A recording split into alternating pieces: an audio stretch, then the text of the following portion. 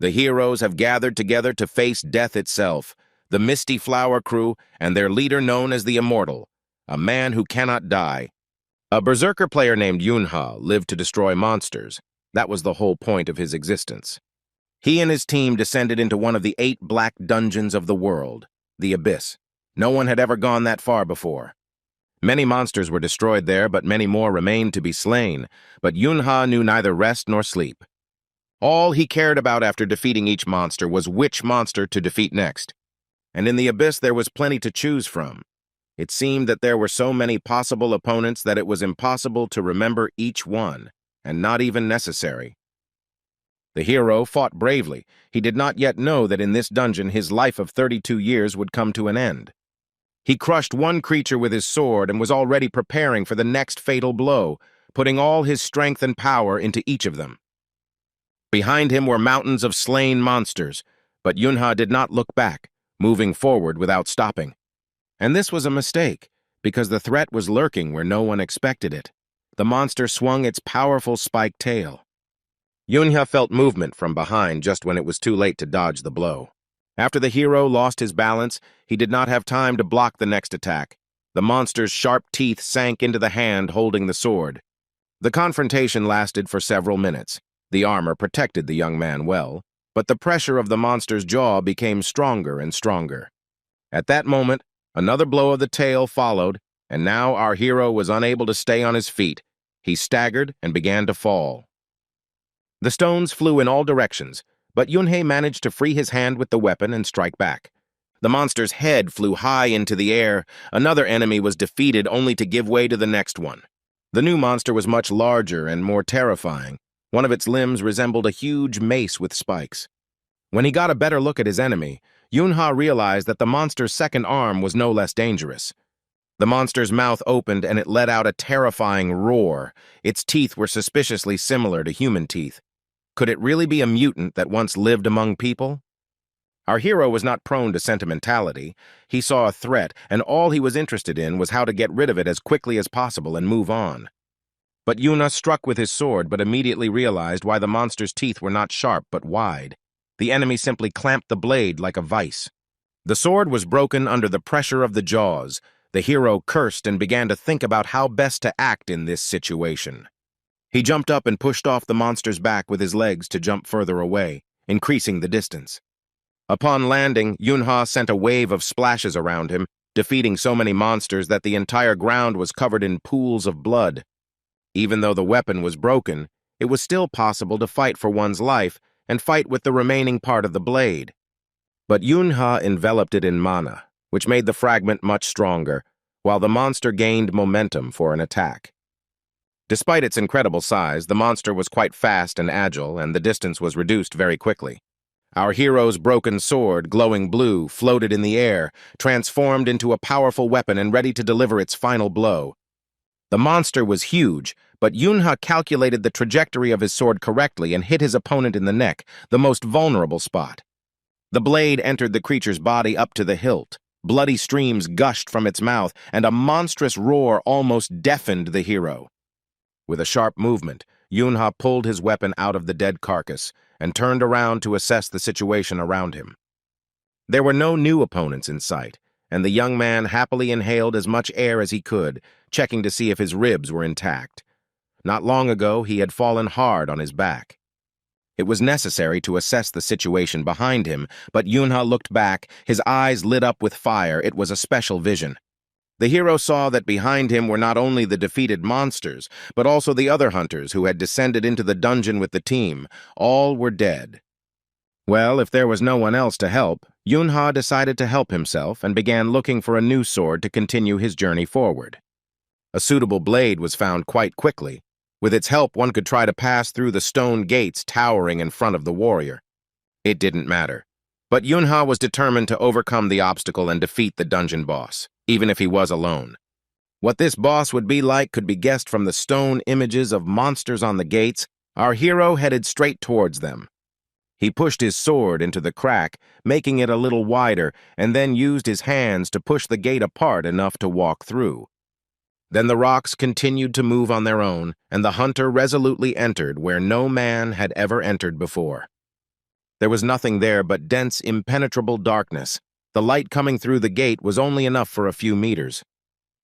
But Yunha assessed this impenetrable darkness and realized that the boss, the master of darkness, was definitely hiding right here nearby. Suddenly, the young man's eyes widened in horror. He realized that he had made an unforgivable mistake by underestimating his opponent. The master of darkness was also looking at him. The attack was so swift that the hero did not even understand how it happened. He was already falling backwards with a fatal wound in his chest. The numerous rocks, one of which had pierced Yunhe's body, flew back at a terrifying speed under the impact of the powerful force of the blow. The hero was turned upside down several times. He was completely helpless. The weapon fell from his hands. Blood flew in all directions. The movement did not stop. Falling to the ground, No Yunha realized that this was the end. He couldn't move even the tip of his finger. The hero laughed ominously. He didn't expect to die so stupidly. The player's last thoughts were that humanity was not yet ready to fight the Master of Shadows. He was too strong. The hero sat in a pool of blood, leaning against a rock, and thought that it wasn't so bad to meet his death in a dungeon where no one had ever reached. Here he heard a deafening cry full of despair. The girl ordered Yunhe not to even think about dying. She cursed and scolded him, urging him not to give up. It was Li Yuan. Our hero looked at her and thought that it was a hallucination. She could not have survived, and even more so, to be nearby so deep in the dungeon. The girl was a good magician. Tears were running down her face, but her hands were doing their job. She was casting a healing spell. Kneeling over Yunhe, Li Yuan tried her best to close his wound, but it was a huge hole in his stomach and the task was impossible. The hero realized that he had no chance of surviving, so he asked his friend to leave him and quickly save his own life. Yuan screamed at the guy to shut up immediately and not interfere with her doing her job.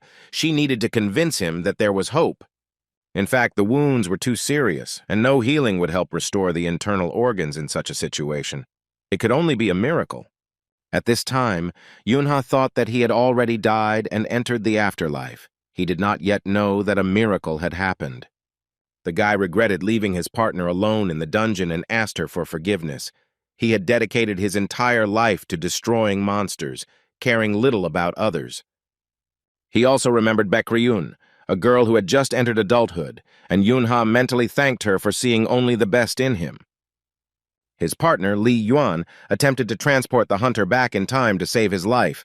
This was the miracle she was hoping for and bringing it to life. There was a limit to time travel, but the girl didn't care what price she had to pay for it. And a miracle happened. The desire to save his partner was so strong that he was soon swallowed up by a stream of yellow radiance to take him away from the darkest dungeon forever. This radiance became blinding, and it was no longer possible to make out anything, and this is how miracles of the great power of desire are accomplished. Some people were standing over him and holding out a rattle. They called him by name and asked him to look at them. Our hero decided that he was hallucinating again. Yuna opened his eyes and tried to focus. It was his mother and father. They smiled happily that their son had woken up. The baby wanted to tell his parents a lot, but he was barely a month old, so all he could do was coo.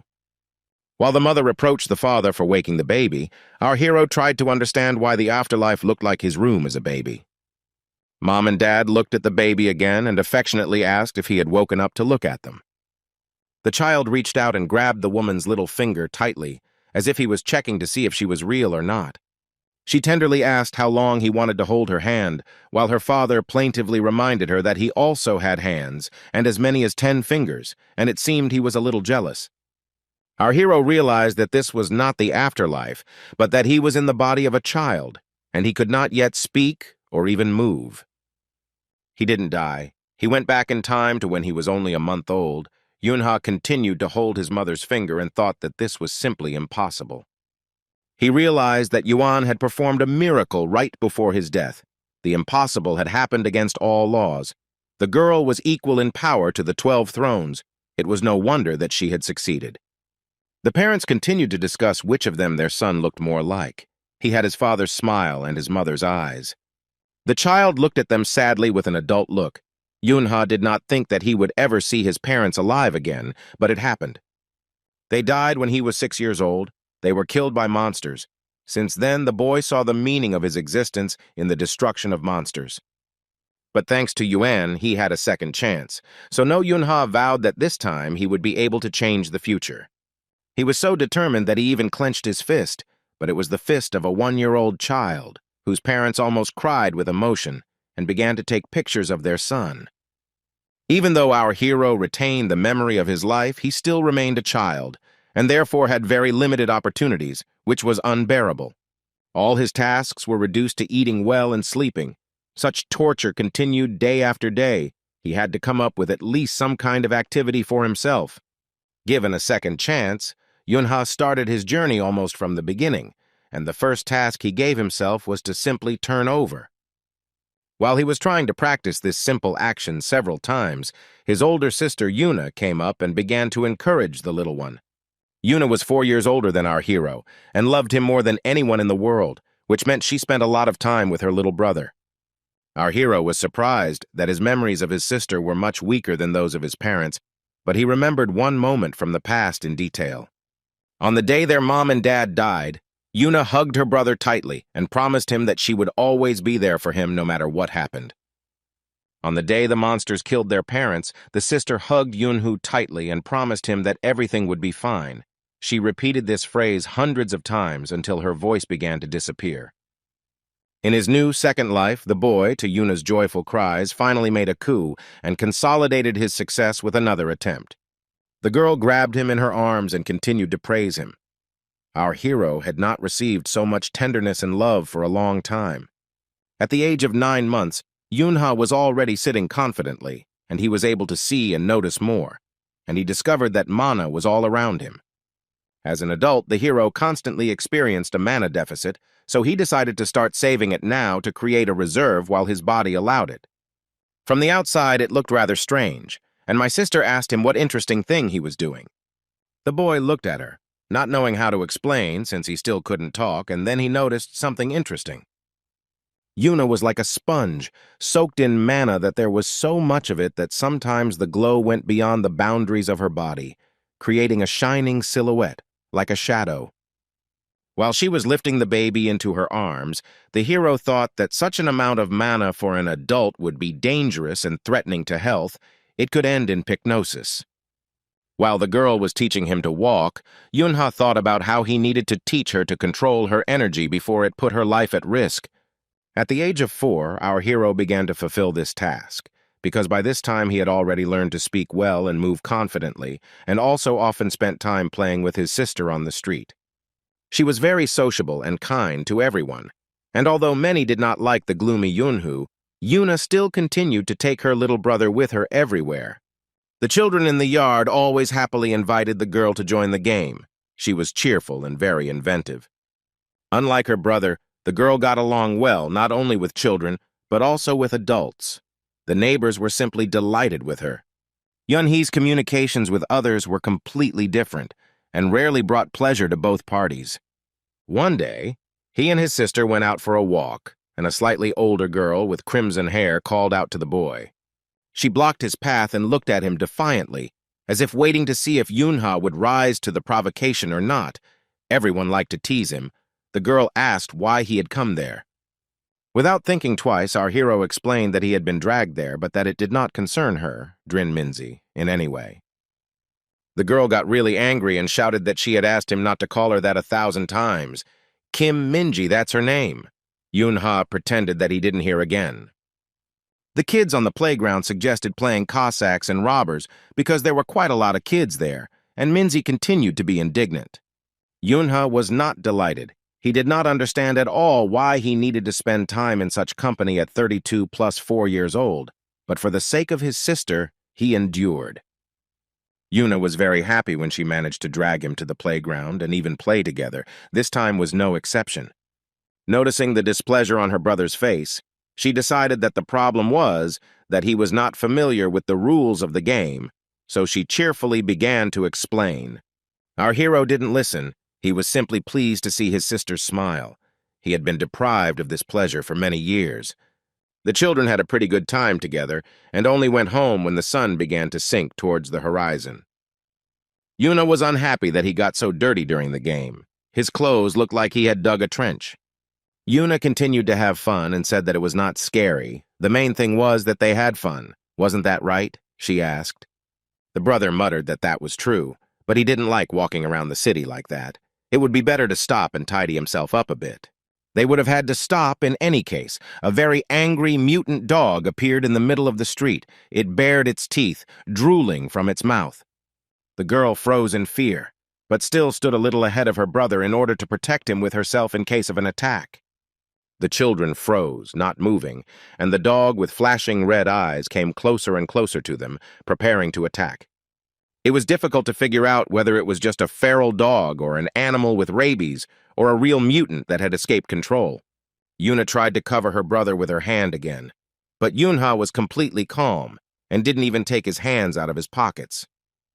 The girl was very scared, but tried not to show it so as not to scare her brother. She tried to assure him that everything was okay.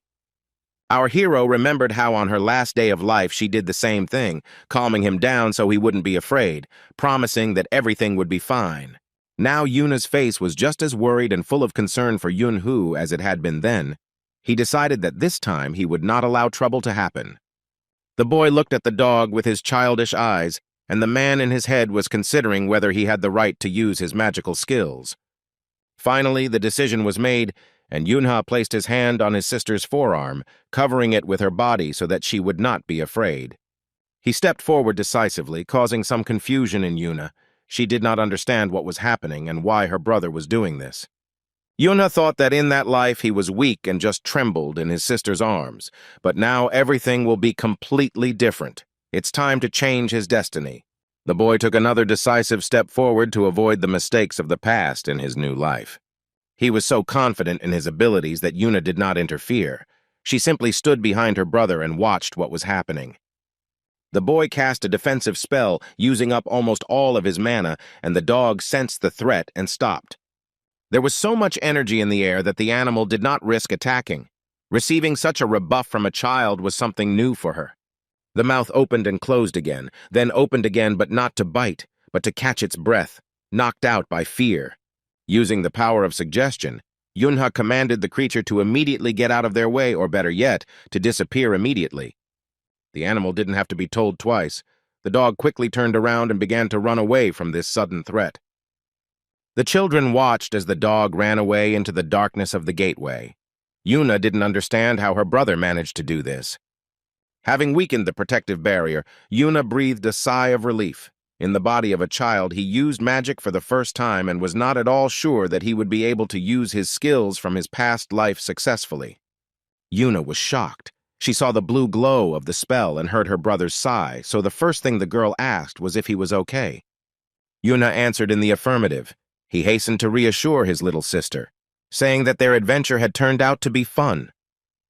The girl calmed down and began to ask how her brother did it, whether it was mana, and when he would teach her to do such tricks too. Our hero was a little puzzled, but then decided that this was exactly the reaction of his sister that he should have expected. The moment was quite touching. He pretended to be tired and promised to teach Yuna, which caused a new wave of joy and gratitude towards him. Yun smiled and thought that why not, after all, he was going to prepare his sister for the upcoming events anyway.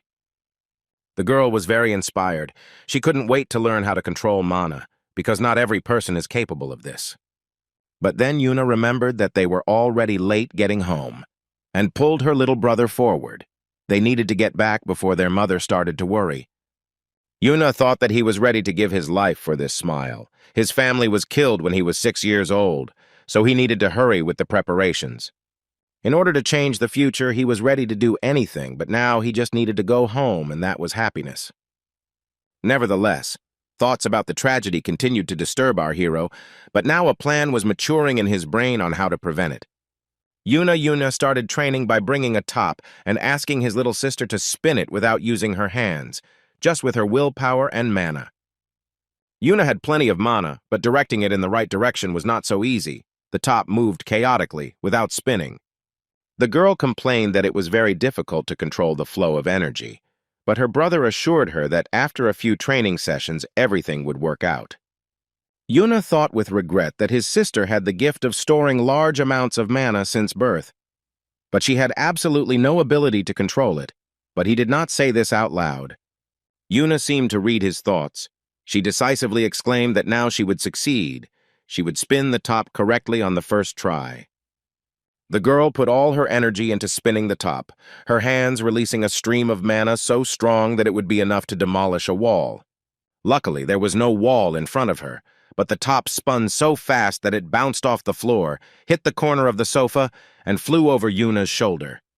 Then she hit the wall, bounced back, then forward again, to one side, and then the other.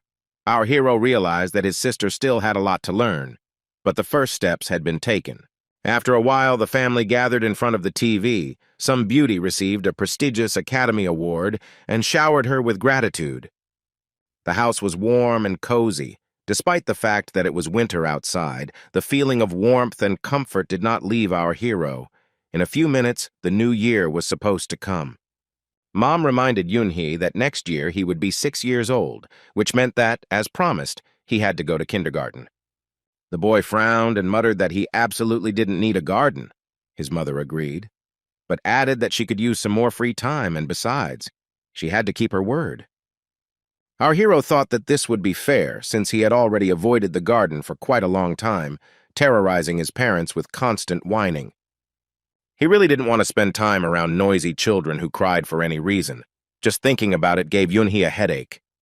The hosts of the program reported that there was 1 minute left before the new year. This moment will change the future of all humanity, as a very important event must occur. The announcer asked for attention on the screen. Their correspondent was supposed to go live from the scene of the events.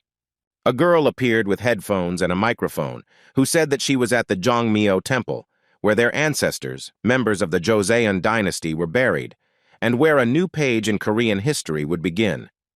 Our hero grabbed his head.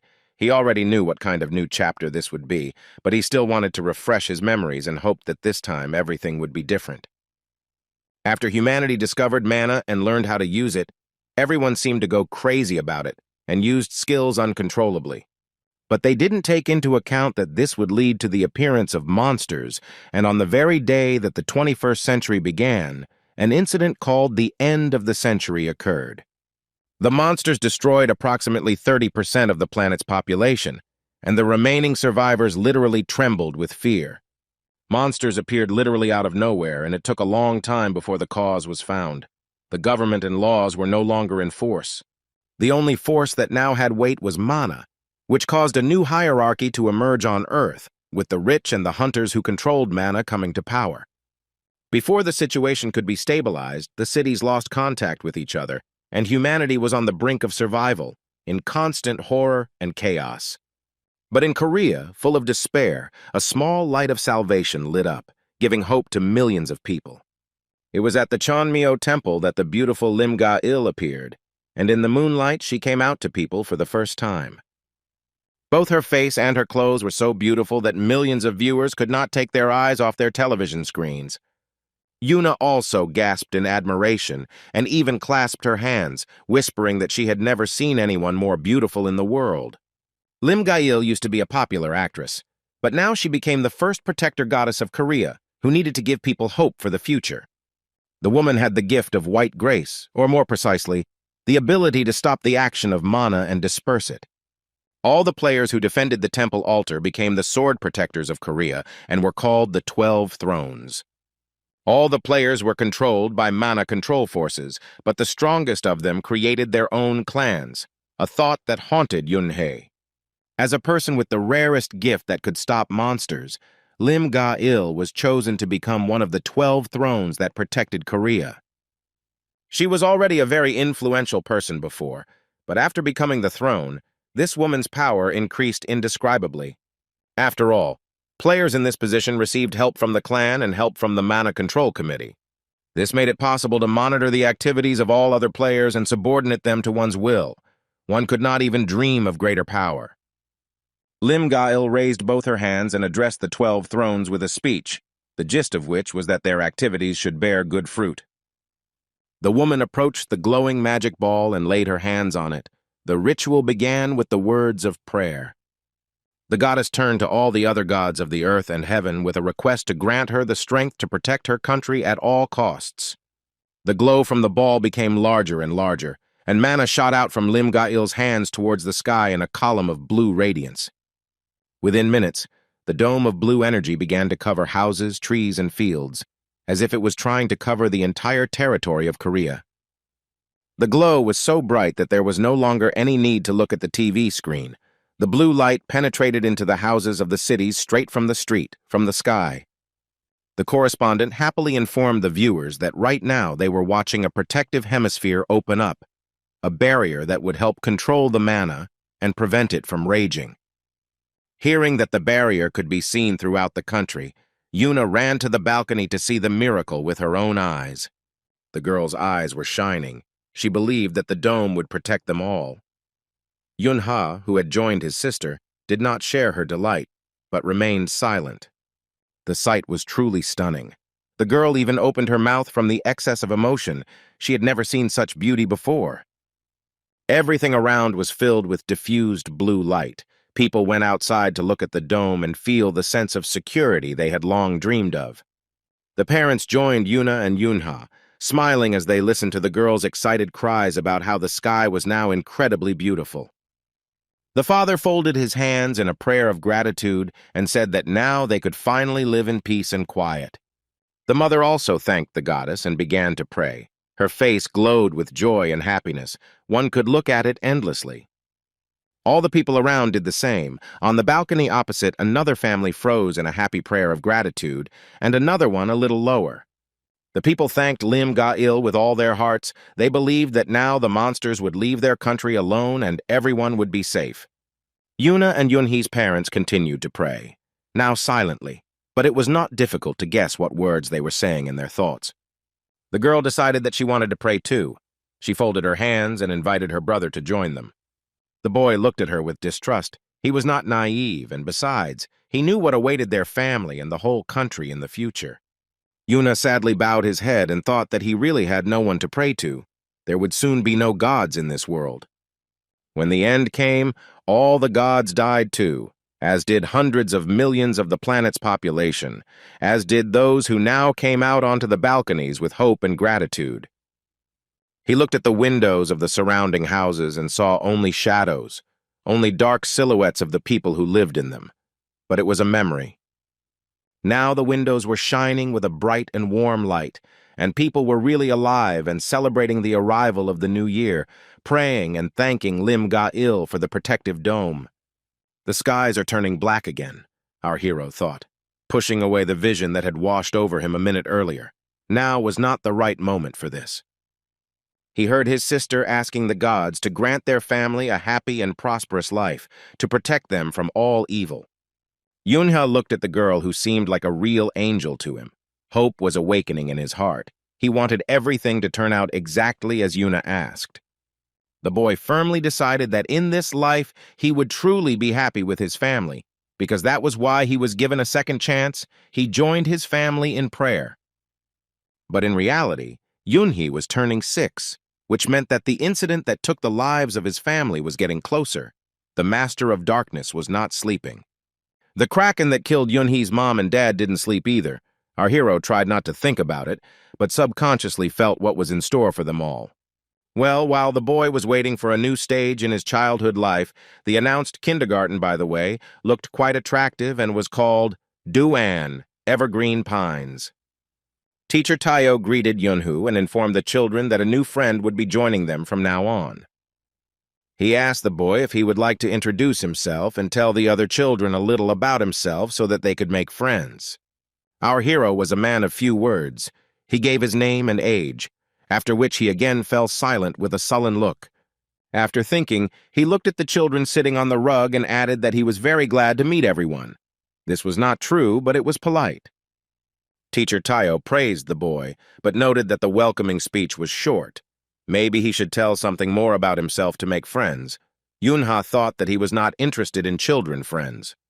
But then he noticed a familiar hairstyle among those present, and then a face, and the next moment, indignant exclamations flew towards Yunhee.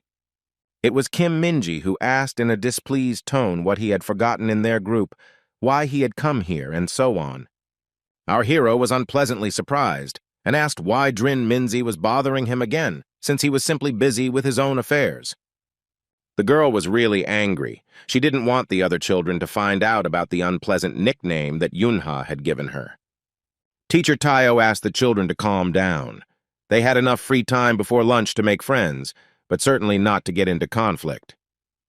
His suggestion to be more friendly towards the new boy caused a whole wave of shouts and questions. Everyone wanted to know where the boy lived, what his favorite color was, and so on. After listening to the children and assessing the situation, Tayo decided that everything was going as it should be. He promised Yunhei that he would soon have many friends. As soon as the opportunity arose to escape from the children and their questions, our hero took advantage of it. He left the playroom and thought that he couldn't stand children.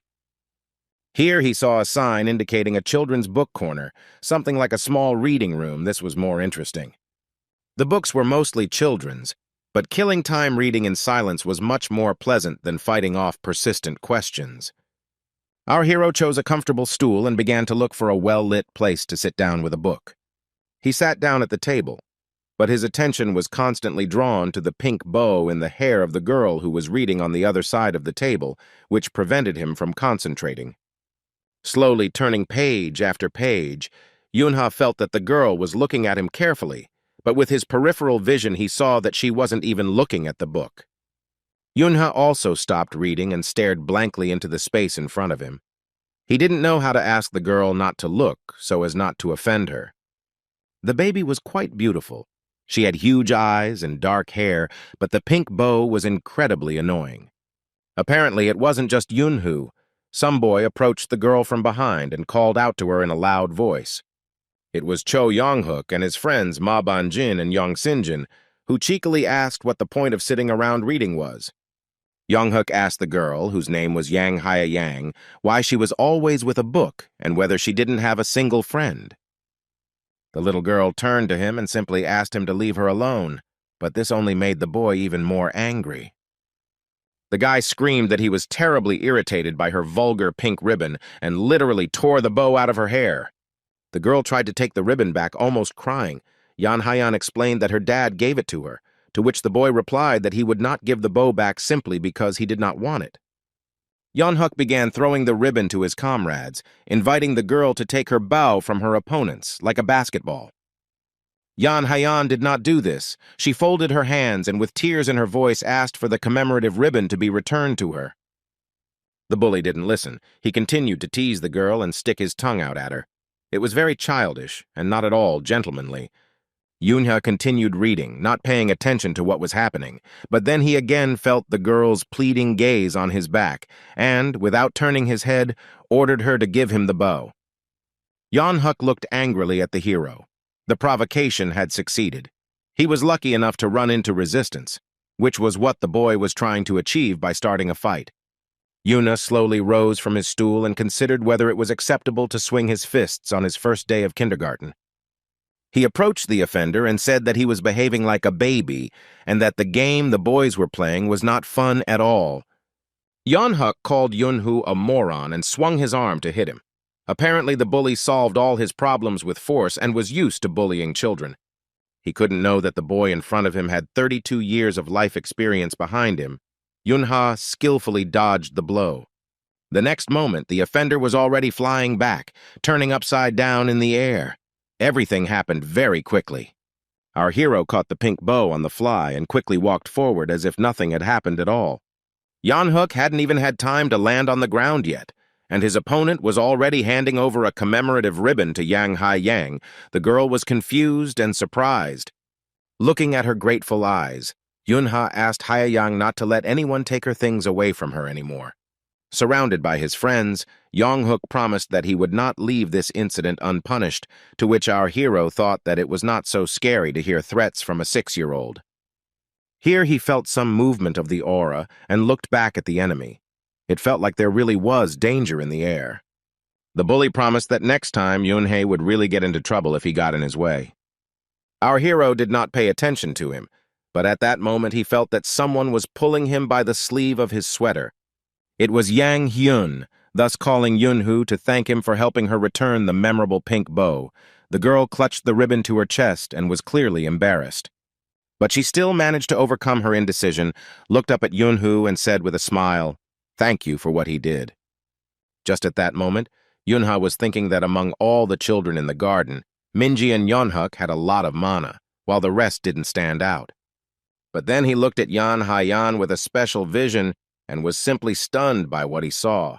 The hero did not expect such a turn of events. The girl had so much mana that even Yuna was left behind.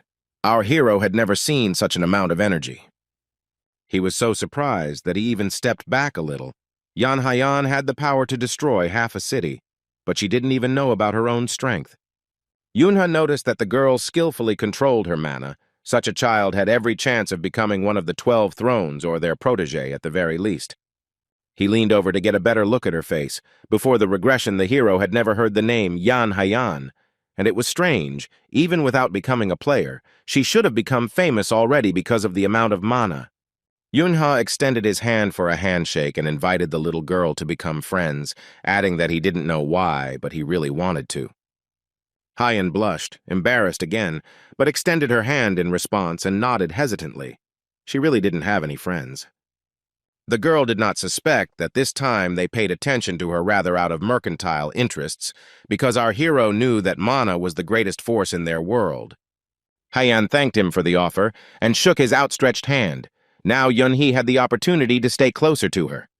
Yan Haiyan laughed and said that they would not just be friends, but good friends. She was absolutely sure of it.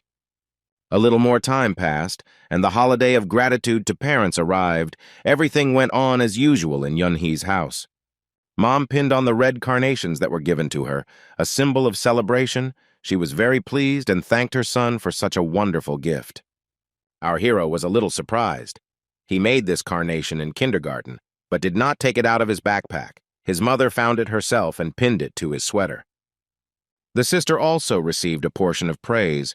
The mother said that the flower the girl made looked even better than the real one and stroked her head. Yunha looked at his sister's carnation and thought that she hadn't really done it very well. But there was no need to be surprised. Yuna was, unlike him, a real child.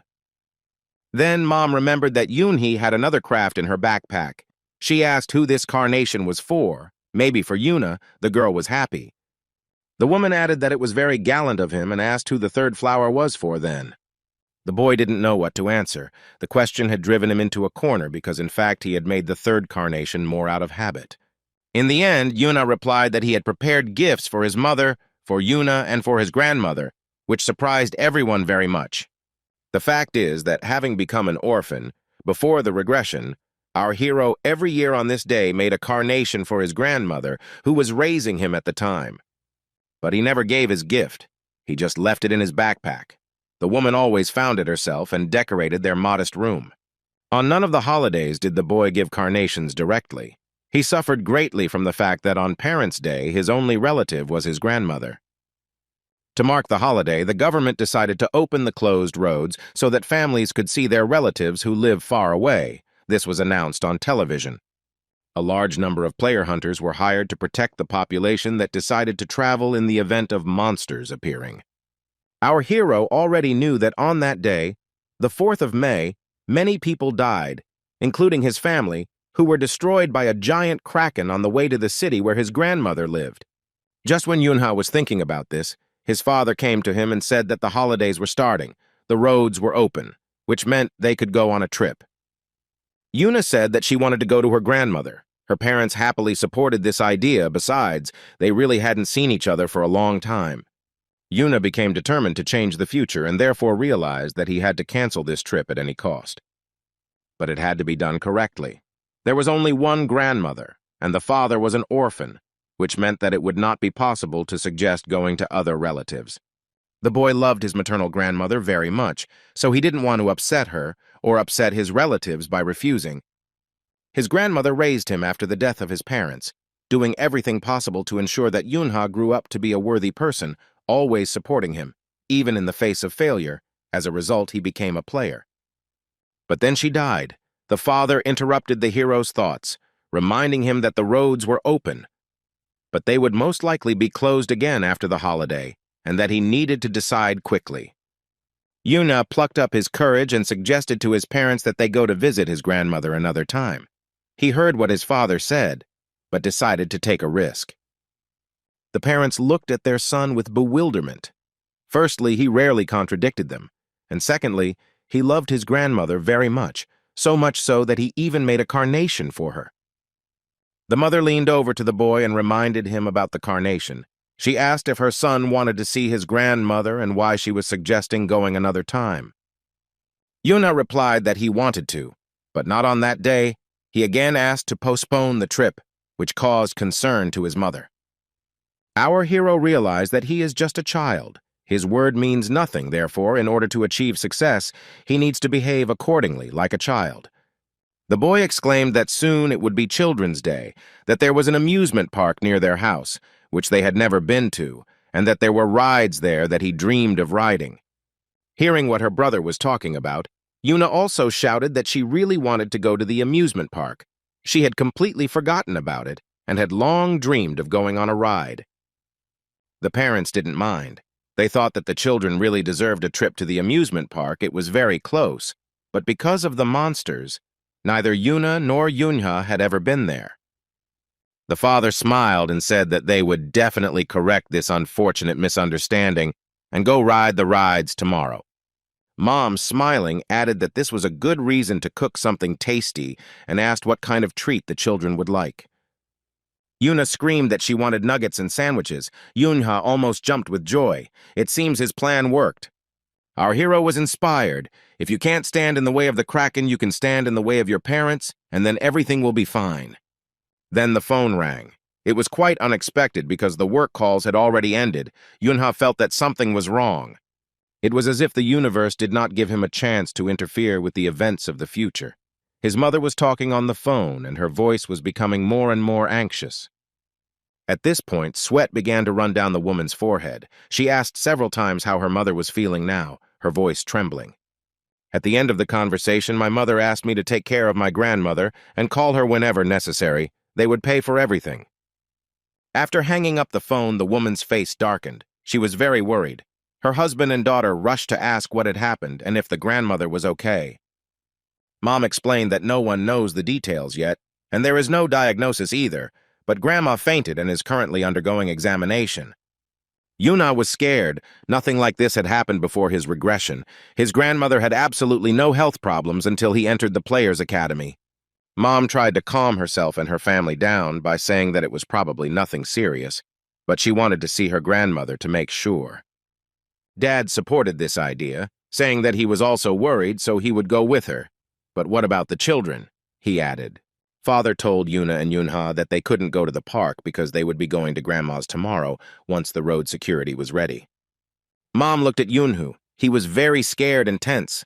The woman thought it was because of the amusement park, so she decided to talk to him separately. She leaned over and began to console the boy, saying that everyone would definitely go to the amusement park, just another day, and that right now their care was really needed by their grandmother. Our hero thought that he only tried to change the future, and immediately the grandmother suffered.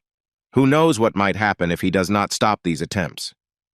If he couldn't stop his family from facing the Kraken, then why would he even have a second chance? Yunha was desperate. But still, the new life was somewhat different from the previous one, because something had changed significantly. He himself had changed. Since childhood, he has been accumulating mana and has already collected a decent amount. In addition, he has combat experience from his past life, and in it, he was one of the strongest players. The boy told his mother that it was okay, he agreed, but he himself thought that if he couldn't prevent his family from meeting the Kraken, then he could do something else. Yunha stood facing the wall and thought about his battle plan. Mom and Yuna decided that he was upset and began to console him. But our hero imagined what the monster he had to defeat looked like. Every detail, right down to every sucker on the tentacles, surfaced in his memory. He was gathering his resolve to destroy the enemy, even if he was in the body of a 6-year-old boy. Yuna thought that he would fight the monster with all the means available to him. He would make every effort to prevent his parents and sister from dying. The Mana Control Bureau has classified all monsters based on the level of threat they pose. Monsters of the 9th, 8th, and 7th levels were minor nuisances, such as environmental pollution and the like, while monsters of the 6th level posed a danger to entire areas of cities. Level 5 and 4 creatures committed mass murder and could threaten an entire city, and were considered equivalent to medium-strength earthquakes. 3rd level monsters brought hordes of weaker monsters with them and threatened the well-being of an entire country. They were associated with natural disasters. The Kraken was one of these, committing mass murder and even affecting the Korean government as it could not be neutralized. The 2nd-tier monsters were a disaster for the continent, while the 1st-tier monsters threatened the existence of all of humanity, such as the Master of Darkness that Yunha fought in the abyss, almost dying. Yunha rummaged through his desk drawer, trying to find a weapon suitable for defeating the Kraken, something he had done quite easily when he was an adult. The thing is that mostly C-rank players were hired to guard the roads, and their skills were not enough to defeat such a monster. Our hero sighed, thinking that in a child's body it would be unlikely that he would be able to significantly influence the situation. It was necessary to buy time until the 12 thrones arrived to help, because with fire magic, they could deal with the Kraken quite easily. At least last time, it took literally 15 minutes and one of the warriors to stabilize the situation. He took quite a bit of damage, the monster's tentacles repeatedly knocking the player back, but he had good stamina and fighting skills. Of the suitable items, our hero found only scissors and a stationary paper knife. If he enveloped them in mana, he could count on several fairly successful attacks. It would be nice to take a kitchen knife, but Mom would notice if it was missing, so I'll have to use what I found. Mom just looked into her son's room, asking if he was getting ready for the trip. They were about to leave. Everyone was ready, so the woman hurried Yunhu. They needed to get there before the traffic jam started. There were quite a few people who wanted to travel to their relatives. The boy smiled and asked for another 5 minutes. He still had to find and put literally a couple more things in his backpack. Finally, Yunha zipped up his backpack and announced that he was ready. He was ready not only for the trip, but also for the fact that he would have to fight off the monster. The sun was on the horizon, and the streets and bridges of the city were filled with endless streams of cars. Everyone was rushing to take advantage of the open roads. Our hero's family was unable to avoid traffic jams. Their red car stopped in another traffic jam. Yuna was already tired, and they hadn't even left the city yet. Mom turned to the children and suggested that they sleep. Apparently, the road promised to be very long. The boy replied that he was fine and smiled. Yuna fell asleep, leaning on his shoulder, and it was nice to feel the warmth and breath of her little sister. The car gradually moved forward. Now they were driving along the Sansan Bridge, and our hero began to become noticeably nervous. The thing is that last time the Kraken appeared as soon as their car drove onto the bridge, this time they drove halfway, but the monster was still not there. This meant only one thing. Something else had changed in the future, something that Yunha didn't even know about yet, and it visibly scared him. He asked the gods for only one thing, that they would just let the car pass the bridge in peace, but the future could not be changed. An explosion was heard ahead. Mom watched in horror as pieces of asphalt and cars flew in different directions. There was no way to turn the car around and go back because of the traffic. The father froze. He understood that they had absolutely no chance of saving the children while in the car, but at the same time, getting out of the car meant being left completely without shelter. Machine parts and rocks continued to fly at them. The Kraken's tentacles were destroying the bridge and everything on it, and new fires were breaking out. Yuna started to wake up. Yunha continued to hold her hand, trying not to let her get too scared.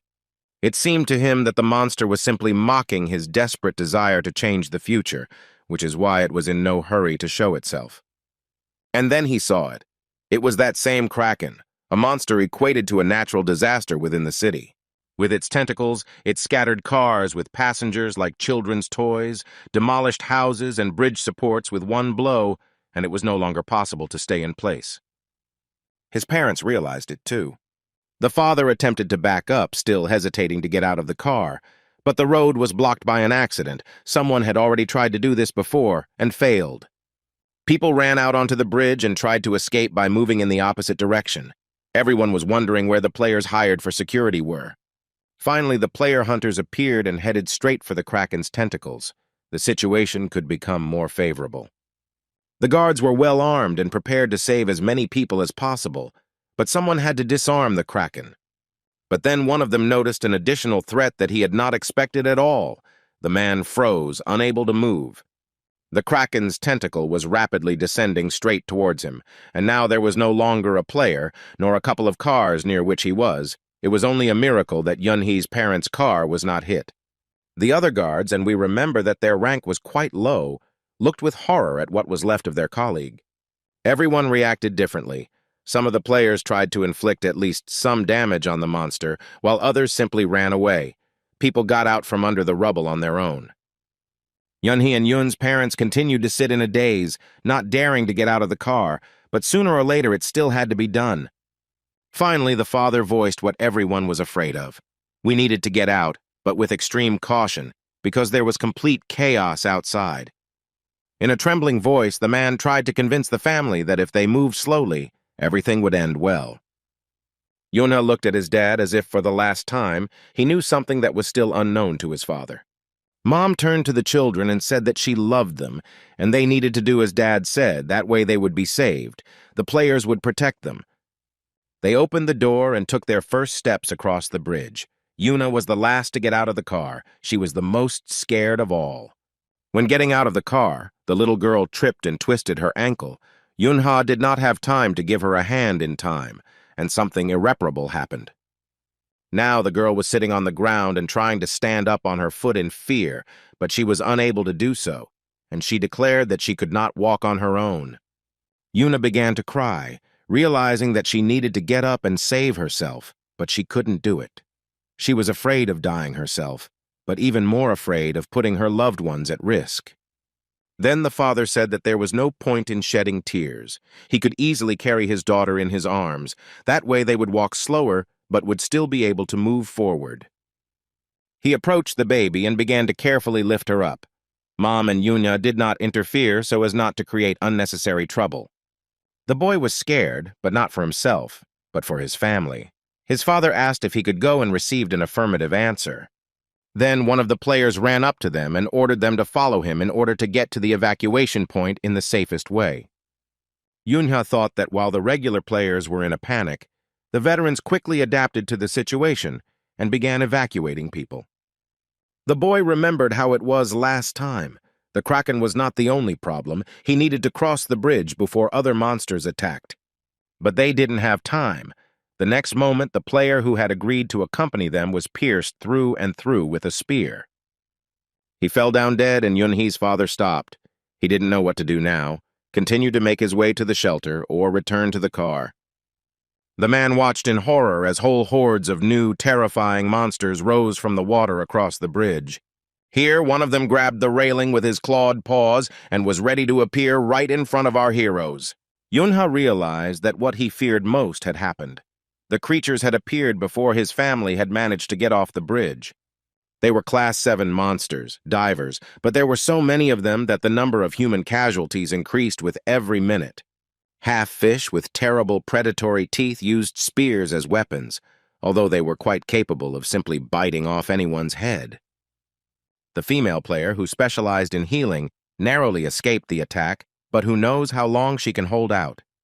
The veterans quickly got their bearings and began to repel the attack, covering the advance of the civilians. One of the players was holding a wounded girl in his arms and asked if there were any healers nearby. The woman we had already noticed volunteered to help and ran forward, only a few meters away from the injured girl. But the huntress couldn't overcome them either. The spear of another diver struck the target with lightning speed, and it fell dead. There were so many monsters that the people who found themselves surrounded had practically no chance of survival. The Yunhee family stood in the middle of this chaos in complete confusion. Right around them, the divers were going wild. A little further away, the Kraken was tearing apart the remains of the bridge with its tentacles. Here, the father asked the children to obey and do what he tells them without hesitation, and he in turn promises to protect them. He ordered his wife and son not to look back and just run forward, and advised his daughter to close her eyes. There was no time to think. They all ran. It was the only chance to survive, but no one could give any guarantees that the attempt would be successful. Just at that moment, a kraken tentacle flew over them and simply grabbed several cars and their passengers in an armful. The second tentacle repeated the same thing and lifted the cars up, only to then simply throw them off the bridge. The third tentacle destroyed both the bridge and the cars with direct blows, completely unconcerned about how effective such tactics were. Yunha looked at what was happening and realized that his father had not made the best decision. Running forward was too dangerous. The boy tried to call out to his dad, who was moving ahead, clearing the way as best he could, and tell him about it. But the father already understood that he had to stop. With another blow of the tentacle, the kraken threw the fuel tanker and provoked a powerful explosion. A new fire started. There was practically nothing left of the bridge ahead, and Yunhee's family simply stood there and looked at the wall of flames ahead. It was unclear what to do next, where to go, especially since our heroes simply froze, desperately trying to come up with at least something. The players also didn't know what to do. The road was destroyed, reinforcements weren't arriving, people only had a couple of minutes to get their bearings. One of them shouted that they had to hold out until reinforcements arrived. The thrones had to arrive and destroy the monsters. Yunha remembered that in his past life, the thrones arrived 30 minutes after the kraken appeared. Since the escape routes were blocked, all hope lay with the players who were on the bridge now. They could defeat the divers, but if no one destroyed the kraken soon, everyone would die. Yunha thought that he had been preparing for this from the very beginning. He had to save his family even at the cost of his own life. It was time to act. The boy took a stationery knife and scissors out of his backpack, and his mother became worried, not understanding what he was planning. Our hero asked his parents to stay close to the players and not leave them until help arrived. The father almost shouted to ask what was going on. He was no less worried about his son than the mother, and also did not understand what his restless child was going to do. Yuna said that for now the players are protecting them, but if something else happens, Yuna can help the parents. He explained everything to her earlier. There was so much confidence in the child's voice that his parents did not stop him. Perhaps this was a result of severe stress. Yuna looked at his sister and said that she was the only one present who could use and control mana, so she should only do it when absolutely necessary. The girl was too scared, and also very worried about her brother and did not want to let him go, but she still agreed. The boy did not hesitate, turned around and ran towards the kraken. His mother only managed to stretch out her hand after him, but could not hold him back. Yunha was determined to kill the monster, save his family, and live a new life, given to him for the second time. He ran between the cars towards the monster with a stationary knife at the ready, but he felt that his speed was not enough. Then our hero decided to use the skill he used as a player. It was not easy in the body of a child, but he managed to use the force and accelerate. It was a heavenly stepping technique, and it was quite difficult for a man in a boy's body, and his strength did not last long. But this way he could instantly reach the kraken, so Yuna decided not to spare himself and move on. He used his heavenly steps again and leapt from one car to another with huge leaps, as fast as an arrow. People who noticed him were very surprised. Not a single child had ever used the techniques of the players in Korea. The hunters who noticed the boy ordered him to stop immediately. It was too dangerous, but our hero did not listen and rushed forward. Even the divers froze in surprise. They hadn't expected anything like this, and Yunhee's speed was so high that they barely had time to notice him. The boy raced across the roofs of cars straight towards the monsters with a stationary knife at the ready. He was ready to attack. Approaching the opponents, Yuna managed to envelop his childish weapon in mana beforehand, and it was no longer so harmless.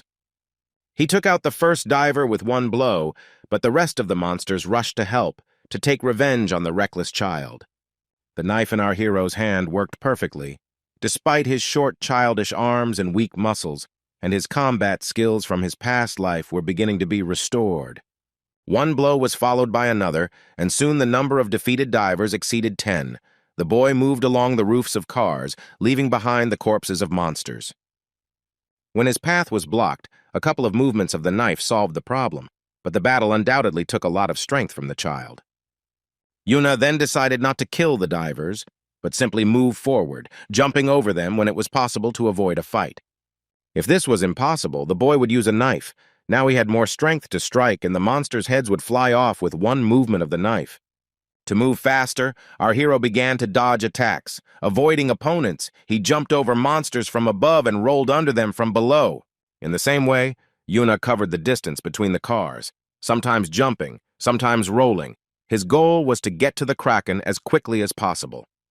The knife worked perfectly, the mana reserve was still quite large, and repelling the attacks of monsters was becoming easier and easier. The skills from the past life worked better each time. There was only a little bit left to the tentacles.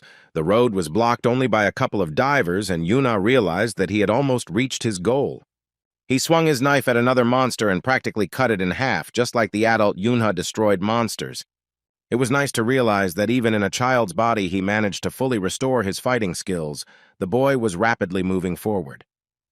Our hero remembered that he had previously possessed a special technique that allowed him to speed up and strengthen his blow. He needed to try to use it now, before meeting the Kraken. Yunha tried to concentrate as much as possible and think through a further strategy in order to get rid of all the divers on the way at once.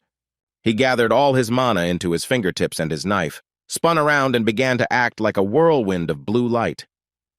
Landing on the ground after a series of blows, the boy assessed the situation and was quite pleased with the result. The diver tried to attack him, hiding below under the debris, but Yunha noticed it in time and jumped high into the air, only to then quickly descend and destroy the enemy before he even realizes what happened. Another monster launched a spear at the boy, but our hero jumped again, avoiding the hit. Having finished with the last diver, Yuna whispered that it took very little time. He became himself again, became immortal again. The guy added that it was time to end all this. The Kraken was very close. All that was left was to overcome the last few dozen meters. Scissors were added to the knife. Our hero began to jump from one roof of the car to another, simultaneously enveloping the additional weapon in mana. Yuna used magical protection on his entire body because he didn't know how strong the enemy was and what to expect from him. The heavenly steps were working even better now. The distance was closing very quickly. Now it was time to use the weapon. The boy stopped in front of the Kraken, and only now did it become clear how tiny Yunha was compared to the monster. The hero thought that he would have to fight with the weapon he had, although it was unlikely to cause significant damage to the monster. There was no choice. At this time, the Kraken raised a tentacle, preparing to crush the person who dared to come close to it. The monster missed by a little, smashing several cars standing between him and Yunha into pieces. The boy could only hope that there were no people inside. There was not a second to lose, and our hero jumped and landed right on the tentacle, digging into the tentacle with a knife and scissors to secure himself. The monster swung its limb, and the boy almost fell down, hanging on his simple weapon stuck in the monster. The main task was to reach the head, so Yuna used heavenly steps again, getting closer to the most vulnerable areas. Having reached his goal, he began to strike blow after blow, hoping that in this way he would be able to cut the thick skin and inflict a more serious wound, delaying time until the arrival of the thrones. A large cut had to be made, and the boy figured out how to achieve this. He climbed onto the top of the head and stuck scissors and a knife deep into the skin. Yunha hung on the weapon, and with the weight of his body cut the Kraken's skin in 2 places at once, descending several meters down.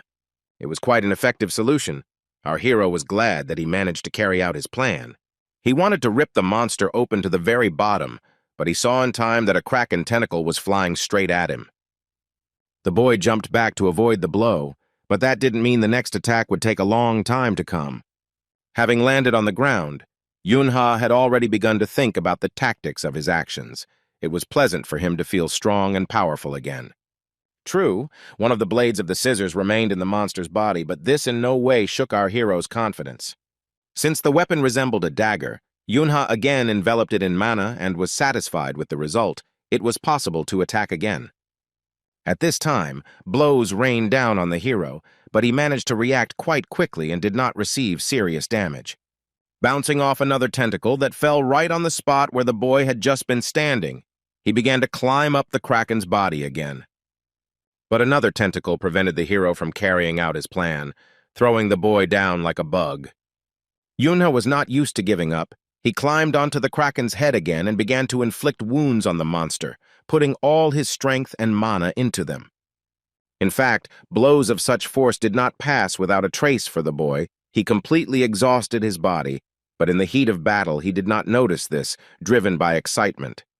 Our hero felt like everything was swimming before his eyes, but he didn't pay attention to it. There was no time to feel sorry for himself. The Kraken knocked Yunhu down again with a tentacle strike. The monster clearly didn't like what was happening. He was starting to get angry. The next swing of the tentacle threw the boy so far away that it would have taken him several minutes to reach the Kraken. Our hero rose to his feet, grasping the improvised dagger made from scissors with both hands. He had no intention of stopping. But the monster decided to finally get rid of the annoying enemy, so it launched its next attack on the bridge supports right under the boy's feet. The impact was incredibly strong and smashed the support into pieces, with debris flying like hail in all directions. Yunhei managed to avoid being directly hit by the rocks, but he was now standing on a crumbling piece of the bridge, trying to maintain his balance so as not to fall into the water. Thinking that it was time to finish with this annoying freak, the hero gathered his resolve for a new attack. His mana was already critically low. The boy covered the distance to the whole part of the bridge, closer to the Kraken, in a few jumps, but its tentacles were already ready. They continued to destroy the architectural structure, literally following Yunha on his heels. The boy barely had time to jump away. Climbing over chunks of concrete, our hero sensed that the monster was up to something worse, but there was no time to look back. The Kraken grabbed the truck and prepared to throw it straight at his stubborn opponent. Apparently, that was his plan. The boy hadn't noticed this yet. He was standing and preparing to repel the attack of the monster's other tentacles, which were a little lower and closer. It was only when the truck began to creak from the pressure the monster was putting on it, preparing to pounce, that Yunha noticed the sound. Now the truck is already flying towards the place where the child had just been. Another second and all that will remain of it will be a wet spot. Our hero collected all the remaining mana on the weapon so that the attack power was maximum. It was not so easy. And yet, by nature, Yunha was a winner. He shouted that now the freak would get what he deserved for everything he had done. Raising his simple weapon above his head, he concentrated a colossal amount of energy on its blade. At the cost of incredible effort, the boy managed to cut the truck flying at him in half with a piece of scissors. Even the thrones were not capable of such a thing.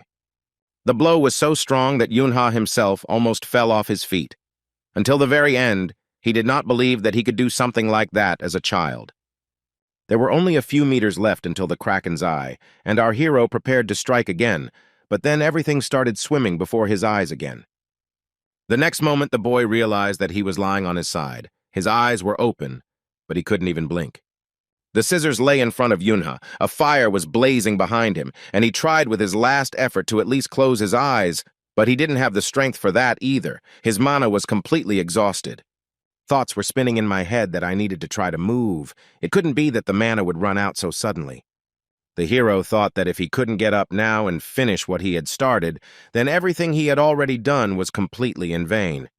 In front of his unblinking eyes, there was only one target: the Kraken. It was so close that it seemed like it would be enough to just reach out and kill it, but Yuni didn't have the strength to do that.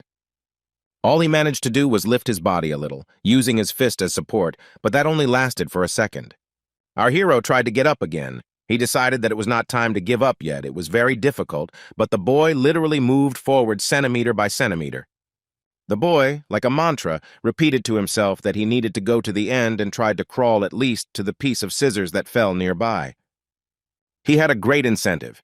Yunha wanted to live, and not just live his second life like the previous one, but spend it with his family.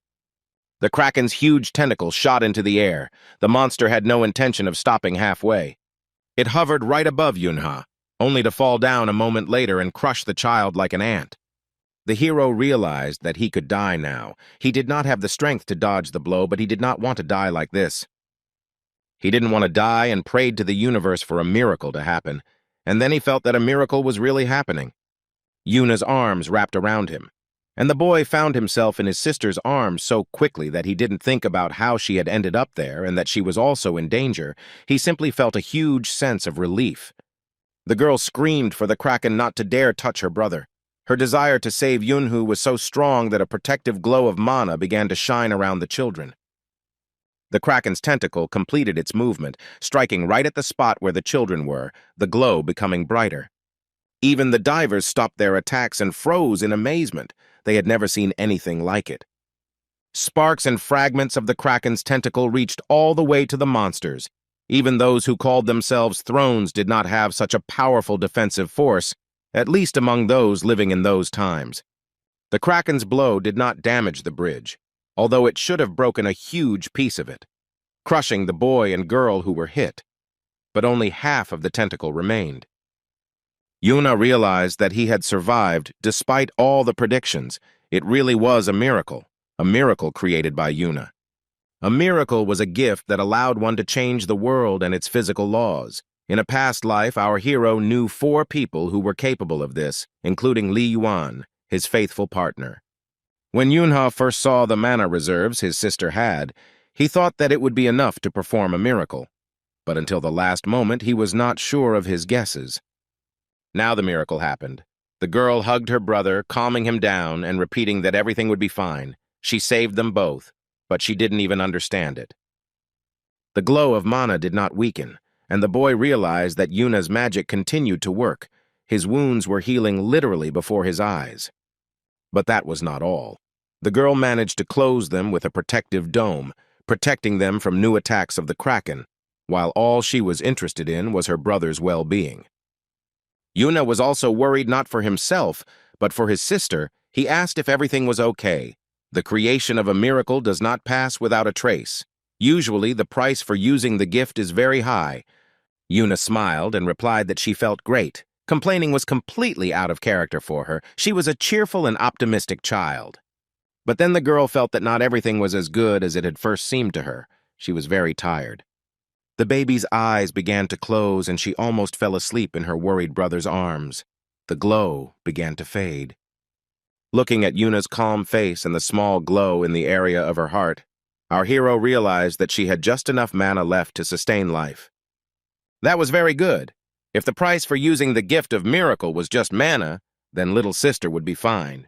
Yunha carefully placed the girl on the ground, not believing that everything had worked out so well. Now he would take care of their safety. The wounds healed, the strength was restored, and the boy left Yuna to rest, and he himself decided to finish what he started and fight the Kraken again. He was sure that this time he would manage on his own. There was not much time left before the thrones came, of course, if the future had not changed too much. Yuna surrounded himself with a protective force field and began to gather energy in order to deal significant damage to the monster. The boy was enveloped in a blue glow. He was thinking about how best to attack, while the Kraken lowered the tentacles damaged by Yuna into the water and slowly regenerated. His eyes were filled with malice. The monster did not understand how some bugs managed to repel his attack. Yuna noticed that the Kraken opened its eyes, exposing its most vulnerable spot to attack. Was the monster really so surprised by Yuna's gift? The hero smiled. But then the creature's tentacles shot up, preparing to smear the children. The boy whispered that no one would touch his sister, strengthened the protective field, and prepared mana in his hands to repel the attack. In his past life, our hero used the palms of his hands as weapons, and now, having fully recovered, he had the skills to repeat this technique in the body of a child. Yunha prepared both hands to deflect the Kraken's tentacles. He wanted to protect his little sister at any cost. The boy hit one tentacle, then another. Everything worked as he wanted. The monster's blows did not reach their target. Mana was fully restored. Yunha realized that he was strong enough to last until the coming of the thrones.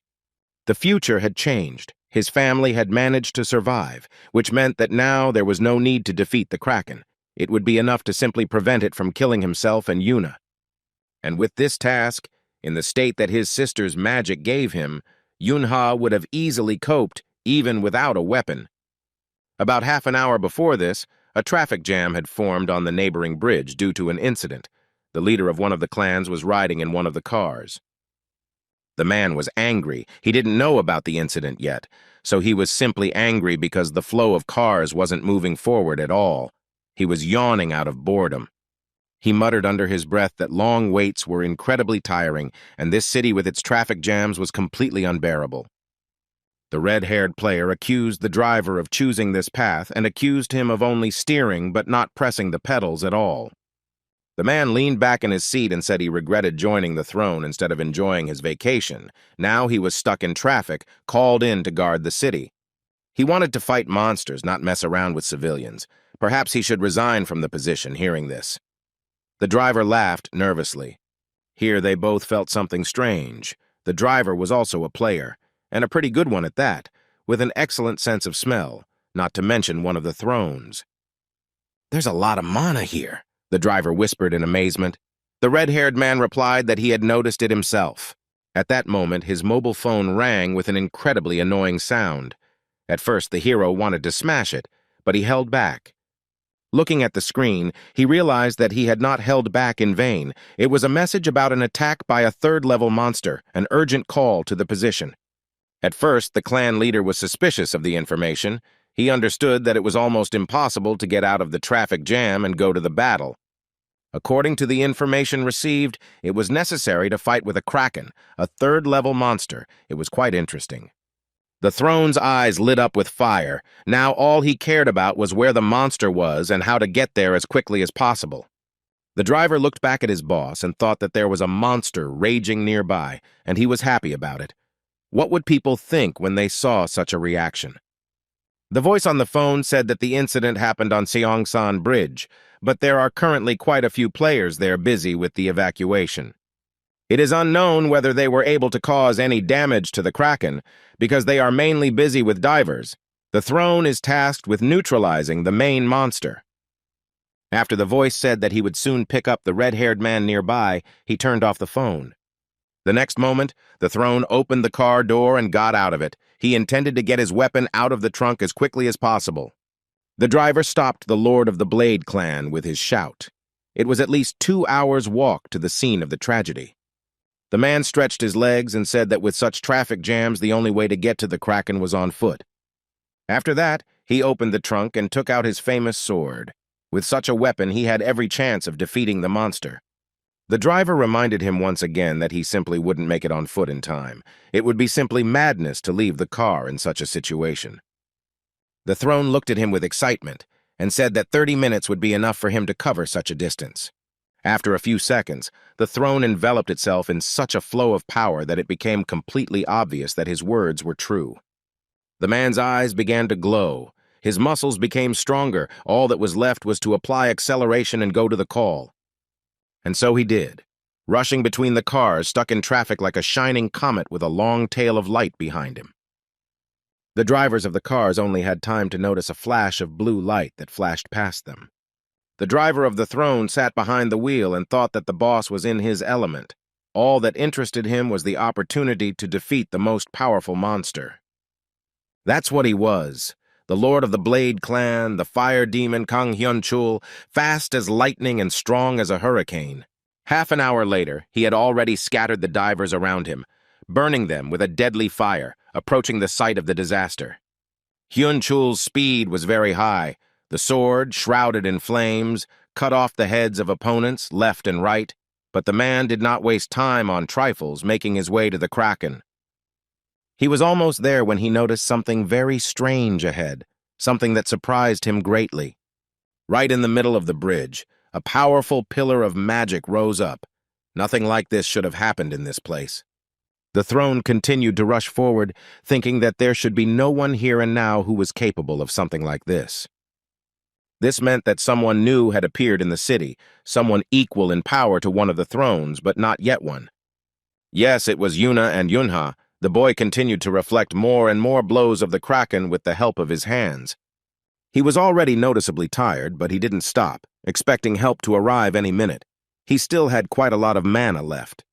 And help came, relying on his fiery sword. Kang Hyun-chul was rapidly approaching the children. It only took a couple of blows to cut off all the Kraken's tentacles, threatening Yuna and Yunha. The throne was indeed a very powerful warrior. Our hero breathed a sigh of relief. Finally, he could relax and rest a little. After all, it was very difficult to fight in the body of a child. But then the boy recognized the one who had come to their aid.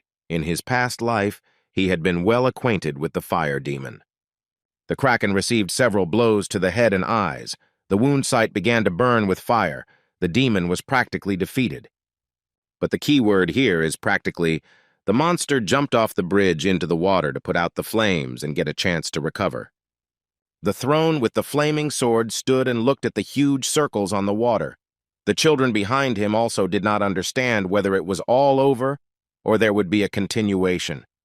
The gift of pyrokinetics allowed the throne to freely control fire. In fact, this gift was the reason for the nickname of the fire demon. But the flame was powerless underwater. Until the kraken rose to the surface, Hyun-chul had nothing to do. He looked around. And of course, I noticed the children hugging each other on the remains of the bridge. They looked scared, but completely normal. Taking a closer look, the throne thought that they were just two children, not looking like new players or warriors. There was a huge amount of mana around the girl. Hyun-chul was surprised to realize that the magic he noticed was apparently done by her. The man guessed that the little girl had spent all her mana and lost consciousness, and the boy who was now hugging her stood up to defend against the kraken in her place. Kang Hyun-chul smiled carnivorously. He wanted to see what kind of players these kids would grow into. He already considered them as future rivals. But it was impossible to show one's intentions ahead of time. The throne approached the children and waved his hand, promising that he would not cause harm. Squinting his eyes slyly, he thought that at least he wouldn't cause any harm now, and then we'll see. Yunha looked at the fire demon with distrust. He knew what kind of person he was. He knew that he shouldn't be trusted. But at that moment, Hyun-chul was only interested in the monster. He focused all his attention on the kraken. He needed to get rid of it. The head of the Blade clan warned the boy not to come closer and not to interfere. It would be dangerous now. The monster began to rise from under the water. The movement of the tentacles was clearly visible from the bridge, which meant that the monster was not going to run away from the threat and was determined to fight to the end. Our hero remembered what Kang Hyun-chul was like in his past life. When he was already much older, having met the Deathless, the fire demon constantly tried to provoke him. He did this in order to measure his strength and enter into battle. But Yunha tried in every way to prevent this. They first met in the ruins, and the fire demon told our hero that his fame and reputation preceded his appearance. When asked what he wanted, Hyun-chul replied that he just wanted to check if immortal was as good as others said. The fire demon offered to fight, but Yunha replied that there was no point, and simply asked him to move out of the way so he could pass. Kang Hyun-chul said that they would only be able to pass after they tested their strength. There was no other way. The immortal exhaled loudly. He didn't want to waste time, but apparently he couldn't avoid the fight. He coated his sword in mana and promised his impudent opponent that he would greatly regret standing in his way. The fire demon was incredibly pleased because he had finally achieved what he wanted. Full of inspiration, he raised his weapon engulfed in flames above his head. But Yunha struck first, received a portion of fire in response, then he delivered a couple more blows and the fight ended. Now our hero was hugging his sister and looking at the back of the one who had bothered him in his past life and would probably bother him now. Before his regression into a child, Kang Hyun-chul tried to challenge the immortal to a duel many times, but Yunha never defeated him. The peculiarity of the fire demon was that the stronger the enemy was, the stronger he became after defeating him.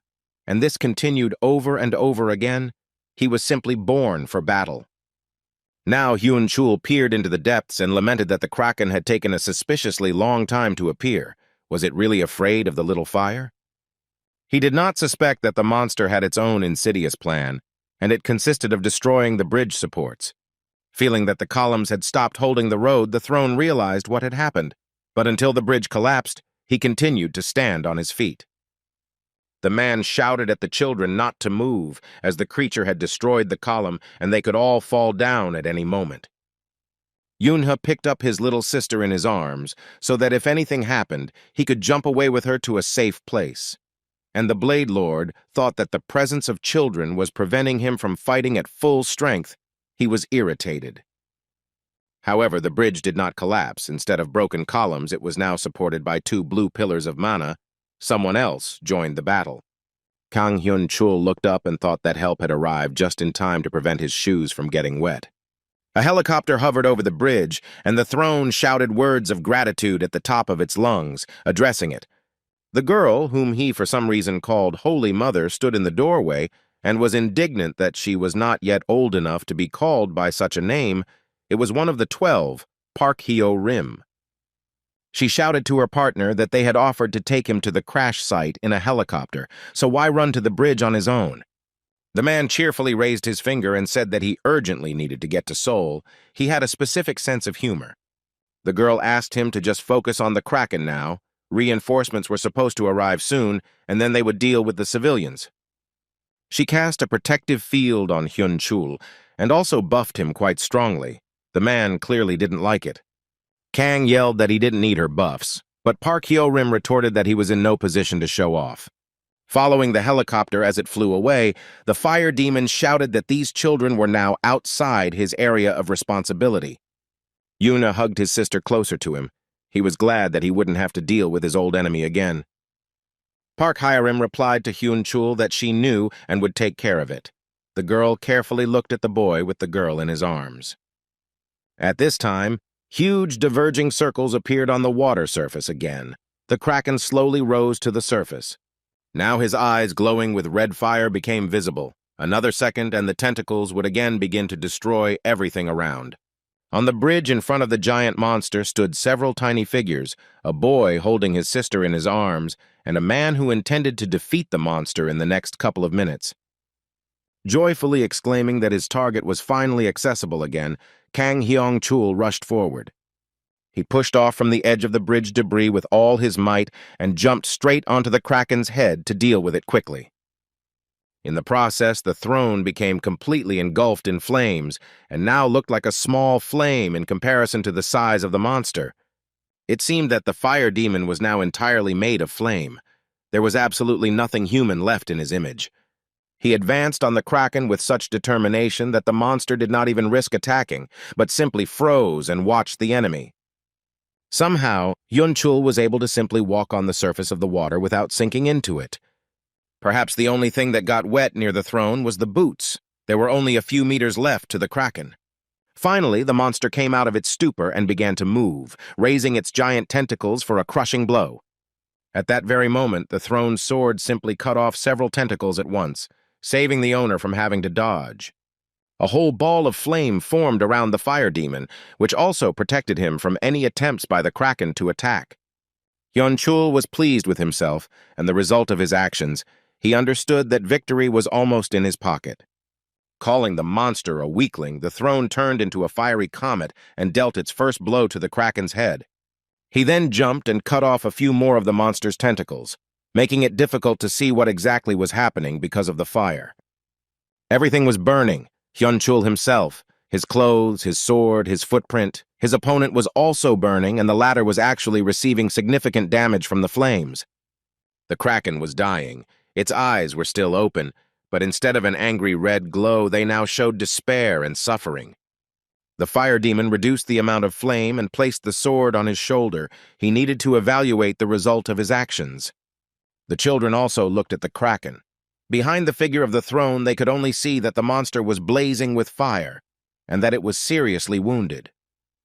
Yuna realized that the Kraken was defeated, and without hiding his joy, told his sister about it. He had truly managed to change the future. Park Hyo-rim ran to the children as fast as she could. The first thing the girl did was call out to the children and ask if everything was okay. The throne slammed her staff onto the asphalt and announced that she would quickly heal their wounds using healing magic. Imagine her surprise when it turned out that neither the boy nor the girl had a single scratch. Yuna looked at the girl with apprehension. He didn't know what to expect from her yet, but just in case he decided to be on guard. Remembering the pillar of light that appeared on the bridge before Hyun-chul arrived, Park Hyo-rim realized that it was most likely a gift of a miracle that completely healed the children's wounds, and she was amazed. Heir wanted to reach out and touch the girl. She had never seen a miracle or someone who possessed this gift before. Yuna didn't allow her to do this, angrily shouting at the girl not to dare touch his sister. The boy's gaze was full of confidence and strength, completely untypical of an ordinary child, but then he was not ordinary. Heir felt it. She realized that it wasn't just the girl that was interesting. The boy had no less potential. No one had threatened her so openly for a long time. The girl did not expect that the child could threaten like that and began to wonder who he was. It was not possible to get an answer right away. Helicopters appeared, which meant that the children would be immediately evacuated from the bridge to the hospital. Pak received a message that a rescue team was ready to lift the boy and girl on board. It was dangerous to remain on the bridge. Yuna felt a huge sense of relief for some reason, When communicating with the thrones, he couldn't shake the feeling that he was putting himself and his sister in danger. The TV news announcer announced that around 5 p.m., a kraken had suddenly attacked the Seongsan Bridge, causing many casualties among civilians and players. The presenter added that search and debris removal are still ongoing, so it is not yet possible to give the exact number of dead and injured. The government commented on the tragedy, but Yunha did not listen any further. He was in the hospital and waiting for information about his sister's condition. The hero was also interested in what was going on with his parents, but Yuna was still little, and therefore he had to worry about her first and foremost. The girl was lying on the bed, dressed in a hospital gown. Her eyes were closed, her eyelids trembling slightly. A nurse came up and said that the doctor assessed the child's condition as stable. She had a mana deficiency, but after using the potion, everything would return to normal quite quickly. The boy remembered how it was the last time, when his dad, mom, and sister did not survive. Perhaps it was his worst memory. Now Yunha was practically happy. He changed the future. Everything ended well. Yuna did not die, and apparently her parents did not either. The boy put his hand to Yuna's forehead. It was no longer as cold as on the bridge. The girl's strength was gradually returning. The potion began to work. Then the boy heard someone call his name. He tensed up. There was a lot of anxiety and fear in his voice. He didn't need to look back. It was his father. He was angry and worried at the same time. Such a tone did not bode well. But Yunha still turned around and saw how the parents quickly but carefully walked into Yuna's room. Their faces were frightened. The father was ready to start screaming out of anger at his son's recklessness. He was holding back with all his might. His lips were trembling. The mother tried to calm her husband down a little. Yuna realized that a huge scandal could break out now. If it weren't for Yuna, who was sleeping, he would have received a hefty scolding. The boy decided that he was finished. He lowered his head and prepared to listen to reproaches and lectures from his parents. Instead, his mother asked him in an anxious voice if he was hurt, how he was feeling, and if he was very scared. The boy timidly muttered that everything seemed to be fine with him. He was afraid to raise his eyes to his parents. Father asked what was wrong with Yuna, and No Yunha replied that she had too little mana left. But the doctors had already corrected it by using the necessary potion, and now the little sister was sleeping. The father sighed with relief. It seemed as if a weight had been lifted from his shoulders. The boy continued to stand with his head down. He braced himself for what was inevitable, and then his father reproachfully asked why Yunha had disobeyed him and his mother and run away. The boy could not think of anything better to do than simply ask for forgiveness. He understood that in the eyes of his parents he was very guilty before them and Yuna. But then Yunhu had a thought, is an apology really necessary? After all, he saved his family. This is the best outcome that could possibly happen. Our hero thought that he didn't regret at all that he disobeyed. The boy smiled at this thought. The main thing is that his father doesn't notice it. The parents continued to look menacingly at their son, and he pretended that he was really very guilty. Since you are in the body of a child, you need to behave like a child. But then our hero looked closely at his father again. He was so worried about his children that he seemed to have aged 15 years. Looking at his mother, Yunha noted that exactly the same thing had happened to her. The young woman looked deeply tormented by her experiences. Now the boy understood how much health his prank cost his parents, because they did not know that he was living a second life and saved them from certain death.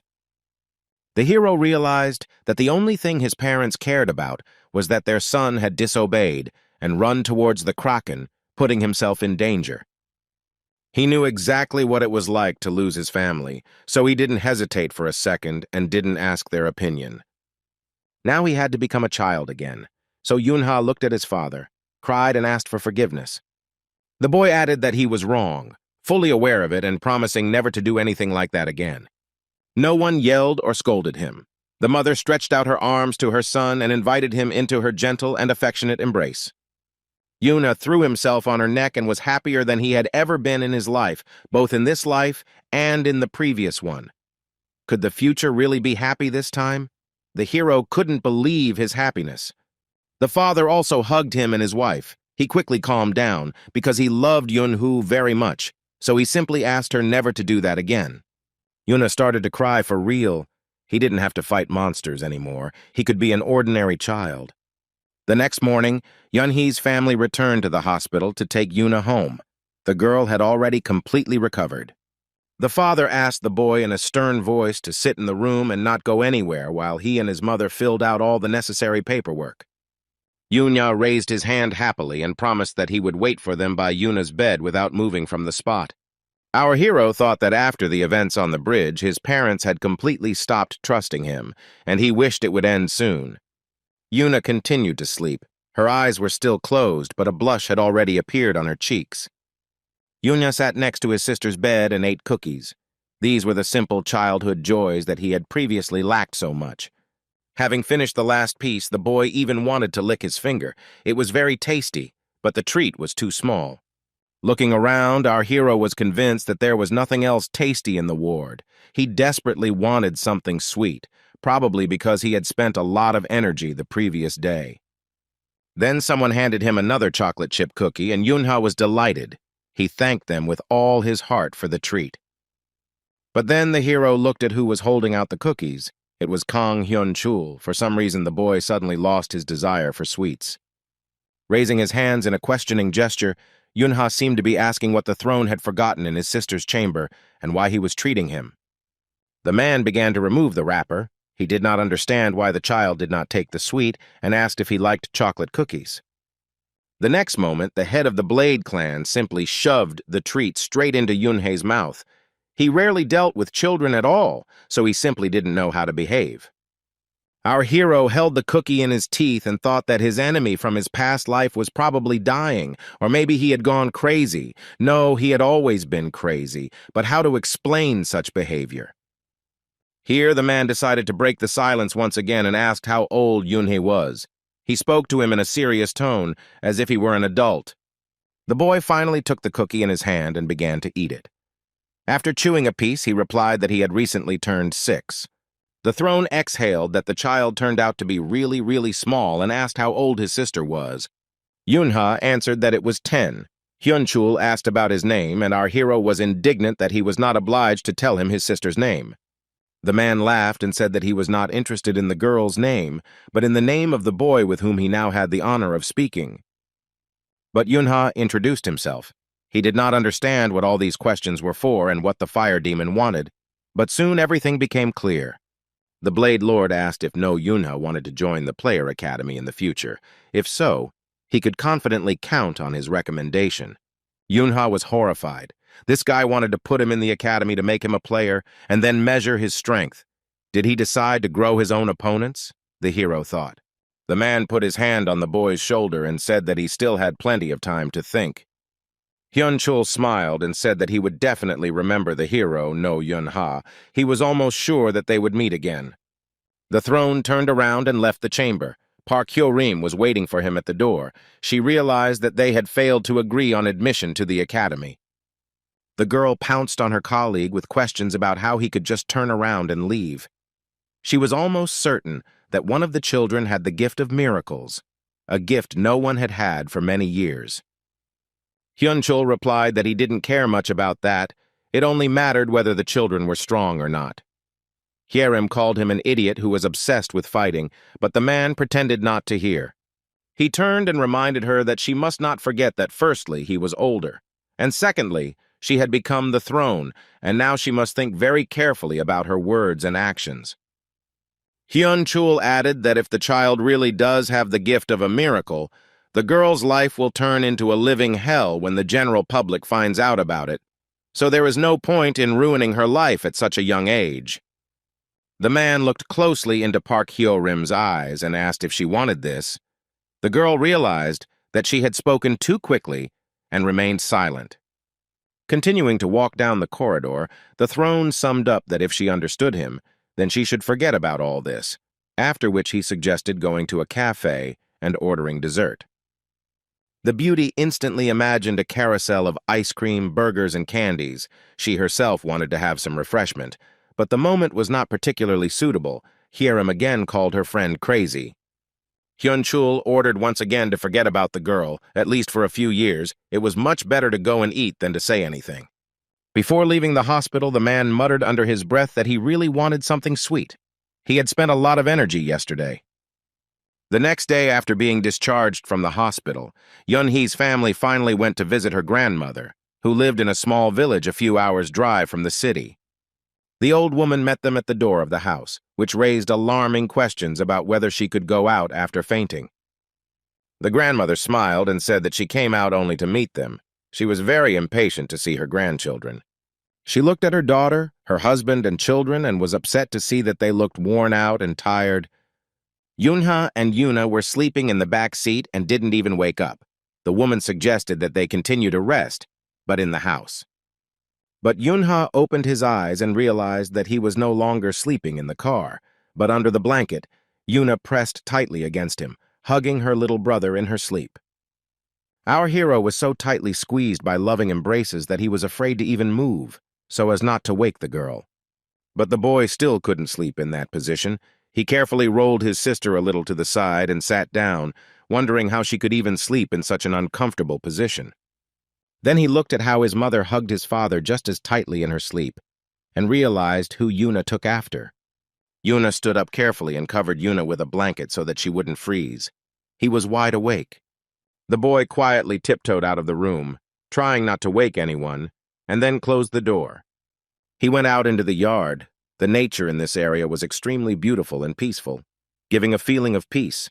Our hero sat down and tried to collect his thoughts. His feelings were quite strange, but Yunha noticed that he now had much more mana than he had in his previous life.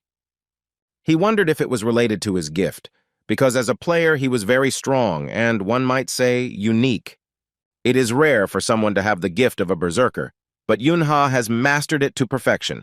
One cannot say that it was because of a good life, but rather from a burning desire to take revenge on the monsters for his family. At that time, the pattern was simple. The more mana he consumed, the stronger he became, but he could not accumulate energy in large quantities, turning everything into strength. The strength was great. Our hero cut down monsters literally with one blow, rarely requiring an additional one. The name itself suggested that his gift caused a real obsession with battle. The more mana the player consumed, the more insane he became. Yunha thought about how, despite the peculiarities of his gift, when he used adult skills in a child's body, his mind remained completely clear. He fought the Kraken. He even cut through a truck flying at him, but he didn't experience the rage that usually overwhelmed him in battles before the regression. If now this payment for the gift is missing, then perhaps he still doesn't know everything he should about berserkers. Then he heard a gentle voice. The grandmother was asking why the boy was not sleeping, but Yunha did not even notice when she approached. The woman sat down next to her grandson and smiled warmly at him. She was still as loving and caring as the hero remembered her. He replied that he had slept well in the car, to which he received advice to sleep well if he wanted to grow up faster. Yunha thought that every time he was lost in thought in his past life, he imagined his grandmother next to him. And now she's sitting next to him again, waiting for her grandson to start the conversation first. If he wants to, it doesn't matter to her whether it's about problems, about feelings, or just about some nonsense. The boy looked tenderly at his grandmother and asked why she herself didn't sleep. Because when you're sick, you also need rest. The woman laughed and simply said that if he couldn't sleep, she couldn't either. Yunha snorted. It was true, that's how it always happened. Then a very pleasant thought struck him. Our hero smiled and felt happy again. As an adult, he always wanted his grandmother to be around, and it seems like in his new life, there's a chance that it will be like that if his parents take better care of her now. The woman looked at her grandson and asked if he wanted some warm milk. The boy waved his hands, refusing. Yunha did not want to cause her trouble. Here he heard a clarifying question, whether he really didn't want it. It was his mother, who quietly woke up, warmed up the milk, and brought it into the yard. She pointed at the cups and asked with a smile who would then drink what she had prepared. Yuna gratefully took the cup and took his first sip. At that moment, he felt like the happiest child on the planet. The mother and daughter began to communicate. The neighbor's call seriously alarmed the whole family, but the grandmother assured that this woman was prone to exaggeration. Yunhee's mother said that fainting was no joke. She was very scared. The woman seemed embarrassed for panicking a little. The boy assumed that his grandmother had simply slipped slightly, and they were all lucky that there were no serious injuries. The woman explained that she tripped on the stairs because she was a little distracted and had a vision. She added that, as she was climbing the steps, it seemed to her that her deceased husband was standing in front of her. This had happened before. Yun-hee's mother sighed reproachfully, but the old woman objected that she was not yet senile and wanted to tell the whole story. The grandmother added that her husband stood at the top of the steps, waving both hands and saying that there was no need to go up. Now she believes that the message was not meant for her, but for Yun-hee, whose parents told her about the incident with the Kraken. The boy's mother thought about it. There was something in it. Yun-hee himself also decided that, given the circumstances, it really could have been a warning. He remembered the Kraken and decided that it was unlikely to be just his grandmother's fantasy. If his plan had failed, the family would have died, just like his grandfather once did. The boy remembered the fear of his father, who was holding Yuna in his arms, and the fright of his mother, who did not know how to save the children, and he felt uneasy. The hero thought that if grandfather really came to his grandmother with a warning, then she should have told him about it earlier. His thoughts were all in a tangle. Everything seemed too complicated. The old woman began to remember the past. She looked at the sky and said that on the day of the first vision, the weather was wonderful. Grandfather said that there was a beautiful fawn near the house. She went out into the yard to look, and there was Yun-hee. Grandmother ruffled her grandson's hair. The boy's mother asked again whether the grandfather had spoken specifically about a fawn. The woman nodded and asked what was wrong with that. The daughter explained that she had recently seen a similar dream, as if her father had left a fawn near their house, and the old woman gasped. She looked at her daughter carefully with a silent question, but she shook her head and waved her hands, denying everything. Yun-hee drank milk and did not understand anything at all. To change the subject and distract her son, the mother asked him what he wanted to be when he grew up, a completely unexpected question. The boy moved the cup of milk away from his mouth and thought, for some reason in his past life, he always knew that he would become a gambler in order to take revenge, but now he never thought about it. The hero was overwhelmed by a vision of some dying people, or maybe demons who were begging for help. He did not understand what this could mean. One of the screamer's hands landed on Yun-hee's shoulder, and the boy literally felt the pressure of the fingers. His eyes widened in horror. But it was the hand of the mother who noticed her son's fear and excitedly asked if everything was okay with him. Yuna looked back once more to make sure that there was no one behind him and that he had simply imagined all of this. The boy looked at his mother and said that everything was fine. He just hadn't decided yet what he wanted to become and what profession to choose. The woman replied that this was completely normal. At such a young age, few people know what the future holds. Grandma smiled and also said that he was still too young to make such a difficult choice. There was no need to rush at all. She looked at the mountains illuminated by the sun's rays and advised her grandson to simply live through the happy and difficult moments, make friends, and quarrel with them. According to her, one must study and play diligently, and in the end it will become clear what he likes. The boy listened attentively. Grandma smiled and finished by saying that the future will be whatever he chooses for himself. It's a long road. Our hero couldn't believe his ears. It seemed like he had just been advised to just live, be happy, and appreciate this opportunity. The women hugged him lovingly, and his mother confirmed that what her grandmother said was absolutely true. Yun-hee could do anything. He would achieve everything he wanted. Mom told our hero something he didn't know before. His name means a universe with infinite power. She looked tenderly at her son and said that she would always be proud of him, no matter what path the boy chose in his life. Grandma added that she was also always ready to support him. Yun-hee was so touched that he almost cried. Then they heard a loud ouch on the steps. It was Yuna, wrapped in a blanket, who declared that she also wanted some milk. The grandmother laughed and called her to join them quickly, and the next moment the girl was already sitting down next to her. Yuna listened with joy as the woman offered her granddaughter her glass, and the girl didn't even try to pretend that she was embarrassed to drink someone else's milk. Here the boy realized that he had forgotten something very important to him. He had a chance to correct the mistake made in his past life. He ran into the house, quietly took the paper carnations prepared for the holiday out of his backpack, and gave them to his grandmother, something he had never done before. The woman was very happy and said that she would definitely put them on the nightstand in the hallway so that everyone could see the gift right away. The grandmother was very touched. She wanted to brag to all her friends that her grandson had made origami especially for her. Yuna's mother said that the gift was prepared in advance, and Yuna really wanted to go to his grandmother to give it to her in person. Our hero watched his loved ones rejoice and thought that he wanted to create more pleasant moments for them in this life. Both his mother, grandmother, and sister burst into laughter on a warm, fine day. It seemed that this was exactly what Yunha had dreamed of for many years. He was kind and somewhat sentimental at heart, largely thanks to his grandmother who raised the boy after the death of his parents. He mentally thanked her for this. By evening, No Yunhee's family returned to their home. The entire building was beautifully illuminated by the rays of the setting sun. Everyone gathered for dinner. Dad happily hugged Mom. It was obvious that they wanted to say something to the children, but couldn't decide. Yuna and Yunha looked questioningly at their parents, and they finally told them the news. Their family was expecting a new addition soon. The girl rushed to her mom and dad with hugs, screaming that she couldn't believe that she would soon have another brother or sister. Yunha stood with his head down and was in no hurry to join his sister.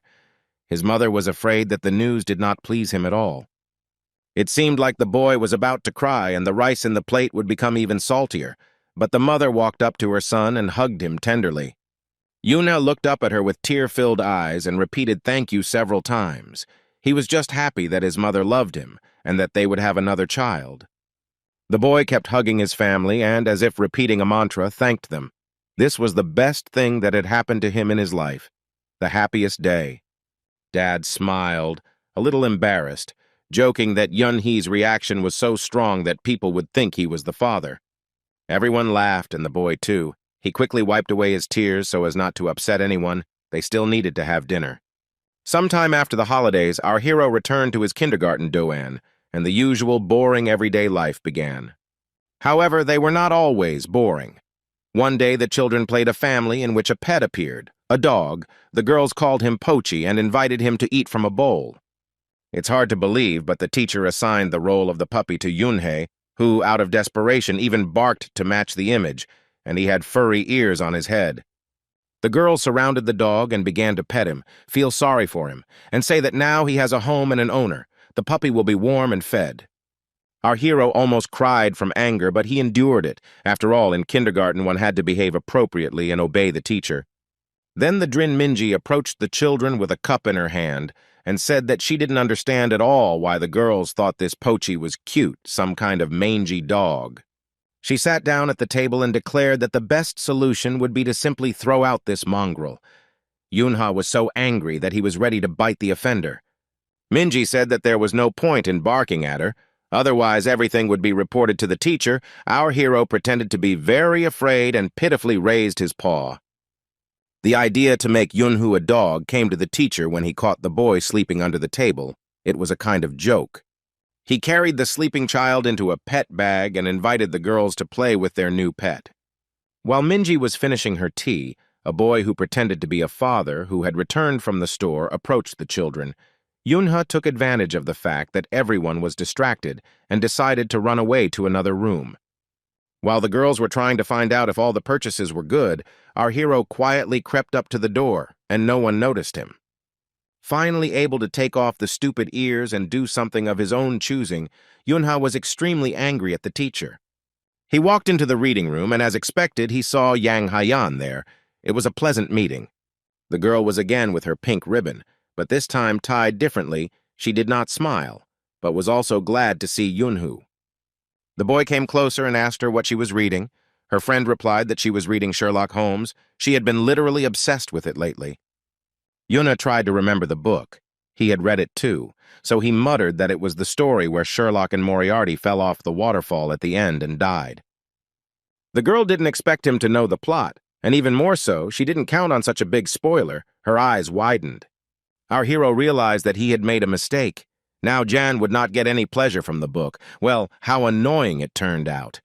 The girl was very upset. She almost cried and said that No Yunha was very angry, to which the boy said that it was okay.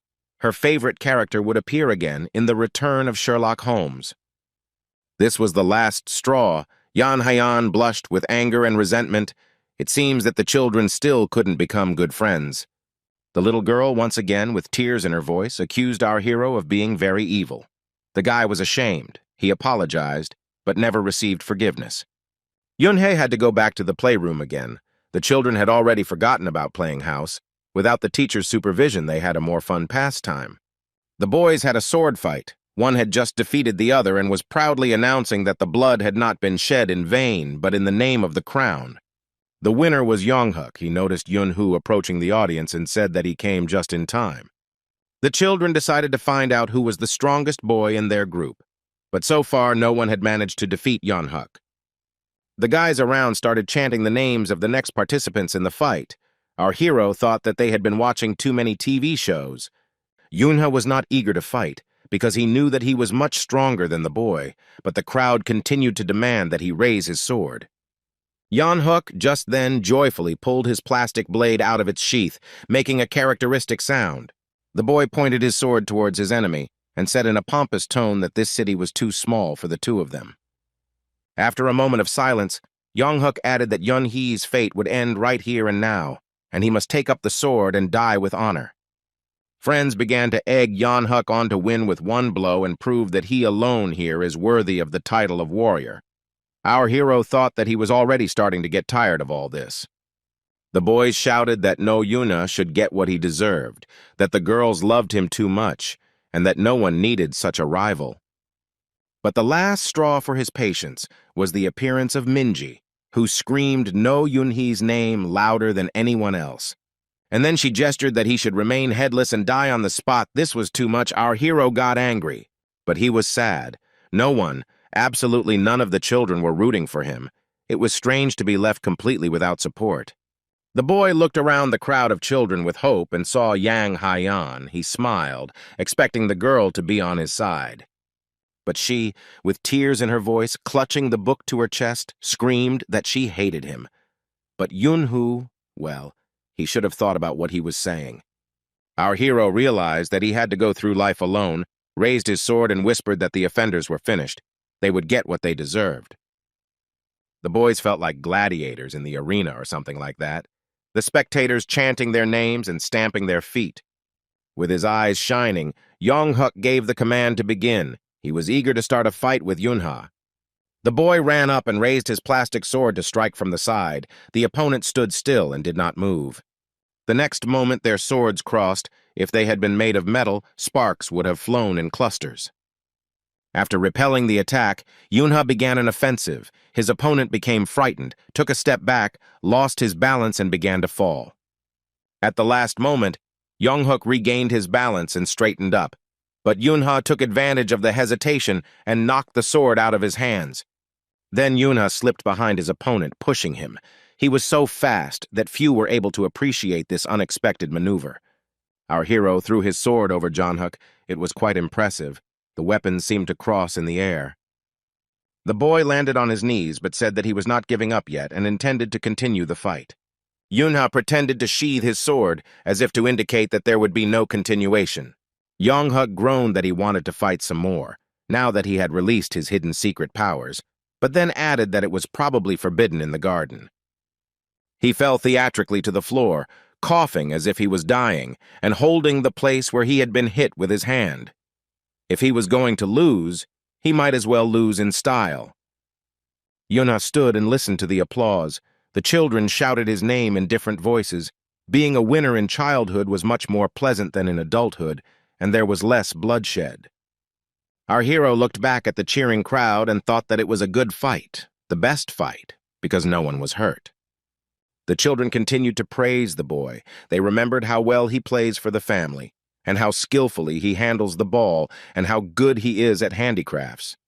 But then someone remembered Excalibur, the stuck sword, and began actively offering Yunhei to pull it out. Our hero did not understand what they were talking about. It was a sword, stuck in a mountain of toys and domino pieces, wrapped in chains. None of the children in the group could get it. All the guys were shouting that they had never seen anyone lift Excalibur before. Yunha should be the first. Our hero thought that it would be impolite to refuse in this situation. The boy confidently took hold of the weapon's handle. For some reason, he was very pleased with himself. It had been a long time since he had felt so pleasant in the garden. Yunhei had to put in some effort to pull out the sword, but he still managed to do so, and the blade shot up into the sky. The children gave another round of applause, shouting that No Yunha was the best, the strongest, and overall incredibly wonderful. The weather was good, so the children in the kindergarten were told to get ready for a walk in the nearby park.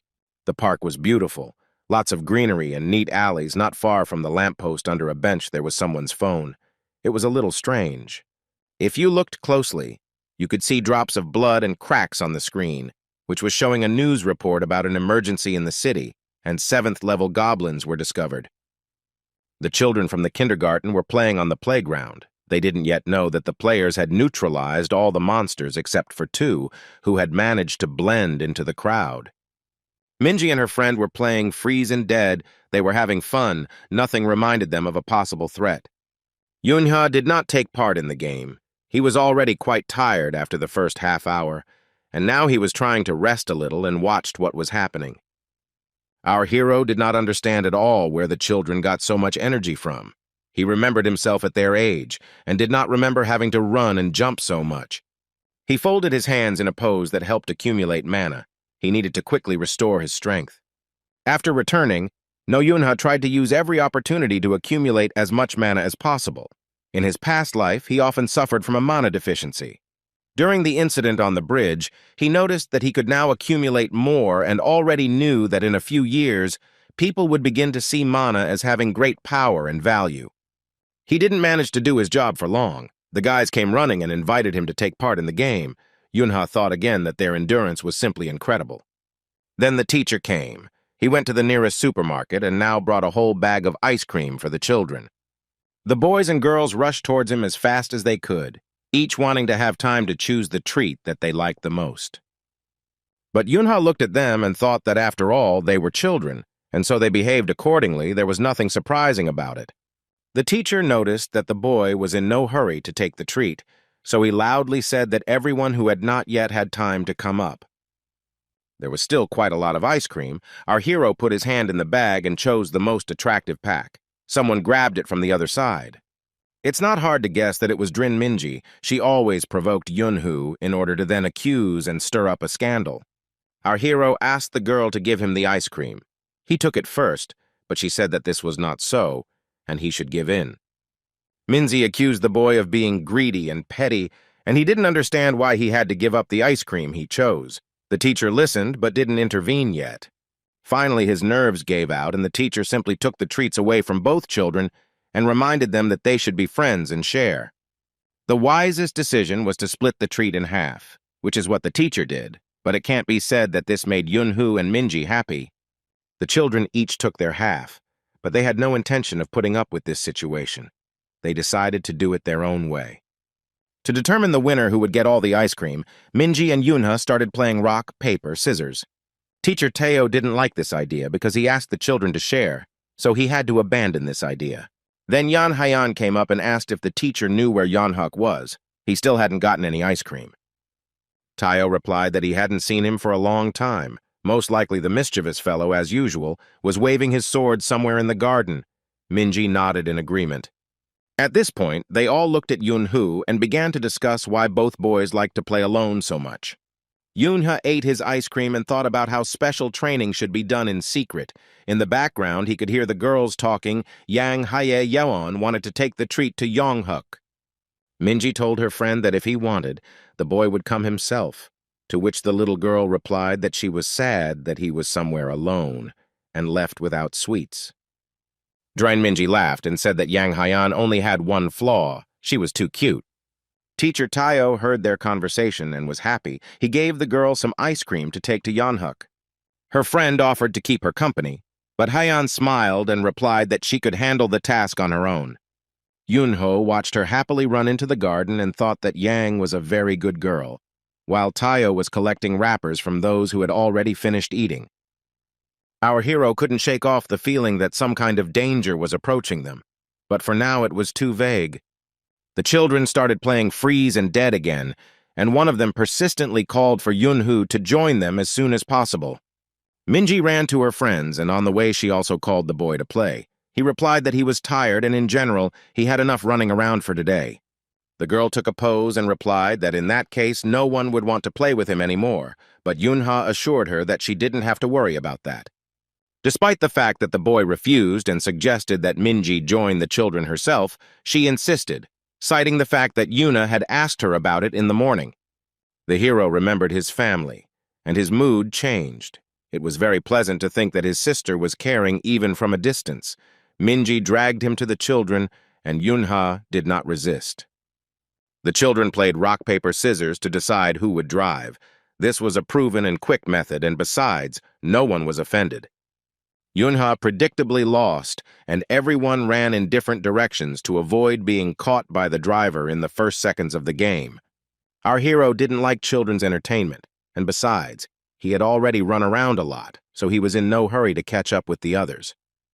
Since it was Minji who had drawn him into this venture, he decided that if he caught the girl and handed over his role to her, he could easily get away. However, catching up with her turned out to be not so easy. Every time Yunha was about to grab the girl, she managed to slip out from under his hand. When he finally succeeded, Minji turned around sharply and ordered our hero to freeze, that is, to freeze. As they continued playing, Yunha decided it would be easier to catch someone else and began chasing the boy in the white and yellow t-shirt. It turned out to be much easier, and now the goal was close. It was possible to calmly leave the site and continue to accumulate mana. The only thing left to do was to take revenge on Minji, who continued to pretend that she was better than all the children and was always right. The girl realized that something unexpected was about to happen, but Yunha pretended that he just wanted to run past. But as soon as he approached, he froze Minji. Now she had no right to move according to the rules of the game. Yuna did it unexpectedly, from behind his back and practically at the last moment. Who could have expected such treachery from him? Minji was really angry, but all was not lost until the one who was driving caught up with her. The girl hoped that this would not happen. Then the boy in the white and yellow t-shirt, who was now supposed to be catching up with the children in place of Yun-hee, rushed straight to her and handed over his role. They made a good team with Yunha. The children ran away from Minji, who now had to catch up. The girl was beside herself with anger, her eyes were burning with fire, and threats and curses were raining down on our hero. She froze, ready to pounce on Yunhu at any moment, telling the boy that he was dead. But Yunha looked back and laughed, teasing Minji that she would never be able to keep up with him. The next second, the girl touched his shoulder, telling him that Yunha was now driving again, and he didn't even understand how she managed to develop such speed. Our hero was distracted by something strange. He froze in place, listening to his own feelings. Minji asked what happened. Yuna used the mana aura and realized that there was someone on the playground emitting such a strong, killing intent that he could sense it. It was a goblin. In his past life, No Yunha had encountered similar monsters many times and recognized them by the energy in space, even without seeing them with his own eyes. In this case, literally 1 second passed from the moment the hero sensed the goblin and saw him. The other children also did not leave the appearance of the monster unnoticed and now looked in horror at the huge figure that appeared from behind the trees. Eyes were glowing. It would have been easy for him to step over the fence of the playground and simply crush the children, or even worse. The monster took a few steps forward. They had to run away from it quickly, but in the kindergarten the children felt safe. They were not ready for something like this. The girl closest to the goblin could only shrug her shoulders and remember her mother, who unfortunately was not there. Sharp claws and teeth and a huge axe to boot hung right over the little girl, and it seemed like nothing could save her. The monster prepared to strike and had already swung its weapon, which cut through the air with a whistle. The girl sat down on the ground, avoiding the blow, and looked pitifully at the offender, who froze for a few seconds, wondering why the blow had not reached its target. The goblin's thought processes were not particularly intense, and without thinking twice, he decided to simply swing and hit again. The little girl had practically no chance of saving herself, but our hero came to her aid, using almost all of his accumulated mana reserves. Yunha directed a stream of power at the monster's clawed fingers, and the axe literally flew out of his hand. The goblin's face reflected bewilderment. This had never happened to him before. The enemy was not visible, but he managed to repel the attack. Yuna's first strike was simply a stream of power from his hand, and for the next one he prepared an ice cream stick, which he enveloped in mana. The boy did not take into account that the goblin was not alone. He barely had time to notice that a second goblin with the same huge axe was rushing at him from behind. The hero managed to dodge in time, and then jumped to the side several times, so intensely the goblin in the helmet made of a skull with horns swung his heavy weapon. Yuna sighed. He was already pretty tired of running around the playground with the kids, and now he had to jump with a monster. The boy decided that he needed to quickly finish with this enemy, and then he needed to take care of the rest of the children. He squeezed his wand tighter, preparing to attack. The boy ducked under the axe and swung to deliver a slashing blow to his opponent's stomach. At this time, someone's footsteps were heard. It seemed that Teacher Tayo had come running to save the children. He heroically rushed at the second goblin, hitting him with a brush for sweeping paths with all his might, saying that the monster would not just walk around the garden. Swinging the cleaning lady's props for another blow, the teacher shouted at Yunhee not to do anything stupid and just stand still. He was a brave man. Tayo threw his brush with all his might right at the goblin our hero was fighting. The boy thought that he was very cool and really loved children. The blow landed with the bristles in the stomach, and therefore was not very strong, but it managed to puzzle the goblin and stop his attack. A second later, the teacher pulled Yunhoo by the shirt to bring him closer to himself.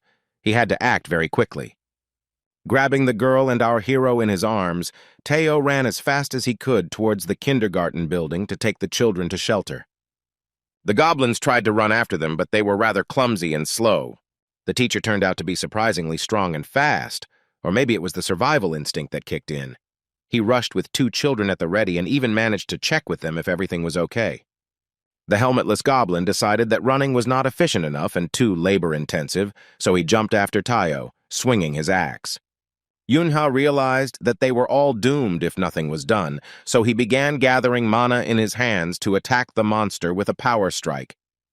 The boy whispered to the goblin that he had a surprise prepared, gathering the maximum amount of energy and preparing to hit the target. He launched a stream of power at the monster with such force that the recoil even accelerated the teacher's forward movement. The goblin screamed, spread his arms, and released the weapon. It was very painful for him. His internal organs were damaged as our hero was hit right in the stomach. Because the monster was in mid-air when the blow struck, it fell from a height straight onto its horned partner. Yunha, hanging from the shoulder of the teacher Tayo, assessed his counterattack and was quite satisfied. In his previous life, he had not been able to work so well with mana. The boy entered the kindergarten doors on his own 2 feet, and the teacher ran after the hero with a girl on his back. He was all drenched in sweat. The man fell backwards onto the floor, trying to catch his breath. He was not used to such physical exertion and was completely exhausted. The children became worried. The woman, the school principal, leaned over him and said that she had called the players, but when they would arrive, it was difficult to say. All the children had to be evacuated. The teacher asked if the monsters were goblins. He had never encountered them. The principal replied that yes, they were the 2 goblins that were reported on the news. Yunha began to look around. You need to hold out until help arrives, but before that, you need to make sure that all the children from the street have made it into the building. If so, it wouldn't hurt to barricade the doors.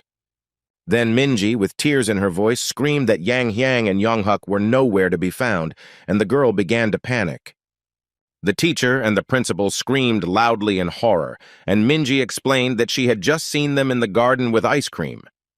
Tayo slowly said that he would go out now and come back for the children. The director objected that, given the circumstances, he would not be able to do so.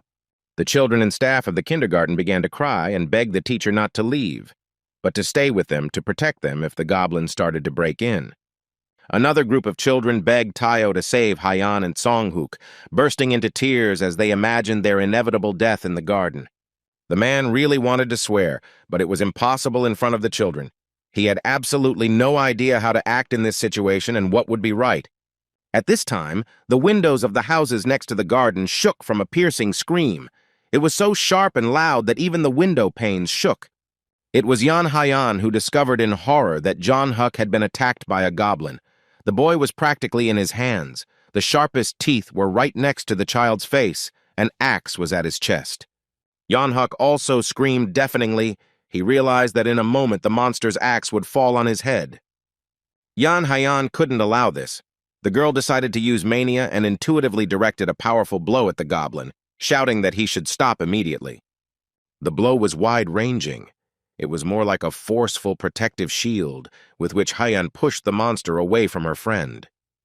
The goblin flew upside down several meters to the side, and the girl rushed to Yan Huck to make sure he was okay. The boy just gasped and groaned, and Haiyan tried to help him get to his feet so he could run to shelter.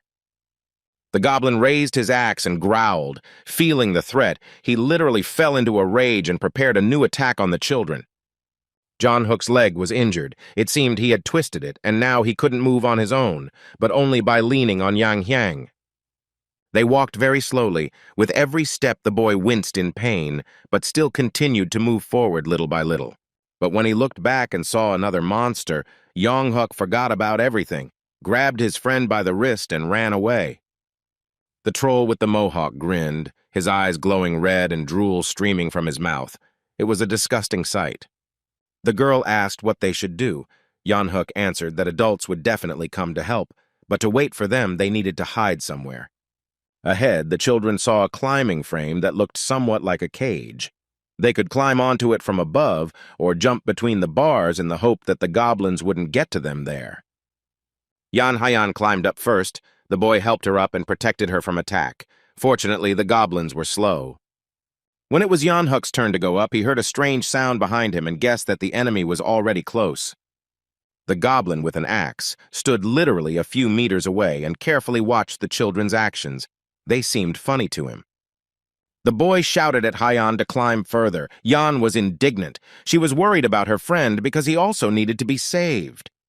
The girl began to stutter out of excitement. To calm her down, Yan Huck spoke loudly and calmly. He said that he would hold off the monster until one of the adults appeared. The boy grabbed his plastic sword with both hands. He was determined, but Haiyan begged him to come to his senses and climb up. The goblin slowed down in surprise.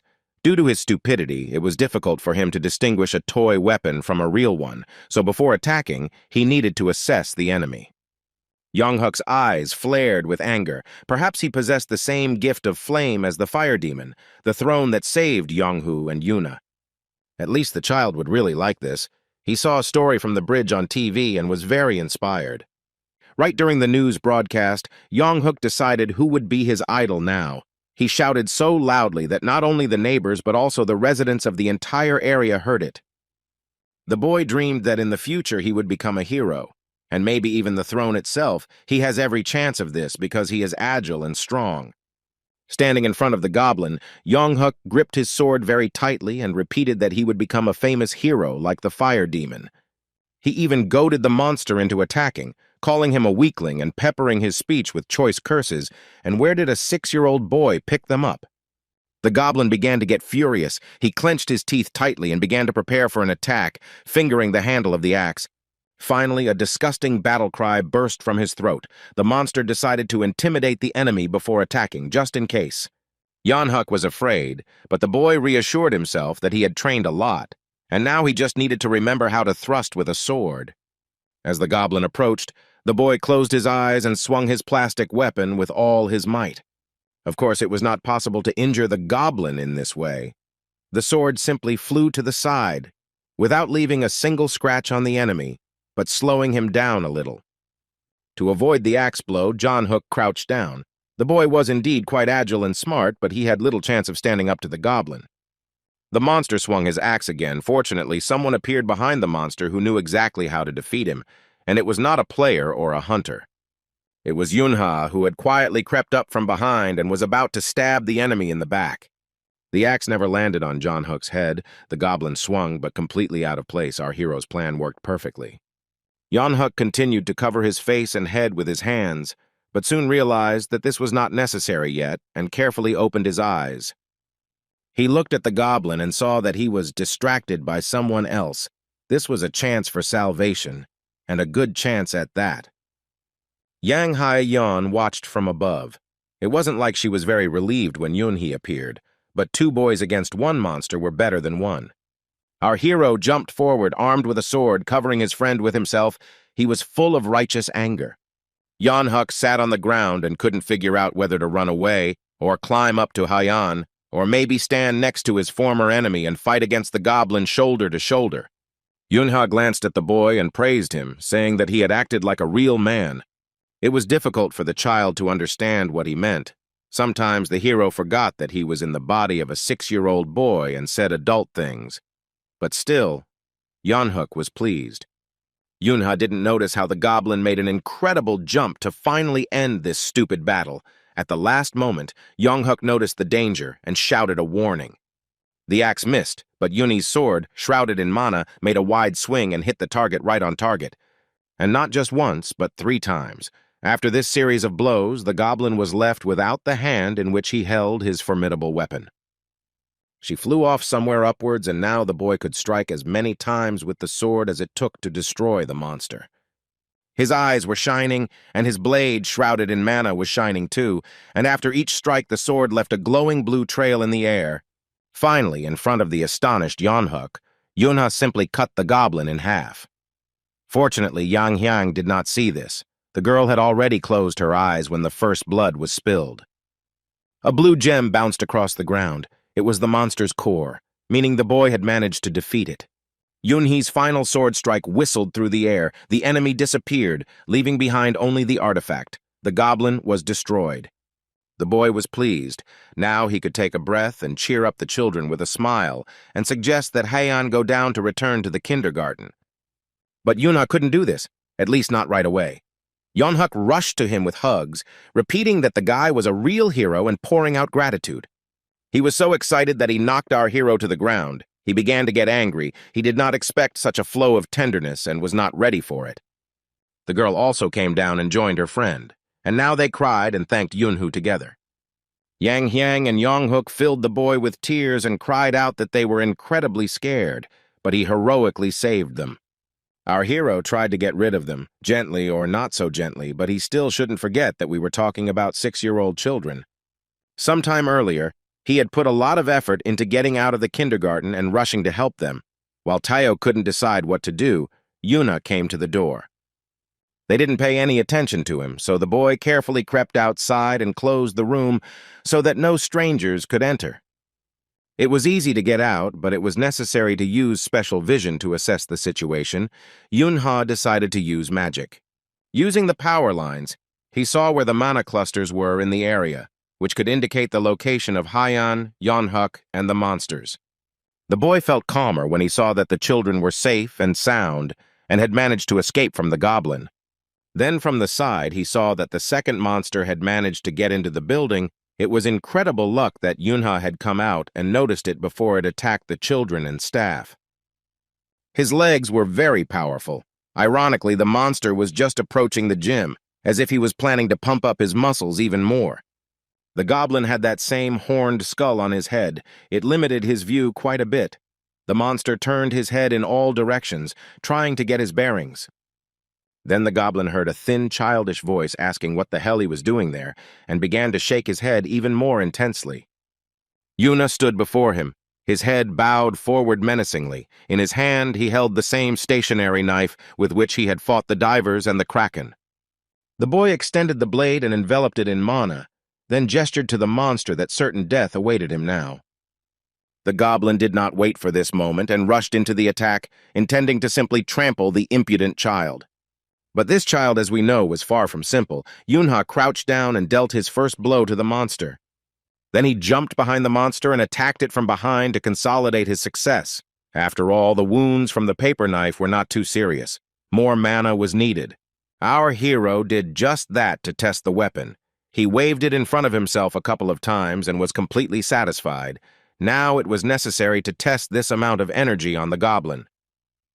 Yuna jumped up and hit the monster in the back with all his might, the blow supported by the mass of his body. The monster screamed in pain. Its visibility was limited by a helmet made of a skull with horns, and it was completely impossible to fight off the nimble opponent behind its back with an axe. The goblin spun around, swinging his axe aimlessly. while the boy jumped up and attacked him over and over again. Like a ninja, Yuna flew around the goblin, inflicting more and more wounds on him. After all, a child's body had its advantages. It was small and light. With the last blow, our hero cut the goblin from shoulder to bottom. No one could survive after that. The boy landed on the ground and saw that the monster's core was lying in front of him. The enemy was finally destroyed. The stationary knife was destroyed in the same way. Almost the entire blade got stuck in the goblin's body and then disappeared along with him. This weapon can no longer be used. Yuna threw him to the ground and thought that everything had worked out quite well, but he needed to find an alternative and hurry to help Yeonhuk and Yang Hae-yan. The boy quickly rushed forward, looking along the way for anything that could be useful in the battle with the goblin. As we already know, a plastic sword will come to hand. Yuna picked him up, enveloped him in mana, and rushed to save his friends. Everything happened very quickly, literally in a matter of minutes. Now fighting off the frightened and grateful children, our hero remembered the goblins and thought that today fortune was on his side. Just at that moment, Teacher Tayo ran out of the building armed with the now familiar sweeping brush. He asked if everything was okay. Yang Hyun and Yeonhuk continued to cry and yell, and Yunha was simply confused and didn't know what to answer. The boy thought carefully, then closed his eyes and said in an uncertain voice that yes, it was okay. After a while, parents, the press, the police, and players from the clan that was engaged in catching goblins gathered around the garden. One of them questioned Yunhu. The first thing he was interested in was whether the boy killed the goblin with his own hands. Our hero did not lose his head and reported that even before meeting him, the monster was very badly wounded, and before he could hit it a couple of times, it disappeared. Handing Yunhei the monster's core, the man said that even if the goblins were 7th or even 8th grade, a child would still not be able to defeat them. Monsters can be killed with weapons imbued with mana or with a very strong physical attack, the player added. He sighed and asked what about the goblin in the hallway. Someone had killed him too, and the second core of the monster had been found there. The boy replied that he probably killed the goblin who killed the goblin in the corridor, because someone had caused serious damage to both of them. Apparently, they had a disagreement about something. Yuna smiled and scratched his head in embarrassment. The man looked at him and decided that such a cute child would not lie. The leader of the player clan publicly apologized to Doengarden for allowing the goblins to enter the territory, and the matter was quickly hushed up. The government promised additional funding to the employees and the institution itself, and everyone was satisfied. Then the press was introduced to the hero of the day, a 7-year-old boy who killed a goblin to save his friends, Yunhu. He was solemnly presented with a personalized certificate of honor with gratitude for his accomplished feat. Everyone present hummed happily to show how grateful they were to the boy and how delighted they were at his brave act. Our hero did not hear all this. He was thinking about the punishment he would receive from his parents, a lot of reproaches or a letter of repentance. Yuna held the document in his hands and thought that now he was dead. He couldn't avoid wide publicity. Mom and Dad would definitely find out everything. The journalist asked the boy to smile wider for the photo, but he was unable to do so. He was too nervous and his smile came out strained. After some time, a festival dedicated to the graduation party was held in the garden, and all the children's parents came to this event. Yan Hayan got the role of Sleeping Beauty. The girl really looked a lot like Snow White. According to the script, Snow White had a kind heart, and 7 dwarfs lived with her who doted on the girl. The gnomes were dressed in identical green suits with caps and happily placed a wreath of white flowers on Yang Hayan's head, which suited her very well. Teacher Tayo, who was telling the story into the microphone, and all the spectators in the hall smiled happily. The scene was very cute, and all the children were incredibly beautiful. Behind the scenes stood an angry and slightly embarrassed Yunha and Yeonhuk. The boys did not like their roles and costumes. Yeonhuk grabbed his head in panic, on top of everything else. He had completely forgotten his lyrics, and now didn't know what to do. Yunha looked at him calmly and asked him not to panic. He only had one line of words about how Snow White shouldn't eat the apple. It was poisoned. Our hero looked at his friend and thought that after the situation with the goblins, he had changed a lot. Yeonhuk started calling our hero a warrior, and it took him a lot of effort to convince the boy to change this address to Captain. It was somehow less bloodthirsty. At this time, the guy winked at Yoonhae and said that for his sake he was ready to go on stage and show what a good actor he could be. At this time, a real drama was unfolding on the stage. Snow White stood with the dwarfs in front of someone with a very sweet voice, but a suspicious appearance. It was Minji in the form of an evil witch, who offered the girl to try whether this red apple was as tasty as it looked. Teacher Tayo asked into the microphone what Snow White should do, and everyone in the room began to smile again. The princess clapped her hands and agreed that the apple looked really beautiful and very appetizing. The dwarves began to persuade Snow White not to give in to temptation and not to take anything from the stranger. John Hook in the jester costume was silent. It seems he forgot the text again. The gnomes pretended to cry and were very afraid, tried to persuade the girl not to eat the apple, but John Hook couldn't utter a sound. Finally, the boy gathered his strength and said the word yes in a trembling voice, and after the first barrier of embarrassment was overcome, things went better. John Hook finally managed to finish his request not to eat the apple that the witch Minji was holding out. He shouted so loudly that everyone flinched. Teacher Tayo took the microphone to try to somehow fix the situation, but then changed his mind, deciding to give the boy the opportunity to finish the job on his own. Dressed in a jester's costume, the boy moved like a robot, shouted, pointed at the apple and at Snow White. The crowd started to have fun. It was so childish that it was impossible to hold back a smile. No one wanted to offend John Hook, but it was hard to stop laughing. The gnomes huddled together and tried to explain to John Hook what he needed to say and how best to act in the current situation. Yoonha thought that things were going badly. Finally, Minji's nerves gave out. She threw an apple at the boy and screamed at him to eat it himself and stop bothering everyone. The fruit flew straight into John Hook's mouth. The blow was quite strong and knocked the boy off his feet. Minji continued to scream that Snow White would also get hers if she didn't eat the apple right now. The gnomes began to cry and scream that John Hook was dead and that there was practically nothing left from the original script.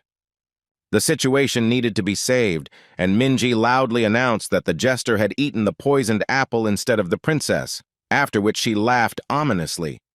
Teacher Tayo said over the microphone that the evil witch didn't give up and forced Snow White to take a bite too.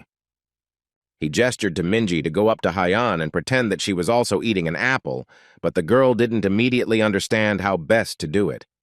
She couldn't think of anything better to do than to simply walk up to the princess and shove the apple into her mouth, like a roast pig for Christmas. Snow White, or rather Haiyan, was so terrified that she could only utter the word mama, to which Minji, running off the stage, screamed that she was her stepmother, not her mother, so she shouldn't even think about calling her that. Here Yan Haiyan looked at the fruit she took out of her mouth. It was bitten. She had to continue playing her role. The girl fell theatrically and pretended to fall into a deep sleep. The apple rolled on the ground. At this time, the dwarves, under the leadership of Teacher Tayo, dragged Yeonhuk, who had not yet come to his senses, off the stage.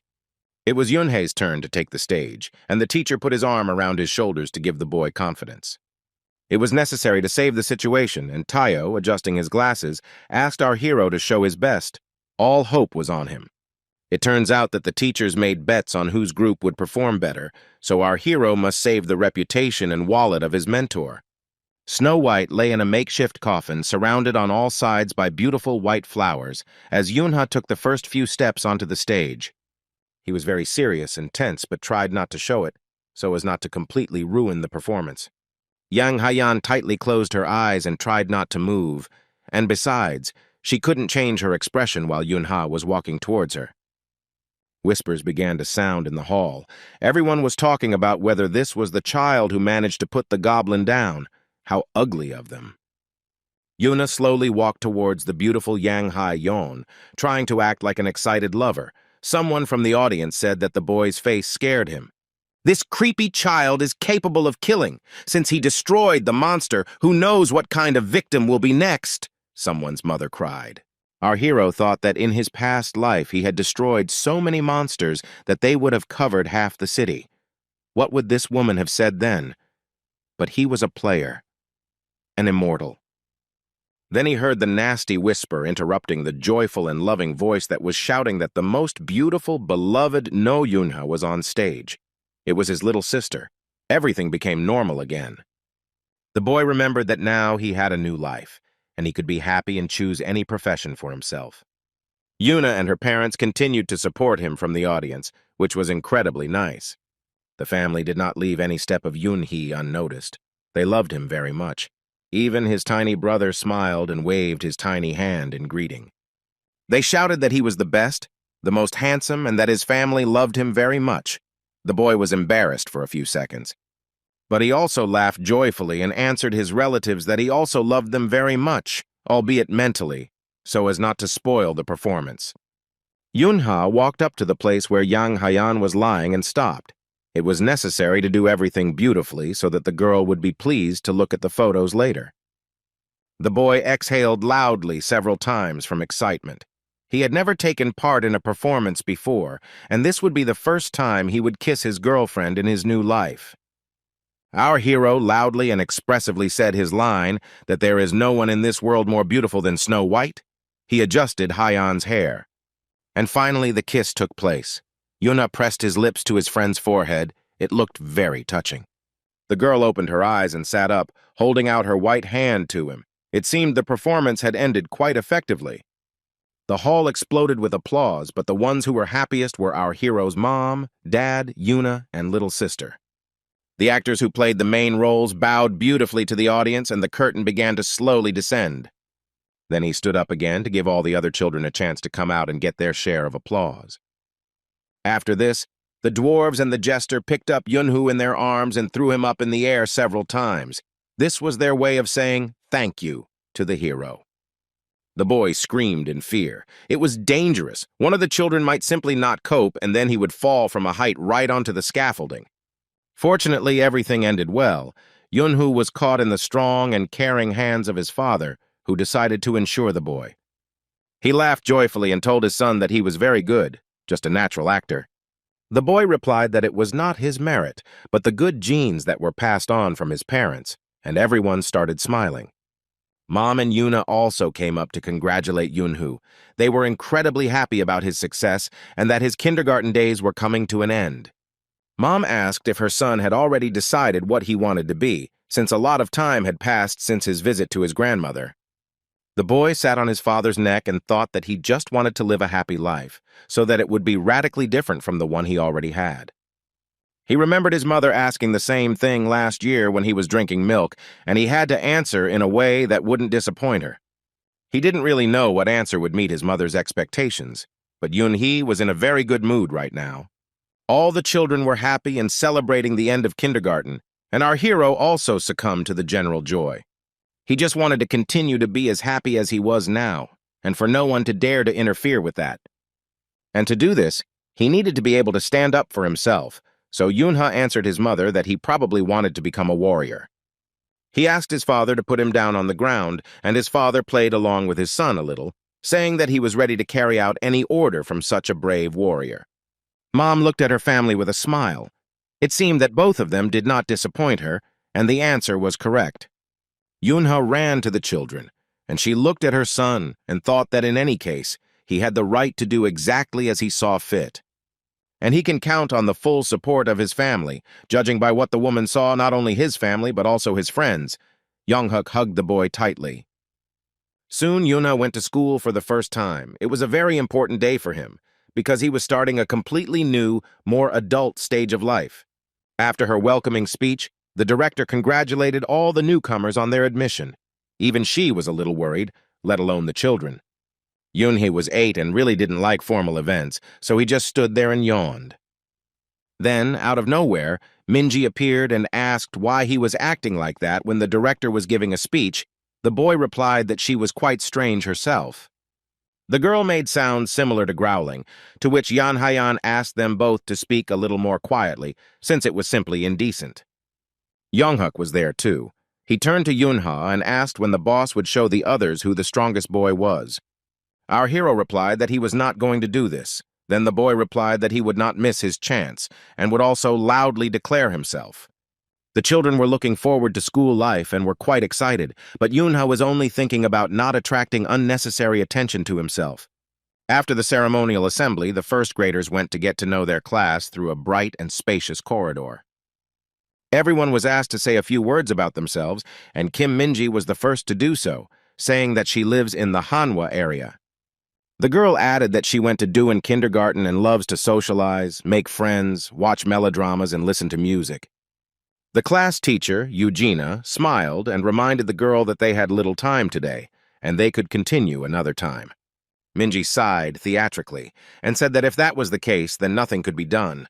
All the children looked at her in surprise. Next was No Yunha. The teacher asked him to introduce himself, and the boy stood up from his seat.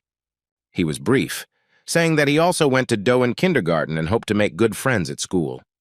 Eugenia asked if the boy wanted to add anything else, but Yunha refused, saying that was all. The woman smiled and nodded, saying that she understood him, and next it was Yang Haiyan's turn to tell about herself. The little girl was very embarrassed. She stood up, lowered her head, and did not know where to start. The teacher advised her to introduce herself. The girl began to stutter as she said her name, but it took her a long time to do so, as she was very nervous. Yang Haiyan's voice was trembling, and her eyes were about to burst into tears. She was nowhere near as confident as Kim Minji. One of the boys started laughing, and Yunha looked at him angrily. The fun quickly died down. Everyone listened to what else Haiyan would say. Our hero suddenly remembered how the girl invited her friends from kindergarten to visit. She had a big and beautiful house. At the threshold, they were met by Papa Haiyan. He was a tall, dark-haired man with a rather young and noble face. The children liked it right away. They said hello and eagerly rushed inside the house. It turned out to be spacious and interesting, and besides, it was located outside the city. Papa Haiyan assumed that they were hungry, since it was not so easy to get to them, so he said that he would prepare a delicious lunch for the guests. While the owner of the house was trying to figure out which of the children preferred which drink, Yunha thought that the man's face was suspiciously familiar to him. Someone asked for chocolate, someone for yogurt, someone for mango juice, and our hero tried to remember the name of Yang Haiyan's dad. He was distracted from these thoughts by the man's question about what he would drink. Yunha was embarrassed. He did not immediately understand what they wanted from him. Out of habit, he named the first thing that came to mind, espresso. But then he realized that coffee was not really suitable for a 7-year-old boy and said that he was joking and would drink banana juice. After some time, the host invited the guests to the table. The children's eyes literally ran wild. There was so much delicious food in front of them. Everyone grabbed their forks and started gobbling up the treats. It was funny to watch how carefully some kids took the food and confidently others packed it. At the same time, everyone really liked it. The children found out what ingredients were in the dishes and thanked Haiyan for her hospitality. Minji was especially pleased with a strawberry on her fork. She bragged that Papa Haiyan was a very good cook and that she was her best friend, so she could get more dessert. The boys started joking and calling her a gourmet. The girl got indignant, and then the old nickname Drin Minji came into play. It seemed like another second, and Minji would stick a fork into Young-huk. He continued to tease her and stick out his tongue. Yunha froze with a glass in his hand. He wasn't hungry and hadn't tried anything yet. Our hero thought about how delicious the food must be if all the children reacted to it so strongly, and then took his first sip. And then another and another. The boy's eyes grew wider and wider. He certainly didn't expect this. He pulled the glass away from his mouth and tried to calm his emotions a little, although it wasn't that easy considering Yunha had just drunk it. The boy looked closely into the glass, feeling that thanks to the drink his mana had been completely restored and his strength was growing rapidly. Our hero stood there with a glass in his hands and thought that this was completely impossible. Technology that year did not yet allow anything like this. The guy realized that he had just drunk a real potion, an elixir that replenishes mana in the human body. Players who entered into battles against monsters always carried potions with them, which greatly helped them survive in battle. Yang Haiyan noticed that Yunhee had a somewhat puzzled expression and asked what it was. Maybe he didn't like it, to which the boy replied that it was very tasty. He looked closely at his friend and decided to ask her father's name. The girl was a little surprised by this question. Watching her father carefully prepare another portion of the drink, the girl replied that his last name was Yang, and his first name was Sokun. If Yunha could, he would have shouted "wow" at the top of his voice. It was an incredible luck to become friends with the Yang Hai-Yang family. Our hero's eyes lit up. He hugged Haiyan and offered to become her best friends, The girl was a little confused, but smiled. The guy turned away and almost jumped with happiness. He still couldn't believe that his school friend's father was that same Yang Seok-kun. This was the man who, a few years later, was to make a real revolution in the field of potions and mana. In the future, he will become the king of the drug market and head one of the 3 largest corporations in Korea, the Alice Group.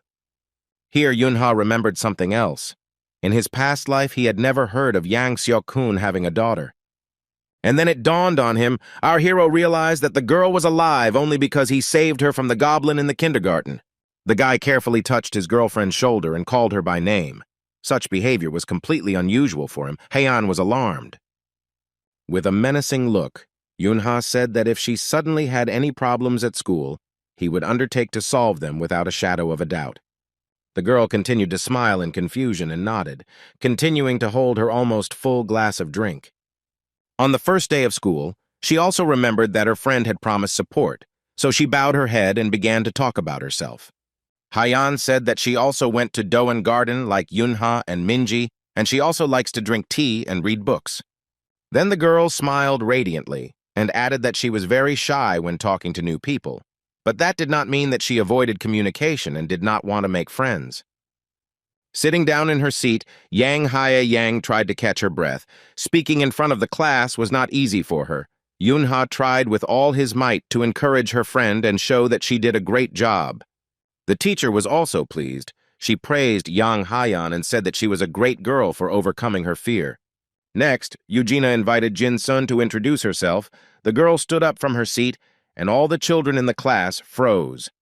Yunha felt the tension of the others, and also looked at the new classmate to see what was going on. The first thing that caught his eye was the cute, fluffy ears, the color of which matched the girl's hair. Looking below, our hero noticed a long and shaggy tail of the same color, for which a special hole was made in the shorts to make it more comfortable for Jin Sonia. The girl stood up from her chair, embarrassed, just like Yan Hayan, but she had good reasons for it. The children began to whisper and ask each other if the ears were real, if she was a monster. No, Jin Sona was not a monster. She was a half-breed. That's what they called people who were unlucky with the distribution of mana at conception. Many hated half-breeds for their resemblance to monsters, especially people who lost loved ones due to monster attacks. The girl stood with her head down, gathering her courage to speak and introduce herself. Finally, she straightened her shoulders, smiled, and said that her name was Jin Sona. She didn't go to kindergarten, but she really wanted to make friends, too. Many people didn't like half-breeds because of their resemblance to monsters, so most of the children in the class were forbidden to even approach the girl. Yunha didn't understand where so many stereotypes came from. The teacher wanted to offer to introduce herself to Yeonhook, but he himself had already jumped up from his seat, saying his name and adding that he loved swinging a sword, and the boss was teaching him to control mana.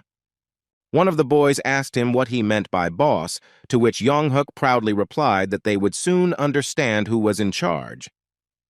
The boy pointed at his friend and said that Yunha was sitting over there. He was the most important boss here, the most important one in the class. Our hero almost fell out of his chair.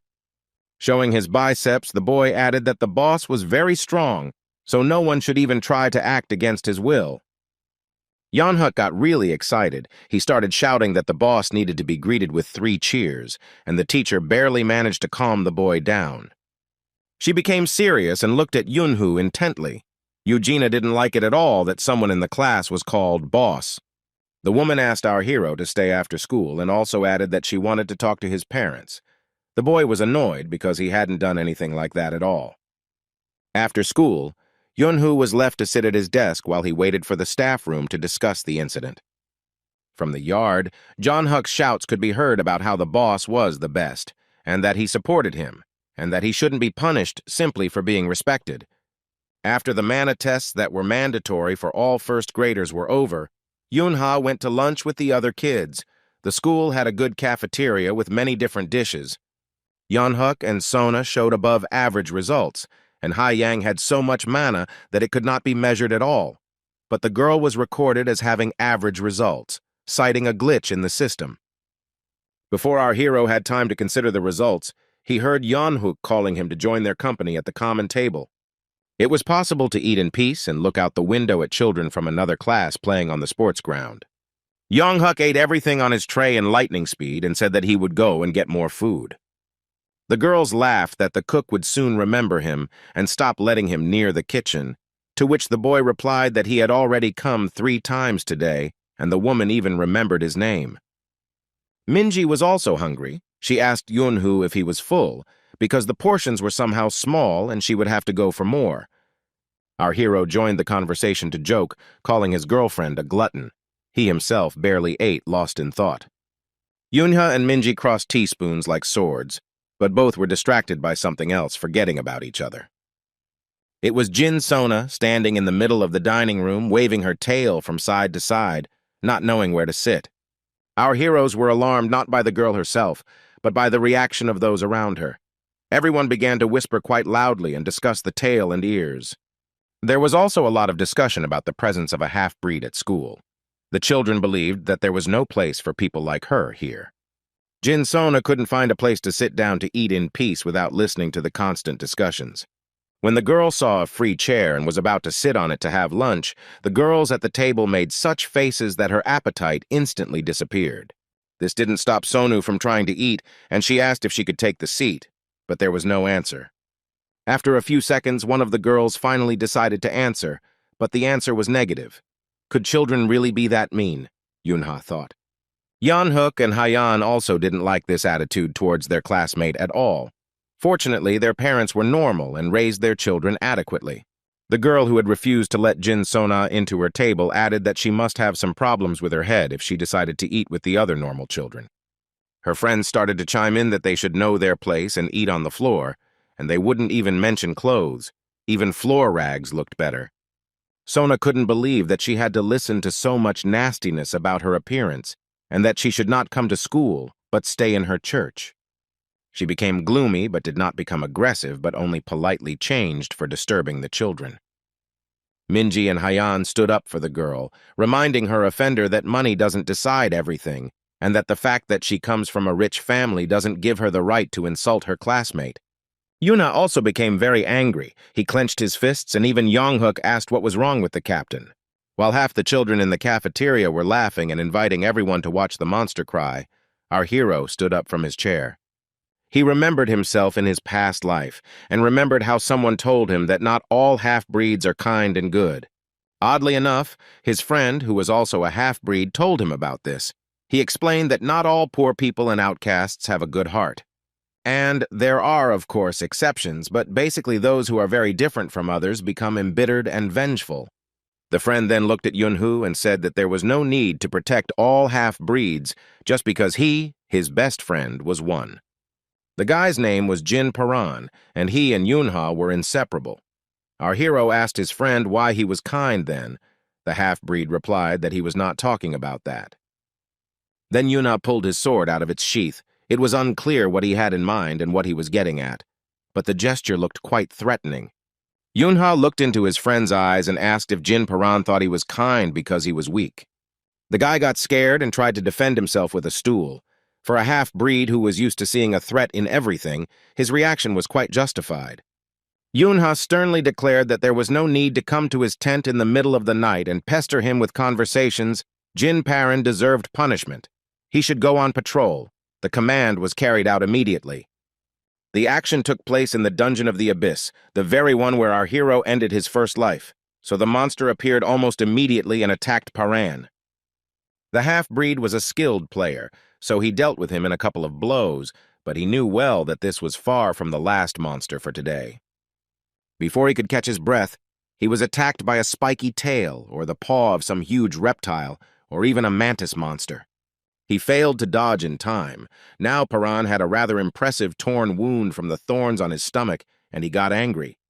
The spiked limb hovered menacingly over Yunhee's friend again. He thought that such a monster would be difficult to deal with due to its chitinous shell. Besides everything else, the monster had extremely sharp teeth, which made the task even more difficult for the half-breed, and the monster's eyes glowed with a yellow fire. Paran grouped himself to minimize the impact of a possible blow. His plan was to attack the softest part of the mantis, the belly. The insect turned out to be faster and with a terrifying whistle inflicted another wound on the player. That ill-fated evening was not very successful for him. Just at that moment, Yunha rushed to help his friend. He was armed with a sword, so he immediately struck the monster, cutting off its spiked limbs. Our hero loved Paran very much, so he fought to protect him, not knowing either fatigue or fear. It was necessary to act very quickly, before the half-breed's blood loss became fatal. With the next blow of the sword, the guy cut off another paw of the monster. The praying mantis screamed shrilly. He was deprived of his main weapon. His roar made the blood run cold, but Yunha did not stop. He wielded the sword very skillfully and effectively. The monster also did not remain in debt and tried to get to the enemy, but the player avoided the blows by using the speed skill. It was necessary to end this quickly, and Yunha grabbed the sword with both hands to deliver the last, most powerful blow. Everything around turned red, as if the abyss itself was asking for as much blood to be spilled as possible, and it didn't matter whether it belonged to a person or a monster. The blow was as expected. The mantis's head rolled on the ground, and our hero rushed towards his friend with all his might. Yunha pressed Paran's wound and asked him to hold on until Yuan arrived. She was a strong mage and an excellent healer. The half-breed realized that he was dying. He told his friend not to waste time on him and not to stop. They went so far into the abyss in order to destroy as many monsters as possible. Then Yunhee's partner ran up to them. The hero asked her for help, and the girl was ready to immediately provide it. But looking at Perrin, she realized that she knew such wounds too well. They were fatal, and it was too late to do anything. She could only ease the pain. The half-breed turned to his friends again and told them to leave him and move on. Every second was precious. The boy and the girl did not move. They could not come to terms with such a loss, and wanted to be next to Paran until his last breath. There were so many monsters in this darkest dungeon that the next battle would begin as soon as the players walked 100 or 2 meters. Yunha almost cried. He said that he wanted to hear Paran's last farewell words. It was his sacred duty. The half-breed repeated what he had already said that evening. Don't think that all creatures of his kind are good. There are many evil ones among them. As evil as he is, that's why he wants to warn Yunhu and Yuan not to trust half-breeds, the girl began to pray. Perrin called himself a very bad man and died. The hand that the hero held fell lifelessly to the ground. Yuna looked at the dead body of his best friend and partner, trying to cope with the loss and understand what he had been warned about. In his next life, our hero stood in the middle of the dining room and fought back tears as he remembered that tragic day. He thought for a while, standing at the table. His friends did not understand why the boy stood up and what he was going to do. Yunha asked Minji to free up some space. The girl happily said that she knew it would be like this. She moved over and began to wait for our hero to return. Yonghuk was eager to go with the captain, but he was told to sit and eat. Yunha walked up to Jin Sonia and grabbed the edge of her tray. He still couldn't figure out what she was doing and why she was pressing him almost to herself. At first, the girl thought that her food was being taken away. She looked around in fear, as if seeking protection. The half-breed was used to being bullied and bullied, but still, being left without dinner was too much. The other girls at the table froze and waited to see what would happen next. Jin Son pulled Yunhu by the sleeve of her blouse and asked why he took her tray. If he wasn't full, then he could go and ask for more in the kitchen. The guy smiled and explained to the girl that there was a free seat at their table and the whole company was inviting them to join them. The hero showed which table he was talking about, and Yonhuk had already jumped up from his seat and was waving his arms in greeting. The little girl looked at Yunhu with fear and apologized, but then added that they were risking their reputation by helping her. The boy made an indifferent face and said that the opinions of not very smart children did not interest him at all. Everything was fine. The girls at the table where there was no seat for Jin Son started asking each other which kindergarten Yunha and his friends were from. They decided that it would be useful to get information about them. The long-haired blonde, who apparently thought she was better than everyone else, told her friends that this was not at all necessary. The schoolgirl said pompously that it was obvious that this company was nothing special. Our heroes greeted Jin Sona warmly, but Minji immediately informed her that she would have to be patient for a little while, getting used to Yuni's stubbornness, and the guy became angry. John Hook greeted the half-breed without taking the spoon out of his mouth and said that lunch today was incredibly delicious. He handed the girl some barley tea and suggested that she verify this by trying the divine drink. Tea in a thermos was brought from home by Yan Haiyan, as we already know. It was special. The girl smiled and offered her friendship to the new girl. The friends watched as Jin Sona sat down and began to drink the offered tea and were glad that she liked it. The girl looked sadly at her reflection in the glass of drink. She still couldn't believe that someone had risked making friends with her. Finally, she exhaled and drank the entire remaining drink in one gulp, which surprised Yang Haiyan quite a bit. Then the half-breed pounced on the food just as greedily, her spoon flashing so quickly that it was hard to see it. Yuna told her in surprise that there was no need to rush at all. No one would stop the girl from having a normal lunch, and she burst into tears. After lunch, the whole company went to play on the playground, and Yuna, who studied at the same school, joined them. It was a mana control training. Yunha took the lead, and the others had to hide and suppress their mana so they wouldn't be found, or use it to boost their power and run away. Jin Sona said that she didn't know how to control mana. The hero replied that it didn't matter. The half-breed knew how to be unnoticeable, and was in good enough shape that he couldn't catch up with her. Minji suggested defeating Yunha by force. The girl smiled, saying that she doubted it. Yunha noted that she did not possess telepathy, a unique gift of all representatives of the species. The guy added another rule. You can't hide inside buildings and you should stay on the territory without leaving it. Yunha said that he would count to 100 and then go looking. Everyone scattered in all directions to hide as best they could. The boy conscientiously measured out every second with a count and did not peek, otherwise the training would have been unfair. Having finished counting, our hero stretched to loosen up his muscles and shouted loudly that he was going to look for his friends. He found Yanhuk, Minji, and Yuna in literally a minute, but he had to tinker a bit with Haiyan and Jin Sona. Our hero thought that Yan Haiyan was great with mana, so he should leave it for last, but Sona would be a little easier to find. He listened and realized that the half-breed was hiding in the bushes nearby, but when Yunha reached them, the girls had disappeared without a trace. On the other side, there were also thickets, and the boy realized that Sona was now hiding there.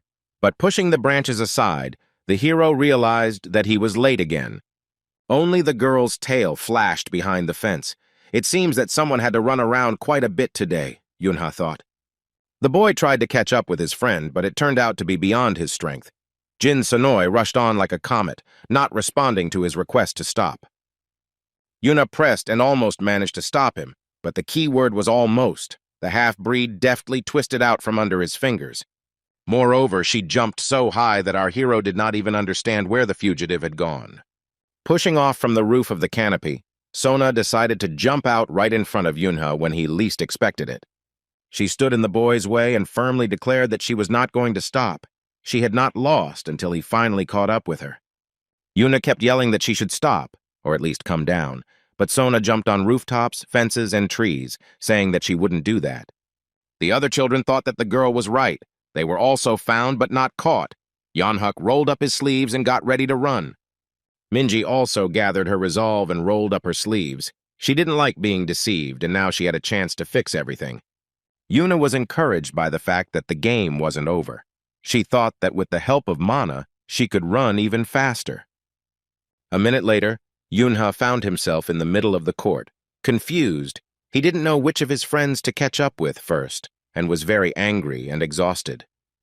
The children were running around and screaming deafeningly. Our hero was ready to breathe fire from frustration and tear his hair out from the noise.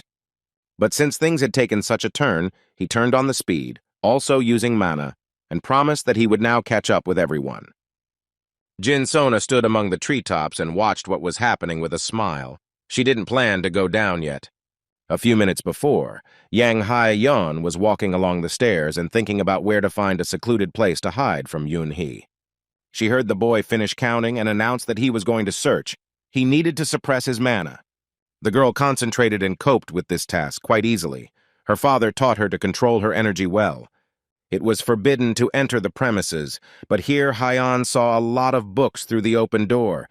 If the doors were not closed in them, it was probably possible to enter.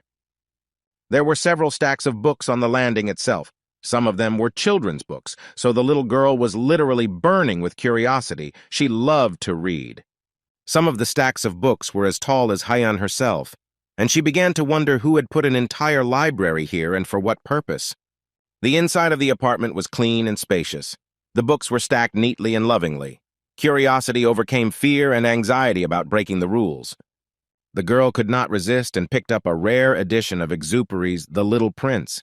It was one of her favorite books. Haeun thought that this was some kind of paradise, but she still had to leave the room to avoid getting into trouble. But then the girl saw a book about Alice and decided to stay for a minute longer. The image of a white rabbit literally captivated Haeun, and it even seemed to her that the animal on the cover moved. Haeun asked herself what it was. She didn't expect to hear an answer, but then someone said in a rather soft tone that it was Alice in Wonderland, and an elderly man in glasses appeared behind the girl. Haeun hiccuped in horror, but the little girl didn't scream but looked questioningly at this unfamiliar grandfather. Meanwhile, Yoonha caught up with each of their company, and together they began to look for Yang Haeun. She was not on the street, so the company went up the stairs. They heard a voice behind the doors. Our hero went inside, hearing Haeun asking where Alice ran next. He was incredibly angry. The girl was sitting on the lap of an elderly man with glasses. He was reading Carol's book out loud to her. Streams of mana were swirling around. The picture looked surreal.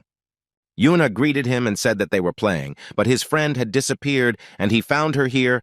Haeun jumped off her grandfather's lap, who sighed that she should have warned him about her friends. Yang Haeun muttered that she had forgotten about it. Yoonha was seething with anger, and his friends each reacted to what was happening in their own way. The boy tried his best to control himself so as not to scream, but he asked again how it was possible to forget, in such a tone that Haeun hiccuped again and began to apologize. Our hero tapped her on the head as if hinting that she should use its contents for its intended purpose, but quickly stopped. Yoonha realized that if he continued to scold her, tears would flow. He had to stop his friend from crying and change the subject. The boy apologized for interrupting his reading, to which his grandfather replied that he was bored until Haeun came, and that they had a great time together, and that he was glad to meet someone who loved books. The elderly man added that he wanted to make friends with the children and invited them to visit him more often. Haeun was incredibly happy with this offer. She widened her eyes with joy and said that she would come back here tomorrow. She really wanted to finish the book. Yoonha took the girl by the hand and reminded that it was already late. It was time for them to go home. The children said goodbye, turned around and headed for the door, but then their grandfather asked them to wait a little before leaving. He held a phone in his hand and asked if they needed a ride. All they had to do was call his driver. The luxurious car arrived at the house almost instantly. None of the children had ever seen such a luxurious car before. The old man offered everyone a ride, and of course Yeonhuk rushed forward first. Yang Hyang followed him. Since the two of them and Jin Sun lived far away, the children happily settled into the back seat and did not hide their delight. The grandfather commanded the driver to move off, and the car began to move smoothly, as if it were floating on water. Yoonha, and Minji, who were just a short distance away from home, watched their friends go. They had no need to go anywhere. Our hero stood with his fists clenched. He had never seen such an expensive car. Even in his past life, the boy had never driven one like this. Yoonha caught himself thinking that he was a little jealous of his friends. He even felt a little sad and offended for himself. The next day it rained, and the children came to school in a rather depressed mood, as this meant that outdoor play was temporarily unavailable. Yoonha sat in class and looked sadly out the window. He had prepared an excellent mana control training for his friends, but that would have to wait for now. Here he overheard that Eugenia was going to enroll him as a candidate. The boy tried to understand what had happened while he was lost in thought. It turned out that the teacher had decided to hold an election for class president, and now Yunhee's name appeared on the list of candidates on the board. Our hero raised his hand and asked in confusion why Eugenia had written him down among those who were being elected to the position. The teacher turned around and answered, "Why such a question? She was told that he wanted to be class president." Minji pointed her finger at Yeonhuk. The boy looked at him menacingly, but his friend did not feel guilty, but was quite pleased with his actions. He smiled and clenched his fists, anticipating his captain's imminent victory in the elections. For some reason, Yunha himself did not show such enthusiasm. Yonghuk raised his hand and said that this would be the best class president out of all the class presidents in the world.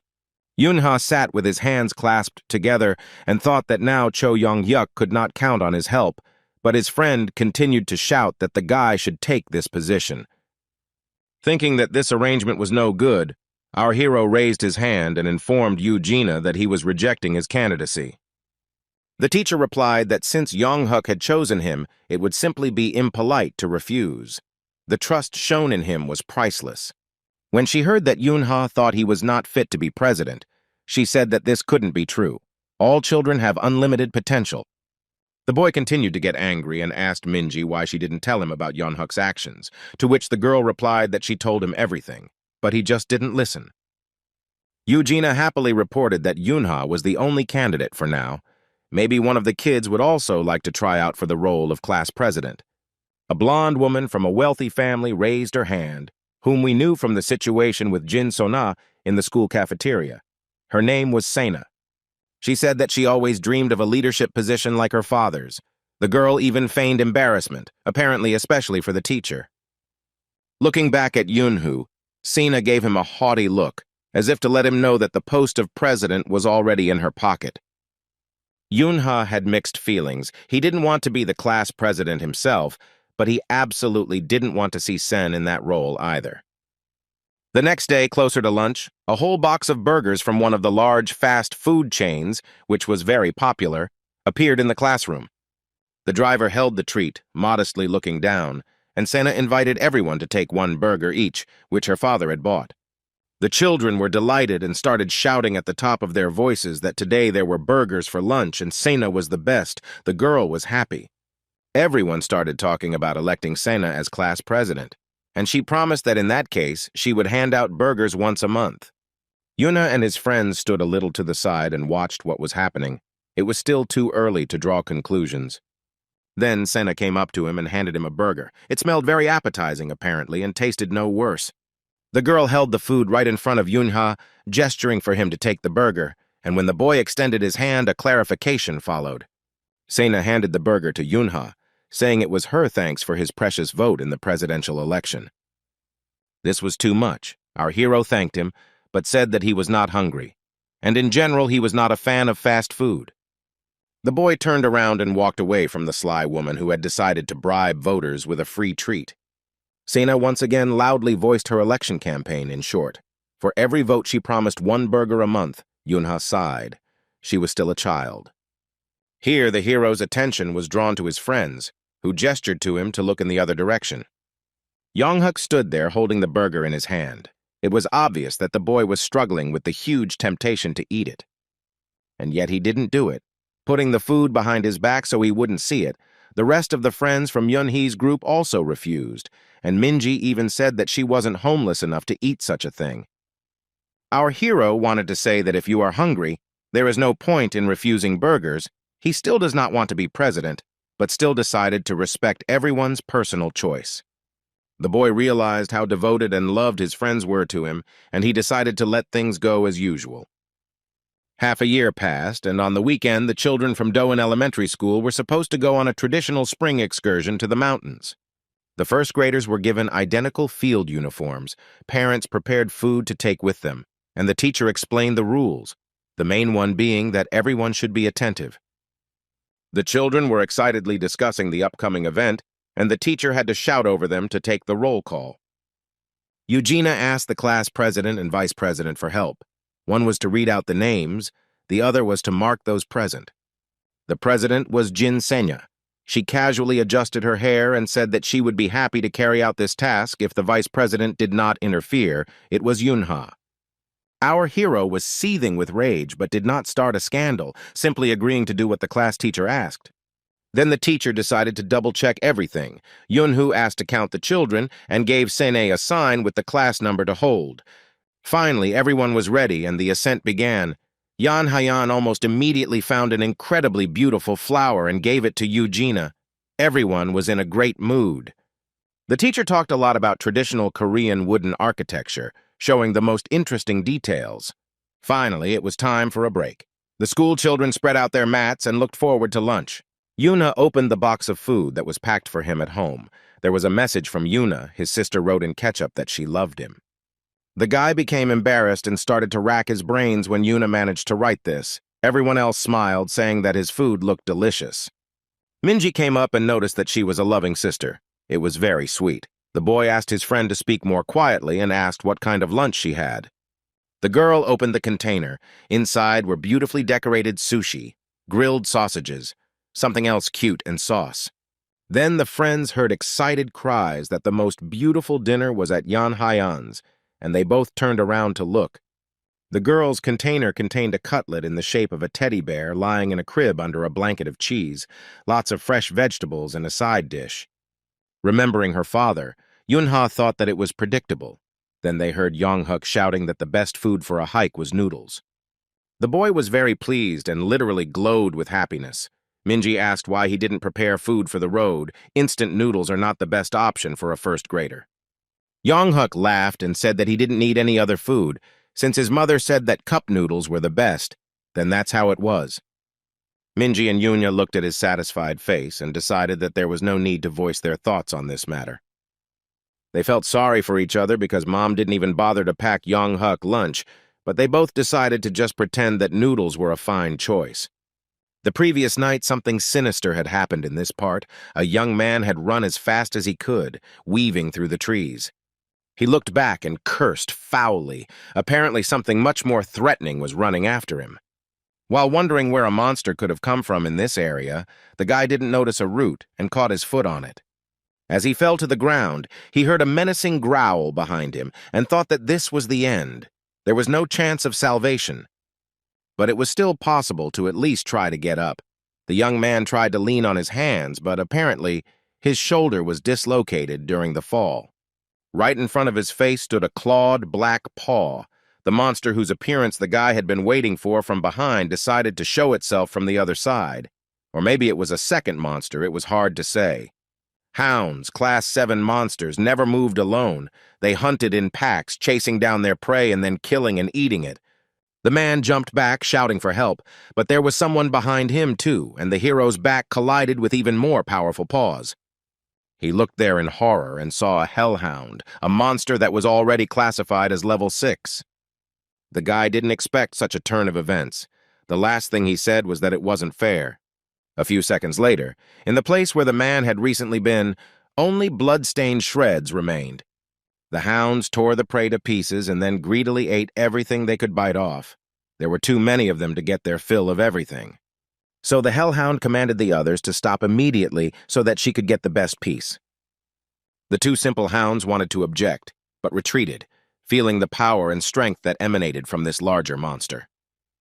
Finally, the hellhound was full and allowed the others to finish their meal, and they pounced on the food with even greater zeal. When the job was done, the main monster began to howl, which was a signal that the pack should now continue its advance south. A little further south, first graders were happily discussing what they had seen and sharing treats with each other. Then the teacher suggested that everyone complete a secret task, playing a game of searching for an impromptu treasure. Everyone picked out a small piece of paper folded in half, and when Yunhee's group unfolded their notes, everyone got only one single word: nothing. Yonghuk wasn't used to losing. He said very sadly that he had nothing. Sona replied that she had the same thing. Yunha suggested not to bother. Listening to the other boys find hidden pieces of the map, Yonghuk declared that he and the captain simply had to find the treasure, to which our hero asked if he was a pirate by any chance. Minji said that this was no good. She decided to go and pull out a couple more pieces of paper. They were going to get lucky after all. The girl's eyes were burning with fire. All the friends in the company supported the idea. Only Yunha said that he didn't like it all, turned around and went for a walk. But it was not to be. Minji caught up with him, put her hand on his shoulder, and menacingly asked where he was going anyway. We had to go back and play. After the picnic, the children continued their hike to Mount Bukan. Yunha was the last one to trudge along, constantly whining that he was tired. The rest of the children were cheerful and happy. Our hero was plunged into unpleasant memories, Just behind this mountain, he once fought with a whole army of goblins, accompanied by hellhounds in a past life, of course. The group of friends was walking at some distance from the rest of the class, so when a rustling sound was heard in the bushes, everyone froze. It was unlikely that it was one of their classmates. Sona asked in fear what it was. Yanhayan didn't hear anything, so she started asking the others what happened. Yunha, with a frightened face, gestured to the others to be as quiet as possible and not move. The hounds, who had not had a very hearty dinner in the evening, finally reached the southern slope of the mountain, and it was them. Minji saw the monsters first and pointed her finger in their direction, not understanding what kind of monster was in front of them. It was the first scout hound, its eyes glowing red and its mouth drooling in anticipation of prey. Yuna looked closely at the monster and tried to figure out how far away the rest of the pack was. The hero knew that hounds don't hunt alone. Considering that the scout smelled strongly of blood, the guy realized that the monsters had already killed someone recently, so the rest of the group might not be in too much of a hurry. The hound was getting closer and closer. For Yunhee, it was a very unpleasant encounter. He had just recently remembered the other side of this mountain and the bloody battle there. The monster didn't think for long, and the next moment made a huge leap towards the children, showing all its teeth at once.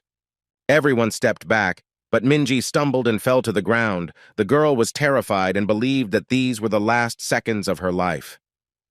As the monster flew right above the little girl, ready to tear its prey apart, something happened that absolutely none of the children expected. Yuna jumped up and kicked the hound in the side with all his might, disrupting its flight path and distracting it. The monster fell to the ground, its tongue hanging out. The blow was surprisingly strong. Minji was saved, at least for now. Yunha, his eyes glowing with radiance, raised a fork, shrouded in mana, over the hound to completely neutralize the monster.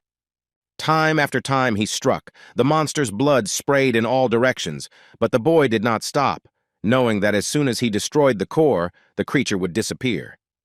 The children looked at him and could not believe that this was the same kind and sympathetic classmate whom they knew well. Minji, whom he had saved, looked especially stunned. Finally, the hound's body burst into flames and Yuna breathed a sigh of relief.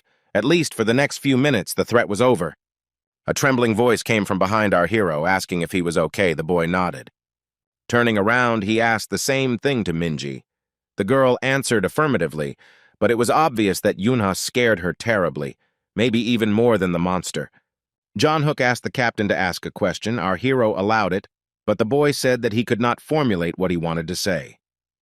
He thought and said that in front of him now was not at all the captain they all knew, with whom they were friends. Yunha wiped his face with an equally dirty hand in frustration, realizing that Yonghuk had seen him in the form of a berserker. He became like this every time he fought monsters, and it was in this state that Yunha earned the nickname of the Immortal. The boy looked at his hands and thought that he shouldn't have shown this side of himself to the children. He said that he was just too excited about what happened. Yuna decided that he would not make such a mistake again and would protect his friends from bloody and violent scenes. Just at that moment, John Hook asked the captain what they should do now, to which he received the answer that of course they should run, and the faster the better. Yuna remembered that hounds always moved in packs, and they were almost certainly coming down the mountain now, so he had little chance of saving the entire class. He decided that he had to at least save his friends, so he asked them to listen to him carefully and do as he told them. What followed were detailed instructions, but we'll talk about what Yunha said to his friends a little later. A little earlier, the rest of the children in the class were busy searching for treasure among the rocks on the hill.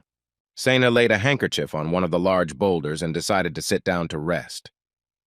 Taking out her phone, the girl told her friends that she would wait here while they searched for treasure, and so they should bring her what they found. One of the guys muttered that this was too much. They wanted to at least rest a little. They couldn't walk much after the picnic. Sena narrowed her eyes and looked at the children with such a look that it became clear that it was impossible to disobey her. Several girls said in fear that they would be happy to go searching, and the boy with glasses also joined them. For quite a long time, Sena sat alone, playing a game on her mobile phone and not being distracted by anything. Then, from somewhere to the side, screams and the sound of breaking branches were heard. The girl became wary, but not too much. Then her frightened and sweaty friends, who had previously gone to look for the treasures hidden by the teacher, ran out to her. Sina's face darkened. She was mortally frightened and in a trembling voice asked what had happened. The children might not answer. She herself noticed that a monster was chasing them, or rather several monsters. The girl even knew that they were called hounds. The girlfriend rushed past and tried to climb the rocks and hide among them. Sena continued to sit, in order to get up and turn around. She needed time, but she didn't have it. The hound took a running start and jumped up to reach its victim in one fell swoop and finally eat its fill. Sena sat and was afraid to move. She didn't want to die at all, but it was impossible to do anything in the current situation. Although why it's impossible, the girl began to scream deafeningly and kick her legs in order to turn around and crawl back at least a little. She wasn't very agile, so she couldn't swing her legs over to the other side of the stone. The hound's mouth was already very close. The girl screamed loudly and called for help from at least someone, and help came. At the very last moment, a shot rang out and the monster began to fall down. Sena covered her face with her hands and cried bitterly. The hound lay on the ground, unable to get up and finish what he had started. It was unclear who had shot. The bullet casing bounced off and rolled down. Yunha stood near the stones, armed with a pistol. The classmate took her hands away from her face. When our hero realized who he had just saved, he grimaced, but still advised the girl to go down the mountain. He added that he had cleared the way, and that if Sena wanted to survive, she had to move very quickly and not deviate from the road. The classmate was in a state of shock and asked several times what the boy had just said. Yuna patiently repeated. The new hounds were rapidly approaching. They could already be heard very well. Any minute they would appear from the bushes. Seeing that our hero turned around to go meet the monsters, the girl grabbed him by the sleeve and said that he should protect her. Tears rolled from her eyes, but Sena continued to order our hero to stop and not go anywhere from her. Yunha looked at her with such a look that Sena fell silent. The guy said clearly that he did not advise her to get in his way. Let's go back in time a little more and remember the moment when Yunha asked his friends to listen to him carefully and strictly follow the instructions he received. He asked his friends to go down to the foot of the mountain as quickly as possible, and if they met anyone on the way, to immediately call the players. Yonghuk realized with horror that the captain would not go with them. Yuna said that he was going to look for the others. Then the boy shouted that he would go with him. He was learning to control mana. The answer was negative. Our hero looked closely at his friend and advised him to stop messing around and concentrate on survival. That was the most important thing right now. Yonghuk apologized, and Sona put her hand on his shoulder to show that he could count on her support at any time. Yuna told his friends that they were all one team now and were obliged to help each other, even if someone didn't like something. He added that the hounds were very sensitive, so in order to avoid detection, the children would need to completely limit their mana, as he had previously taught them. After this, our hero went into the thicket to put his preliminary plan into action, and if possible, protect his friends from the pursuit of monsters. The first thing Yunha did was throw out all the food from Yang Hyang's container. It was a kind of diversionary tactic. The dishes prepared by the friend's father contained a lot of mana, and the hounds could easily be distracted by it and follow a false trail. The boy had only just thought about it, and the monsters had already sensed that somewhere nearby there was energy that they could profit from. Yunhee's next step was to find out where exactly the monsters were and how many there were, which required using a special skill. Yunha, as a locator, began to study the territory with the help of tiny beams of energy. He had studied this skill for a long time in his past life, but in his child's body he had not yet tried to use it. He saw both the hellhound and its entire pack of common hounds. The children were a little to the side, and their route did not intersect with the monsters. This was encouraging. With huge leaps, Yunha headed towards the hounds in order to start the fight as far away from his friends as possible and not expose them to unnecessary danger. The mountain was dark and gloomy. Our hero felt that there were many more monsters than he saw. It was just that the rest had not yet managed to get closer. The boy thought that he definitely wouldn't have enough mana for everyone. Of course, there was still some tea left in the thermos from Hyan's father, but it had to be saved. A noise was heard from behind the trees. A gust of wind brought the sounds of the hounds moving. They were racing at full speed, but not towards Yunhei. The pack attacked a man, apparently a player, who tried to stop them alone and failed. He was still alive and begged for help, but he knew that there was simply no one to save him in the forest. There was no hope for this.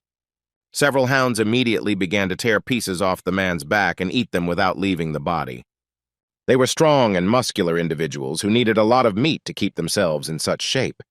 Yunha attacked the largest hound unexpectedly, but his blow was so strong that it knocked the monster off its feet and destroyed it immediately. While the other monsters were pondering whether to attack our hero, he decided to check what the player was armed with.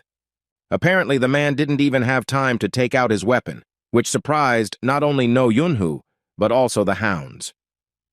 At first, the boy discovered a long, two-handed sword, but it was in the body of a child, so such a weapon was useless for the hero.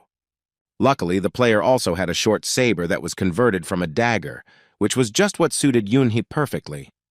The weapon was fully charged with mana, enough to kill the hounds. Our hero was inspired. He realized that he could now save his own mana reserves by using all the advantages of the improvised sword he had obtained by chance. Yuna beckoned the hounds to him. In the current circumstances, it was much easier to repel the attacks of the monsters than to attack them himself. The boy did not have to wait long. The monsters did not perceive him as a threat. There were many of them, and the child was alone. The hounds considered Yunhu easy prey. The first of them has already made a jump to tear the impudent man to pieces. Anyone else in our hero's place would have given up. But this was Yunha, so all he was interested in was where to stick the sword, into the heart of the hound that had attacked him, or into the soft belly, not protected by ribs, but only by abdominal muscles. The hero understood that the trajectory of the blow had to be calculated very well, otherwise there was a risk that the blade would simply break and the monster's carcass would crush his childish body. When the right moment came, the boy carried out his plan and struck his blow right on target.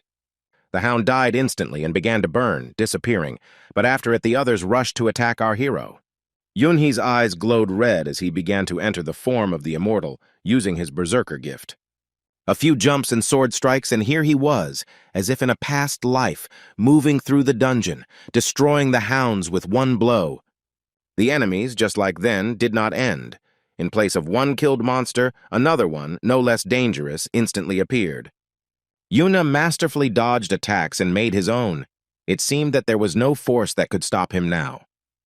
The boy pierced the hounds in a jump. Everything around was covered in the blood of monsters, but the hero himself remained completely unharmed. Many monsters were destroyed, but it turned out that this was only a warm-up. Another flock appeared from behind the mountain. The guy decided that he needed to stop fighting individually and use a wide-range attack.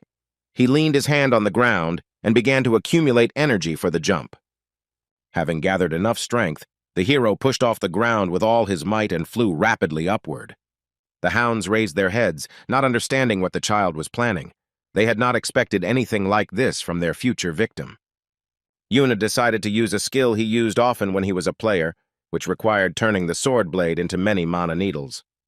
The technique was very effective when fighting against large numbers of opponents, but it took a lot of effort to ensure that the damage was strong enough. And Yuna tried.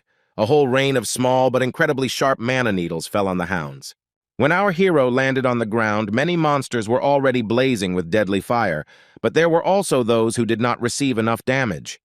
It was necessary to use another technique of mass destruction.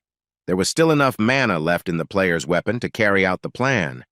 Yuna made incredible leaps, leaving behind a powerful trail of energy. He did not attack the hounds. They also did not move, not having time to track the boy's movements. It seemed like the battle had been paused, but that wasn't the case. The monsters were already taking damage, but so far only the faint yellow sparks around them were evidence of it.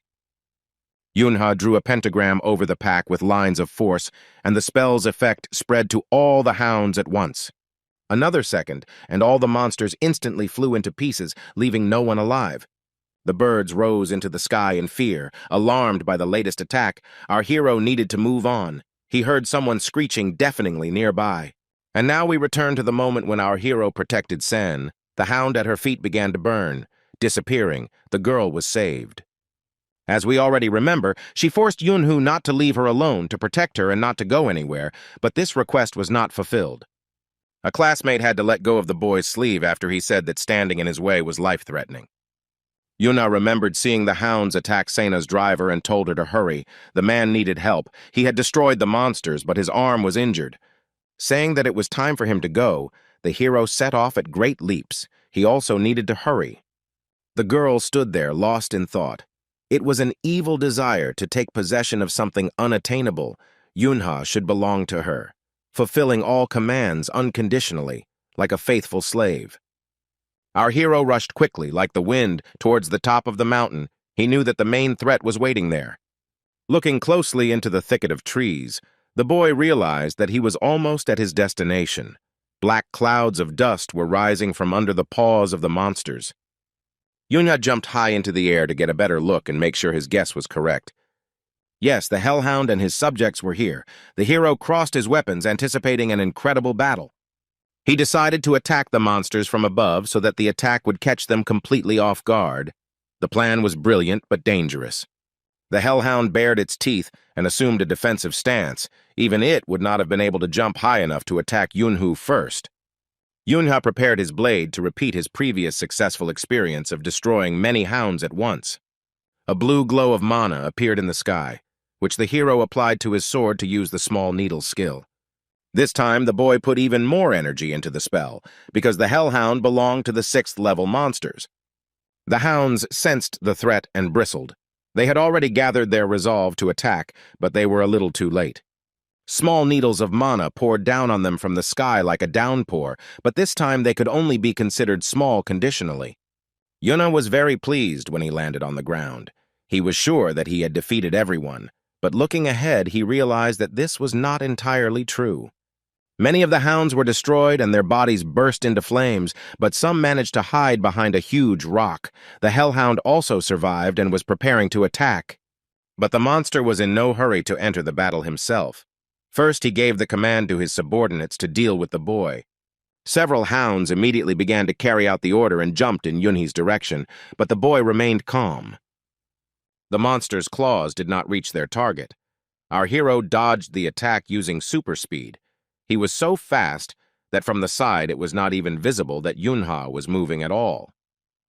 He didn't forget about the counterattack. The hero killed one of the creatures with his blade shrouded in mana. Several more were hit with forceful blows, reinforced by the handle of the pistol, which was quite capable of acting as a heavy blunt object. The last of the monsters that attacked our hero was hit by a bullet, and the battle lasted just under a minute. But this was far from the end. Immediately, several more monsters appeared around, who without hesitation rushed to attack. Yunha became immortal again. He was already starting to get tired of the fact that the opponents just never ended. With a few blows of his sword, he destroyed the hounds that dared to close the distance. The corpses immediately began to burn. The guy stopped to catch his breath and assess the situation. Little had changed since the last time he did this. The Hellhound continued to stand on the rock with a ferocious look, and around it, many subordinates were ready to pounce on the boy. Yunha wiped the sweat from his face and thought that it was time to end this quickly and decisively. The hounds had already gotten on his nerves. At this time, our hero's friends were trying to move as quickly as possible through the forest to the foot of the mountain. Each of them kept in mind Yunhee's instructions, primarily about being quick and taking care of each other. But the main task was to constantly suppress their mana. Then the children easily agreed to this, but now they did not always remember that they needed to limit their strength constantly. Younghook and Minji ran first, followed by Sona and Haya Yang, who were a little less determined. The children ran to the fork and stopped. They had to decide which way to turn. It was not easy. Younghook asked which way to go. The girl couldn't catch her breath, so she didn't rush to answer. She was very tired, but she knew she had to concentrate and give the absolutely correct answer. Before leaving, Yunha asked Hyang and Sunwoo to use their senses to avoid getting lost, and Yang did a great job. The girl unlocked her mana and used her special vision. She made every effort not to bring danger to her friends. Hyan thought, and, stuttering a little, said that there was something very bad and evil around the left turn, and that it was absolutely forbidden to go in that direction. Jin Sona, who was advised by Yunha to listen carefully to detect monsters in advance, also confirmed that there was clearly something threatening there. Minji noticed that they were all tired, but they needed to pull themselves together and continue on their way, and the children moved forward. John-hook walked and kept asking himself why not a single player had appeared yet, since usually after the monsters appeared, they were sent away almost instantly. The boy armed himself with a stick and tried to walk at the head of the detachment, looking around carefully. Then someone grabbed his hand tightly, so tightly that his bones cracked. It seemed that something bad was starting. It was Minji who, in a firm voice, ordered Yunha not to look back and to run forward at maximum speed. When Yunha was giving advice to his friends, he patted Minji on the head and asked for only one thing: that she keep everything under control and not allow panic in the squad.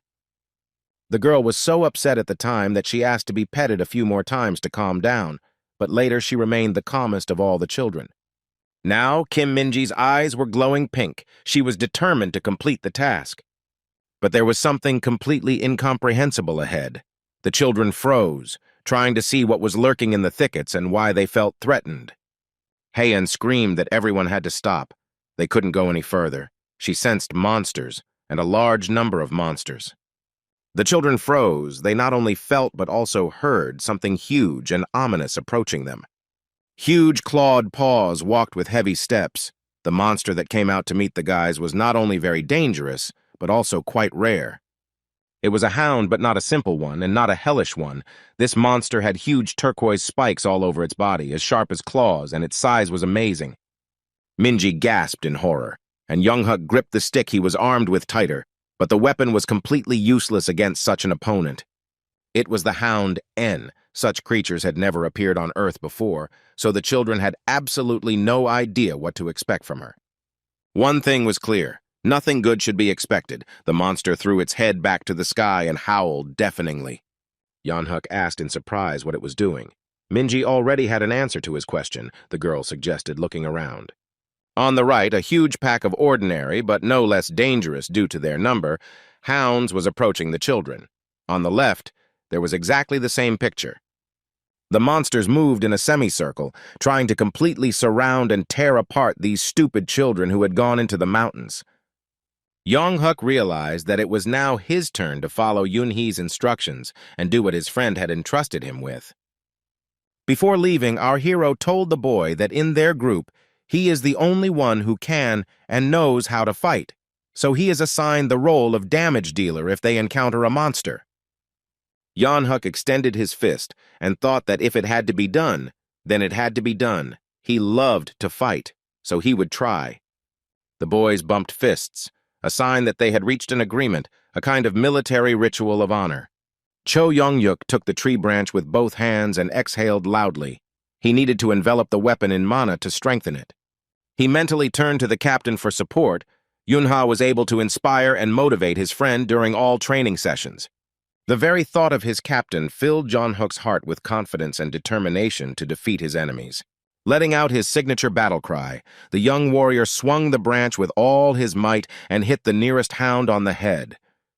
The weapon described a wide arc, leaving behind a trail of mana. It seemed that Yunhei had managed to teach his friend a lot. One of the monsters was left without an eye. The rest slowed down, trying to assess what kind of threat this child posed. Yunha was happy. He managed to overcome his fear and deliver an effective blow. Now the boy was ready to engage in battle with the others. The hounds looked very ferocious, especially after one of them suffered unintentionally at the hands of a first grader. The two monsters moved towards the boy. He thrust the stick forward and began casting the strengthening spell again, using mana. To prevent the monsters from getting close to him, Cho Young-hyuk swung his hand with the branch, describing a fairly large circle around himself. One of the hounds jumped on him, calculating the moment when the branch would be on the other side. Its claws dug into the hero's shoulder, scratching him. The boy cried out in pain but did not stop. The damage was not too serious and only scared him a little. Several more hounds approached closely to attack John-hook. The only thing he managed to do perfectly was to switch the attention of the monsters from the girls to himself. The hounds raced past on both sides of the schoolboy. One of them caught his side with its paw, but also not deeply. John-hook looked down. His shirt was stained with blood. It was quite painful, but not at all as he expected, imagining his intestines on the grass. The boy checked his side and stomach with his hand and made sure that it was just another scratch. His friends huddled together and watched what was happening. It seemed that Jinsona had guessed what was going on after all. She was a half-breed and understood a little about the habits of animals and monsters. The girl guessed that the hounds were just playing with Yeonhuk. The boy rushed forward, shouting that he was not going to give up because the captain had appointed him to the position of damage dealer. A pack of hounds joyfully ran to meet him. As Sona correctly noted, the monsters were still dogs, and when they saw the stick, they thought only about the game. But this time, Yuna didn't prepare a branch for them. The boy decided to use his strength and gathered the rest of his mana into a fist. Soon one of the monsters jumped right at the child, but he was no longer afraid of anything and was ready to repel the attack. The fist of the first grader flew straight into the monster's Adam's apple. It was a very vulnerable spot, and besides, Yeonhuk used mana. The glow at the point of impact lasted for a few more seconds, and the hero decided that for his first battle with monsters he was doing quite well. The fist ached, but the boy quickly restored it by enveloping it in an additional force field. At that moment, one of the hounds ran up to him and butted him in the chest with its head like a calf. It was completely unexpected. Yeonhuk flew a couple of meters quickly and landed on his back. The monster began to slowly approach him. The boy lay on his back and watched as the shadow of the clawed paw on his sweater grew larger and larger. Finally, the monster stepped on the boy's chest. He grunted in pain and fear. Now Cho Yeonhuk was no longer so sure that he would be able to deal with this situation. The hound showed off its huge, sharp teeth in all its glory, and the boy could only spread his arms helplessly. Minji and her friend screamed loudly, drawing attention to themselves so as not to let their friend die. Jinsona was the one who screamed the loudest. The half-breed had tender feelings for her classmate, who was the only one who didn't doubt her for a second. The girl remembered how Yeonhuk jumped up from the table, happy that Yunha had invited the half-breed to their company. How funny they joked and offered each other the most delicious dishes, and then argued about who would get the last piece. I remembered the picnic the children had on the mountain. It was a couple of hours ago, but it seemed like a past life. Their group spent a lot of time together. Now all that will remain in memory of Yeonhuk are funny photos and memories. The monster's mouth was getting closer and closer to the child's face. If nothing was done, the first grader would die in a couple of seconds, but the friends were not timid. As the hound's teeth closed on Yeonhuk's hand, each of the girls did what they thought was right. Minji and Hayan rushed to help with a scream, attacking using mana. For Minji, this was the first experience of using mana in his life. Sona began to pray, or something like that. The girl folded her hands, closed her eyes, and knelt down. She asked for help, asked to save her friend. A fire broke out around her. Rays of flame spread out from Sona in a wide circle. It became wider and wider, quickly growing. Soon the glow began to rise above the children, like a glowing yellow dome. The sight was simply incredible. The hounds froze, and besides the fact that they were now unable to attack the children due to the light emitted by Sona, there was a distinct smell of another kind of mana in the air. Suddenly, strong currents of air lifted the monsters and spun them around, tearing them off the ground like a hurricane. Now, a blue protective dome, like the kind players usually used, was deployed above the first graders, and helpless hounds were flying around it. Minji asked what kind of whirlwinds these were, to which Jinsona replied that they apparently wouldn't harm them. Then Minji remembered why they were here at all and screamed in fear. She remembered about Yeonhuk. The hero was lying on the ground, but he was definitely alive and conscious, which meant the girls had accomplished the task of saving him. The first grader had injuries to his shoulder, arm, and side, but all the wounds were surprisingly superficial, and he didn't even lose much blood. Then a pleasant female voice said that she hoped she hadn't scared the children too much, and the friends looked up and saw a red-haired woman in the air. She was dressed in a short suit and high-heeled shoes, which did not at all correspond to the image of a warrior, but still it was so. One of the thrones slowly descended towards the children. The red-haired woman smiled and asked if the children could close their eyes for a few minutes. Her eyes glowed with a pleasant yellow light, and in her hand was a fan. Friends immediately recognized the throne named Shin Soyun, nicknamed the Divine Wind. She looked down thoughtfully, waved her fan, and announced that now these little dogs would get what they deserved. At this very time, Yunha was also going to teach the little naughty dogs a lesson. He took out his thermos from his backpack. Inside was Maggioli's potion, which he had prudently taken from home, thinking that anything could happen in the mountains. The hero decided that the right moment had come to drink the drink and restore his strength and mana to full capacity. Throwing the empty thermos back, the boy resolutely moved forward towards the hounds. He felt great and smiled in anticipation of the upcoming fight, the blade already glowing with a blue glow of mana. Yunha decided to deal with the main threat, the hellhound, first. He activated the berserker skill and rushed to attack. The blow from the improvised sword was so powerful that the huge monster literally flew back like a rag doll.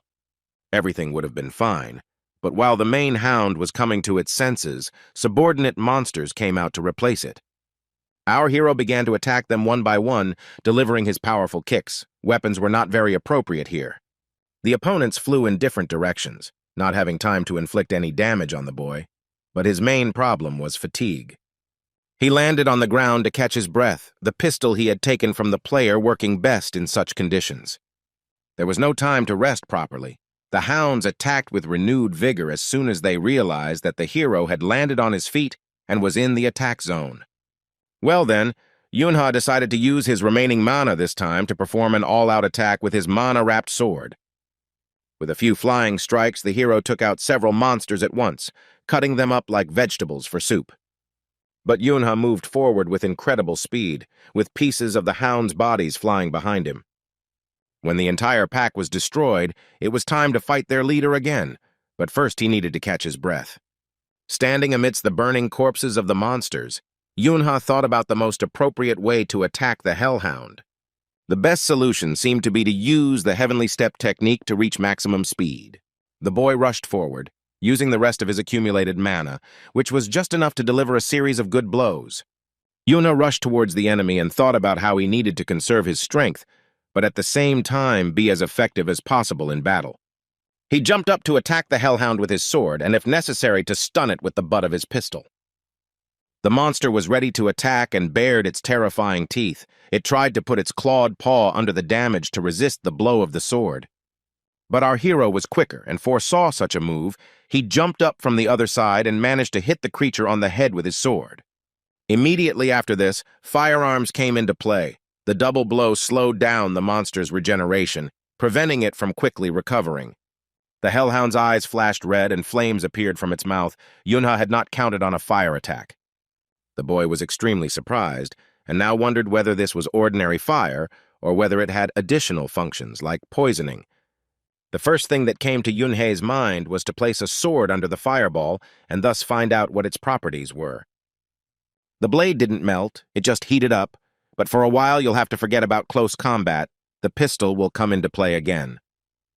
The boy began to jump around the hound, shooting from different sides, but his main task was to protect himself from the fire.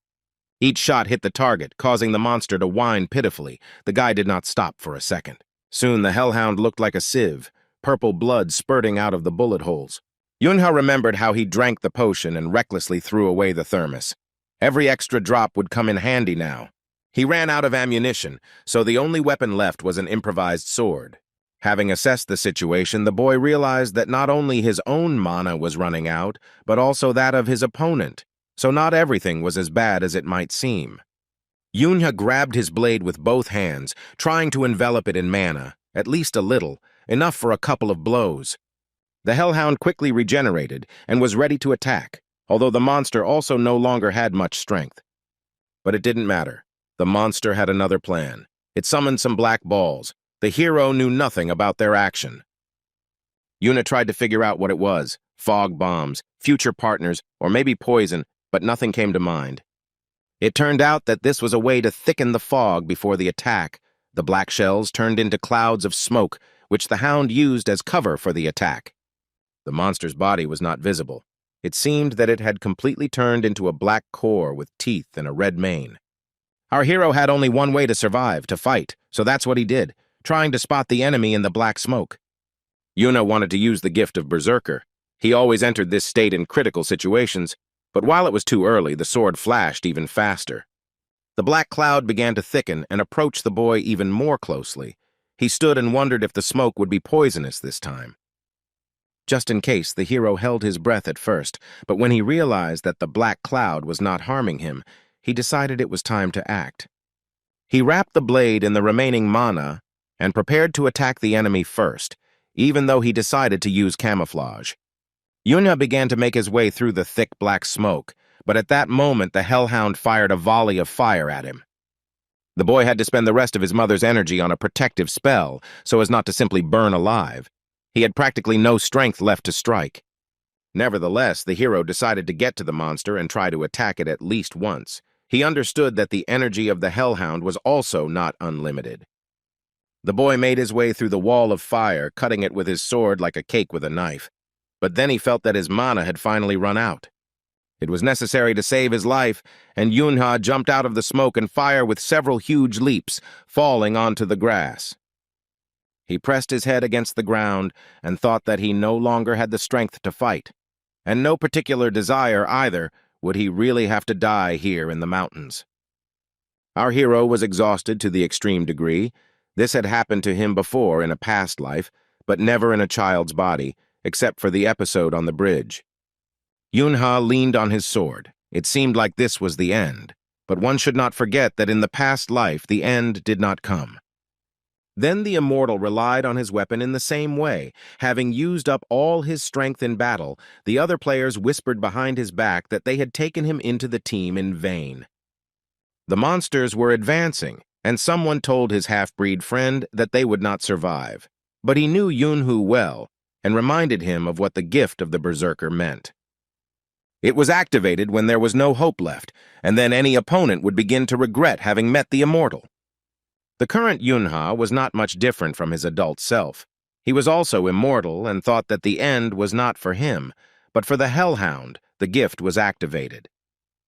A huge blue glow of mana flared up around the boy. Now he had so much power that he could move mountains. Unfortunately, the Hound also completely regenerated, and the opponents had to start all over again. Our hero rushed into the attack first. In a berserker state, he had to act quickly so that it wouldn't go away. The monster and the boy stood opposite each other. Each confident of victory, the Hellfire and the hero's sky-blue mana clashed in a duel. Yunha was so fast that he launched a series of blows, each of which reached its target, but none of them were fatal. The hero stopped to assess the situation. He carefully examined the monster and tried to predict its further actions. The Hound apparently activated its defense and accelerated its regeneration. It was impossible to tell that an attack capable of killing anyone had just been carried out. Yunha realized that this wouldn't work, and that he needed to gradually deprive the monster of the ability to attack. With his next blow, he cut off the Hellhound's front paw. The second one followed. Now there was very little left to victory. The main thing was to stay in the right condition for at least a couple more minutes. Our hero enveloped himself in mana along with his sword and prepared to make the next attack. It was necessary to calculate everything well. The blow was so strong that it pierced the protective cloud of black smoke. The Hound did not expect this at all, and did not even try to dodge. Only when the sword's mana reached her muzzle did the dog realize that she had underestimated her opponent, and she was overcome with incredible anger. The monster created a huge black ball for the last time, which protected him from certain death. Yunha only managed to blink. The ball became larger and denser. Its force field even pushed our hero back. He almost fell. The boy looked at the ball and promised the Hellhound that he would get to it, and very soon. There was no energy on his sword now, and the hero had practically no mana left, but he had something else, the gift of a berserker. Yunha once again took on the form of the invincible, and the blade of his sword glowed blue. All that was left was to finish what had been started. The Hound bared its teeth in rage. It already understood that its defense would not stand against the fury and pressure of the berserker. With his first blow, the boy cut through the dense smoke of the ball and saw his enemy. He was attacking from above, but to kill the monster, he had to go down. But Yunha was in no hurry to go down. He pushed apart the hole cut by the sword with his hands and simply looked at the monster for a few seconds. Finally, the smoke became less dense, and our hero swung his blade from his shoulder several times, quickly and decisively. A blue trail of light remained in the air after the blows, and purple splashes of the monster's blood flew in all directions. The hellhound's head flew off several meters and rolled further. Yunha could barely stay on his feet. When the monster began to burn, the boy fell to the ground, exhausted, looking at the fire and feeling incredible relief. The flame warmed the body, and the sun setting over the horizon pleased the soul. The job was done. Now you can just contemplate the sunset. It was very pleasant to watch the last rays of the sun illuminate the city from the mountain, but the boy did not enjoy the view for long. Within a minute, Yunha lost consciousness from a lack of mana and fell to the ground. The fight was over, and the day was over too. The magical light of the golden hour played with the green leaves and shadows. A hellhound was burning out on the grass, and a little boy was lying nearby. At about the same time, the children looked in fear at one of the 12 thrones, who covered her face with her fan. The woman read the message on her phone, and now her face looked a little irritated. There was more work ahead than she expected. There was information that a pack of hounds attacked a boy nearby. There were no players nearby, so she also had to save the child. Only we already know that Yunha did without help. But first it was necessary to get rid of the annoying little dogs here and now.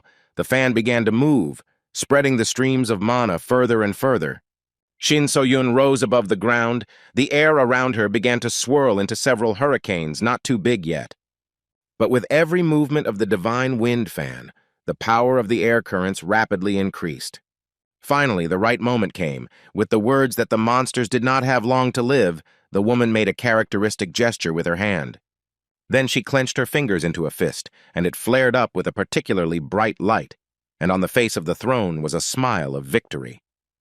The hurricane lifted the hounds into the air, and something happened to the monsters. The air currents turned purple from their blood. Amidst the drops and wind stood Shin So-yun, her face expressing complete satisfaction. The job was done. She folded her fan, and the elements began to calm down. The wind died down, the hurricanes weakened, and began to melt into the air along with what was left of the hounds. Our heroes were under a protective dome, so they did not receive any additional damage. Some of the children were delighted, some were still scared. Then the woman remembered them and gasped. She needed to get into the image of a kind hero savior, and not a bloodthirsty killer. Divine wind waved her fan, creating a platform out of the whirlwind to descend towards the children and be on the same level as them. She apologized for possibly scaring them, but reminded them that she had asked them to close their eyes before doing so. Yunha rushed towards Shin So-yun. He shouted words of gratitude at the top of his lungs and couldn't believe that he had met one of the strongest players in the world. The girls also began to thank the woman for saving them and to ask again if she really was the throne, which was very unexpected, considering what the children had just had to go through. Yonghuk was already demanding to teach him a few techniques. He was happy and inspired. Minji asked him to take his time and first tell about what happened normally. Divine Wind couldn't understand how the boys managed to pretend that nothing had happened. It seemed like they saw monsters die almost every day. To calm Yonghuk down, Minji punched him in the stomach. Then the boy remembered his wounds and screamed that it hurt.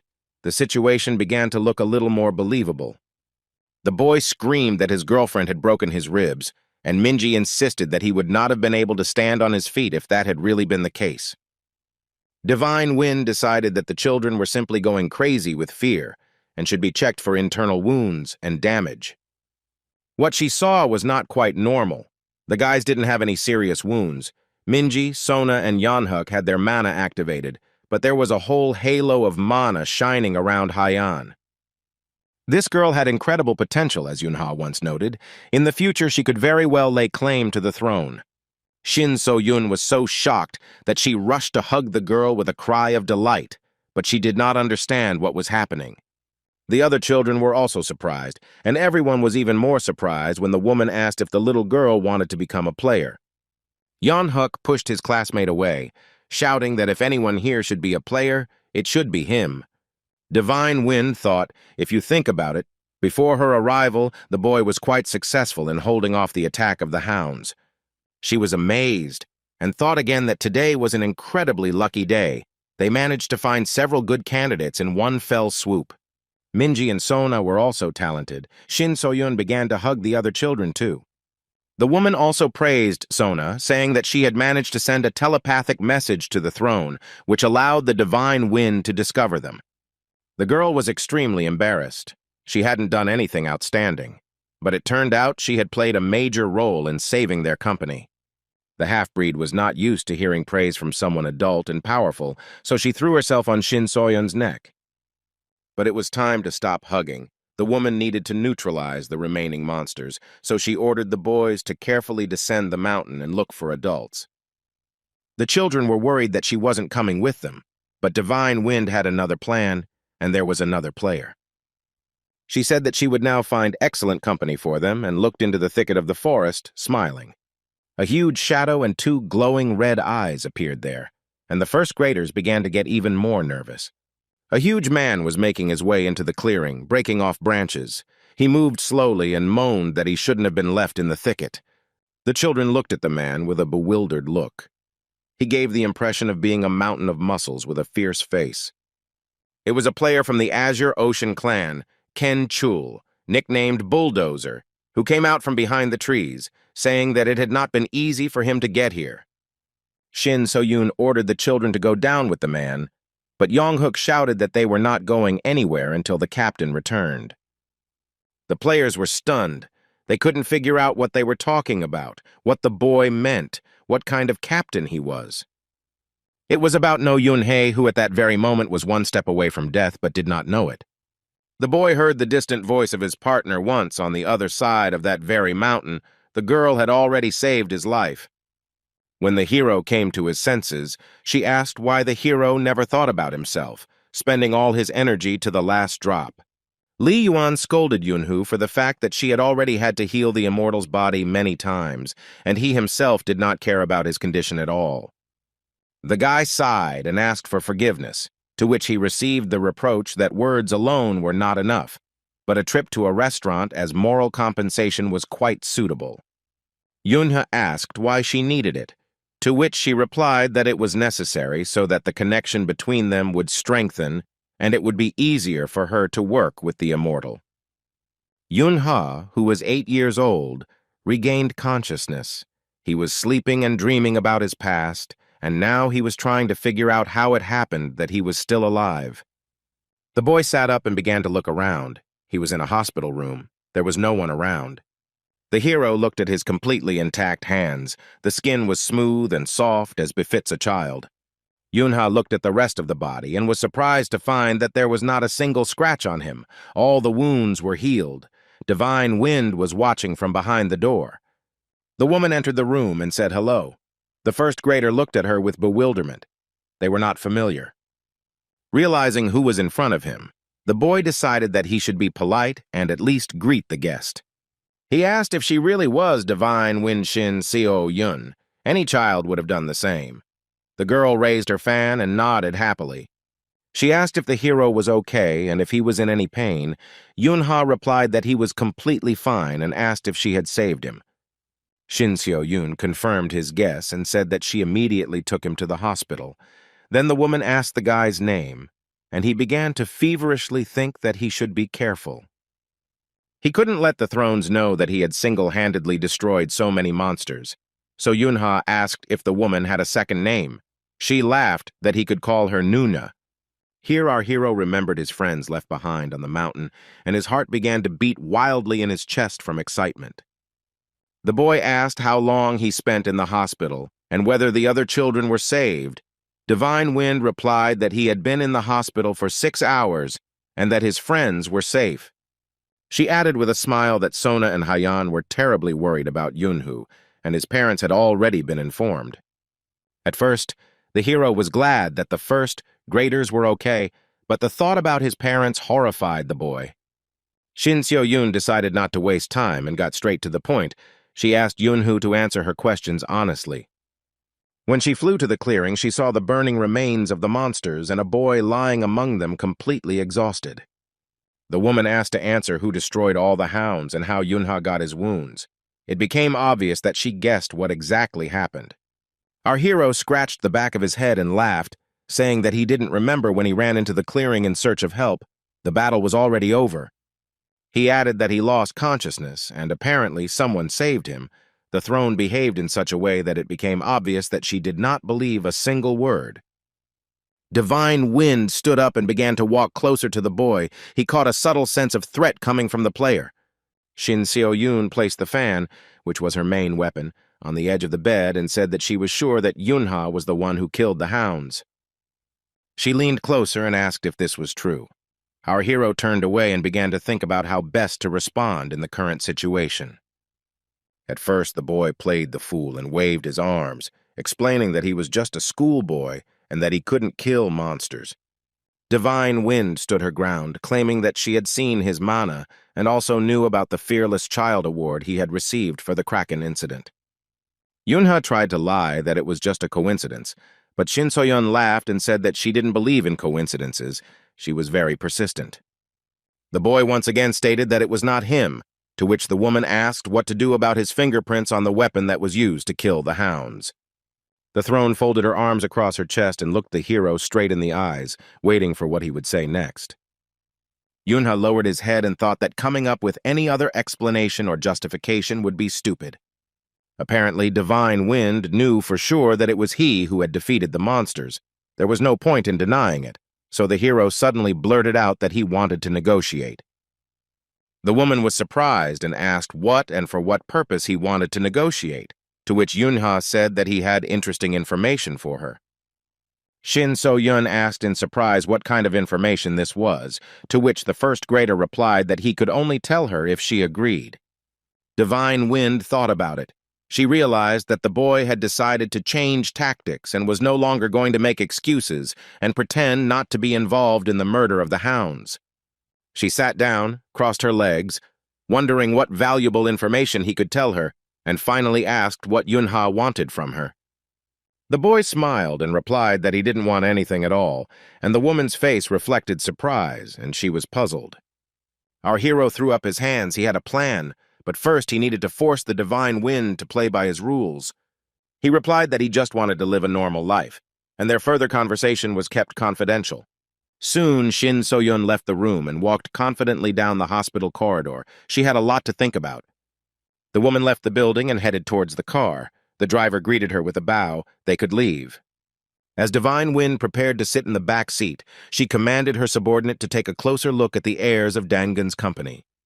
This was the information that Yunha gave her. It wasn't even about the heirs, but about the heirs of a large corporation. Remembering the details that our hero told the throne, she decided to clarify her order.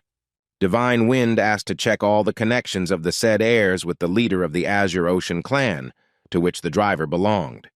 In the ward, she reacted very sharply to what she heard from the first grader. The information was truly interesting. The throne told Yunhei that she didn't like jokes. It was obvious that she was very uncomfortable thinking about the fact that what she said could be true. Shin Sun looked at No Yunhui intently and asked him in an icy tone if he took responsibility for what he said. The boy looked at her with a serious adult gaze and replied that if the facts were not confirmed, he would join their clan. Then Divine Wind noticed that the Azure Ocean does not accept everyone who wants to, and not everyone they meet gets into the organization. The boy folded his arms across his chest and asked sarcastically if she had stopped believing that he had managed to destroy all the hounds.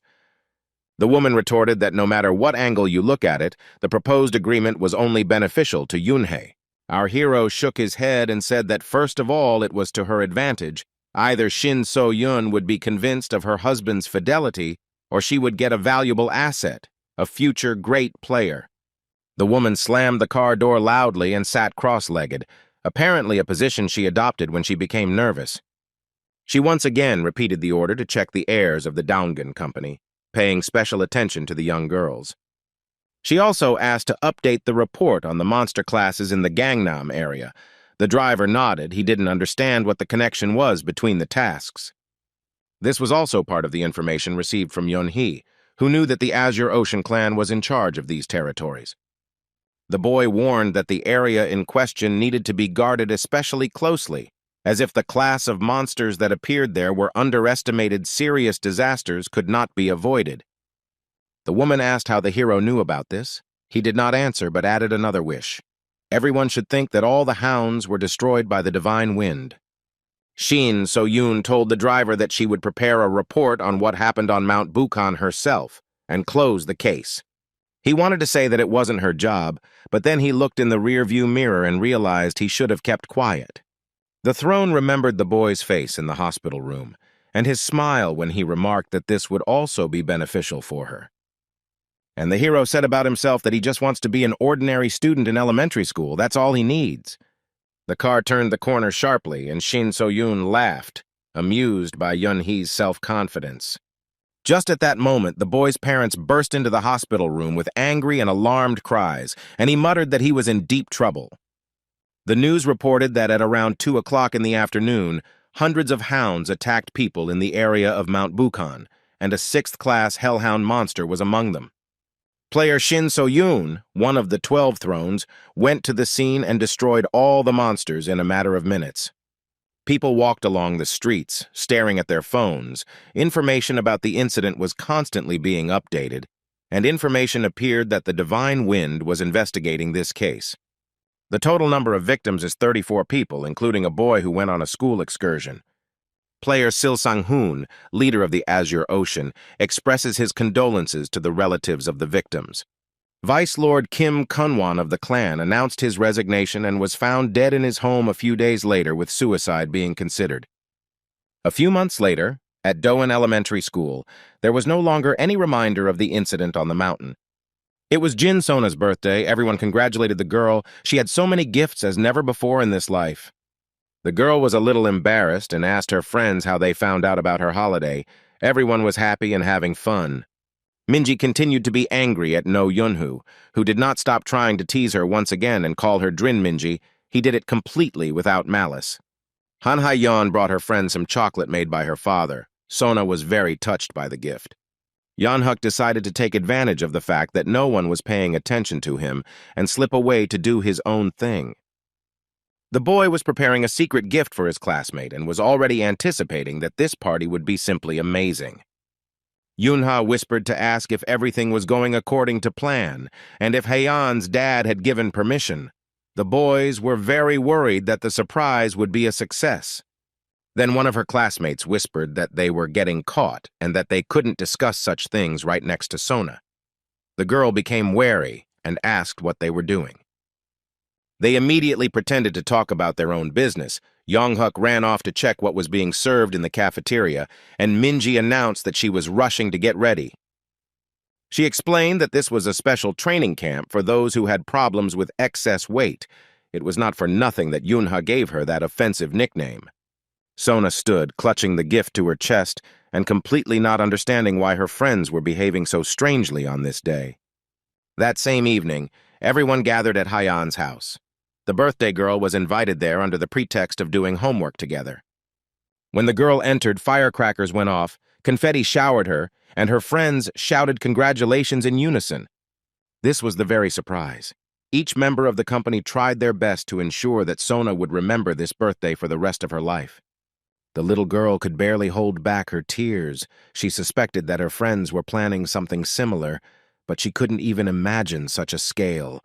Words of gratitude stuck in her throat. Yuna decided that no one would celebrate the holiday in such a mood and told his friend that he could cry later, but for now, she should turn her attention to the cake. It was necessary to blow out the candles, make a wish, and, of course, cut up the treat, dividing it among everyone. A lot of things to do. On her 8th birthday, Sona made a special wish, and all the candles went out at once as if by magic. Everything that happened was captured on photographs, and now these memories will never disappear from the friends' memories. Jin Sena also came and gave a gift. Minji whispered to Yunhei that a classmate threatened the servants that the boy's father must be at the party. Our hero understood what was going on. Not long ago, an event happened at school that completely changed the relationship between Sena and Yunhee. At that time, KK was the 7th most influential company in Korea, specializing in technology and advertising, and had some influence in the medical field. Here, Minji said that she had had enough. It was impossible to watch this sour expression on her face, and our hero stopped his thoughts and gave his friend a flick on the face. The boy asked if her last name Kim meant that the girl was a direct heir to the KK company. My friend got mad and said that it was a stupid joke. The heiress of the company has a surname of Jin, and her name is Sena. She asked for some more cake and started eating it. Yunha also stuck his fork into his piece. His appetite somehow disappeared. The boy looked at Yuna's happy face and thought that it didn't matter who owned the KK company. The main thing was that they didn't bother his family. If they did that, they would be torn to pieces, Yunha decided, and stuck his fork into the dessert with such force that pieces of jelly and cream flew in all directions. During the school running competition, Yonghyuk was determined to show the captain his incredible achievements. He shouted that he would do his best for the team, but Yunha was only thinking about how to make sure his friend didn't accidentally trip. Our hero suddenly caught himself thinking that he felt some tension. His premonitions almost always came true. He looked at his classmates and realized that something unusual was happening. Their eyes were literally burning with fire. Minji and the plump boy reported that the teacher promised to buy the winners pizza and nuggets. Now, Eugenia studied the contents of her wallet in horror and thought that it was simply impossible to feed so many piglets. Any minute now, the shot was supposed to ring out, signaling the start of the competition. All the participants got ready and waited for the signal. John Hook decided to use mana. He was already anticipating how surprised everyone would be when he ran to the finish line first. And so the long-awaited shot rang out, the competition began, and the runners started from their positions. John Hook took off with such speed that he almost knocked down his opponents, and surprised exclamations were heard in the stands. The boy rushed past the spectators like a whirlwind. His friends supported him with all their might, especially Minji. The girl jumped up from her seat and chanted Yonhuk's name. Yunha sat next to her and thought that this boy would give him a heart attack. John Hook rushed forward with his eyes shining, happy to show the captain how fast he had become after mastering the use of mana. The finish line was already visible ahead, but then the guy felt that something strange was happening. Everything was swimming before his eyes. Somehow the treadmill was getting closer to his face. His outstretched hand was not saving him from falling. The next moment, Yonhuk was lying face down on the ground, trying to figure out what had happened. And what had happened was that he had used up all of his mana without a trace. Yunha immediately understood this, but Minji hoped for a continuation, continuing to shout for her comrade to get up and finish what he started. The teacher ran out onto the track and grabbed him to carry him off the track, allowing the other participants to finish normally. Our hero thought about what had happened and decided that he would need to work on Yonhuk's character and teach him to be more calm about competitions of various kinds. At that moment, a girl fell on him from behind, trying to hug him. She joyfully shouted that she was glad to see Yunhu. It was his sister, and the boy smiled with relief and joy. He was happy that Yuna was paying attention to him at every opportunity, no matter how wild it looked from the outside. The girl announced that she had won first place, and Yunha began to happily congratulate her, which caused a wry smile from Minji. She still hadn't gotten used to their warm relationship. Then a barely alive Sona approached the guys and said that Yuna was too fast. Our hero joyfully shouted that it was true. His sister was the best. The girls attacked their friend because he was rooting for his sister instead of his team, and the guy had to wriggle out of it by saying that he was actually only thinking about lunch. Her friend said that this didn't seem very true, so Yunhei had to admit that they were right. Here the friends remembered Heian. The competition was in full swing. The spectators were joyfully chanting. The girl was just heading towards them, smiling cheerfully and carefree. She was in a surprisingly good mood. Yunhee's neighbors, Juliet and Bruno, came to the competition. Now they were sitting next to his father, who did not understand why Heian invited these people to the school festival. The little girl grabbed Juliet's hand and pulled her along, saying that she needed a little help. The woman began to explain something to the competition judge, who smiled, nodded, and made appropriate notes on his sheet of paper. Apparently, Heian's wish was fulfilled. She happily clapped Juliet's hands. Both of them were extremely pleased with what was happening. After the race, Heian sat next to Yunhee and said that she was very tired. The boy asked how she got Juliet to come. The girl smiled, playing with the water lid, and said that English helped her with this. The boy asked again what she meant because Juliet is from Italy. Heian explained that she spoke English, and that was why Juliet was interested. Yunha was surprised and thought that Yang had deceived them. It was completely unexpected. At their first meeting, Hyan was an insecure crybaby, and now she demonstrates unprecedented courage and cunning. The boy remembered how many times she had filled him and Yeonhuk with tears and thought that it would be nice if his friend developed just as successfully. Haein had matured a lot, and that was great, but on the other hand, who knew what would happen to them all next? Yoonha was lost in his thoughts as his friends continued to chat while watching the next round of sports games. At this time, Yeonhuk was lying on the rug next to his parents and trying to come to his senses. He was given a potion, and the guy was extremely proud of it. Then the announcement was made that a break had been announced and that everyone would have to gather at the stadium after lunch. Everyone was having lunch in different groups, some with family and other relatives, some with friends. Yoonha approached Sonya and Hyan with a box of food. He said hello and said that Mom asked him to give them some fruit and snacks. Everyone was very happy and thanked them for their concern.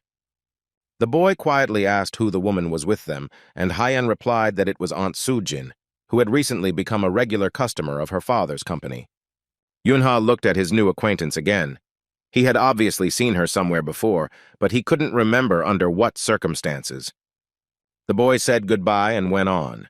From the next tent, they called out to him and said hello. The hero was surprised. At the table opposite, a gray-haired, plump man with a mustache sat Sena. Apparently it was her father. The classmate asked if the guy wanted some tea. Yoonha turned around and walked on, trying to remember what they served for lunch in their cafeteria, Sena running out after him. She pointed at the boy and told Daddy that this was Yoonha, whom she had recently told him about. The man looked at our hero and thoughtfully said that he finally saw who was bullying him. It was the CEO of the KK Pharmaceuticals Company, Jin Young-woon. He asked what Yun-hee's father did, and the boy exhaled. A classmate would snitch on him to his father. He muttered that it was definitely not a pathetic pharmaceutical business. Sena's father swore and raised his hand to slap the impudent boy, his face burning with anger. The man was fast, but his hand did not reach the target. Our hero continued to stand as if he had not moved from the spot. Not understanding what was happening, Jin Young-woon cursed again and tried to hit the boy again. Yoonha didn't move from his place. Everything around turned red from the tension that was in the air, but our hero remained unperturbed. The sane guard stood ready to intervene at any moment. All they had to do was hear the command. The man asked why Yoonha was silent. Maybe he was scared, but there was no answer. The father fell into absolute rage and raised his fist to strike, not his palm. The boy continued to calmly watch what was happening. He would have easily dodged this blow as he had all the previous ones. But something went wrong. The guy felt some movement from the side, and the fist raised to hit him changed trajectory. Yoonha looked and couldn't believe his eyes. Sweat poured down his forehead, running down his cheeks. Something was happening that he didn't expect at all. It turned out that Yun-hee's dad came running to help his son and dealt an incredibly strong blow to Jin Young-woon's face. Blood from his nose flew in all directions. Yoonha had never seen his father use force before, much less engage in combat. It was a novelty for the boy. Sena's father was thrown back so hard it was as if he were not a 100-kilogram corporate executive, but a balloon. No, Yoon-hee's dad was rehabilitating his hands, which had started to hurt a little, and he said sternly that no one dared raise a hand against his son. He leaned over to the boy and asked if he was okay. Our hero answered in the affirmative, and he himself thought that it was in vain that his dad had intervened. He could have handled it himself. The fat man sat on the ground and screamed that some mongrel dog had allowed itself to hit him. He was furious. Sena sat down next to him. Jin Young-woon gave the order to the bodyguards to seize Yun-hee's father. The men were in no hurry to carry out the command, afraid of frightening the child. The boy's father stood up and turned to them, telling them not to worry, and that he would quickly solve the problem. Yoonha prepared to attack just in case. The guards took a stand to subdue the man, but he stood straight and calm, once again assuring his son that he could handle it. The fat man continued to yell that Yun-hee's father didn't understand who he was dealing with, and that he would make his life a living hell, and the lives of his children too. A pair of glasses appeared in the man's hand, and he replied that he understood perfectly well that the person in front of him was Jin Young-woon, the president of KK Pharmaceuticals. Putting on his glasses and fixing his hair, Yun-hee's father asked if Young-woon would recognize him if he changed into his usual appearance. Shock and bewilderment were reflected on Sona's father's face. He recognized, but refused to believe what he saw with his own eyes. The man looked again at the one standing in front of him.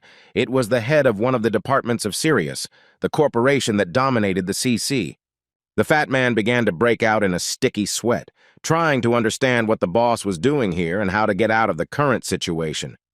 Yunya stood behind his father and thought that Sena's father was a member of the higher spirits. This was not news.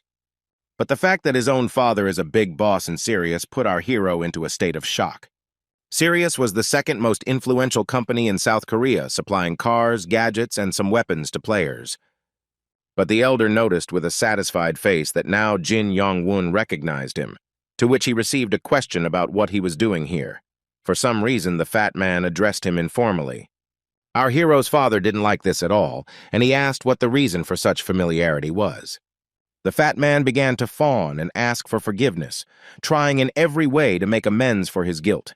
He was very interested in what the head of the Strategic Management Department was doing here.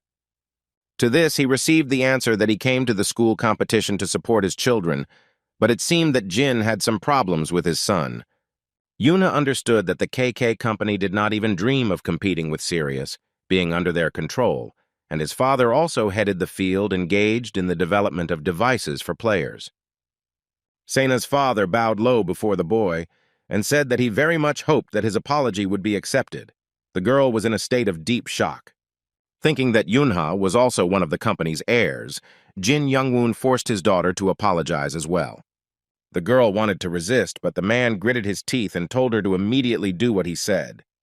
The first grader's eyes almost popped out of her head. To apologize in this situation would mean losing her authority among all her friends. She began to look around in horror to see how many kids would witness this scene. The girl was right. The children had already started whispering that it seemed like Yunha and Sena had had a fight, and Daddy's girl had lost. The guys added that it serves her right. She always turns up her nose and plots against everyone, thinking that nothing will happen for it. Noticing that Jin Sena had heard their conversation, the boys decided to speak more quietly so as not to get into trouble. What else could they expect from such a girl? It became obvious that her father's order had to be carried out. Sena began to say the first syllables of the word "forgive me," but pride did not allow her to finish. With a loud roar, the first grader turned around and ran off somewhere into the crowd, elbowing everyone in her path. Father put his hand on Yuna's shoulder and said that he and Jin Young-woon seemed to be even. Out of politeness, he said that he didn't always resort to hand-to-hand combat, only when it came to children. The fat man folded his arms and said that there was no blow. He had already forgotten about it, after which he said that he was taking his leave and would go look for his daughter. He actually bowed from the waist, wishing Yoonhae and his dad all the best, but they had already turned around and started to leave. Stepping a little to the side, the father leaned towards his son, and the boy asked if he would get into trouble now. Dad took him by the hands and asked him to tell him right away if something like this happened next time, without trying to solve the problem on his own. Seeing doubt in his son's eyes, the man repeated his request once again, and the boy nodded in confusion. The father added that he was still too young, so he shouldn't refuse help from his parents. For them, it would be a great pleasure to take part in his destiny.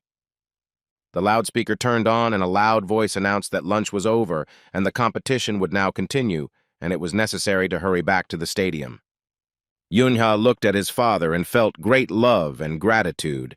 He often felt something like this towards his mother and Yuna, but this was the first time towards his father.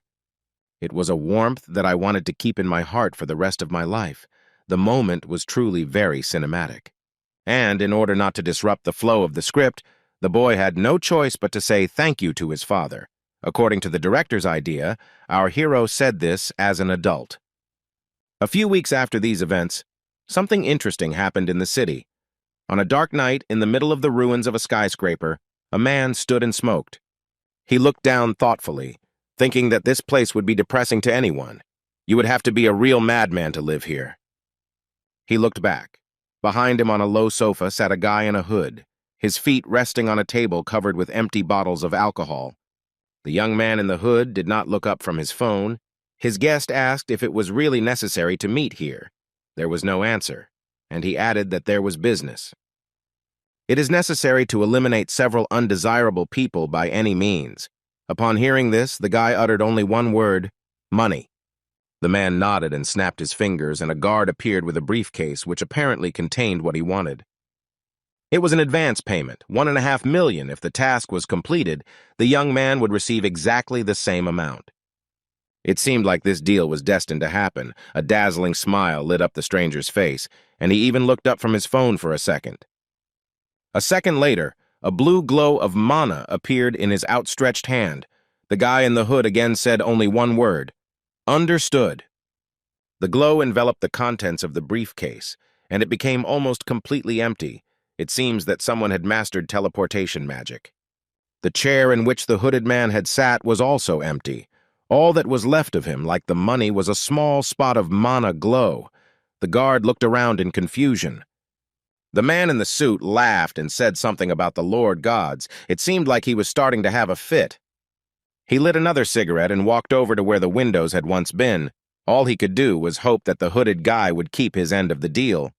The cigarette flew to the floor and was left to burn out. The more humanity developed, the thinner the line of morality became. A sinister and deafening laughter rang out over the ruins. The situation might have seemed absurd if it had not been for a murder order. Over the weekend, neighbors with whom their parents had become very close invited Yuna and Yunha to go shopping at Don Mall.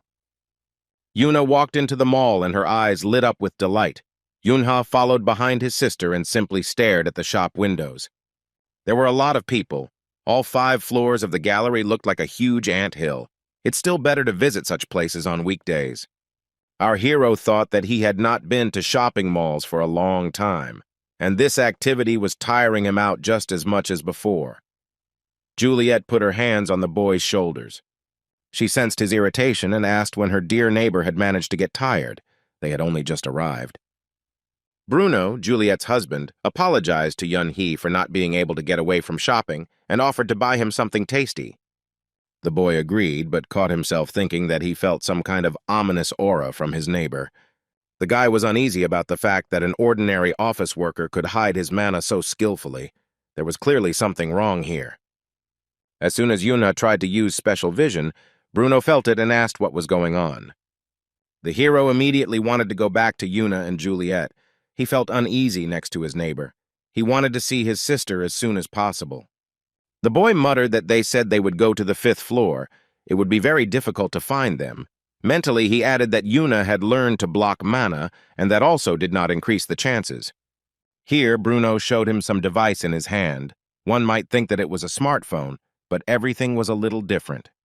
Yunha's jaw dropped when he realized what was on the gadget's screen. It was a detector that was very clearly tracking Juliet's location. Moreover, the point where the neighbor's wife was located was signed on the screen. Could it really work as a surveillance system via a phone, or something like that? The hero thought. He asked Bruno if Juliet knew about the device, to which he received the answer that it was a secret. The man hastened to hide the device in his coat pocket. The man turned around and motioned for Yunhu to follow him, and they gradually made their way through the crowd toward the escalators. The same stranger in the hood walked past them. He gave the command to begin into the phone. It seems he began to carry out the task. That same blindingly white smile did not bode well. It was cunning and predatory. Our hero noticed this with his peripheral vision. They had already moved quite far from each other. It seemed that except for Bruno with the boy and the guy in the hood, there were no other people in the hall, although this was not so. Yunha looked back. He understood what had caught his attention so much about the stranger, and now he was afraid that his guess would turn out to be correct. The man's figure itself seemed vaguely familiar to him. He had clearly already met him in a past life. The tattoo dotted the I's and crossed the T's. Now there could be no doubt. Our hero knew exactly who had just passed by. It was a bad sign. Once upon a time, no Yuna had been to those skyscraper ruins, where he was looking for that same hooded man who was smoking with an ominous laugh as the customer. Then he had to fight him one-on-one. The confrontation was long due to the enemy's magical tricks. The tattoo on his arm was not simple either. It gave an additional supply of mana, being a spell. Now Yuna remembered that snow-white smile and would not have confused it with anyone else's, just when Nameless walked past them with Bruno. The boy began to wonder what he had forgotten in the shopping center. His neighbor again sensed that the child was agitated and asked what was the matter this time. Our hero decided that he trusted Bruno more than Nameless, so he reported that something strange was happening in the shopping center. The man looked around and said that the guy was right. There were at least 3 very suspicious people here. Yuna looked up at him in surprise and asked again what his neighbor had just said. For a second, it seemed to him that it was a dream. Bruno repeated that he had a strange feeling about the 3 men, and with his eyes he showed who exactly he meant. The first was the man in the blue tracksuit and baseball cap. The second one was completely bald and wore strangely shaped pants. He not only looked suspicious, but also moved the same way. The third one sat against the wall in a Panama hat and was so tense that his leg muscles were ready to explode. Bruno's eyes turned black. He used special vision and was now resting. Yunha prepared 3 mana projectiles to test how the suspicious strangers would react to them. The guy launched them at lightning speed. The neighbor stood and waited to see what would happen next. Without saying a word, they became partners. The first 2 saw the magic balls too late, so it turned out to be quite a difficult task to fight them off. But the guy in the Panama hat waved his hand easily and casually. The flow of mana changed its trajectory and flew into the wall. Bruno nudged Yunhu in the back and said that they should leave the mall immediately. The sooner the better. The guy looked at the suspicious men again and thought that they were obviously players since they saw his trick with mana.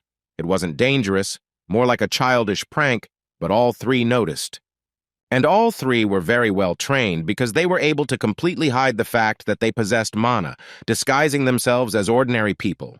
Here the boy and his neighbor noticed another accomplice to the future crime. He was standing to the side and watching without revealing his position. But he didn't hide his mana at all. His eyes shone with a white light, which meant that he was using special vision. The man in the baseball cap looked around nervously, searching for someone in the crowd. It seemed that everything was about to happen any minute. Here they passed each other, and the bald man began to take something out of the inside pocket of his jacket. Taking an object out of his inner pocket, the man began to transfer it to his outer pocket, continuing to move towards the most crowded place in the shopping center, with Yunha following him. It was very strange, but the boy tried hard to keep up and track every gesture of the bald stranger. Finally, the man put his hand in his pocket again. The guy was already wondering what was there, but then he had the opportunity to find out. The man took a blue magic stone out of his pocket and carefully dropped it. Its glow was not strong, but it grew with each second. The stone itself grew, gradually breaking away from the floor and rising upwards, while no one was paying attention. But our hero already understood what it was. Illuminated by the blue glow of mana, Yunha was terrified that the suspicious strangers had organized a redistribution of mana. This meant that monsters of all possible configurations would now rush into the shopping center. The men only had to complete the ritual and finish the spell. People finally noticed that something extraordinary was happening, but instead of running for their lives, almost everyone just stopped and stared. Finally, the portal to another dimension was opened, the redistribution of mana was completed, and the catastrophe began. Yunha also stood and simply watched what was happening right before his eyes. It was a mesmerizing sight. Bruno, unlike the boy, thought much more rationally and was already preparing to implement his plan. The first monsters appeared from the portal. They were hellhounds and some horned monsters, orcs and trolls, people scattered in panic. Some managed to slip out of the hall, but most immediately became victims of the monsters that filled the shopping gallery. The very appearance of the monsters indicated that they were not going to joke around. These were the most dangerous and rare species. An emergency announcement immediately sounded in the hall, but it was completely inappropriate, given the speed with which people and monsters were running around the shopping mall. An order was also given to follow the evacuation plan, but it was clearly not suitable for those who had already encountered the monsters. The nameless man gave the order into the phone to finish off everyone who stood in their way, and with some inner instinct, Yunha understood that something like this would happen. Our hero literally froze in place. A terrorist attack on a shopping center was something unheard of. Before his return, it was impossible to even think about such a thing. After all, the future had changed a lot. It's hard to believe, but after the Kraken incident, history began to take a different course. The way Yuna used her gift on the bridge did not go unnoticed by all of humanity. That's what the price actually turned out to be. Then the gift of a miracle saved the life of our hero and his family, as well as many other people. Now, because of this, new victims will appear indirectly. Yunha was so deep in his anxious thoughts that he didn't notice in time that the hound was attacking him. The boy turned his head towards the monster at a time when it was too late to use mana or even just dodge. Luckily, Bruno was on his guard and reacted with lightning speed, punching the monster with such force that it flew back. The man put his hands on Yunhe's shoulders and said that he should pull himself together. It seemed like his neighbor wasn't just a player, but one of the best. In a calm and even tone, Bruno said that they needed to find Juliet and Yuna and get out alive themselves. The boy agreed. It was a top priority. They began to slowly climb the escalator up, monsters raging around. The neighbor took out the device again to see where exactly his wife was. The sensor continued to show the 5th floor. Something must have happened. From the top steps came a cheeky question. Was it the one in front of him who first used mana? It was one of the suspicious types in the Panama hat who at first simply observed, keeping his distance. He stood there, preventing our heroes from getting off the escalator, and asked where they were going in such a hurry. Yunha prepared an energy projectile and tried to assess the enemy's level. He hid his mana well, so the task was difficult. It could equally well be Class A or C. There was critically little time, and while the guy was thinking, his companion had already begun to act. A punch flew straight into the stranger's face. The Panama hat flew off to one side, teeth and drops of blood to the other. The man barely managed to stay on his feet, almost rolling down the steps. But then he was hit again, this time with a foot, and the stranger, now without his Panama hat, fell face down on the floor. Seeing how confidently Bruno dealt with him, even without using mana or weapons, Yunha realized that his neighbor was a top-level player with professional training. The attacker's teeth had thinned considerably. The boy was afraid that in another second he would stop breathing. He had to ask Bruno to stop. He explained that it was impossible to kill terrorists. It would be an easy solution now, but it would complicate the investigation later. The neighbor nodded, but said that he just wanted to knock the intruder out so that he wouldn't get underfoot, after which he slammed his face into the floor several more times. Finally, the man let go of his hand and straightened up. Yunha took a step forward to continue his search for his sister. Our hero continued to think about the nameless one. Before returning in a child's body, he listened to a lot of whining from the trackers who could not figure out who the nameless one really was. The guy walked up to the escalator and called out to Bruno, who was leaning over the terrorist again. It was not entirely clear what he was doing. A few minutes before, Yuna on the 5th floor heard a message about a monster attack and an immediate evacuation. People started running around in panic, and Juliet asked in surprise if she had heard wrong, if they had really announced about monsters and the redistribution of mana or not.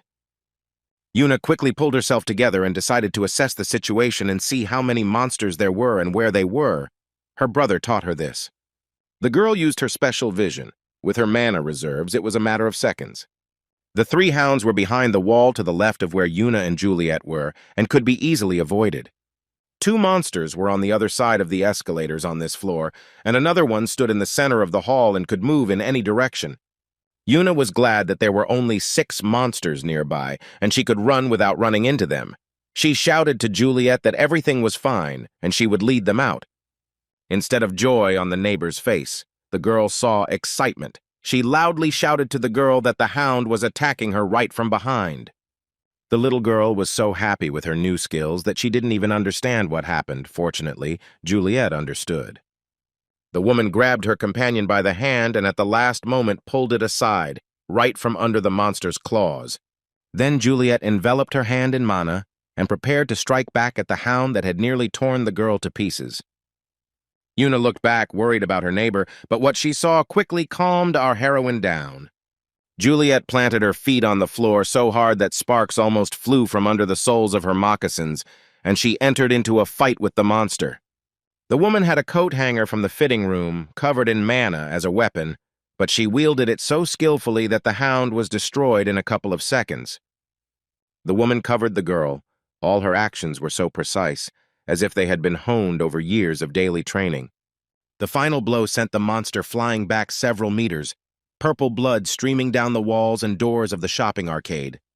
Yuna froze. surprised that Juliet could use mana, even more than the fact that the woman turned out to be a true martial arts master. The neighbor was just looking at the broken coat hanger that was left in her hand after the fight and was wondering whether she would have to pay for it. The woman told the girl that they needed to evacuate. Bruno and Yunha were waiting downstairs. The little girl nodded, trying to comprehend that Juliet was a player. This plan failed. The three monsters that were behind the wall on the left heard the sounds of the battle and rushed to help. The first thing the woman did was hug Yuna and say that everything would be fine. Then she started looking around to figure out the best route to escape. Having mentally mapped out the route, Juliet took the girl by the hand and told her where they should run, of course, already on the move. Just in case, the neighbor wrapped her hand in mana to fight back if the hounds did catch up with them during their retreat. And so it happened. When the monsters jumped up, Juliet turned around and made several blows with her hand. Due to the fact that this time she had time to prepare, the blows were effective. The woman managed to push back the hounds with a wave of mana, but at this rate her energy would quickly run out. After making a few more swings and launching mana projectiles, Juliet began to wonder if there was anything nearby that resembled a weapon. There was nothing suitable, but they had almost reached the escalators. A couple more steps and Yuna could start the descent. The girl was so happy that she completely forgot about the monster that was running towards her from the other side of the hall. Juliet managed to warn her at the last moment. The little girl heard her, but the hound had already begun its attack. The situation seemed hopeless. The girl froze, unable to move. Juliet screamed at her to jump back, but Yuna continued to stand and stare with wide eyes at the approaching toothy maw. The girl clenched her fist. She was paralyzed with fear, but at the same time, subconsciously, she felt that she would not die today. Remembering the horror she had experienced when she had defended her brother from the Kraken, Yuna pulled herself together and decided that she would not give up so easily. Literally at the last moment, she enveloped herself in mana protection and jumped out from under the clutches of the monster with incredible speed. Her legs were now moving so fast that it seemed like they weren't even touching the floor. Yunha hadn't taught her that. It just happened intuitively. The girl was no longer afraid of the hounds. She decided that she did not want to go down without a victory, so she jumped up and kicked the nearest monster. Following the first hound, the second and third quickly flew down. It seemed that Yuna had learned to fight using mana, and she had plenty of mana. When the face of the last monster, with a dying grin, went to the lower floors, it seemed that everything had ended well. All that was left for the girl to do was to land on the ground and go down with Juliet to where Yunha and Bruno were waiting. But after a successful battle, an unfortunate surprise happened. Because Yuna had never jumped like this before, she injured herself. The last jump and landing after it were unsuccessful. The little girl twisted her leg and almost fell. Luckily, Juliet quickly caught her and prevented her from falling down the steps. Her leg wasn't so bad either. The girl could walk. The neighbor looked at the little girl and asked if everything was okay. She smiled and replied that there was no need to worry. They went downstairs. In fact, they both should be worried. There were more monsters on this floor, and they were starting to get closer to Yuna and Juliet. It was too dangerous to fight. The number of hounds was off the charts. It was necessary to flee. The neighbor asked if the girl could jump onto the escalator over the railing, and she answered in the affirmative. There was no time to waste. Yuna immediately activated her mana and took her leap of faith. Fortunately, there was no fear, and the little girl was determined to succeed. Juliet did the same. As it turned out, she was very well prepared physically. There was every chance of salvation. Of course, if they both didn't have the proper level of mana, it wouldn't have been worth even mentioning, but in our case, everything worked out well. The heroines landed safely on the steps of the escalator and began to descend. The monsters only snapped their teeth, not reaching the prey, although it seemed easy to them at first. But these were hounds, that is, dogs. And dogs tend to pursue those who run away. That's how their instincts work. Several monsters began to catch up with Yuna and Juliet. For them, it was a matter of a few seconds. The woman began to look around in search of at least some kind of weapon, or an object that could become one. A monster was already flying at them from above. They had to act here and now. There was nothing at hand except the escalator lamppost. Juliet put in a lot of effort and was able to tear it away. Now she had something to repel the attack with. The woman's eyes flashed with fire. It was obvious that she was seriously angry and was using mana again. Cursing in Italian, she delivered her first blow straight into the teeth of the monster that had leapt at her.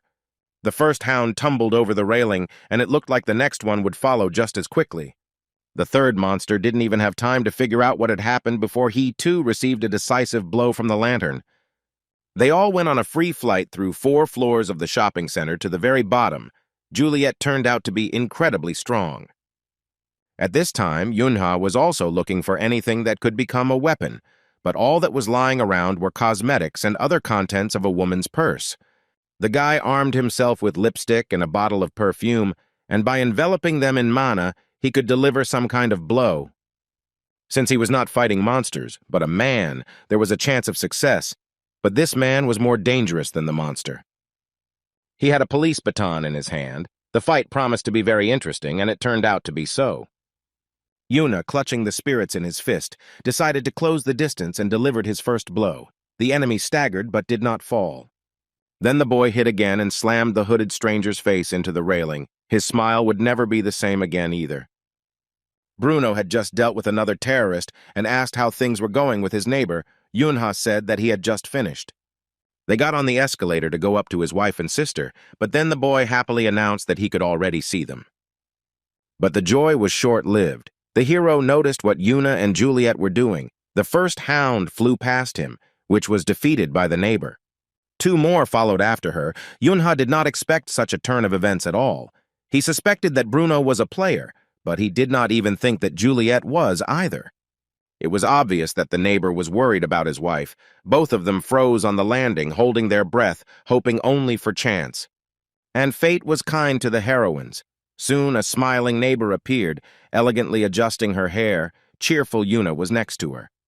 Bruno ordered to immediately look for weapons and joined Juliet and her sister Yun-hee. They needed protection. The boy was lucky again. He found a stiletto.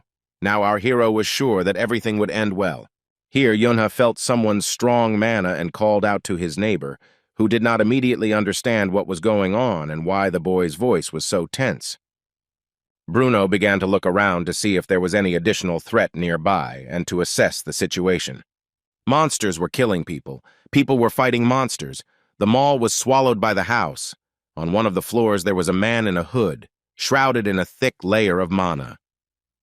He stood with his back to our heroes. All that could be seen was the already familiar tattoo on his arm.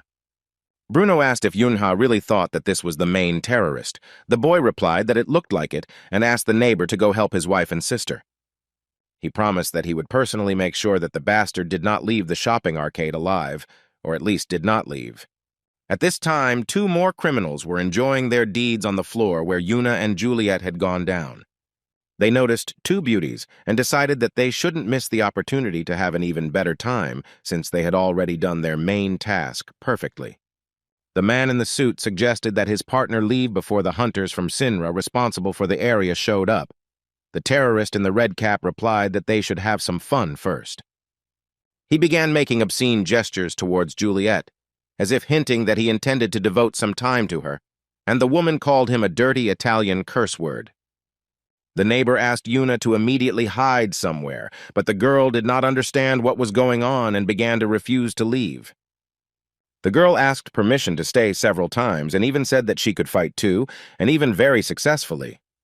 Yuna didn't even try to fulfill Juliet's request. She was afraid to be alone, expecting an attack from monsters at any minute. Men seemed less of a problem. The woman was very worried and stood her ground, but while they were arguing, the opportunity to escape disappeared. A man in a suit seemed to appear out of nowhere behind the little girl and asked why she thought anyone would let her go. Seeing him reaching for the girl, Juliet, without thinking, grabbed the broken piece of lantern and prepared to deliver her signature blow. A shot rang out. No one expected that. Everyone froze. It seemed even the monsters on the next floor fell silent. The bullet hit the handle of the lantern, not giving it a chance to reach its target. Now Juliet was left completely unarmed. The man began to pick at his ear, continuing to swear, and accused his partner of almost bursting his eardrums. Yuna's neighbor began to get angry, both at herself for not being quick enough, and at the terrorist who had deprived her of the opportunity to fight. The stranger in the red cap licked the pistol he was holding in his hand and continued making dirty jokes about the woman. His partner once again suggested that they run away before the seniors arrived, but now he also received the answer that they had no need to hurry. Then he walked towards Yuna with a determined step, showing her with gestures that he wanted to play alone. The terrorist came closer and closer, convincing the girl that he would not do anything bad because he was not some kind of scoundrel.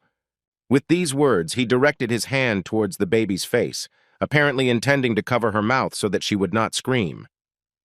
He failed to carry out his plan, but she stepped aside in time. She understood that there was no one to trust here. After this, the girl abruptly squatted down and jumped out from under the feet of the man in the suit, getting out to freedom. He reached out to grab her, not knowing that Yuna could use mana and was able to fight back. The bandit grabbed the girl by the hand, and it was a mistake. The energy field was already activated, and the blow did not take long to come. Yuna punched him in the gut with such force that the stranger recoiled, but our heroine didn't stop there. She created a protective dome around herself, and another similar one around the intruder. Now he could be pushed away like a huge ball. The man made several hits on the dome, trying to break it. He was surprised that such a small girl was using such a large amount of mana. Now his intentions changed dramatically. If such a child is sold, one may not know poverty until old age. The man took out a stiletto. He overcame his barrier in just a few swings of his blade, after which he set about Yuna's protective dome. He broke the shield, but the girl immediately restored the destroyed place with the help of mana. This also surprised the terrorist, but also provoked him. The girl was glad that she was able to block the attacks. She mentally thanked Yunhu for the training. The attacker realized that the weapon was broken and threw it aside. He thought that at this rate he would not get far. Yuna was happy. Did she really win this battle? Who would have thought that the girl turned out to be stronger than the player?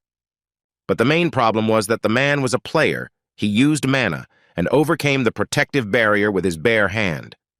The very next moment he grabbed the little girl, saying that such a small fry would never be able to defeat him. Their strength was far from equal. The terrorist was incredibly pleased with his loot. He had caught a child for whom corporations would easily shell out millions. At this time, the players of the Shinra clan were already busy rescuing the visitors and staff of the shopping center. Everything should be over soon. But then they noticed a monster, the appearance of which they were not prepared for. It required the presence of a trained magician, and the players specialized in martial arts. It was a level 8 swamp slug. It was necessary to urgently call in ranged players. It was dangerous to engage in combat with it. One of the fighters shouted to the captain that this was not necessary. All monsters were the same, and you just needed to hit them hard. The man was armed with a halberd, and he also surrounded it with a force field. Unfortunately, this was not enough. Approaching the slug was a mistake. The slug simply swallowed him as if he were not a person, but a delicious dessert. Disgusting gurgling sounds were heard. The next player who rushed to help his comrade suffered the same fate. The monster even increased in size a little. It was immediately announced that it was absolutely forbidden to approach the monster. One should stay away until the magicians appeared. The terrorist in the red cap was pleased. With the arrival of the players, they had more time, not less, thanks to the slug. He turned to Juliet and informed her that he could now give the woman much more of his attention than he had expected. The beauty's attention was completely focused on Yuna and how she could help the girl. She practically didn't think about herself.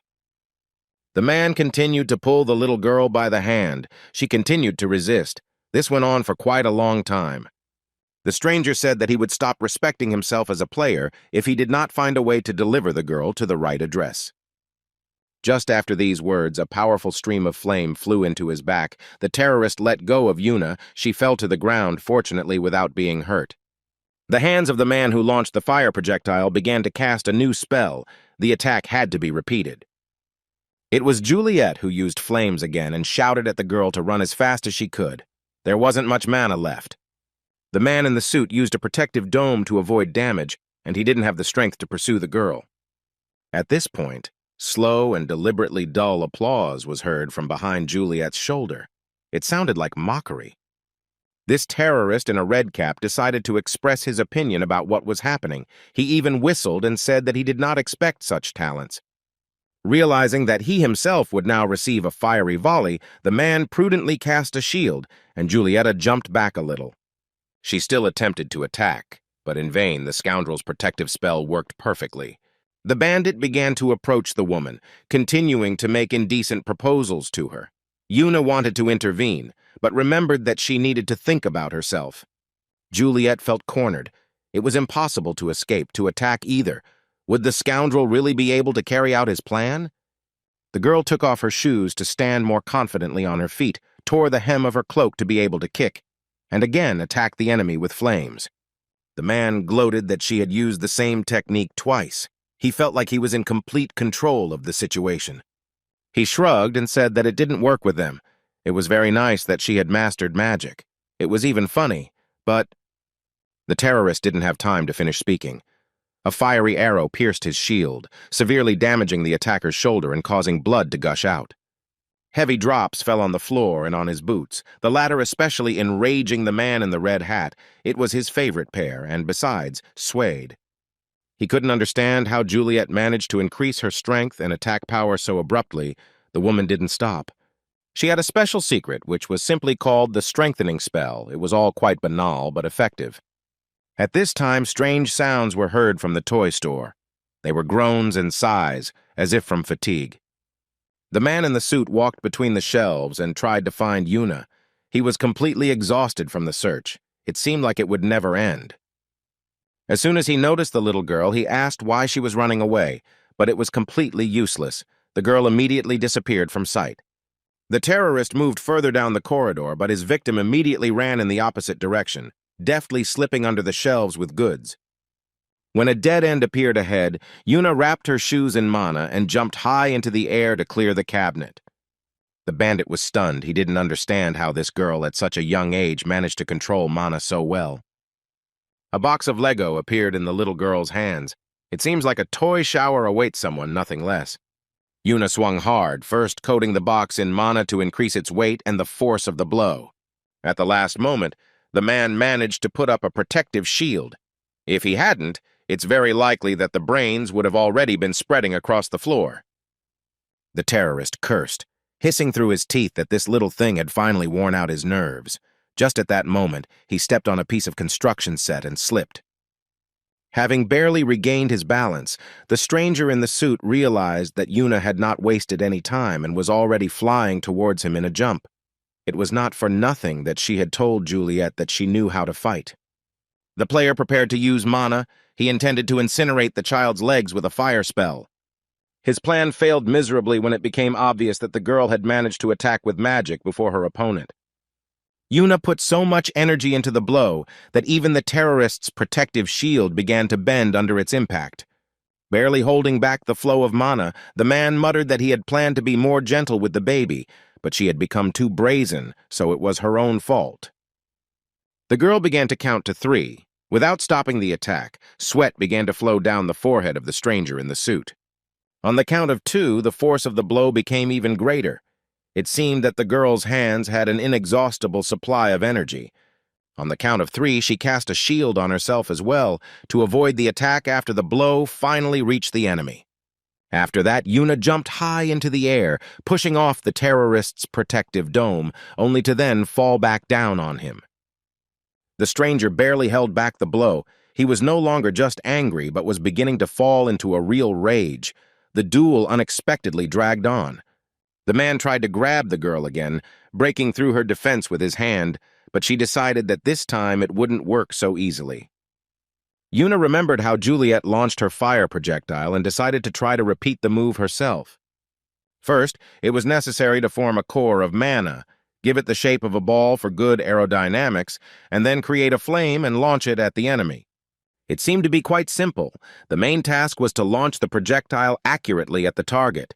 Yuna jumped up like a basketball player. The girl collected so much mana that instead of a projectile, she got a real mana bomb, which immediately flew towards the target.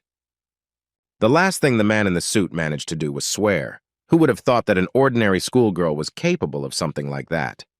There was a deafening explosion. The man in the red cap looked around to see what was going on. There were ruins where the toy store had been. Yuna's bomb completely destroyed it, sending endless streams of Lego bricks and other parts into the air. The next moment, the girl pounced on him, armed with a baseball bat. Her attack was swift and inevitable. The man froze. He had just run out of bullets, and at the thought that they had already been delayed for quite some time, and now this, his hands began to tremble with anger. He found himself thinking that it was very ridiculous to use a heavy arsenal against two girls, but there was no choice. Realizing that something terrible was about to happen, Juliet screamed at Yuna not to even think about coming closer. It was extremely dangerous.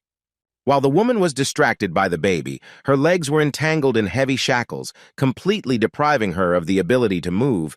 The enemy was an occult magician. Juliet made several attempts to move, but her legs were firmly chained to the floor, and the terrorist was already approaching from behind. He grabbed the girl very tightly and said that now they would play to their heart's content, and when she tried to resist, he began to get even more angry. The attacker had a stiletto in his hand, and he was quite ready to use it. It was clear that violence gave the man incredible pleasure. Yuna took a few steps forward, but the terrorist told her not to move. Otherwise, everyone would quickly find out what color Juliet's blood was. While the blood was only flowing from his shoulder, the girl stopped. She understood very well that the stranger was not joking. Suddenly, Yuna found herself on the floor. Someone was pressing her face to the ground. It turned out that the man in the suit did not die in the explosion. He was incredibly pleased with himself and said that he was not so easy to defeat, especially by worthless people like them. Yuna lay there and thought that something strange was happening. She couldn't pass out, and her mana was growing uncontrollably. Juliet tried to break free and help the girl, which made her even more worried, and the waves of mana clouded her mind. Finally, the man holding Yuna was forced to jump back, afraid that there was so much mana that another explosion would follow. To his credit, the player did not panic. He tried to understand the situation and looked for an opportunity to approach the child without harming himself. Yuna was raging, the glow of her mani fading and then flaring up even more, the probability of an explosion increasing with every second. Juliet continued to scream and try to free herself. The terrorist in the red hat cursed her with the most vile words, trying to hold her back. Finally, the bandit lost his nerve and stabbed the woman in the stomach with the handle of a stiletto. It was so strong that she passed out from pain shock. The woman went limp in the man's arms, and Yuna thrashed around inside the huge mass of her mana, not knowing how to help her. The terrorist in the red cap asked the girl if she really wanted to kill everyone. If so, he could very well help with that. The second one at this time again attempted to attack the baby from behind, but she dodged in time, and the protective barrier was still working. Then the man in the suit decided to destroy him with a punch. He succeeded, but the girl dodged in time without getting hurt. Her face finally became calm. The attacker muttered that just a little more and he would have succeeded. The partner with Juliet on his shoulder told him to leave the girl and pack up. The man thought it was a pity. She was pretty and expensive because of her mana. Yuna thought that she would really like to be a little stronger. Suddenly she found herself in a bright, huge room filled with radiance. The girl felt someone's presence and asked who was there, but at first, no one answered her. But then the question was asked whether she really wanted power. The little girl froze and thought who could ask that. She began to look around, hopefully, wondering if she could really get extra power right now. At this point, Yuna heard Yunhee's voice shrilly in her head, screaming that she shouldn't listen to this voice and trust it. She remembered her grandmother's house. Her brother told her that it was very dangerous, and if everything ended well last time, then the next time using the gift would not be so easy. Yunha said then that he could teach her anything. The main thing was that his little sister just lived a normal life. The children sealed their agreement with their little fingers, and since then, Yuna has never thought about taking advantage of the gift of a miracle. Now she was kneeling, blood was dripping from her nose. The girl mentally asked her brother for forgiveness. A terrorist in a classic suit leaned over her, trying to understand what was happening and why the girl was apologizing profusely. The girl remembered Sona's birthday and said that she wants to be able to protect her loved ones with her own hands, herself. She needed strength to protect Juliet. With these words, Yuna made another attempt to get to her feet. The terrorist raised his fist to strike, noticing that it was high time for the little girls to go to bed. Yuna grabbed his hand. It was quite ominous. The little girl said that she wanted to gain power. At that very moment, the attacker was hit in the forehead with a fist of such force that his skull almost split into two halves. It was Bruno, who had finally reached the girls and was now intent on quickly restoring order here. The man holding Juliet on his shoulder turned cold with horror. His new opponent was strong as a bull and no less furious. Bruno took off his jacket and gave it to Yuna, saying that she was a great girl and now had every right to rest. His hand was so huge that when his palm ended up on the baby's head, she instantly calmed down and felt relief. The girl felt warm and cozy. She even started to smile a little, but unfortunately, this was far from the end. Yuna decided to use her gift and muttered that it was her turn now. Fortunately, no one heard it. The terrorist in the red cap cursed and asked where this bear-like brute had come from. He could have just walked past. For his size, Bruno moved so fast that the man didn't even realize how he ended up so close and almost crushed his head with one blow of his hand. Yunhee's neighbor carefully picked up his wife while squeezing his opponent's face with the fingers of his other hand. Soon he lost consciousness from pain. Bruno rushed to Juliet, but a second bandit began to sneak up on him from behind. He was going to pick up the knife his friend had dropped from the floor and quickly avenge his partner and himself. The man already had the weapon in his hands, but something strange was happening to him. His face was distorted by a grimace of either fear or pain. Bruno was trying to bring his wife to her senses at the time, so he clearly had nothing to do with it.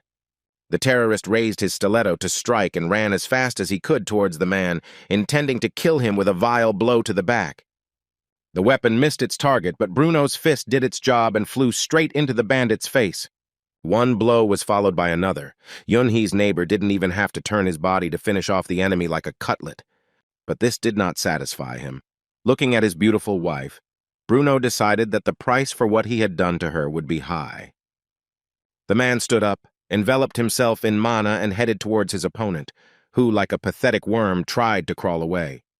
Bruno turned into a mountain of muscle. He used mana and his eyes glowed blue, his fist prepared to finish what he started. The man said that the price for the crimes would be life and began to make his promise a reality. A couple of days before the terrorist attack on the shopping center, a strange conversation took place in a small house in the mountains. The man in the expensive suit shouted that he had done everything he was ordered to do. What other questions could there be for him? It was Vice Lord Kim Kunwon, who had recently been in all the newspapers for voluntarily leaving his post, his hand reaching for the spear hidden behind his back. The hooded man standing in front of him had the now familiar tattoo on his arm, and he took a few steps forward, putting his phone down.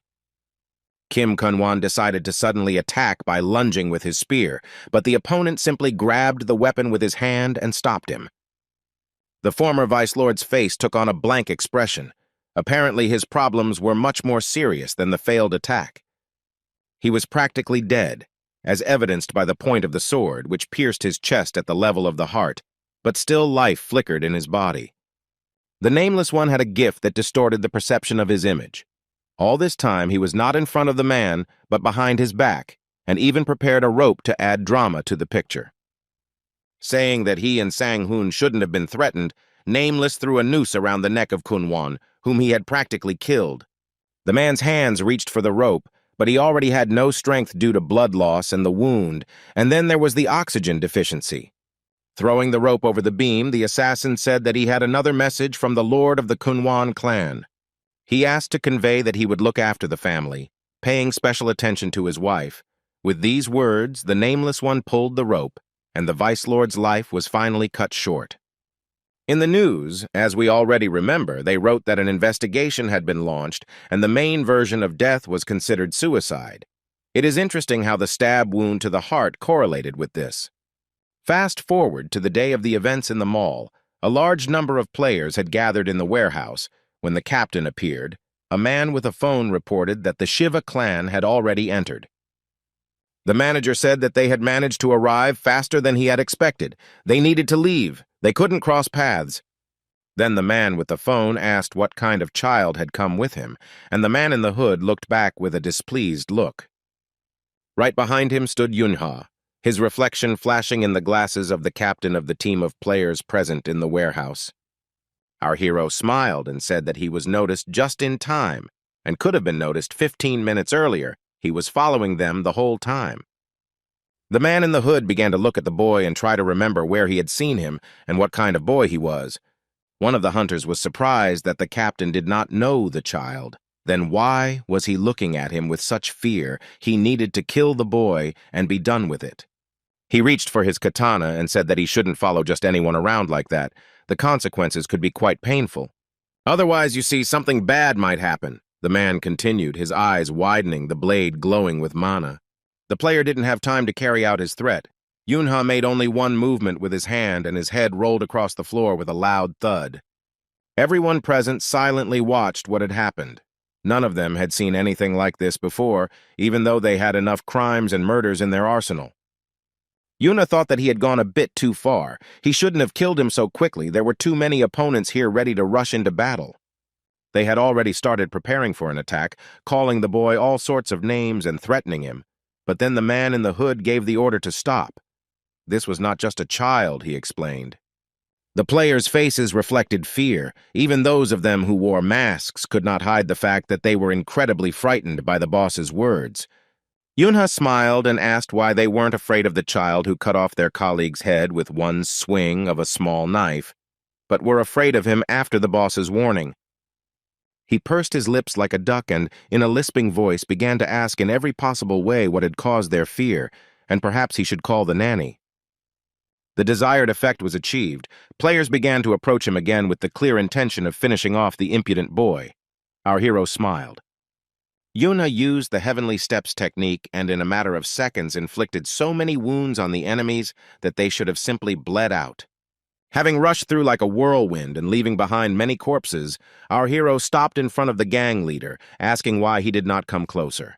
The Nameless One stood and thought that it was impossible. The child killed players with rank B and above in literally a second. The man realized that it was time to use his gift. He would not be able to defeat such an opponent openly. A pink glow surrounded him. Nameless thought that even if Yuna was preparing to become one of the 12 thrones, he wouldn't be able to detect him if he used the illusion.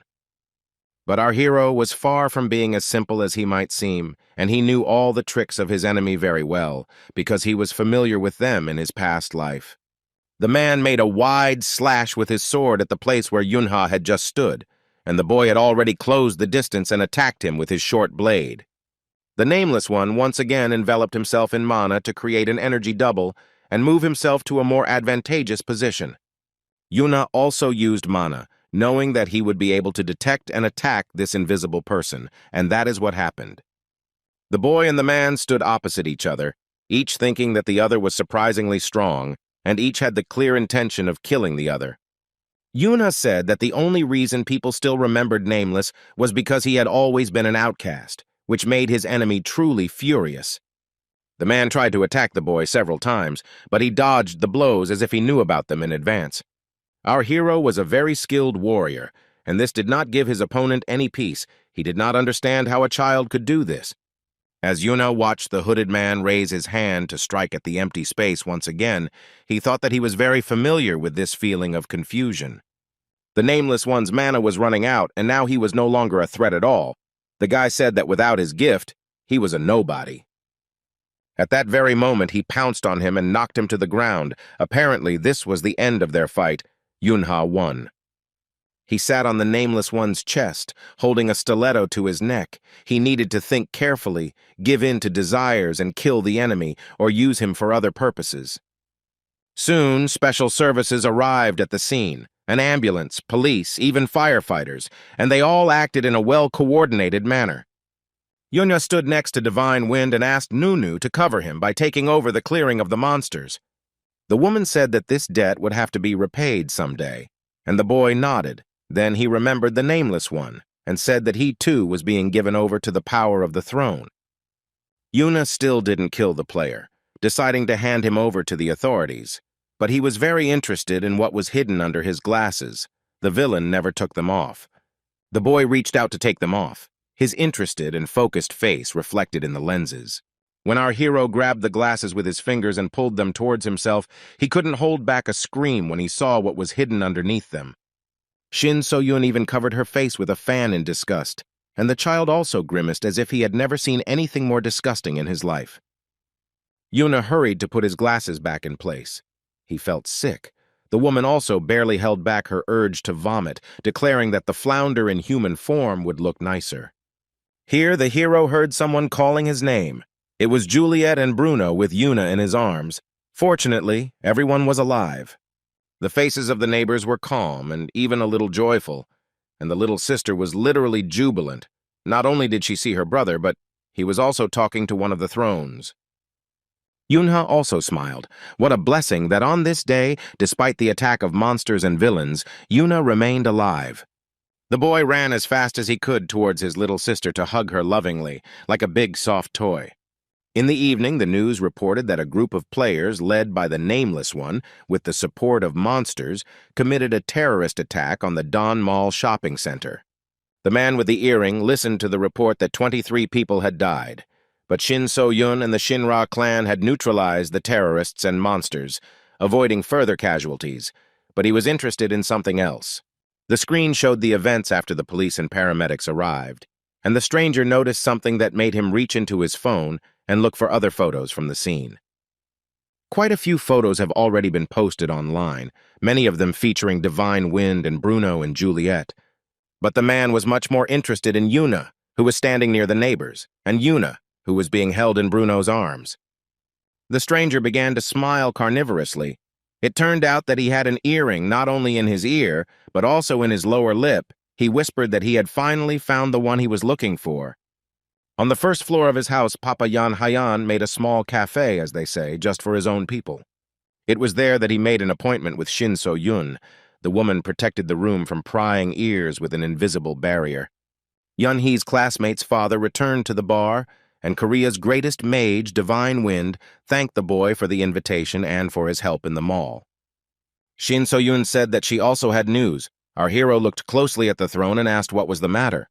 She put the glass of drink on the table and said sharply that the government would use the death penalty for the first time, and this sentence was passed on the Nameless One. The boy assumed that the rest of the information was classified. Shin So-yun nodded. Then he asked what happened to the dong company that owned the shopping center. The woman reported that President Lee Yoon-hee had returned, and that all the heirs had focused on public and social issues, having stopped working for the company. Yunha asked his friend for a small favor, she agreed. They said goodbye until they met again soon, since Divine Wind still had a lot of work to do in studying the information. The hero sighed. The future of the Dawn Company had changed. Dad Hayan came up to him and said that his classmates would soon arrive and he could wait for them, while away the time with something tasty. Yuna agreed, but he himself thought that before his return, Dawn's 3 sons had started a war for succession. The eldest had won and sat on the throne. A series of events, from the Kraken incident and Mount Bukan to the attack on Don Mall, changed the future.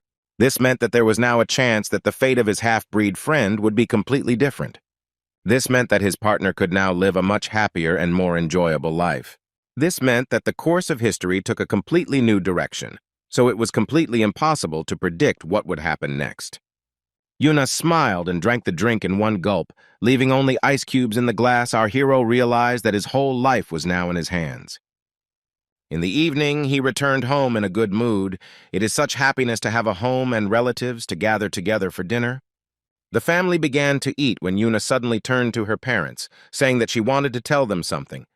Both Mom and Dad looked at the girl with interest. She said that she decided what she wanted to become, a player. Yunha almost choked on his rice. He dropped the spoon and began to look at his sister as if she was crazy. The girl became nervous. She did not expect such a violent reaction. Yuna continued to sit silently with an astonished and saddened face. He realized that the future was finally and irrevocably changing, and not always for the better. The hero put his hand on the table to pick up the fallen spoon, loudly declaring that he did not like his sister's idea at all. Yuna looked at her brother pleadingly and asked why. The boy replied that being a player was dangerous, and besides, this profession was not at all suitable for her. The girl objected that he himself said that she had talent, so why not try? Yunha explained that she had talent, but when teaching his sister how to control mana, he did not consider the possibility of becoming a player. He added that he only did this so that she wouldn't die from mana exhaustion and would live a long and happy life. Yuna said that no matter what he did, she had made up her mind. The boy asked why she wanted to give up her normal life. The players are rich and respected, but this does not give them happiness. the sister stood her ground. She explained her choice by saying that she wants to help people and protect her loved ones, and not be helpless in case of danger. This motivation was quite understandable to our hero. It was very much in the spirit of Yuna. He couldn't find anything to answer. The mother laughed and supported her daughter, saying that it was a great idea and that she approved of this choice. Yuna clenched his fists and banged on the table. Yuna, his little sister, started crying. Her mother began to console the little girl, explaining that Yunha was wrong.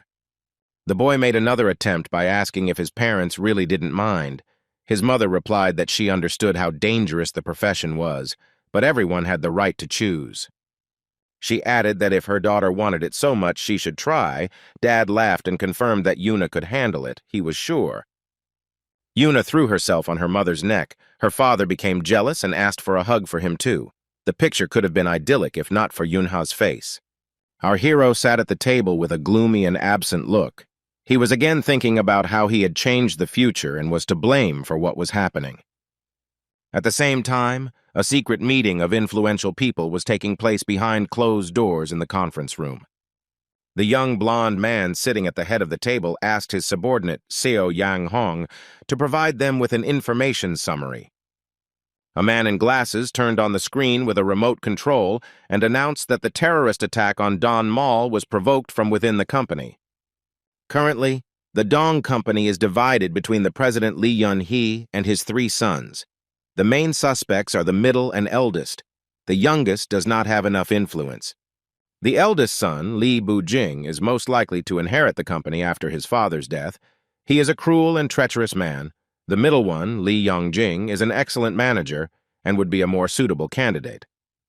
Apparently, the terrorist attack was initiated by the older brother, since the shopping center is located in the territory controlled by the middle one. The gray-haired, bearded man asked if the president knew about this. The man who asked for the report sighed and nodded, so he went back to work. The man at the screen said that this was not the only problem. He had some additional information. Lee Bun-jin brought not only Nameless and the players working under him, but most likely it was the Azure Ocean clan. The clan emblem appeared on the screen, and everyone present just stared at it blankly for a few seconds. Here one of the men lost his nerve and shouted that this was too much. The second supported his colleague and said that it was hard to believe in such a thing. The speaker continued, explaining that 92 hounds were exterminated on Mount Bukan. The Azure Ocean clan took 7 mana stones, but only put 3 of them up for sale. He explained that the terrorist attack was carried out by hound summoning stones. The blonde objected that the stones were not that rare. Someone added that the Azure Ocean could expect a good price. The blonde asked what the chances were that Azure Ocean used the stones found on Bukan to attack. The speaker said that he had studied the data on the number of stones that the Shinra clan had allowed into the market, and the probability that they were involved in the incident was 0.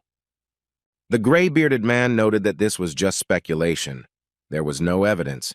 The speaker explained that everyone should understand that his version was quite realistic. Everyone fell silent, thinking about his words.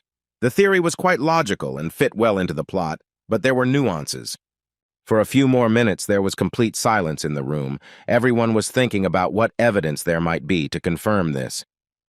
Finally, the blond man spoke up, saying that in April it was revealed that Jil Sang-hoon had an affair with the heiress of Dangun, Shin Seo-yoon. Upon learning of this, became furious. Jil Sang-hoon's intentions are obvious. As soon as the attention on the Dangun company wanes, they will focus on her. The guy's eyes lit up blue, and he added that it was for this very reason that he had gathered everyone present that day. The old man asked if they were really talking about war, to which the blonde chuckled and replied that war was not nearly as bad as it seemed at first glance. The bald fat man said that the Azure Ocean clan has divine wind in its ranks. He was reminded that this is not the only clan that has a throne. They also have one. It is the Lightning King. Someone objected that the Lightning King was still too young to be taken seriously. One of the men confirmed that their throne was young and inexperienced. A fight with Shin So-yun would be a death sentence for the youth, no matter how gifted he was. The blonde slammed his hand on the table and loudly announced that, to his great regret, there was no talk of war at all for now. He threw up his hands and added that leaving the Azure Ocean clan without an answer would also be an unforgivable mistake. Their plan is to support the middle heir of the Dong clan, Li Yunjing, and then gather to discuss countermeasures against the Azure Ocean. Soon, a new school year began. Yunha went to the second grade, which was now proudly announced by a sign on the classroom. The boy came to school not in the best mood. He was condescending about the need to finish school again, but there was nowhere to go. The children gathered at their desks and discussed how great it was that they were all in the same class again, when they could have been assigned to different ones. Yunha remembered Sena and wondered if she would study with them this year, and if so, how he could do it so as to have less contact with the blonde. Then John Hook came up to him and excitedly began to whisper that some unfamiliar guys had been staring at the captain for quite a long time. Yuna looked in the indicated direction and saw some thugs who were assessing those present with a condescending look. Jan Hook hissed that he really wanted to come closer to them and teach them to look normally. Our hero asked not to complicate things, wondering since when his friend became such a bully. The boy looked at the new guys again, and they pretended that they hadn't looked in his direction at all. Disgusting grimaces were frozen on their faces. Minji asked how long they would ignore the rumors. Yunha asked what she meant, and the girl said that the whole school was in an uproar because of his father's fight with Sena's father. Moreover, everyone believes that it is our hero's dad who is to blame, having turned him into some kind of evil and aggressive monster, and now the whole school is afraid of him. The boy thought that being a villain was quite profitable, but not when it was slander that related to your father. Sona looked at her friend and said that everyone uses the wording beat up. There is no need to guess for a long time who beat whom. She asked if this does not bother Yunha too much. Our hero assured that he was fine, and he himself thought that now no one would bother them and that it was quite convenient. Then, a satisfied Yonghuk came up and said that he had been diligently training the exercises shown by Yunha all holiday long, and had also been drinking Yang Hyang's father's juice. Only now did the captain notice how much taller and overall larger his classmate had become. It was incredible. It dawned on Yunhu that he had given these instructions to Sonia and Minji, and he wondered if they had grown as tall or not. The guy decided that he needed to try this remedy too. While our hero was lamenting that he was now the shortest in the company, someone shouted that the teacher was coming and that they needed to stop making noise. Footsteps were heard in the corridor, and soon a man wearing expensive black leather shoes entered the door. Yonghuk reported to the captain that he was returning to his place. Yunha looked closely at the one who would now be their homeroom teacher. The teacher stopped in front of the class and announced that his name was Imdu Hun and that he would be spending the year with them. Yunya was wary of him. The man's flow of mana was so strong that it could easily knock off anyone who dared to come close. The guy sat and thought about who Imdu Hun really was and what he was doing in their class. Apparently, he was not an ordinary person. At this time, the old man, whom Yang Haiyan had mistakenly visited, closed the book about Alice in Wonderland, which the girl liked so much. A secretary approached him with a folder in his hands and said that the report was ready. The man nodded and thanked him. The secretary also added that the issue with the parents of the first graders who insisted on expelling the half-human Jin Senya from school had also been resolved, as the gentleman had requested. There was information that KK Farm tried to interfere with the process of placing children, but they were refused. Yunha, Haiyan, and the rest of the children involved remained in one class. An old man looked at Hai Yang on the sports field and asked if he remembered correctly that the KK Pharmaceuticals Company was owned by the family of the brat Kim Kun-wan. The man answered in the affirmative, and then the gentleman sighed that the world was clearly becoming a better place if such a scoundrel dared to interfere with a child whom Min Junshik treated like a granddaughter. There was an order to put a guard in Haiyan's class. An elderly man asked how they organized it, to which the secretary replied that a retired player became the teacher after being injured. Looking at the file, the boss asked where he had worked before, to which he received the answer that the teacher was part of a regular client agency. After looking at the file again, the man muttered that this was an S-Rank clan agency, which meant the children were in good hands. Not long ago, a book lover asked his little friend who Heian would like to study with in the second grade. The girl replied that she would really like to study with her friends, but her father said that it would be difficult to arrange, Then her grandfather promised that he would fulfill her wish. The little girl became serious and replied that she did not believe in miracles. She knew quite well how this world works. The elderly man only smiled. After thinking, he asked Heian for permission to make a prediction. The girl asked again what it meant. "This means that in the second grade she will be with her friends," said the grandfather, watching as Yang Heian laughed happily after hearing this. As we know, everything turned out exactly as the old man promised the little girl, and Yun Hee's entire group went to second grade together. Grandfather placed his hand on the cover of the book about Alice, and it was obvious that this action had a sacred meaning for him. He asked the secretary if it wasn't interesting that after so much time there was a child that he could treat like his own granddaughter, and he nodded and left. The man was left alone and held the book in his hands for a long time, sitting in his comfortable chair near the window. After some time, Yunha and Yuna went to a huge, half-abandoned hangar for a secret meeting. It was a surprise. The boy drew his sister's attention to the fact that there was an awful lot of dust here, and said that the divine wind should appear soon. The girl asked how her brother met the throne, and our hero replied that they became close on Mount Bukan. Yuna was jumping up and down with impatience, and when Shin So-yun entered the hangar, she screamed with joy. The first thing the woman said was that there was too much dust here. She waved her fan, and the same hurricane of mana cleared the room. It was done very skillfully. Streams of dust rose into the air and then began to flow smoothly out through the windows. Yuna was delighted. She didn't expect that a player could do such dirty work so refined and filigree. Finally, Shin So-yun approached the children, wearing her usual suit with short shorts and the already familiar high-heeled shoes.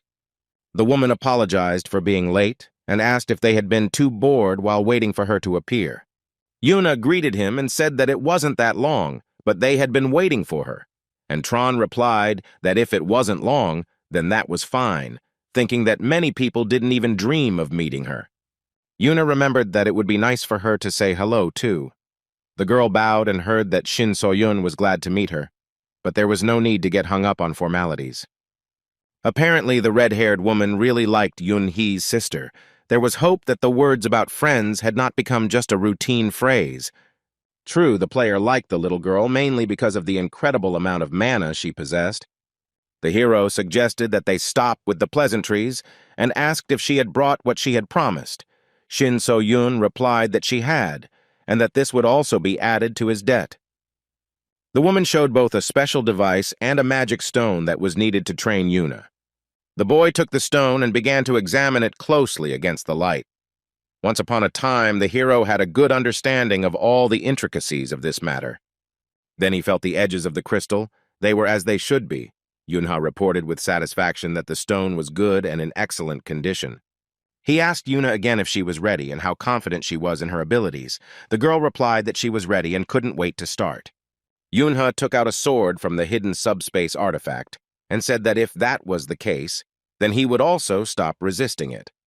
Having handed the weapon to the girl, the brother reminded her that she would have to pass the test and exam in any case.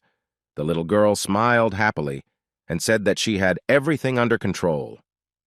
The boy took the stone in his hands and replied that he did not quite understand what exactly was being grasped, but there was no point in dragging it out. It was time to start. Yuna launched and activated the stone. It described a huge arc and hung in the air. Yuna got ready. For some time, the magical artifact simply hung in the air and nothing happened, except that the glow became a little brighter. But then it began to flare up with fire. The stone fell to the ground and the process of the monster's appearance began. Yuna looked at what was happening with undisguised horror. She held onto the sword as if it was her last hope for salvation. The blade trembled. But what is this?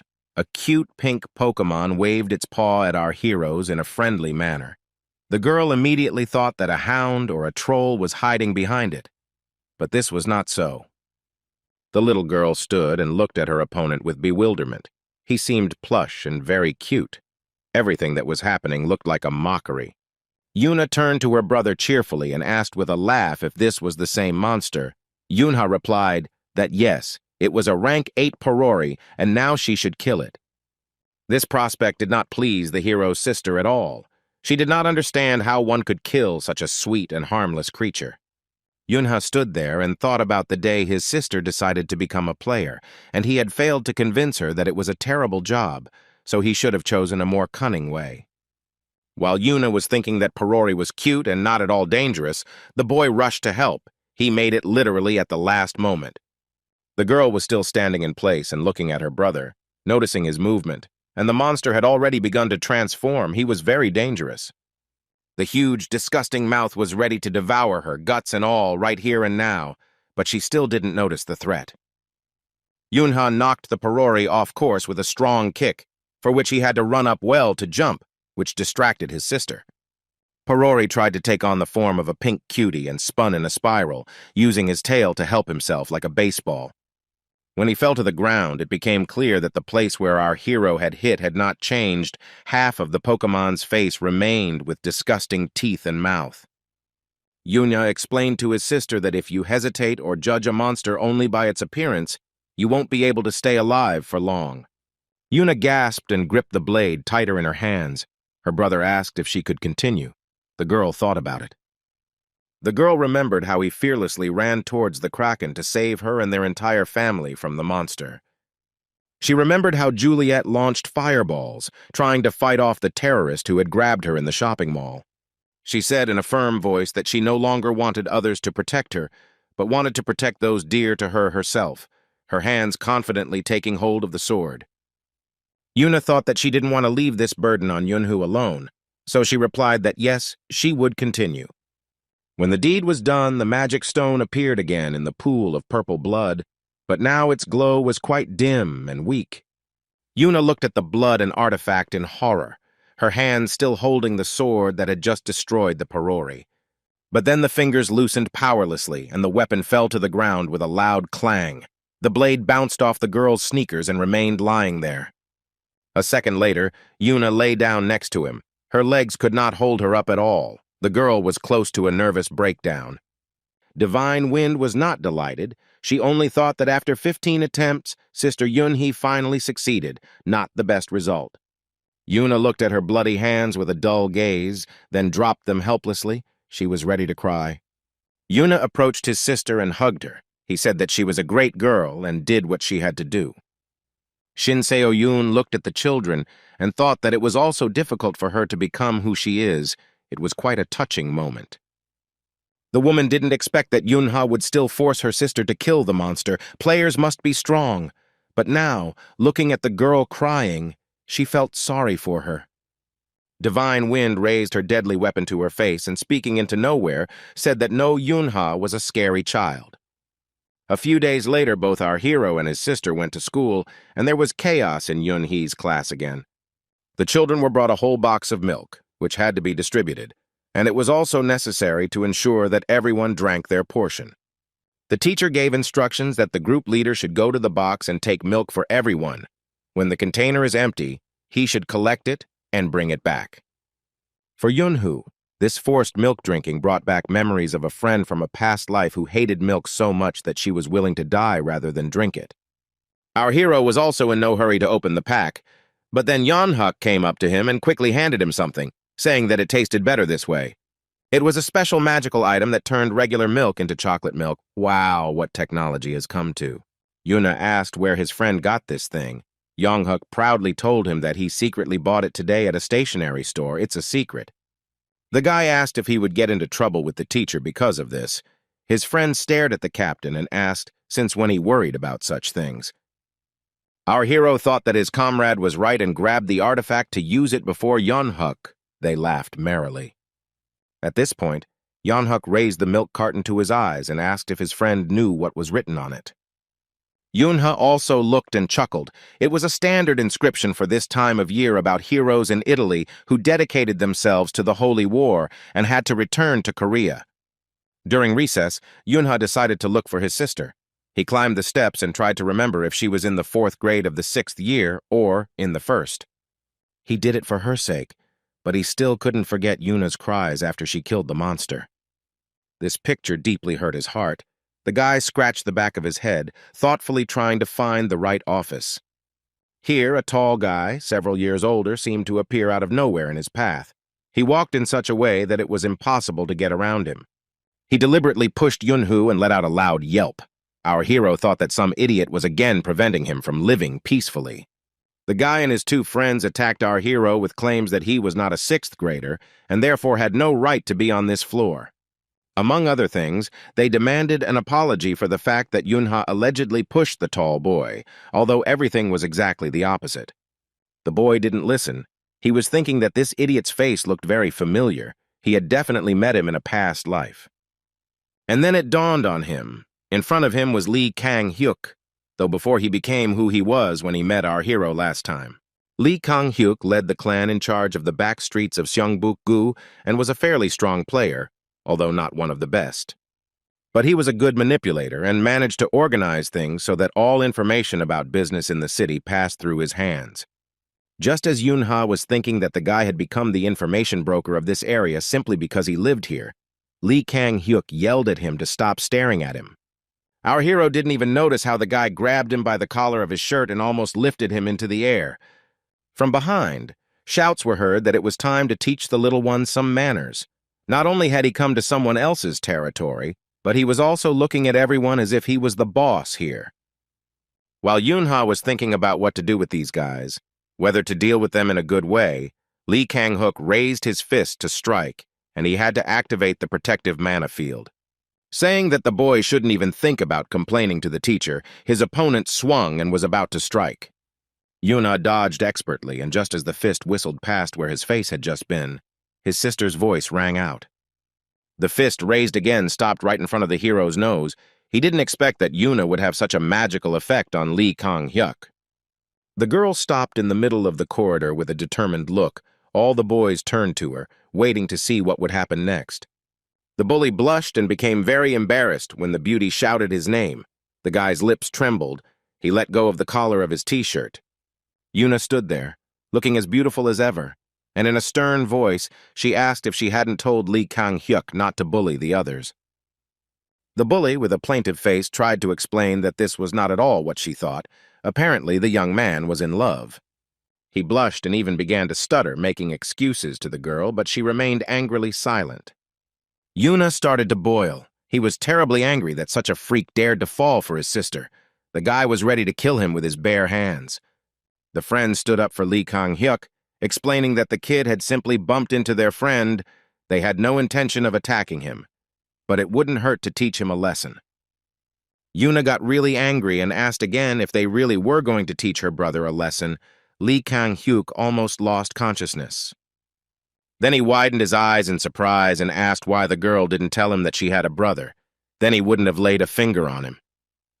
He began to carefully examine Yunhoo in order to memorize his face well and stay away from him in the future.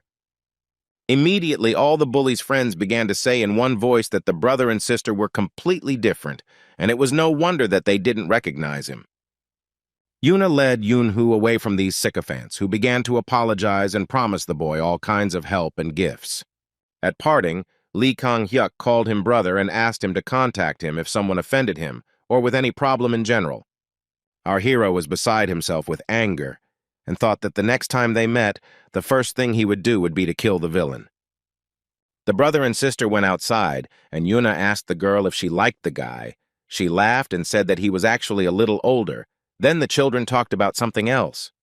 Returning to school, our hero asked his sister his question again, and she was a little embarrassed. It was clear that she really cared about Lee Kang-hyuk. For a while, Yuna stood with her back to her brother and said absolutely nothing. She did not know how best to formulate an answer. Finally, the girl turned to her brother with a smile, leaned down to kiss him on the top of his head, and happily announced that she liked Yunha the most. And she added that it was time for them to go. She wanted to walk him to the office to make sure that no one else would hurt him. The boy was numb. He sighed, raised his hand to his face, sighed again, and said that if that was the case, then okay. It was clear that Yunha was trying to cope with her emotions. His sister hugged him tightly and said that she never thought that he loved her so much that he would be jealous of some Lee Kang-hyuk. A few days earlier, Yoon-hee and Yuna's grandmother was walking down the street on her way home. It was pouring rain, but it didn't bother her at all. The old woman bought some food. The children had not visited her for a long time, but recently they told her that they would come for the holiday. The woman bought some food. They talked on the phone the day before, and the grandmother noticed that the children had grown a lot and she missed them a lot. Now in the rain, she remembered her grandchildren and smiled again. She couldn't wait to hug her dear children tighter. As she passed the gateway, the old woman heard some suspicious sounds, as if someone was sniffling.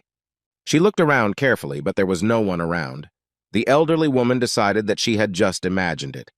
She had almost gone further when the sounds repeated themselves, and it became clear that they were coming from the direction of the garbage bins in the alley. Grandma Yunhee came closer and moved the lid of the largest one. What she saw there touched the woman to the depths of her soul. There sat a wet and frozen boy, half man, half dog.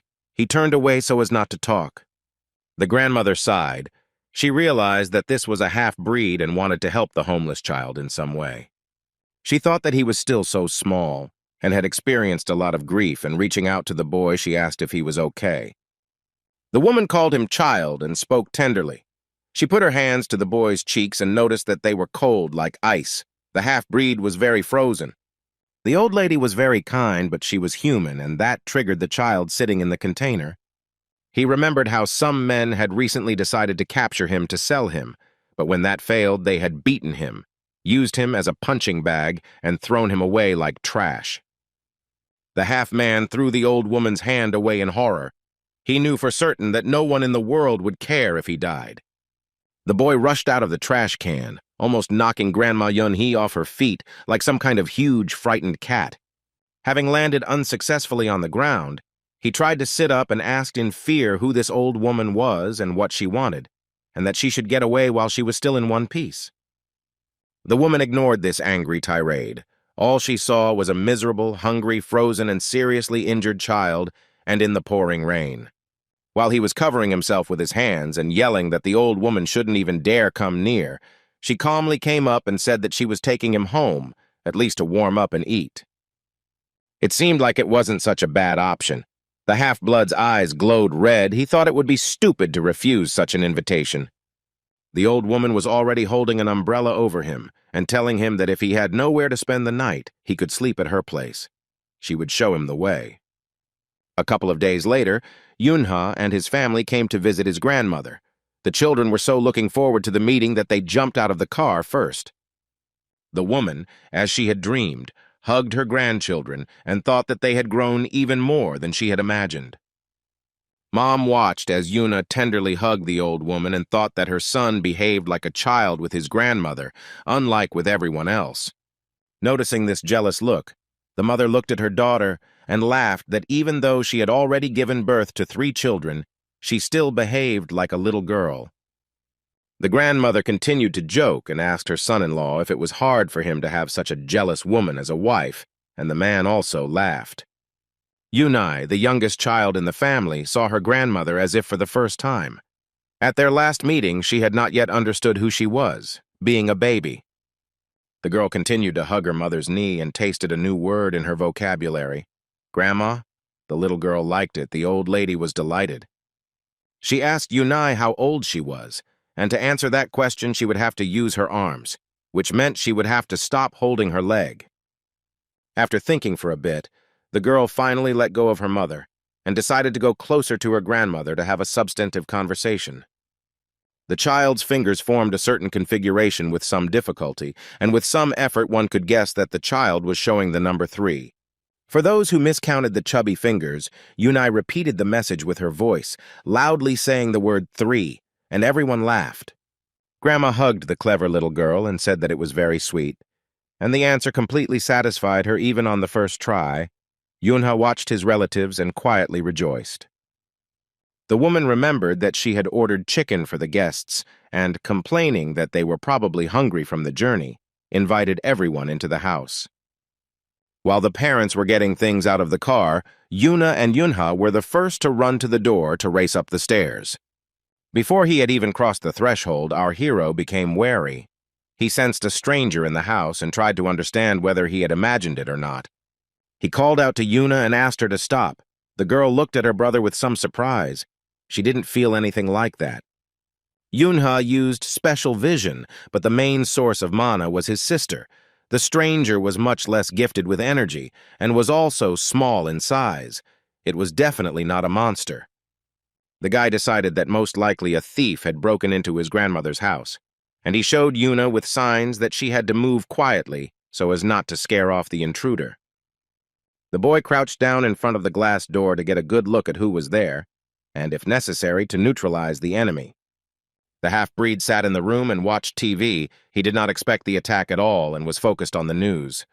The boy sniffed. He smelled the pleasant aroma of chicken and was very surprised that the old woman's house smelled like fast food. Just at that moment, Yunha launched his attack, which was swift and knocked the enemy to the ground. The parents, grandmother, and youngest sister just entered the house. They were smiling and discussing the trip. Then, strange sounds, rumbling and screams came from the room. All four became alert. Something strange was happening. Yuna stared wide-eyed at the half-human who, in an attempt to escape from him, had turned over a table and was trying to hide behind it. The attempt failed, and the half-breed simply pressed his back against the tabletop. Our hero advanced and shouted who he was and why he was in his grandmother's house. While Yunha was raging, the boy invited by his grandmother tried to understand what he got for. Instead of a tasty chicken, some psychopath attacked him. Our hero was suddenly stunned. He knew this half-breed. He knew it like no one else. It was his friend Jin Perrin. Only in childhood, Yunha said the name out loud. Perrin continued to lie on the floor and scratch the bruised area. A bump had grown on his head. For some reason, this interested the guy much more than the fact that an unknown psychopath knew his name. A few minutes later, Yuna and Yunhee's dad filled a glass of water from the tap and drank it all at once. He said only one word, okay? He added that they had nothing against the grandmother's decision to take care of the half-human. They just needed to be warned in advance. The old woman smiled and said that she had just warned them, so the job was done. She was just waiting for their arrival to tell them the news. The three older children were busy devouring the chicken, or rather Yuna and Paran were eating, and Yuna watched and thought that everything was quite logical. The grandmother lived in the city where his friend was born. Who would have thought that their relationship in the new life would begin thanks to the kindness of his relative's soul? In that life, she raised Yunhu, and in this one, she picked up Paran. The future has changed so much that it is now impossible to predict what to expect and what to prepare for. The half-breed held a chicken leg in each hand and, with his mouth full, asked why our hero continued to stare at him. He decided that Yunha wanted to take away his food and shouted that he would not share. Even if he tried to use force, the grandmother reassured Jin that her grandson always had such a look. The half-breed swore and shouted that the boy continued to stare, and the grandmother asked him to be more polite and watch his language. Perrin muttered something about not intending to listen to the instructions of some old woman. That was a fatal mistake. Our hero was furious that this ungrateful scoundrel could call the woman who had cured him, given him food and shelter, some old woman. Yunhee's hand reached for the bottle of soda, but he didn't want to drink it all. He had completely different plans for her. He remembered that when he met his friend in that life, he considered him a mad dog, but calling his grandmother names was too much. You have to raise a puppy from an early age. The boy asked permission to go and play with Paran outside, and the half-breed was indignant that he had not finished eating yet. Grandma said that it was a great idea. It would be wonderful if they played and became friends. There were more interesting games outside. Yuna screamed that she also wanted to go with them, but her brother asked her to wait a little in the house. As soon as they thought of something worthy, they would call her. Paran continued eating and said that he had no intention of going out anywhere. He was not interested at all. Yunha grabbed him by the collar with a firm hand and insistently recommended that he do as he told him. Otherwise, everything would end badly. He leaned over to his future friend and said that it would be better for him if he just got up and went outside with him. Nevertheless, the boy dragged the half-breed literally by the scruff of the neck off the porch. He continued to chew the chicken even under such circumstances. As soon as the gate closed behind them, Yunha threw a soda bottle at Paran, knocking him down. The half-breed fell to the ground with a groan. 2 chicken legs followed suit. The boy howled in pain. As soon as he stood up and looked at our hero, it became clear that instead of a friend, he was in danger of making himself a sworn enemy. It was the fact that the coveted chicken remained uneaten that angered Paran the most. Food never came easy to him. He shouted that people don't even bother dogs when they eat, and he was unable to finish his meal quietly and calmly. Yuna raised his finger and solemnly announced that the only reason people don't bother dogs is because they might bite. Our hero decided that it would be bad if they were heard, so he cast a soundproof dome, quite small but quite reliable. The half-breed asked what it was, but the boy did not answer. He went towards him with the words that there were no dogs here. The guy added that given what his new acquaintance was doing, he needed to think carefully about what to call him. He came even closer, holding the bottle like a baseball bat. Yuna stated that he wanted to help Jin become human, his eyes glowing red indicating that his berserker gift had activated. Paran clenched his fists and asked if he really wanted to fight. It was immediately clear that nothing good could be expected from such a boy. He didn't like him right away. Yuna didn't waste time talking and began an attack with his armor-piercing soda. The half-breed only managed to gasp. The blow landed on his shoulder. It was so strong that the boy's eyes widened and he almost howled in pain. The enemy hissed that he didn't like him and began to prepare a new attack, especially since no one was even thinking of resisting. Paran was feverishly wondering where the boy got so much strength from. It felt like he had hit him with a cannonball and not a plastic bottle. After the next blow, Yoon-hee-jin winced in pain and bent over, pressing himself to the ground. Our hero stood over him and said that this was because he called his savior, who had picked him up on the street, treated him, fed him, and given him something to drink, some old woman. After this, another series of blows followed. With the question of whether the half-breed had lost his manners and gratitude somewhere, he screamed and began to call for help. Yuna warned that if he wanted to call adults for help, it wouldn't work. Everything that happened here would remain only between the two of them. Our hero said that the enemy would be able to call for help only if he had telepathy, Perrin answered negatively, because he was only 10 years old. The boy was surprised. He was sure that at this age, the skill of telepathy was already well mastered by his friend from a past life. He remembered how Perrin had boasted that he had mastered this art to perfection since the age of 10, and that he was generally a cool kid. Yuna was angry that his friend had lied to him and thought that this was an excuse for a few more disciplinary blows. The moon rose higher and everything was filled with a cold, bright light. Yunha loomed over the enemy and declared that now they would have real fun. What happened under the dome for the next 5 minutes could be called the beating of a naughty child.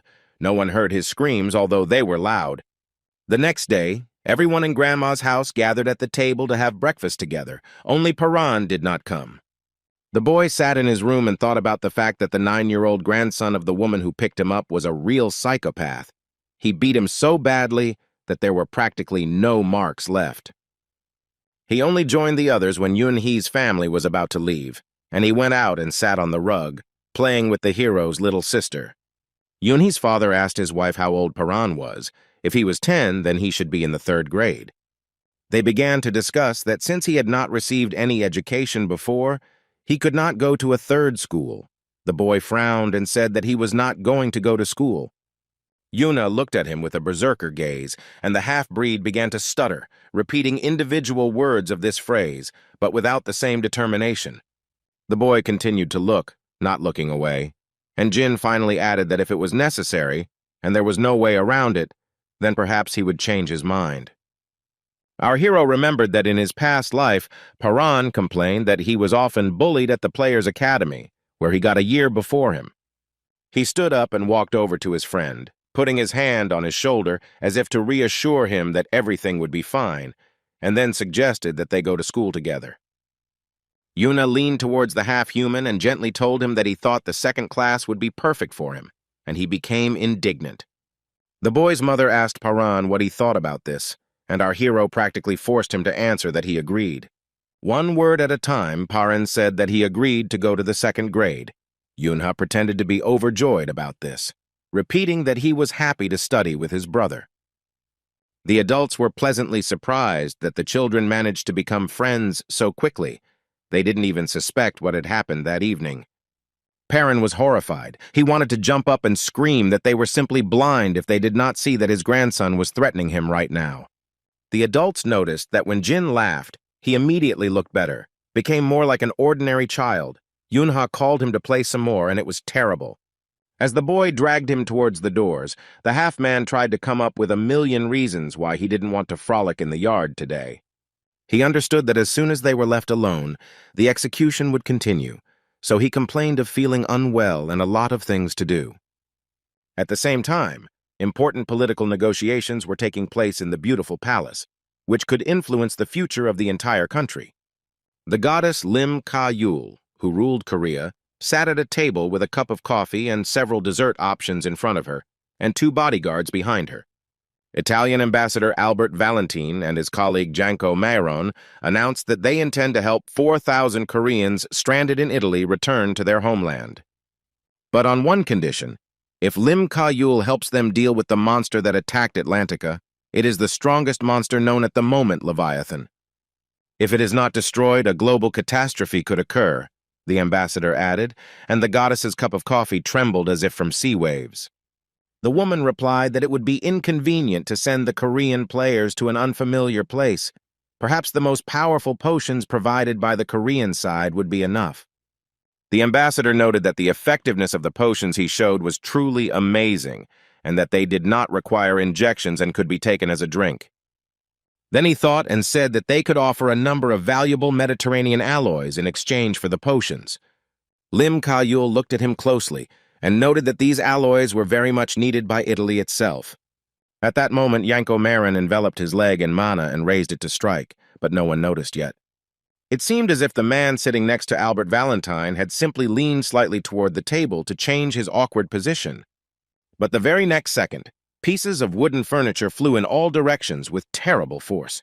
Lying on the floor, he yelled at the goddess that he didn't understand why she was hesitating, since they were asking for a small favor in exchange for the return of Korean citizens home.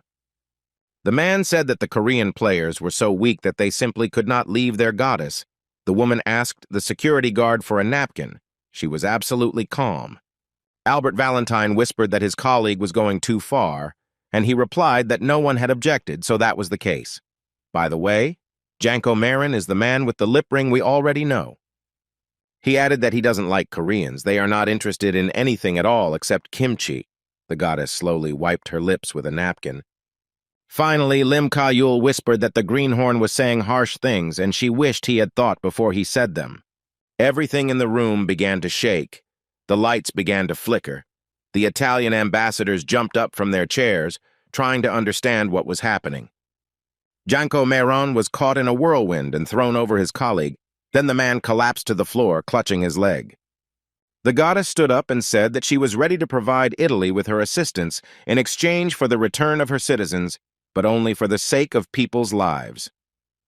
The woman promised to send the country's strongest divine spear player, Nagmun Seogwon, and 2 more of the 12 thrones along with him to the operation. Lim Ka-yul concluded that this should be enough to bring back the Korean citizens, and then showed the ambassadors the door. The men were hit by such a gust of storm wind that they could barely stand on their feet, risking being left without clothes. As the woman turned to leave the room, Albert Valentine slammed his hand on the table and told her that her actions were outrageous. She replied that if they were not happy with something, they could very well complain to Big Mama, who would be upset to learn that she had sent some incompetent nobodies to Korea instead of ambassadors. Janko Mayron shouted that he would now show who was a nobody here and was going to smash up the meeting room. A colleague stopped him at the last moment. There was so much fear in the man's voice that the colleague listened. Albert Valentine said that he felt that he would die if he moved. Janko Mayron froze with his sword drawn. He, too, felt the mortal threat. The mana around them thickened and pulsed tensely. The goddess looked back and noted with a smile that their instinct for self-preservation was still working. Well, at least they could do something. Before closing the door, she added that the meeting was over and asked the ambassadors to leave the building on their own. Janko Mayron cursed foully. He was forced to endure such an attitude because he provoked it with his own words. The goddess and her bodyguards headed to her residence, the Blue House, where they began to discuss what had happened. One of the bodyguards, Park San-jin, asked the girl to better control her emotions. She is no longer a people's artist of Korea, but a goddess, the head of state. Lim Ka-yul changed into a more familiar outfit and asked the man whether these were the words of the actress's manager or the goddess's bodyguard. Lee Young-hoon, the second bodyguard, suggested that his colleague not answer because you could never guess what was on that woman's mind. The goddess turned to him and informed him that she didn't think they were allowed to say such things. The report she was reviewing had been rejected due to the bodyguard's fault. The guy asked her to think a little more. Italy imported Maserati Gran Turismo as a gift to the Korean side. The girl asked again what he was talking about, and Lee Young-hoon explained that Big Mama had given him this luxurious car as a sign of friendship. The goddess ordered the gift to be sent back, and that she did not need anything like that. The bodyguards were taken aback. Lim Ka-yun bent over the papers, but at the same time she was thinking about how Big Mama would react to such insolence. She had never met her, but she knew that the ruler of Italy was far from friendly, and the ambassadors she had sent were incompetent, which meant that Big Mama was up to something. The goddess ordered Lee Young-hoon to keep the ambassadors under surveillance and report on all their activities, especially suspicious contacts. As the bodyguard left to carry out his assignment and the doors closed behind him, Lee Ka-yun breathed a sigh of relief. She stood up from her seat to stretch her muscles a little, then pulled down her skirt and took a few steps. Park Sang-jin said that the deal ended better than they thought, mainly because of the potion from Alice Pharmaceuticals, thanks to the company's engineer, Yang Seok-hun. The woman looked out the window and said she would express her gratitude after she finished all her business with Italy. The man added that he had spoken to her assistant. He said that it was extremely dangerous to provoke the Italian ambassadors, so giving them potions was a risky idea. The goddess smiled and said that Divine Spear was in the next room and ready to intervene if needed.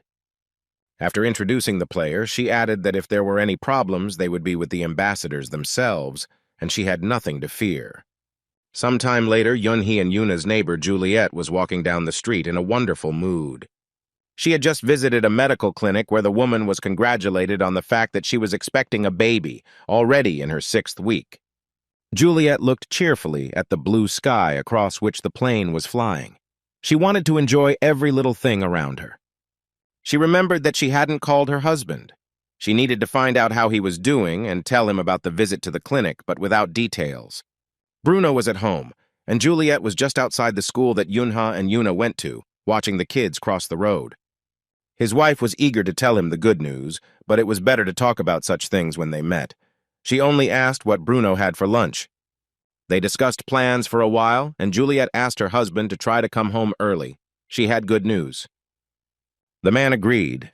It was clear that he began to suspect what exactly would be discussed and smiled during the conversation. Juliet ended the conversation and thought that she wanted to see Bruno's happy face as soon as possible. Yunhee's neighbor was still smiling at her phone screen when she heard someone walking straight towards her. Then someone's voice asked if it was really Juliet Valentine in front of him. The woman became nervous and looked ahead. The one who stood blocking the road did not evoke the slightest pleasant emotions. Juliet gasped. The woman continued to hold the phone in her hand. Beads of sweat rolled down her forehead. This meeting was clearly not part of her plans. Standing in the beauty's way was Janko Marin. They were clearly acquainted, since the man, grinning unpleasantly, asked how Julie was doing. The man smiled nastily and thoughtfully added that she had become much prettier since their last meeting. Here his face became incredibly pleased, and Marin reported that now everything had become sharply worse for Juliet, although she herself had already realized this. Saying that it was time for the bird to return to its cage, Janko Marin covered Juliet's mouth so that she would not scream and began to push her towards the car. Bruno was working on the computer, but then his mobile rang again. He was surprised because he had just spoken to his wife. Yunhee's neighbor seemed to sense that something extremely unpleasant had happened, so he was a little afraid to pick up the phone. He finally answered the call and held his mobile to his ear to ask if his beloved was okay. Her cold and indifferent voice came through the receiver, thanking him for everything he had done for her. At the end, Juliet added that he shouldn't look for her anymore and hung up. Bruno started shouting at her to wait, but no one heard him anymore. The woman turned off her mobile phone completely and sat for a few more minutes, not daring to hide it in her purse. Janko Marin laughed and said that the princess had made the right decision. Juliet wanted to cry and beat him half to death. As Albert Valentine was about to start the car, Marin laughed that it was very noble to allow the person you love to live an ordinary life. But let's not forget that all this happened right next to the school where Yunha studied. A few minutes before this, the guys had just gone outside, languishing in the heat. They bought ice cream, and Yan Hayan invited her friends to her father's cafe. There was air conditioning. Minji and Yunha said that they would run home to drop off their things and then join the others. The girl sternly reminded the hero that he shouldn't even start playing with Yunaya, otherwise she would wait for him like last time, for an eternity. Here Yunha noticed Juliet in the company of several strangers, and he really didn't like what was happening. Janko Marin was just forcing the woman into the car. She was gloomy as a thundercloud. Taking a closer look, the guy recognized the man. He even remembered the Italian's name. The situation was becoming more and more suspicious. Also, remembering the message on the milk carton, Yunha realized that negotiations were currently taking place between Italy and Korea. In his past life, he was well aware of the situation in the Atlantic Ocean and the destruction of a second or even first-rank monster called Leviathan. In order to save the Koreans stranded in Italy, the government took it upon itself to provide assistance in the fight against the monster. 3 of the 12 thrones were sent, led by the divine spear, but this turned out to be a fatal mistake, because Leviathan was even more dangerous than was said. Korea suffered serious losses. The divine spear Nagmun Seogwon himself lost his left arm in the battle with the creature. Railgun Shin Megwan became incapacitated, having sunk into a berserk state so deep that he was no longer able to emerge from it. The throne, nicknamed Florist Bang Yanji, was reportedly killed during the operation. In fact, the florist did not die. She was kept in captivity in Italy, but this became known much later. The responsibility for the theft of the throne lay squarely on the shoulders of the Italian ambassador to Korea, Janko Muron. When this came to light, mass protests began with representatives from different countries joining in, and Big Mama gave the order to publicly execute him. And now this man was standing next to Juliet. Yunha was worried, but he didn't show it. He just asked Minji to take the bag and under no circumstances to follow him. The boy repeated the request once more and began to check whether the laces were tied well. He decided to run after the car and then tell Bruno and Shin So-yun. Once the knots on the sneakers were checked, Yunha cast mana on his feet so he could chase after the car. A moment later, he rushed after him. The confused Minji only had time to blink. She didn't understand anything at all. Yuna was focused on the goal. If there was a chance to change the future, it had to be taken immediately. When he came around the corner in the parking lot, he realized that he had overdone it and should have been more careful. The car that Juliet was put into did not move. The men noticed the pursuit and got out of the car. But the boy's appearance puzzled them. Albert Valentine adjusted his glasses and exclaimed in surprise that it was just a child. Our hero froze, and Janko Marin said that he couldn't believe that this child hadn't run away yet, but continued to stare at them. A second later, the man was already standing in front of Uni. He also moved using mana, so he was incredibly fast. Marin asked what business the boy might have with them. He even tried to smile, which looked even scarier than a frowning grin. Yunya noticed the movement of the man's hand, but he wouldn't have had time to do anything, even if he really wanted to. Janko Marin grabbed it so quickly, as if he had used all the mana in the world at once. Who would have thought that he could do that? Yunha unhooked his hand and quickly jumped to the side, then ran a few more meters to increase the distance. The man was surprised that some child was able not only to unclench his strong, vice-like fingers, but also to move so quickly. He muttered that apparently even children in this country were good at handling mana, to which Valentine retorted that the boy was not ordinary, but rather strange. Janko Marin grinned and replied that in that case he simply had no other choice. Saying that he would quickly get rid of the guy, the man approached Yunhee in one jump and immediately made another one to kick him. The boy tried to defend himself with his hands, but when the shoes almost touched his head, he realized that it was much wiser to dodge. He jerked out from under Yank Marin's feet and thought that since this bastard was going to kill him, he couldn't let him get close. When the man decided to kick the child again and had already made a swing, our hero made a sweep to knock him down. After that, Yunha jumped over the enemy as if he were jumping over a piece of sports equipment in a physical education class. Since Marin kept trying to grab him, the boy decided to concentrate all his mana in his legs to make it easier to dodge. This bore fruit, but not for long. As soon as the enemy realized what was happening, he began to anticipate the boy's movements. Then Yuna decided that it was his time to attack the enemy and prepared to deliver a series of kicks. The first one hit the target, and Yanka Marin was also unprepared, covering himself with his hands from the attacker. But the man quickly learned. When Yunha jumped up to kick him with all his might, the opponent had already prepared a defensive mana barrier. Our hero noticed this, so he decided to destroy it with a magic projectile. The confrontation became more and more interesting. Yunha launched the mana ball as hard as he could. The projectile should have broken through the defense and reached the target. When the boy landed on the ground after a series of somersaults and looked at how the attack had gone, he was surprised.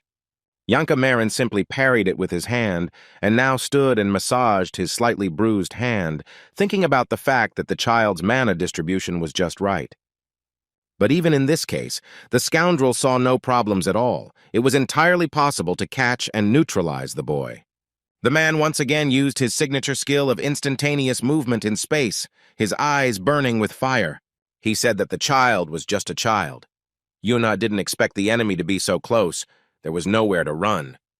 Yankee Marin's fingers gripped our hero's throat tightly, and the duel could be considered over. The scoundrel suddenly lifted the guy high up and laughed, which was even more fun than he imagined. Yuna tried to pry his fingers apart again with mana, but this time the opponent took this possibility into account and also used a boost. He told the choking boy that he wouldn't get rid of him so quickly this time. He needed to learn from his mistakes. Yanka Marin, with an angry face, told Yunhei that he was not the only one here who could use mana, but the boy only thought that he was dying from suffocation. Then Juliet's loud and angry cry was heard that Marin must immediately release this child. The woman jumped out of the car and became indignant, reminding them that they had promised not to harm any of her friends. Marin glanced sideways at the beauty and asked again if she really knew this boy. It was a trap. Yuna looked at Juliet and tried to telepathically convey to her that she shouldn't reveal her cards and admit that they knew each other. The woman understood and screamed that this was just an ordinary child, to which she received the answer that it was not so ordinary. Such freaks should be killed at birth. At this point, Albert Valentine intervened and ordered Janko Marin to stop. The scoundrel looked at the ambassador and thought that these Valentines were always too sentimental, and that was where all the problems came from. With a dissatisfied face, he unclenched his fingers, and the half-dead Yunha fell to the ground like a sack of potatoes. He sat on the ground and tried to catch his breath. Janko Marin turned around and walked away, shrugging his shoulders in displeasure. Juliet ran up to the boy. She had to make sure that he was okay and that there was no danger to his life. She thanked the hero for his help, but added that there was no need for more help. Yunha asked what was going on and if she was okay. The woman fell silent and looked at him very sadly, so sadly that it seemed she was about to burst into tears. Then Juliet pulled the wedding ring on her ring finger and began to slowly take it off. The woman took Yunhu by the hand and placed the ring in our hero's palm. He looked at her with huge eyes, perplexed. Juliet asked to give the ring to Bruno and tell him that she was very sorry that everything ended this way. Yunha asked how. He thought that this was not the end, that everything could still be fixed if the two of them started fighting. The woman shook her head and added that she had been happy up until that moment. Let her tell her husband about it too. With these words, Valentine turned around and headed back to the car. Yunha remained sitting on the ground, clutching the ring in his fist. Seeing that the woman had returned to Junko Marin, the boy jumped up and called out to her, then called out to her again. He knew who it was, but he didn't have time to warn Juliet. Yunha tried to shout to her, but it was all useless. The scoundrel moved again with incredible speed and struck the boy right in the face, shutting his mouth. Yuna flew several meters and landed right into the trash bins, hitting his back hard against them. Janko Marin hissed at him to hurry and get away from here as far as possible before he was kind and killed him. The car took off abruptly and drove away, and our hero was left lying in a pile of garbage, thinking about how he had not imagined his second life this way. The young man remembered how happy he was when he saved his family, who were about to die. Just like he saved his friends during the Bukhan Mountain incident, now both Yang Haiyang and Yonghuk are still alive and have continued to develop. Back then, on the mountain, the boy managed to minimize the number of casualties, and he was happy that he was able to do it. But the future has changed for both better and worse. I wonder with whose permission Juliet gave away the ring. And with whose permission is he now sitting and thinking about the past? When he needs to start worrying about the future here and now, the boy stood up. Yunha was determined to change this shitty future by any means necessary so that everything would be good again. He looked at Juliet's ring and said out loud that his happiness included the happiness of this woman and her husband. Clutching the symbolic treasure in his hand, Yunha decided that he shouldn't be so arrogant in excluding himself from the game. Under the counter stood a box full of bottles with a variety of potions and elixirs. It looked quite unusual. Father Yang Haiyan, as usual, worked in his cafe, and during the day and evening he spent his time at the bar counter. In order to fulfill the order for potions received from the state, the man had hardly slept for several days. Therefore, Papa Haiyan was quite tired and absent-minded. He didn't even immediately realize that someone had called him. The waitress came over to thank the owner of the establishment for the extra day off and handed him a glass of water, saying that it was time to rest. She asked why he was looking at her like that, but the man did not answer. He simply said that he was happier than ever.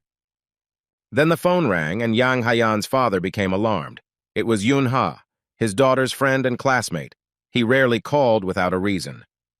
He picked up the phone and asked what had happened and how he could help. The boy politely said hello and replied that he really needed help.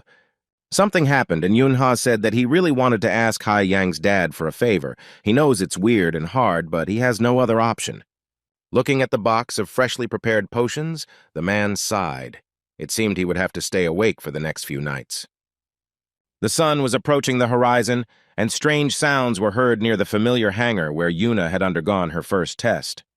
The girl came to training accompanied by the same Shin So-yun, nicknamed Divine Wind, the most powerful magician among the thrones.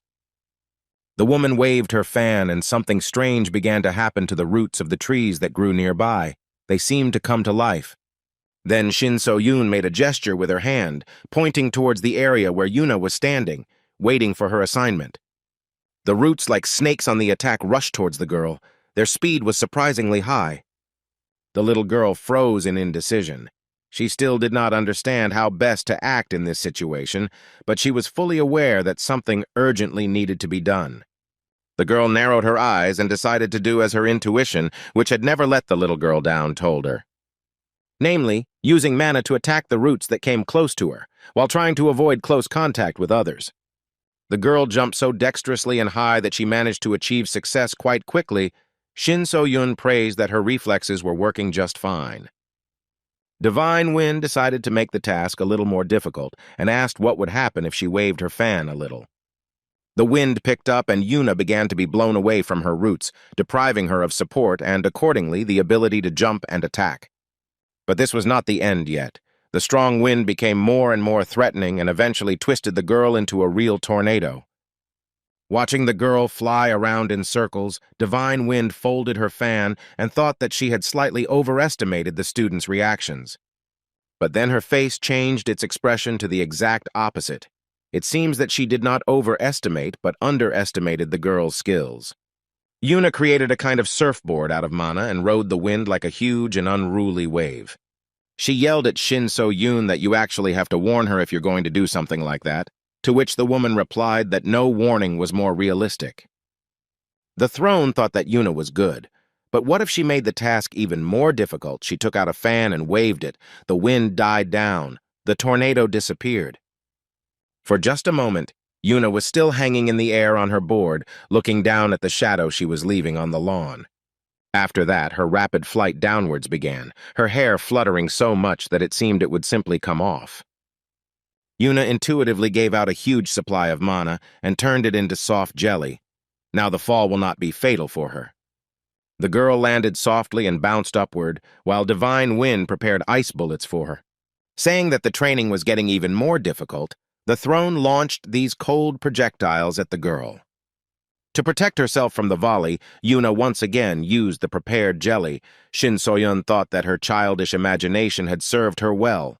Saying that it was simply unbelievable, the woman repeated the attack, ignoring the fact that the baby was rapidly approaching her. It seemed as if time stood still. Divine Wind was thinking so hard that she again forgot about everything that was happening. Finally, Yuna ran up to her and almost touched her shoulder. This was the girl's main task for today. Shin Soyun thought that the student was a real diamond. She laughed and said that Yuna still had a long way to go, but today she did brilliantly. At that time, a root wrapped around the girl's ankle and did not allow her to reach her goal. With her eyes wide open in surprise, Yuna fell face down on the ground and was then carried away by her leg, which was somehow even too much. The teacher reported that the girl had shown incredible progress over the past 3 months, while Yuna was hanging by her leg somewhere above. Then Shin So-yoon's phone rang and she stopped attacking with her roots. The woman became noticeably agitated. Her hands began to tremble. It was Yunha, and he called extremely rarely, only in cases where it was a matter of life and death. Divine Wind sighed. In the house where Yunha and Yuna and his neighbors, Bruno and Juliet, lived, everything was calm that evening, as usual. But Bruno was sitting in his apartment next to a suitcase with weapons and ammunition, which would have been enough to completely destroy this house. In the upper compartment, there was a machine gun and a knife with brass knuckles. In the lower one, there were ranged weapons and shells, plus a couple of devices and potions. Taking the knuckle duster in his hand, the man frowned. He remembered how and under what circumstances he had used it last time. Everything was in place, and Bruno went to the mirror to dress appropriately. He was so muscular that it seemed that in some places the skin simply could not withstand it. The man thought that he was no longer in the same shape. They wouldn't call him Grizzly Valentine like before, and then memories popped into his mind. Here he is standing on an Italian street with ice cream. Immediately, Princess Valentine's voice was heard, saying that some freak had pushed her, and the frightened man and 2 friends began to apologize. They said they didn't recognize the princess. Juliet raised an eyebrow in surprise, and Bruno asked in surprise how someone in Sicily could not recognize his mistress.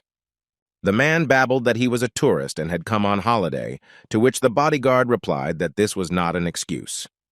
Bruno took off his jacket and the man crouched down in fear, so huge was the one who was advancing on him. The hands of the friends, holding their comrade by the shoulders, began to tremble violently. They were also afraid to see Grizzly Valentine in action. From the very first blow of Bruno's muscular hand, the tourist flew up about 3 meters. No one present had ever seen such force. Juliet stood behind her bodyguard and held an ice cream. It was a typical hot Sicilian day. Voices were heard around praising Bruno. Someone noticed that Grizzly Valentine was in good shape today. Juliet laughed merrily. The girl whispered that she was always grateful to Bruno. He became embarrassed and pretended to be upset because of the melted ice cream. That same day, the villa where the Valentine family lived presented Juliet and Bruno with a surprise of a completely different kind. All those who were part of the family, as well as their secretaries, gathered at the table. The main news was that Big Mama had appointed the Marin family as rulers of Sicily. There were immediately shouts and questions about what would happen to them.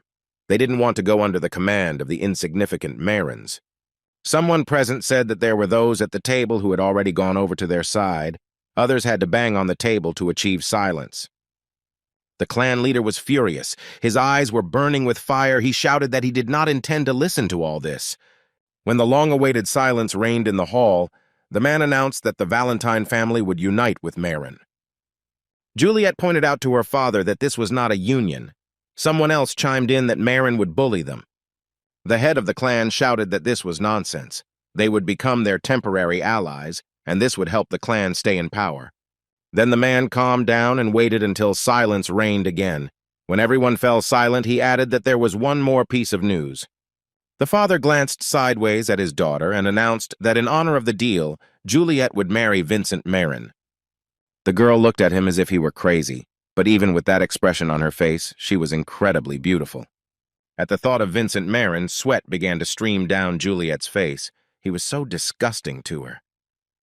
This Marin gigolo knew well what the Dolce Vita was. He spent his days in endless fun and drunkenness, not knowing what work and conscience were. When her father added that she must not only marry Vincent, but also bear his child, Juliet screamed in horror that this would not happen. The man replied that with her gift of enhancement, which allows one to increase the effectiveness of mana, the child would be special if he inherited it. Someone present suggested that the mother's gift of strengthening would also strengthen the child's gift, which would be something incredible. The head of the clan confirmed that the child would receive a gift and become stronger than anyone from Marin and Valentine. Then they would take him and raise him in the traditions of the family so that he would continue the glory of the line. When the girl heard this, her heart sank. She didn't think that her father was such a cruel and ruthless person. Juliet's face darkened, and Grizzly Valentine thought with horror that the boss treated his loved ones like objects, thinking only of power. He was not the only one. The rest of the family immediately began to convince Juliet that she should accept the offer. The future of the clan depended on it. They even hinted that Vincent was a good guy, and that they would have a wonderful heir, which was unbearable to listen to. Even the girl's father became a little sad. Such a blatant lie was clearly not the best means of persuasion, and Juliet understood this too. Here she remembered that there was another person at the table whom she considered very close, and she directed her indignation at him. It was her brother. Albert Valentine listened to the voices urging him to fulfill his duty, telling him about an heir, about honor, about family. It was disgusting, but he remained silent. It was not until Juliet turned to him with a plea to protect her and prevent her from getting married that Albert wanted to intervene. But after his sister addressed him personally, the man simply lowered his head. He realized that now all the attention and all the anger of those present, and most importantly his father, would spill out on him. He never said a single word. Juliet was simply heartbroken, but most of all she was hurt by the betrayal of those she loved. The meeting ended, and the girl remained sitting, her head lowered to the table, while Bruno, faithful to Madame, stood quietly behind her. He looked at Juliet and thought that there might be many more such difficult moments in life, but the girl needed support right now. Guards were posted at her bedroom at night to ensure that the wayward beauty did not try to escape. It was humiliating. The girl sat in her locked room. The moonlight came through the window. The beautiful curtains did not move. Bruno approached Juliet. He was very worried about her and said that she could tell him everything that was on her mind. Juliet sat on the edge of the bed, her head down. She didn't react to anything at all, didn't make a sound. The bodyguard squatted down next to her and called her name, gently taking the girl's hands in his huge palms. Here, Juliet raised her face to him and began to sob that she did not want to be married off like this. She did not want her child taken away like some kind of thing. She added that she hated this place, and it was clear from Bruno's face that he was ready to cry with her. It was so painful in his soul.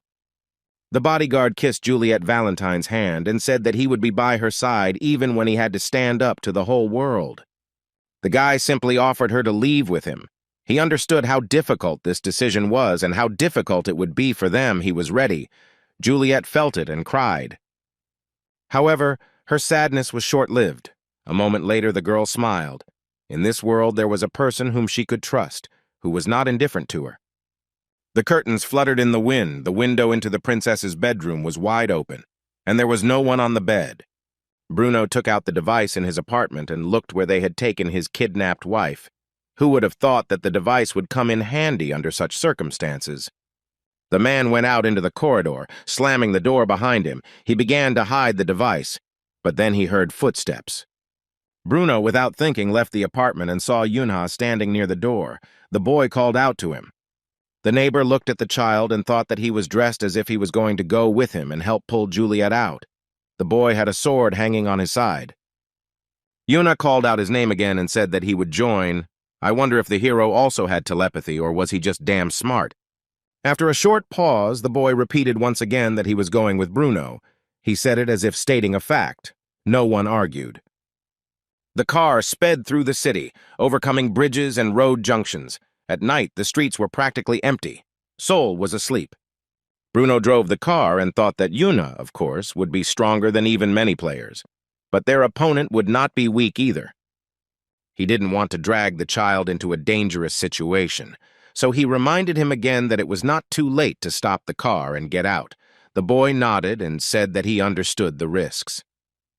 Our hero turned to Bruno and reminded him that they had already discussed this and that he was going on the mission with him, which led to another round of explanations. The man realized that he had no chance of convincing his neighbor, and it was unwise to waste resources on this now, so he simply nodded. Yunha asked if he knew where to go. The former bodyguard of the princess once again took out his device. When he reported that Juliet was at Alice's hotel, Yunha tensed up. He knew this place. Bruno suggested wearing armor, but it was not designed for such a small child. The boy showed his potions and stiletto and explained that it was already hard for him to move with all this stuff. He started telling what potions he had grabbed. There was even shadow spider venom. Bruno was surprised at how calm the guy was, as if he was going to brush his teeth and not to war. Yunha also reported that he took Juliet's ring. The man asked if he knew how to use it. The boy nodded. It was a mana-enhancing engagement ring, a brilliant idea Juliet had tried hard. Thinking about the woman, Yuna remembered how things were last time. People descended into the black dungeon of the abyss for the first time and managed to return, which was previously thought to be impossible. Everyone welcomed the mission participants. They were real heroes and received well-deserved honors. The team was international. Other players began reading the chronicle of events to learn from the experience of the pioneers of the abyss. There were terrible things there, especially about the Italians who were at the forefront. They were members of the Marin clan, cruel and unscrupulous. They were born from a woman who was specifically used to pass on Marin's DNA. She was called the Mother. Yunha thought that last time Bruno must have died because he couldn't save Juliet. It would be nice if it worked out this time. The car stopped, and the man announced that they were there. The boy quickly opened the door and got out. Bruno reminded him once again that he could still change his mind so as not to regret it later. Yunha replied that the guards at the entrance would regret it. They smoked calmly and didn't even try to ask the boy where he was going and why, mistaking him for a city punk. But when Bruno approached, the men came towards them and informed them that this was a closed area and entry was prohibited. Bruno and Yunha attacked at the same time and simultaneously took out both opponents. If everything continues to be in sync like this, they are doomed to success. At this time, behind the doors of the room where Juliet was locked, Janko Marin was drinking wine, sitting on the sofa. He looked out the window and was indignant that for some reason they had rented the entire hotel, but not the one they had planned. I wonder for what reason. Albert Valentine replied that if such a decision was made, then it definitely made sense. Maybe this hotel was simply closer. Juliet laughed and said that another hotel might just not like idiots like them. Yanko cursed. One of the men from the Marin clan said that no one knew that Princess Juliet would be here. Yanko nodded that he himself didn't know. If it hadn't been shown on the news, he would never have believed how fortunate it was that they were sent as ambassadors to Korea. He looked back at Albert and said that he did not immediately recognize Juliet in the plot, but his brother confirmed that it was she. Juliet laughed and said that the guys from Marin apparently didn't know the feeling of shame, since they were chasing one girl in the amount of several hundred people all over the world. Yanko looked at her angrily and said that the princess was wrong to be sure that they wouldn't touch her. It would be better if she sat quietly and didn't show off. He stood up and walked up to the girl, telling her that they didn't feel sorry for her at all, so she should keep her mouth shut. The girl tried to protest, but he grabbed her shoulder tightly, so tightly that the beauty screamed in pain. Yanko brought his face closer and told her that he could easily arrange a honeymoon suite for them, after which he laughed stupidly. Juliet pushed his hand away from her and cursed. She was not used to someone showing such an attitude towards her. The beauty's disgust was so strong that she spat right in the offender's face. Janko had already raised his hand to strike, but Albert Valentine was on guard. He simply called his name, and that was enough. Marin retreated. Valentine had such a strong supply of mana, and spoke in such a threatening tone that no one would want to mess with him. With words about heartbreaking brotherly love, Yanko went out into the street. He needed a distraction. The secretary brought Albert some reports, then took the tablet again. They began to discuss business. Then Juliet called out to her brother. He hadn't heard her voice say his name for so long that for the first few seconds he froze and fell silent. Juliet said that she was hungry. The girl asked to buy her a bento box at the 24-hour store and some bread for dessert. Valentine assigned the task to Tom Marin, who was initially unenthusiastic and suggested ordering room service. Albert looked at him in such a way that the guy rushed to the doors, a reminder of what kind of bento it should be, and in which store it was sold, rushing behind him. Suddenly, Tom stopped and called out to Albert, who was surprised but responded. He did not understand why the secretary had changed his tone so suddenly. The guy looked back and asked with a smile if Albert remembered that he himself was not Valentine, but Marin. The question remained unanswered. After a moment of silence, the man said that he shouldn't worry about it, and laughing, the messenger went into the store. Several minutes passed in complete silence, after which Juliet rose from her seat, her brother reminding her that there was no permission to leave the room. His sister looked at him as if he were a complete non-entity and asked where his family manners had gone. The girl said that she needed to go to the restroom and went there, loudly slamming the door. Albert shuddered. In the toilet, Juliet folded in half and gave vent to her emotions. Until now, she had not had a chance to be alone for even a minute. She remembered Bruno's words about how he would fight for her, even if he had to fight the whole world.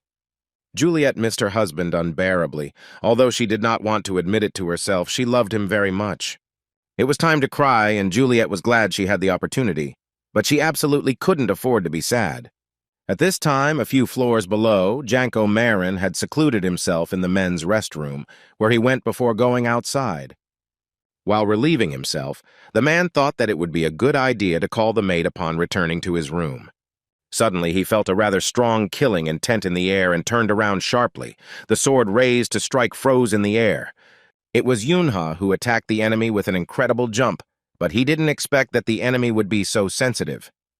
The blow missed its target. Janko managed to step back, but hit his head quite hard on the urinal on the wall, and then on the wall itself.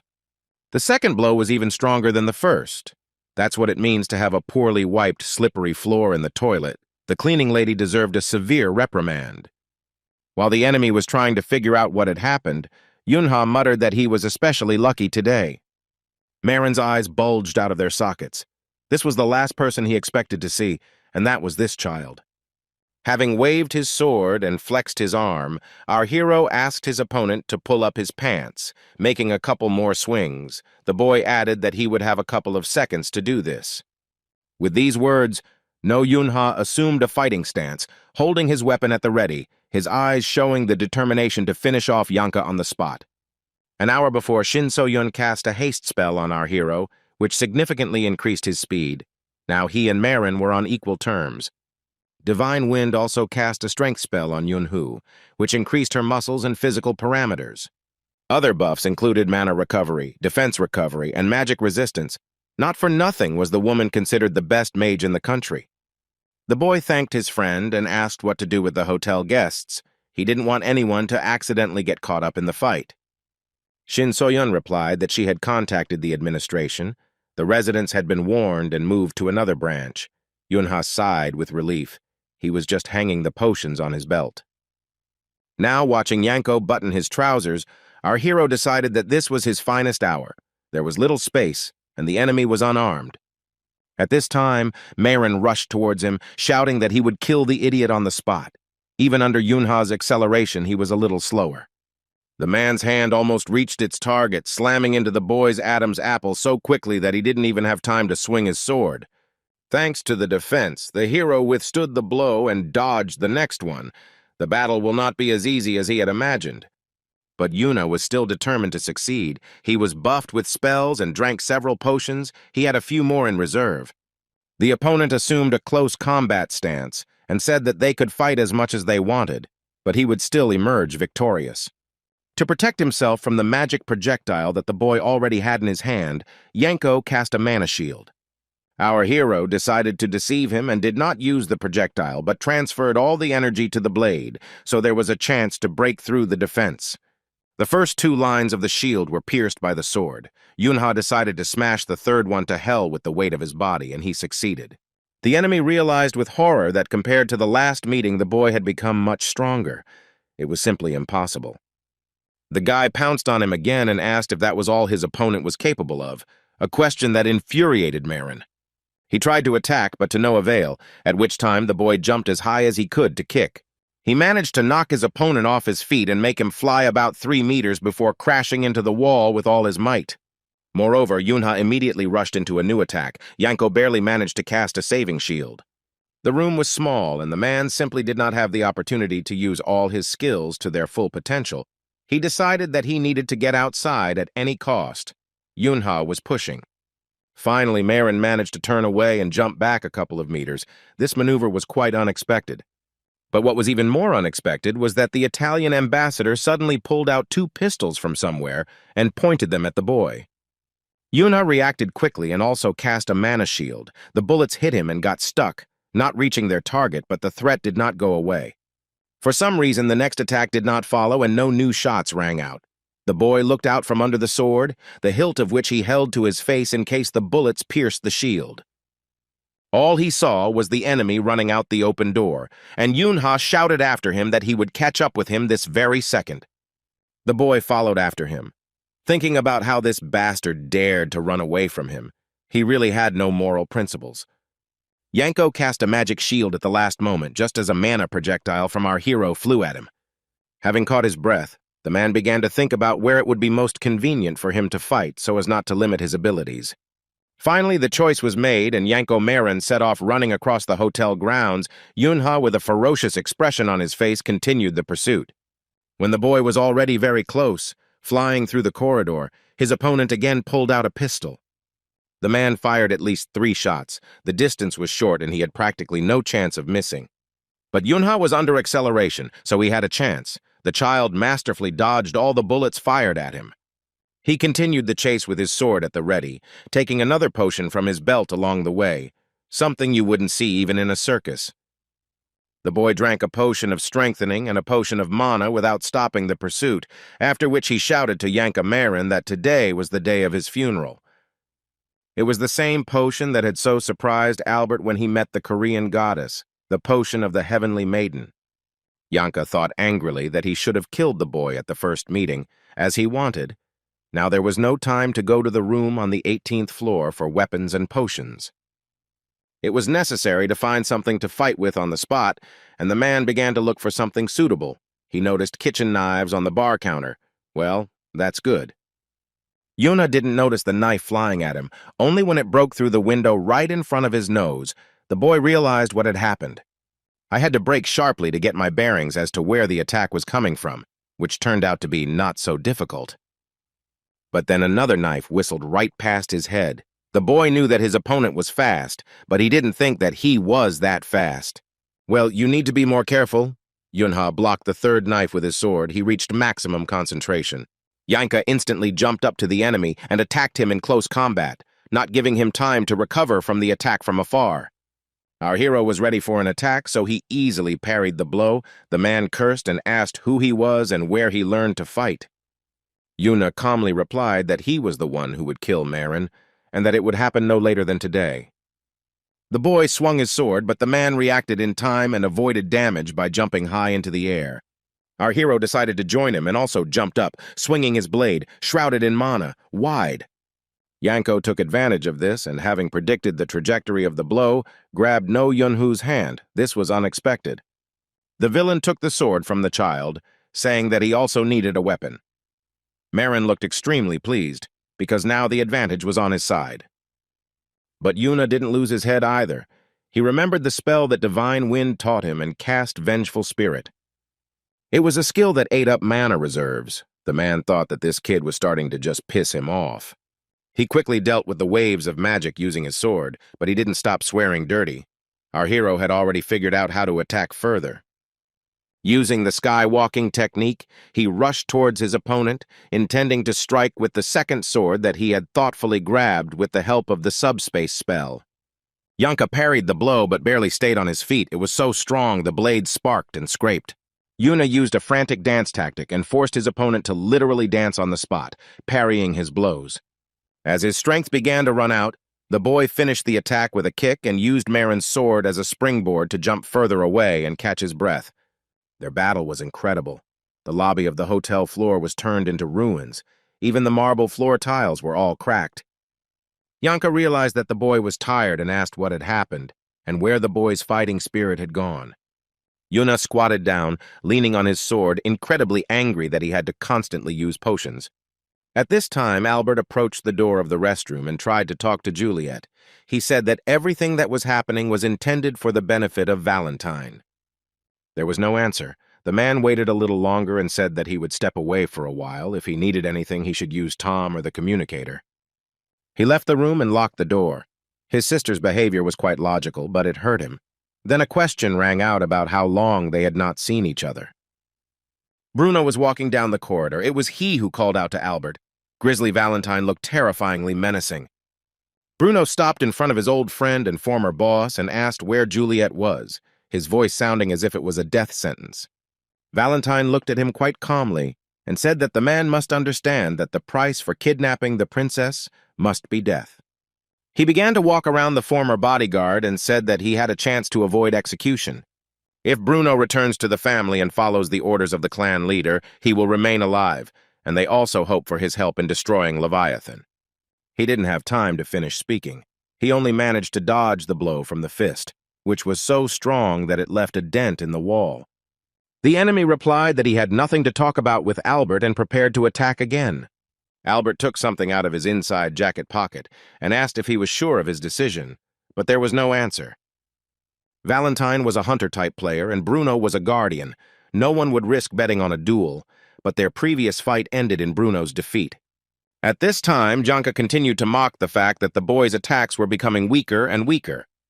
As we remember, he noticed that Yunha was tired and asked where the boy's former fighting spirit had gone. Our hero was wondering whether to use the potions, but after these words he made a decision and drank one, saying that his fighting spirit had returned. He felt a surge of strength and mana and cheerfully asked why the enemy wasn't buffed, but then smiled and said that it was probably because he didn't have such potions. The man bared his teeth, still regretting that he couldn't return to his room and was forced to fight with practically bare hands. Calling Yunhu a cowardly freak, he attacked him with a wave of mana. It was a wide-range spell. Apparently out of anger, the attack was so powerful that the boy barely managed to hold his sword in his hands. But he was unable to stay on his feet. From the force of the blow, our hero flew back several meters, almost falling on his back. The man took advantage of this to summon the hounds. He was a skilled mage, and there was enough space in the hall to use the monsters. In order to save his life, Yunhei had to jump high into the air, otherwise he would have been torn to pieces by the monsters. He tried to attack them with a kick from above, but the heavenly step move was useless. He was too weak.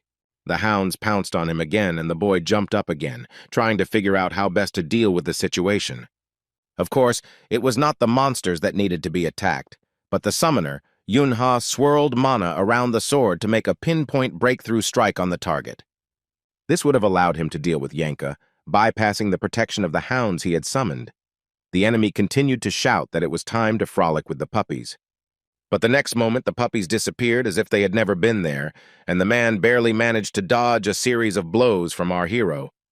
To protect himself, Marin cast a shield spell, but it didn't work right away, giving Yunhei the opportunity to strike once. Immediately after that, a shot rang out, then another. A pistol was sometimes more effective than a sword in magic. A bullet hole appeared in Yankee's protective shield. The man himself was going to use a firearm, but he turned out to be somewhat slower than the buffed boy. Yunhei's bullet blew the magical defense to pieces and gave him the opportunity to kick. Yanka's bullet grazed our hero's shoulder.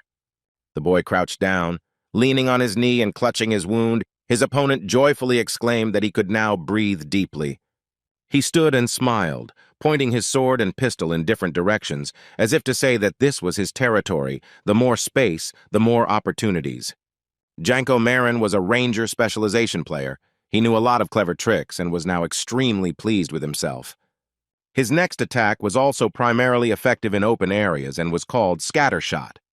Yunha was really scared. He knew very well how this spell worked and how dangerous it was for him. It was necessary to dodge using acceleration. The boy simply had no other chance to survive in the current situation. Yanko shouted that this time the nasty rat would not be able to dodge, and this gave our hero an interesting thought. He realized that the enemy was counting on wearing him down, so he decided not to run away from the attack, but to fight it off with his sword.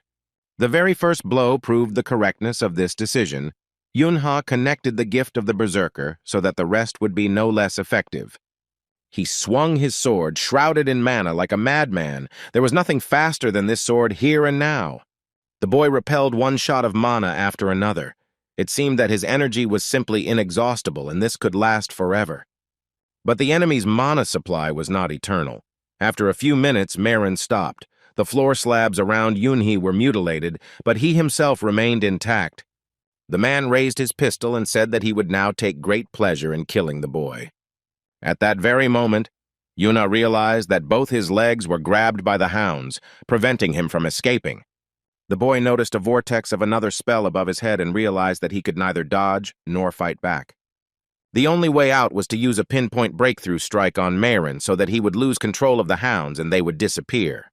At this moment, a shot rang out over our hero's shoulder. Fortunately, Yanka missed, but his spell continued to activate.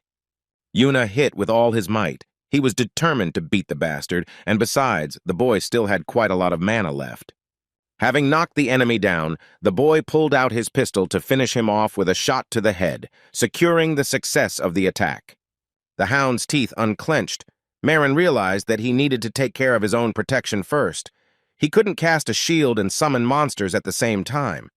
Freed Yunha fired and then made an incredible leap to finish the job with his sword if the shot missed its target. The enemy was ready and blocked the blow, but it was not easy for him. He was also exhausted by the battle. There was undisguised surprise in the man's eyes. Who would have thought that a child could be such a strong warrior? Maren raised his sword to strike, but the blade simply whistled through the air and the boy jumped high into the air. As he landed on the floor, all the tiles beneath his feet began to shimmer with purple circles of another spell. Yuna realized that the enemy had placed magic mines on the floor, and now every step he took was mortally dangerous. The first explosion followed immediately, and shards of glass and stone slabs from the floor rained down in all directions. In the place where our hero had just stood, the floor slabs had been literally turned inside out, forming a funnel. Yuna sat a little distance away. A few drops of blood almost stained his sneakers, but it didn't matter at all. The boy wiped his face with his sleeve and thought that in such a state he could neither run away nor adequately repel attacks. It was urgent to take the potion. Fortunately, there were still a few left in stock. The hero took another bottle from his belt. Yunha uncorked the lid and prepared to drink, but this plan was not destined to come true. The bottle was tightly grabbed by Yanka's hand. The man's eyes were burning with fire. Now he would get the coveted potion, and then he would show the boy what he was capable of under equal conditions. It was a healing potion, and the boy simply watched as the man took away his chance to restore his health by emptying the bottle. While Maren was praising Korean potions, Yunha stood up and muttered that it was time to get out of here. He walked towards the door. It was not possible to carry out the plan. The enemy also knew the technique of heavenly steps. 2 shots thundered again. Yuni's bullet missed Yanka, but the man's bullet knocked the sword out of the boy's hands, spinning in the air, the blade falling with a loud, ringing sound onto the marble floor.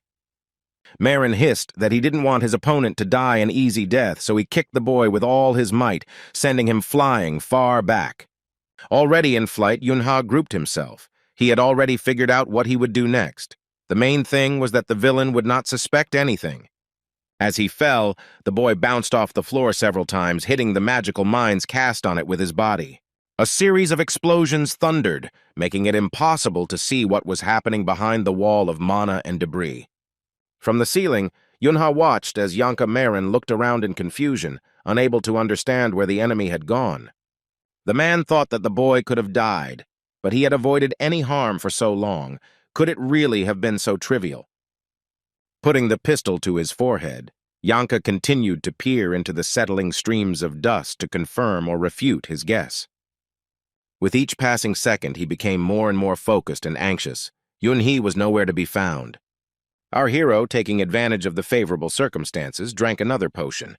He should have done this earlier, but there was no opportunity. Having prepared himself, he descended to the ground and began to slowly move towards the enemy, shrouded in clouds of smoke and dust. The boy was clutching a pistol in his hand, and the glow of mana became so strong that it was impossible not to notice it. Yanka Maren cursed and shouted that no matter how many potions the puppy lapped up, it would not save him from certain death. Yuna covered his mouth to hide his burp and replied that it was a fruit set, his favorite treat, and he recommended trying it. Not only did the guy's mana and stamina fully restore and all damage healed, he also refreshed all previous buffs. The man looked at the child with confusion. He felt that he had become much stronger and asked if he had activated the gift. Yunha smiled and said that not only that, he had something else. The guy showed a wedding ring hanging on a string. This ring gave him a boost. Yanka Marin knew about its properties very well because he knew the abilities of Juliet Valentine. Yunha launched an attack with a mana strike, and the enemy barely stood on his feet. He could not comprehend that a child could become so strong. But nevertheless, the man decided that he had a chance to win and reloaded his pistol with a determined look. At that moment, Marin saw that Yunhe's sword was lying on the ground and thought that the guy wasn't shooting very accurately, so he needed to provoke a close fight. Now Yanka felt quite confident, deciding that he was handling the weapon somewhat better than the youth. Yunha wrapped his gun in mana. He could argue with this statement by demonstrating his skills visually. The guy took aim and was about to shoot when he felt that the bullet would not reach the target because the enemy began to move, and yet the shot was fired. The man said that he shouldn't have been so quick to shoot. Now it was his turn. He was trying to close the distance as quickly as possible. The gun was pointed at our hero almost point blank. It seemed that a little more and it would be a point-blank shot. Yuna didn't wait for the bullet to hit him. He gave the floor a good push and jumped, flying past the enemy. Everything happened so quickly that Yanka didn't even have time to change direction, continuing to aim at an empty space. He noticed how the boy quickly flew past, but he was in no hurry to turn around, trying to understand why the boy needed such a maneuver. Our hero ran around the man in a circle and rushed to attack from behind Marin, but it was inconvenient to shoot on the move. It wouldn't hurt to stop. The man began to turn to face the enemy, and Yunha realized that he had to shoot already, or it would be too late. The bullet took off the enemy's hand with the pistol from the elbow down. Yanko just groaned. Getting injured in a fight with a child was definitely not part of his plans. He still hadn't realized how dangerous his opponent was. Hearing the groan, our hero aimed his hand with a mana projectile at the man, saying that it would hurt even more now because he had only just begun. The sword stuck into the ground reflected the silhouettes of a tall man and a small boy standing opposite each other. Yunha pulled the weapon out from the floor. Yanko Marin was not going to give up. He got into a fighting stance intending to kill this impudent puppy that very second, so that blood would not flow. He cauterized the stump with mana. The boy looked at him and asked which of them was the puppy now. He felt that victory would soon be his. The corridor on the 18th floor of the hotel was practically no different from the corridors on the other floors. Until Albert Valentine flew into him, continuing to fire his pistol over and over again. Bruno was moving towards him with a knuckle duster on his huge hand. The man's eyes glowed blue. He used all his resources to attack the enemy. He used his gift of the fierce beast and smashed the building with just his fist, the stones on the floor flying off like splinters from the blows. Albert froze. He had used up all the bullets except one, but he didn't have time to reload his weapon. Now Bruno had practically caught up with him. The man fired the last shot practically on the run. He didn't even try to hit the enemy, doing it more reflexively. The bullet ricocheted off the wall several times and went into the ceiling, followed by a blue glow of mana. The weapon was enhanced by magic. The ground was practically falling apart under Albert's feet. Bruno was inexorably approaching him. The only option to save himself was to run, which the man quickly did. He knew that the grizzly was slower. The only thing he didn't know was that the enemy had learned several new skills since they last saw each other. Bruno used the Inferno technique and almost instantly caught up with his former master, the hellish flames of hatred raging around him. The fist, surrounded by fire, was supposed to cut Albert's head off his shoulders, but he managed to dodge the blow. It took only a few seconds to grab the gun while he was running. Valentine managed to reload it and was now ready to shoot. The man told Bruno that he wanted to see what else he had managed to learn, but apparently the opportunity had been missed. A shot rang out, but there was no flash. Everything around was filled with a blue glow of mana. It was completely impossible to understand what was happening. Despite the fact that Albert shot almost point blank, Bruno remained unharmed. He managed to create an excellent mana shield. Now the men froze in silent confrontation. The bullet casing fell to the floor with a thud. The tension between the opponents was so strong that the floor creaked from their shoes. Finally, the former boss asked the bodyguard how long they would stand like this and what he intended to do. He prepared to fire another shot. The enemy once again wrapped himself in mana protection. The situation repeated itself in a circle. Bruno gritted his teeth and prepared to use his gladiator skill to deliver another blow to his opponent, knocking the weapon away. He even managed to start moving his fist, but already in the process he realized that it was a mistake. His blow was predictable, and therefore it will not achieve its goal. Albert was in no hurry to dodge, but looking straight at the knuckles said that Bruno lost the fight.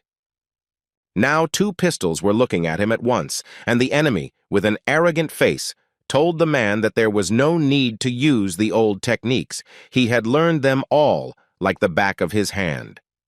5 bullets flew at Grizzly at once, but he managed to cast a protective shield. Of course, he could have aimed better. 2 bullets would have definitely missed. Bruno prepared to strengthen his defense even more. He understood that these shots would be followed by more. Then a familiar voice shouted at Albert to stop immediately.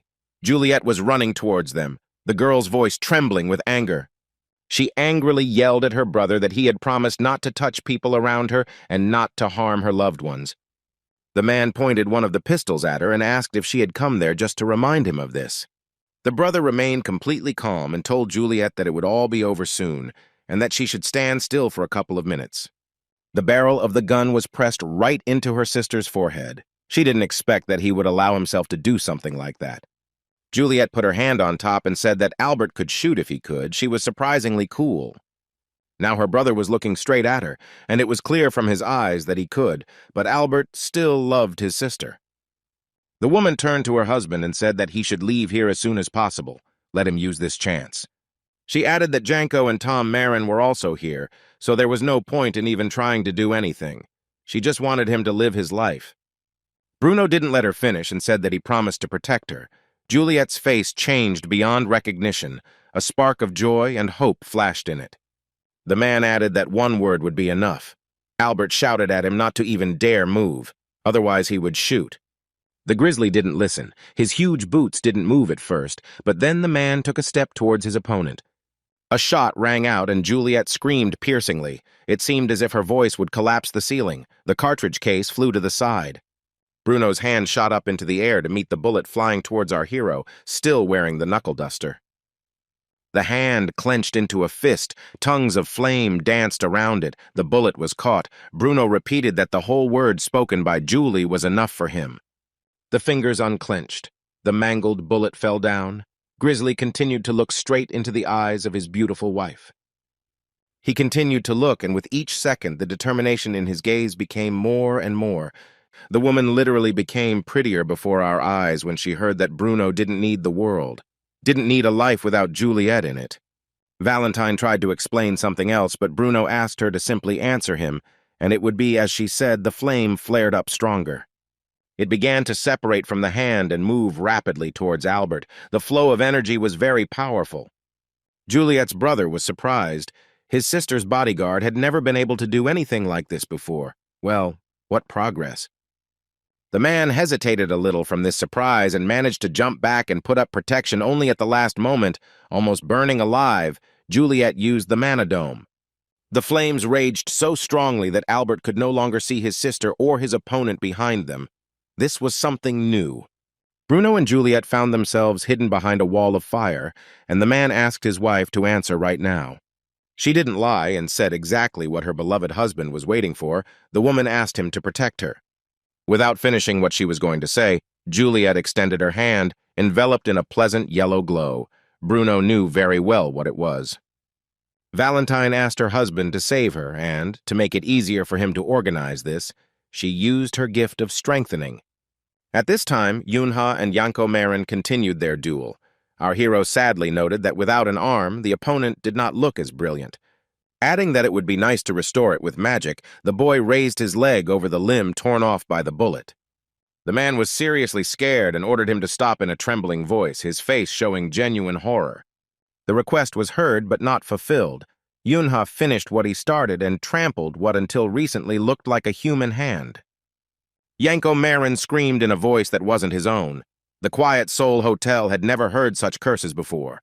The walls shook. The man's rage was so strong that at the cost of his blood, he cast a spell of a huge explosion.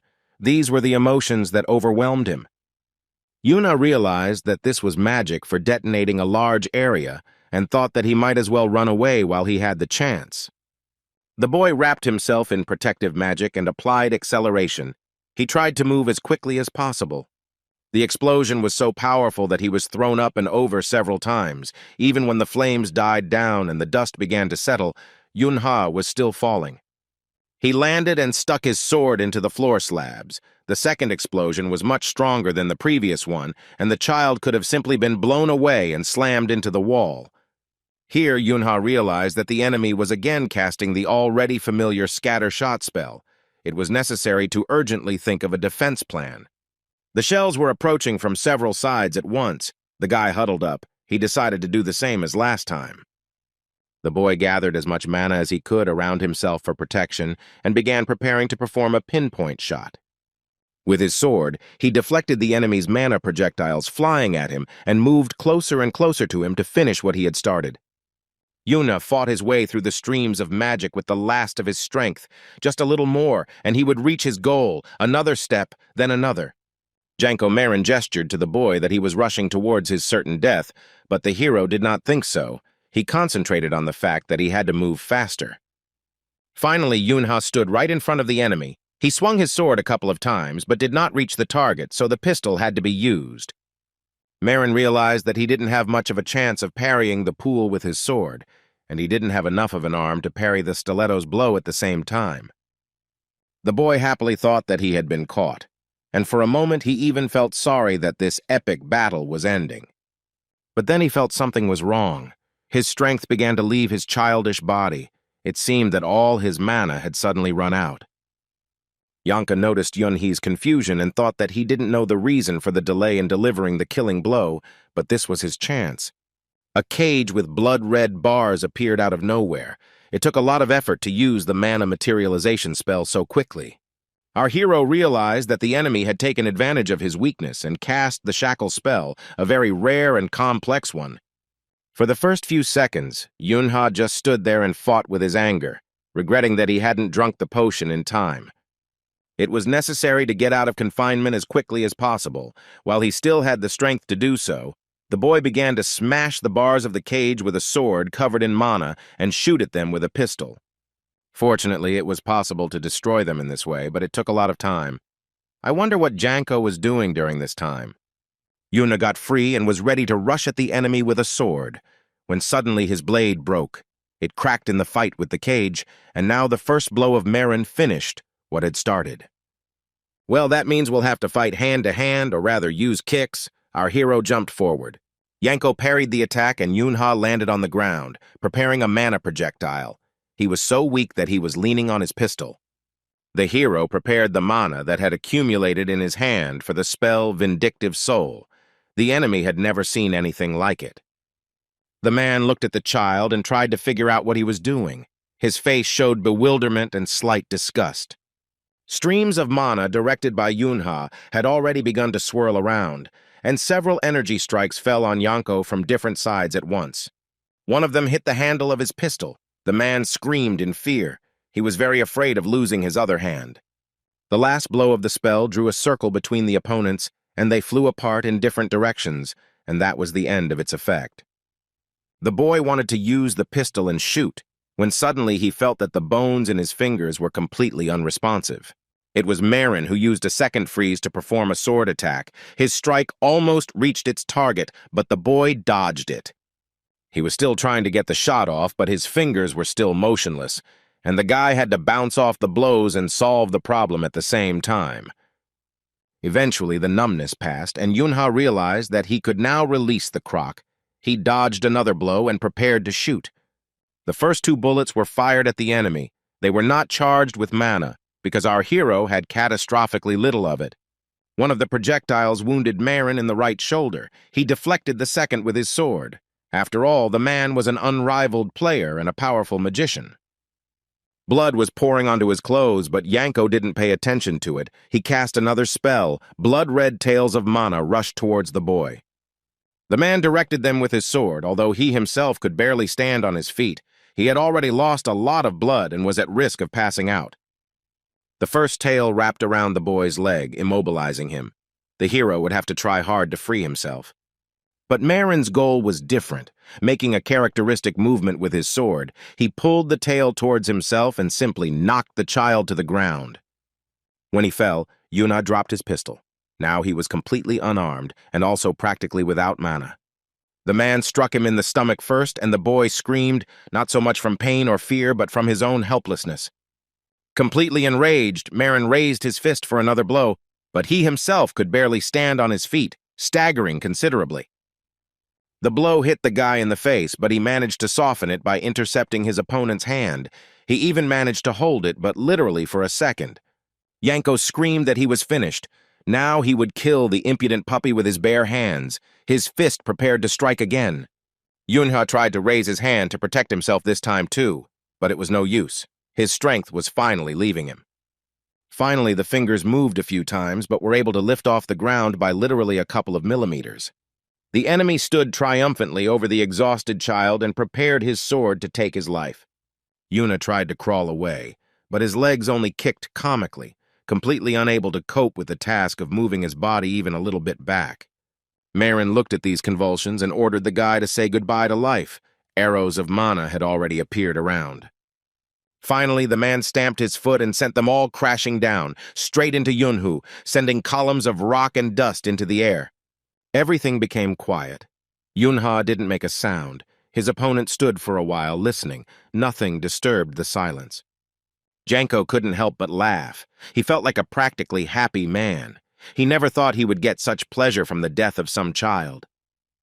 He laughed uncontrollably and loudly. Perhaps it was also hysteria caused by the loss of his arm and other injuries. But then the thought occurred to him that the damned boy could have survived. The man fell silent and began to peer ahead. As he leaned down to take a closer look, a hand emerged from the clouds of dust and grabbed Marin tightly. Yunha surfaced with a bloodthirsty grin, his eyes burning with fire and his face looking completely insane. The next second, he sank his teeth into his opponent's hand. It was no wonder that he had been called a puppy so often today. Yanko screamed at the top of his lungs and then ordered him to let go immediately. The boy didn't listen, and then Marin kicked him with all his might. Yuna flew back a few meters and tried to get up, but it didn't work out well. The man hissed that now he was definitely finished. He began to envelop his body in mana, gathering as much of it as possible for another attack, which Yanko hoped would be his last. Here he felt that something strange was happening with the mana. It began the reverse process, and his fingers literally melted before his eyes. The same thing was happening with his whole body. The man fell to his knees. He was completely unable to stand on his feet. All Marin could think about was why this was happening to him. It was a counter-current of mana, and when Yanko realized this, he screamed so loudly that the blood of the entire hotel staff began to run cold. He screamed, trying to figure out what the puppy had done to him. Yunha silently showed him a bottle of green potion. Smiling sweetly, the boy said that it was the poison of the shadow spider. It undermines the flow of mana and causes it to explode, even to the point of death.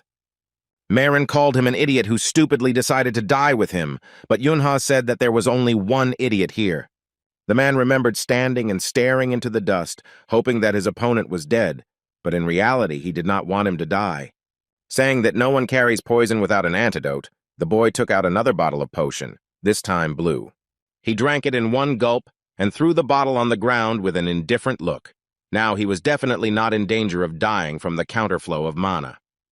But Yanko Marin lived the last minutes of his life. Instead of his last words, he laughed furiously and called Yunhu a lunatic. The boy picked up the gun from the ground and said that he never liked the Italian accent. It sounded too rough. He put the barrel to his opponent's head and asked if he wanted to say something more intelligible at the end. The man said that if he died now, the entire course of history would change, because his role in political processes was quite noticeable. He stated that if Yunha killed him, the entire planet would consider the youth an enemy. Was he ready to confront the entire world, the boy commanded to be silent. To make it easier for Yanko to carry out the order, our hero stuck the barrel of the pistol into the enemy's mouth. He looked his opponent in the eye and said that only the survivor determines the true price of death. Yuna added that he would decide for himself whether the world would become his enemy or not, and let Yanko Marin accept death with dignity. A shot rang out, after which the pistol fell with a crash onto the stone floor near our hero's sneakers. He didn't have the strength to hold the weapon or even to stand on his feet, and the boy sank to the ground next to the corpse of the defeated enemy. He began to cough and think that he would die if he did not take the potion right now. There was only one thing left. Our hero did not know that someone was watching him kill the Italian ambassador and how he took the potion from his belt. Someone was still holding a shopping bag, lurking behind the door frame, even though it no longer made the slightest sense. It was Tom Marin, who did not dare to go out and finish off the exhausted boy. He preferred to run away to report everything to Albert. The guy rushed down the corridor with such speed as if he was being pursued by a pack of hellhounds, no less. In the lobby, the TV was showing a live news broadcast, where Shin So-yoon was talking about how the Azure Ocean would land at the Alice Hotel, and that the Korean players would be putting things in order there any minute now. Hearing this, Tom ran to his room on the 18th floor even faster. Juliet Valentine was his priority. Juliet herself just watched as her husband and brother clashed in a deadly duel. What could be more dramatic? Grizzly dealt powerful blows thanks to strengthening, but Albert managed to dodge. He was a master at this. There was no need to even adjust the glasses, just show the necessary dexterity and use enough mana to speed up. Juliet's brother moved really fast and dexterously, but Bruno was coming towards him, destroying everything in his path, and if he couldn't destroy it, he burned it with fire. Just as the man was about to strike again, a cry of "Stop!" was heard throughout the corridor, and both looked back. Someone snuck up behind Juliet and held a knife to her neck. That person was none other than Tom Marin. He was scared, but still said that if the brother and husband wanted the woman to stay alive, they should both remove the mana immediately. Both Bruno and Albert humbly carried out the order. They did not want Juliet to suffer under such circumstances. Sweat began to run down the beauty's cheek. Tom's hands were shaking, and he held his knife very carelessly, risking injuring her by stupid accident. The guy yelled at the men to raise their hands and come forward. If they thought he wouldn't hurt the princess, they were sorely mistaken. Grizzly Valentine sighed and raised both hands, with the brass knuckles on them, looking very worried. When the order was carried out, Tom shouted to Albert that it was time to finish and get out. Yanko was dead, and the Korean players would be arriving any minute. The man hearing this reloaded his gun and prepared to shoot. This gesture did not go unnoticed, but everyone decided that he would shoot Bruno. The shot really didn't take long to come. Tom got a bullet right in the forehead, falling. He almost hit the girl's neck, but everything worked out. His last thought was that this was some kind of mistake. How could he kill his accomplice and leave the enemy alive? The last thing Tom Marin saw before he died was Juliet's contemptuous gaze and the barrel of Albert's pistol as it fired. The girl froze. She loved her brother very much, but after everything that happened, she did not believe in his good intentions. She looked at Albert and said only that she understood everything, but in reality, absolutely nothing was understood. The smoke had not yet stopped rising from the muzzle of his pistol, but Valentine had already begun to laugh, and he did so in a slightly villainous manner. The man said that he had wanted to kill Yanko for a long time, but had never had a convenient opportunity to do so. Albert added with a laugh that he didn't expect the idiot to kick the bucket without his help. He was so lucky, so lucky. Bruno and Juliet were not prepared for such a turn of events. They were still expecting some kind of trick from the enemy. Albert continued that with both Marins dead, there were no more Italians left in the country, so it would be a sin not to take advantage of it. He looked at the husband and wife and said that he had a new business proposal for them, a very tempting one. He asks them to return to Valentine. Now that Janko Marin is dead, they can restore the greatness of their clan and remove the Marins from power. Juliet screamed that he was probably crazy. The Marin family would not fall apart so easily because of Yanko's death. Everything was much more complicated. The girl thought that her brother had changed a lot.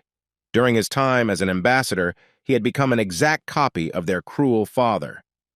Albert explained his plan. They would take advantage of the fact that Yanko died in Korea, provoking the Marin family to turn against the Korean players, so they would destroy themselves. He once again asked Bruno and Juliet to return to Valentine so that he could finally protect his sister. He reminded Grizzly that his family had done a lot for him, and it was time to express his gratitude for that. Suddenly, from somewhere behind him, a question sounded. Why should they suddenly do this? Albert looked around in surprise. Out of nowhere, Yunha flew at him with a kitchen knife and asked who he was to take his people without permission. The boy slashed Valentine's leg with a knife. Drops of blood spurted out, and Albert jumped back a few steps in fear. Our hero intensified his attack, and the man had to jump high into the air to avoid more serious injuries. He kicked the child in the face with all his might, hoping to get rid of the attacker with one blow. Yunha fell, and Albert began to look at who dared to brazenly interrupt his family conversation. The boy squatted down and hunched over, gripping the knife even tighter, and the next second he thrust it into the Italian ambassador's other leg. Albert reacted with lightning speed, snatching his gun and pointing it at Yunhu. A shot rang out, reinforced by mana. Without wasting time, the boy jumped back to minimize the damage, but the bullet grazed his leg. Only thanks to his quick reaction, it did not blow the child's head off. The boy began to fall backwards, but his opponent could not stand on his feet properly either. Both were injured by the knife. Albert hissed that he had already wasted too much time. He decided that it was time to run away, because the first thing he needed to do was get rid of Bruno. He looked where the bodyguard should have been and realized that he was too late. His sister had used the gift of strengthening and completely healed her husband, and also improved his parameters to the maximum. Then a decisive voice came from behind the Italian that it was up to him to decide when to let his people go, and when to do it, it was Yunha. He turned to Juliet and asked her not to leave without warning. It was a trick. In fact, the hero just wanted to buy them more time. The woman looked at him and said that she would not leave. The gift of strengthening was used on the boy as well, giving him even more determination. To protect herself and her husband, Juliet used a very powerful magical shield. Now Albert was completely helpless. He cursed and decided that since he couldn't get Bruno, he needed to deal with the insolent boy. Of course, the neighbor could not allow this to happen. He stood up to protect his friend. The flames raged around Grizzly. He was at Albert's side so quickly that he didn't have time to use his gun. The blow was incredibly strong. A series of others followed, and although the man used defensive magic, he knew he couldn't withstand such an attack for long. Bruno beat his former boss so hard that he completely forgot that Yunha was nearby and his leg was injured.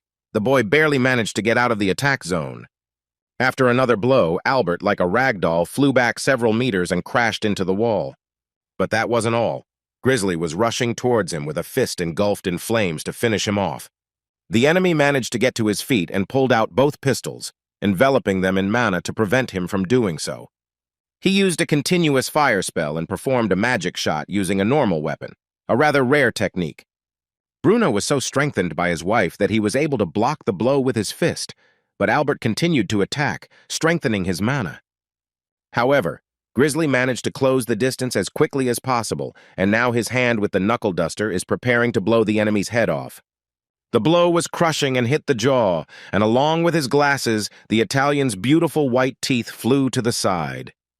The next blow was accompanied by a wish to go to hell and resulted in Albert's body breaking through the wall and flying out through it. In flight, as if before death, he thought about how much he had experienced, promised his father that he would destroy the Mayrons and raise the Valentines. It was a vow that was never fulfilled. Albert realized that his life was still worth fighting for. A violent wind rose above the hole in the wall, as if confirming the man's thoughts that everything is changeable and it is too early to give up. Albert tried to get up. Leaning his hand on the surviving lower part of the wall, he needed to see what was happening.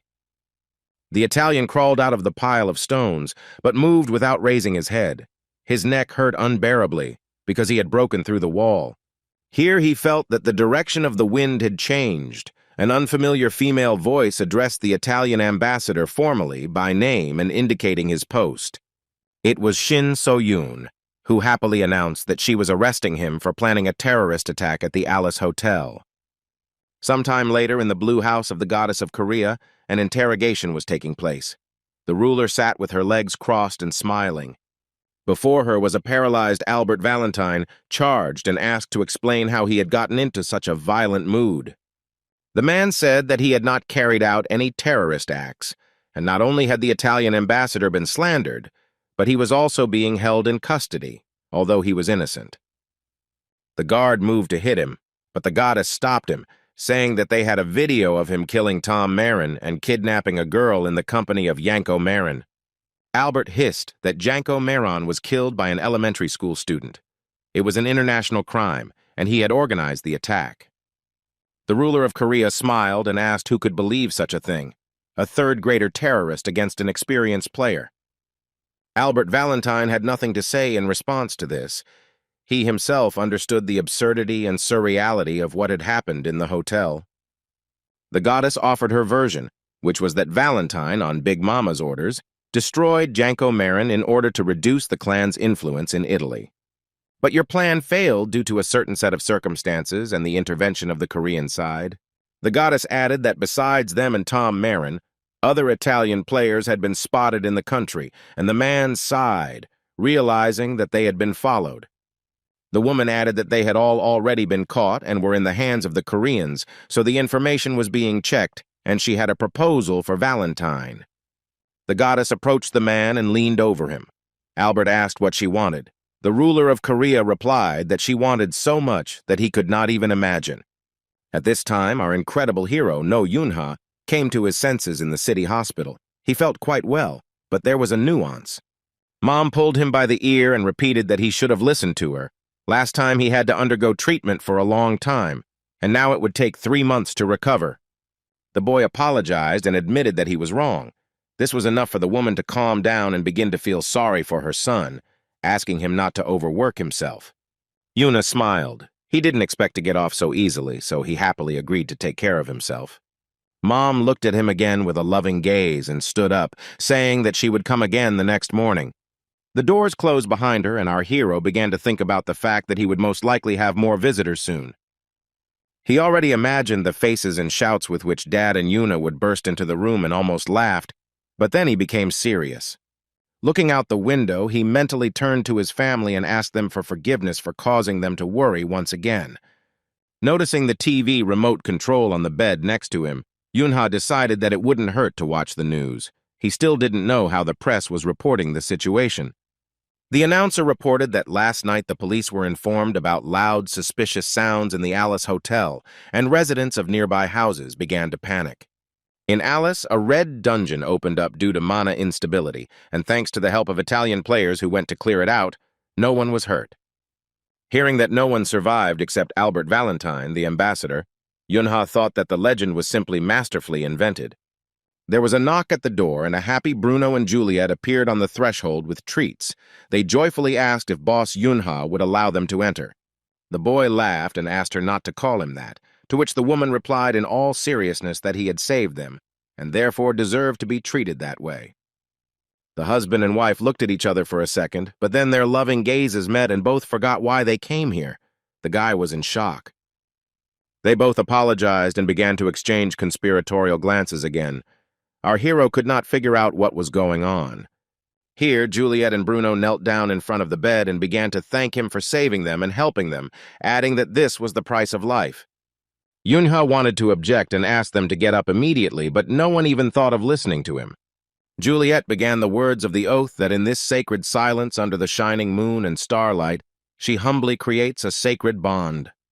Bruno added that he gives his all to anyone who is ready to accept, and vows to defend the honor of his brothers. In chorus, the spouses finished that their father is the sun, and their mother is the moon. Yuna didn't expect that Juliet and Bruno would swear allegiance to him. For the first few seconds, he didn't even know how to react to that. Finally, he raised his hand and said that he had no intention of becoming a gambler or joining the mafia, and that it was not right to do so without asking his opinion, but he was grateful nonetheless. Here, Juliet added that they would raise their child to be an assistant for Yun-hee. She laughed. It was a joke. But then the boy screamed, would they really have a child? The boy was shocked. He began to congratulate his friends, but then Juliet reached into her bag and said that she still had something. She handed the hero the plastic identification cards, and Yun-hee's eyes almost popped out of her head. In their new Korean documents, the neighbors indicated his last name. They were now Juliet No and Bruno No. Such ID cards were a kind of another sign of gratitude and respect. Yuna was ready to burst into tears, but did not show it. To hide his tears, the boy began to shout that this was some kind of joke, to which the woman replied that since they were starting a new life, let it be under a good name. They asked to be called nothing other than No Juliet and No Bruno, and the boy screamed that he would not do this so loudly that the hospital walls shook. The hallway of the house near the schoolyard where Yang Hayan had once wandered was still littered with stacks of books.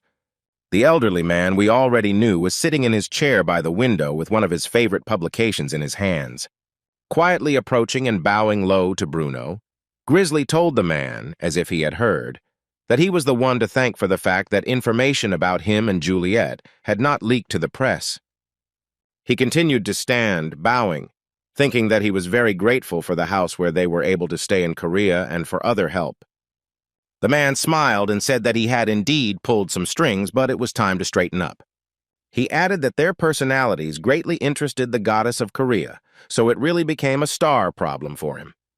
The man added that eventually the conversation turned to potions, and he decided to quit the hotel business.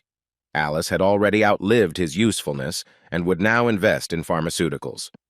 He warned that the goddess had promised not to continue the investigation, but she shouldn't be trusted, and since Bruno was now unemployed, she might want to become his personal player.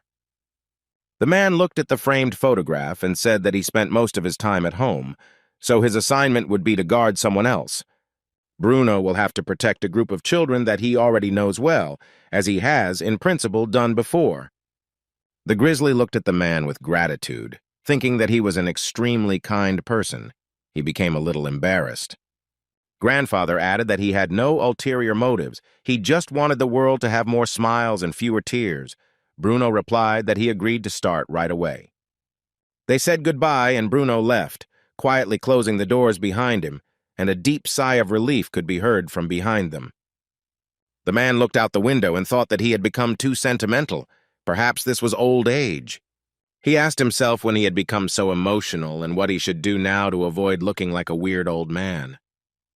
The man placed his hand on the Alice book that Yan Haiyan liked so much and asked his late wife what she would say to that. The man looked at the second framed photograph. In it, he was tenderly hugging someone.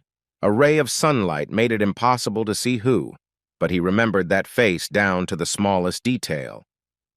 A huge cruiser was sailing in the waters of the Atlantic Ocean. Its task was to deliver players to the habitat of Leviathan. The Koreans set out on an operation to destroy the monster, but they could not imagine that the monster would be so huge. He had already destroyed most of the Italian players and continued to advance towards the Italian ship, his mouth wide open. One movement of the jaws and the cruiser was already broken in half and began to slowly sink. The water washed everyone off the deck. Fortunately, this ship was not the only one. Another one, a Korean one, immediately sailed up to the monster, and a third one was cruising nearby.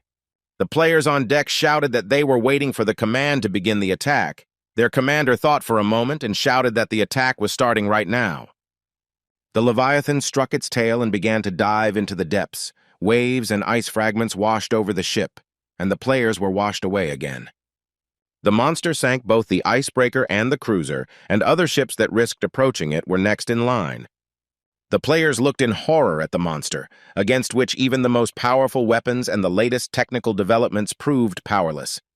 Although it was classified as a rank 2, it was actually a super rank Leviathan that emerged from the depths of the abyss and was incredibly powerful.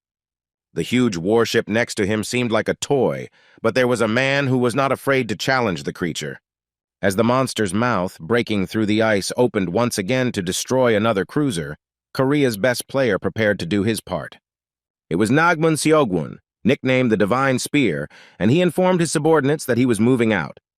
Having emerged, the monster raised to the surface a huge block of ice, which was quite suitable to become a platform for battle, and Divine Spear jumped onto it.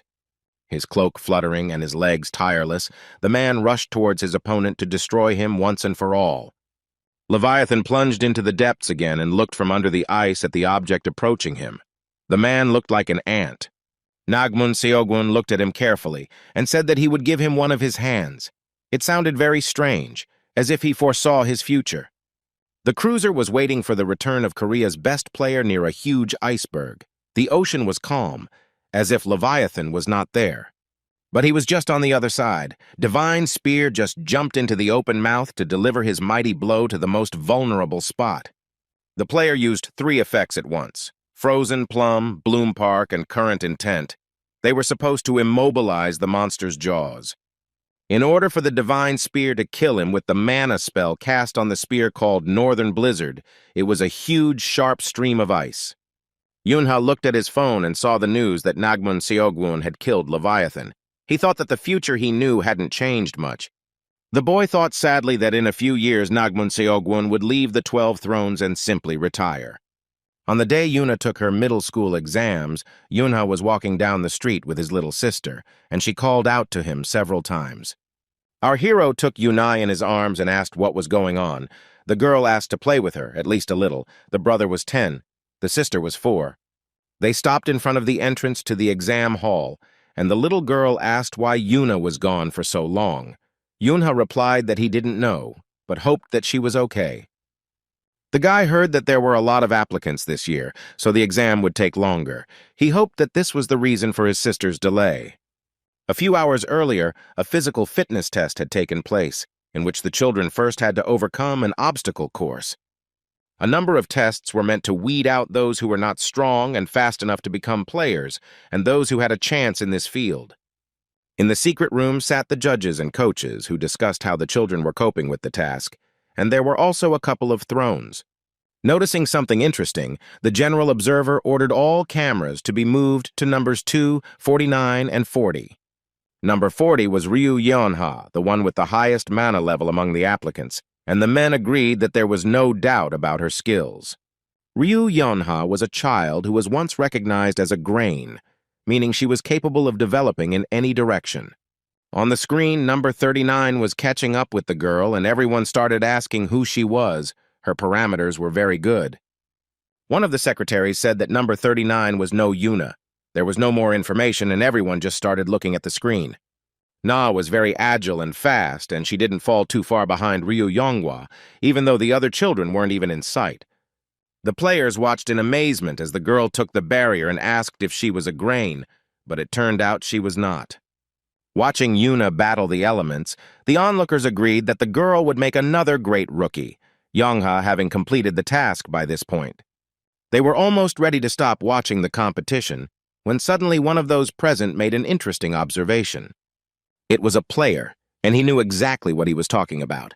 But he was so surprised that he was a little confused.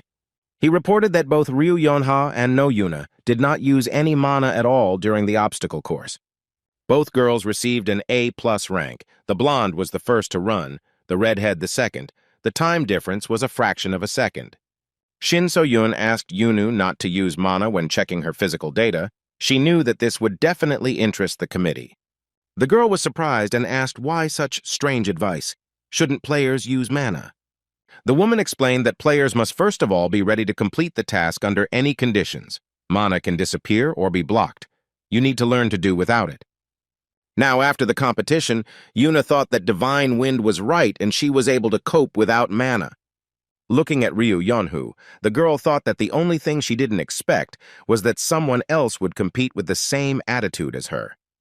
Ryu felt that gaze and turned around and told Sister Yunhee that she was quite a good runner. Yuna was delighted and thanked him for the compliment. She had already decided that she had found a friend here, so she said that she didn't expect that someone could run as fast as she could without mana. After these words, Yonha chuckled loudly, silently turned around and went about her business, not paying attention to Yuna's apologies. Watching the other applicants finish, Sister Yunhee thought that the girl who came first was just unsociable. Soon, all the applicants were gathered in a large hall, and it was announced that they would now be told the rules of the final test. The man began by pointing to the doors behind him and saying that there was a labyrinth behind them. The structure of this maze changes randomly at a set time, and all subjects will enter it from different positions. In specially equipped areas of the labyrinth, there will be assistance with food and drinks, where you can take a break. Yuna was happy. In this exam, mana and weapons can be used, and working in a group with other applicants is also allowed. Hearing this, a red-haired girl called out to Yuna. She asked if Yeonha and Yuna really came in first and second in the last competition and suggested that they get to know each other. She is Choi Hee-ji. The girl started telling Yuna about herself and looked very confident, which made Ryu a little angry. It soon became clear why Hee-ji decided to get acquainted. She suggested that Yuna join them into one team. The girl was surprised and asked if they didn't come in one at a time. Choi laughed nervously and straightened up. She suggested that they team up and not do anything bad to each other if they met in the labyrinth. Yuna happily agreed. She looked back at Ryu Yunhui and asked if the girl wanted to join in, to which she replied that there was no need. She was fine on her own. Yuna smiled and waved her hand, saying that it was great. They would see each other later, most likely after completing the task. New acquaintances began to encourage Yuna so that she would not be upset because of the sudden refusal, but she replied that everything was fine. Probably Ryu just didn't have friends at school. The girls ignored her assurances that everything was fine and continued discussing the arrogant upstart who had arrived first. Yuna caught herself thinking that she would hardly be able to make friends with these applicants. She would have been much happier to have Ryu Yonha, who seemed calm and honest, as her friend. Just as Yuna was about to say goodbye to the chatty girls, the signal sounded to begin the final test. The teacher announced that he was inviting everyone to the final exam, and the doors of the labyrinth began to slowly open. All the applicants were teleported to different points of the labyrinth. Some were alone, some immediately saw other children nearby and joined them. Yuna looked around and realized that there was no one nearby. The girl wondered in which direction she should move. She walked down the corridor to the fork and couldn't decide whether it was better to turn right or left. She had to choose correctly. The girl remembered what her mentor told her about how to pass the test. She had her own opinion on this matter. The woman advised that if you need to make a decision and it doesn't work out, you should use mana and feel the direction of the flow. Yuna immediately took the advice, and her eyes widened in surprise. The right decision was right there on the surface. The mana flow twisted and turned to the left. All he had to do was follow it without losing his way. She walked for quite a long time, maybe even an hour, then stopped and looked again in the direction the stream was going. At the next fork, Yuna also followed the mana and soon enough saw a welcoming sign inviting her to rest. Directly below her, a table was set and one of the assistants was standing there. The man said that she was the first one to get here. He asked if the journey was difficult and offered water. The girl happily agreed and thanked her. While Yuna greedily drank the water, the mentor tried his best to smile and look friendly. He offered to give the girl a hint. She asked if he was sure that it was not prohibited, since the exam was in full swing. The man replied that this was allowed because the exam was the last one, and then pointed with his finger in the direction where he should go.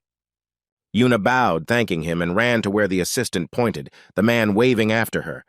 If the girl had looked back and seen his face, she would have definitely suspected something was wrong.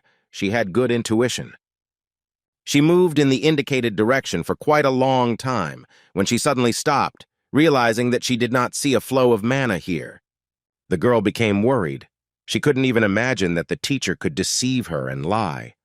Around the next turn, she saw another mentor and a group of children. Yuna thought she had a chance to clarify the information. The red-haired girl turned around and saw our heroine. She cordially invited her to join their group. Yuna greeted Hiji and asked how they were doing. The girl replied that the teacher had just promised to show them where to go. This teacher was more sympathetic and friendly. He asked from which side the sun rises. Someone answered that from the east. The teacher nodded. Everyone turned to the east to continue their journey, but there was no mana flow there. Yuna pulled Hiji in the opposite direction. The girl again thought that all this was very strange, but her new acquaintance did not give her the opportunity to object and went with everyone to the east. Yuna tried to stop her and insisted that the mana flow was going in the opposite direction, which looked ridiculous. In the end, Yuna had no strength left, and she simply walked along with everyone else, ignoring her own opinion about the direction of movement. The girl almost cried. She understood that her behavior looked strange, but she couldn't do anything. Each subsequent teacher joyfully greeted the children and sent them in a direction completely different from where the mana flow was moving. At the last stop, the assistant announced that this was the end of the maze and one of 3 paths would lead them to the exit. In anticipation of the exam soon being over, the children began asking him for a hint. The man pretended that he was not allowed to say this, but nodded his head and pointed the way. The whole group headed there, excited to be the first to finish and praising each other for their excellent work, everyone except Yuna. The girls looked back at our heroine, asking why she had fallen behind and was not going with them. Their faces were very displeased. Yuna tried to explain that she thought there was another way to the exit. She looked confused and even a little scared. She added that the flow of mana was going in the opposite direction. The children grimaced skeptically. The teacher was silent. The girls started yelling at her that a teacher can't lie. And why did the impudent girl decide to make a scene at the very end? Yuna silently listened to the accusations and claims that the exit from the labyrinth was on the other side, right in front of them. The children thanked the teacher for his help and continued to find out why the ungrateful Yuna was behaving this way.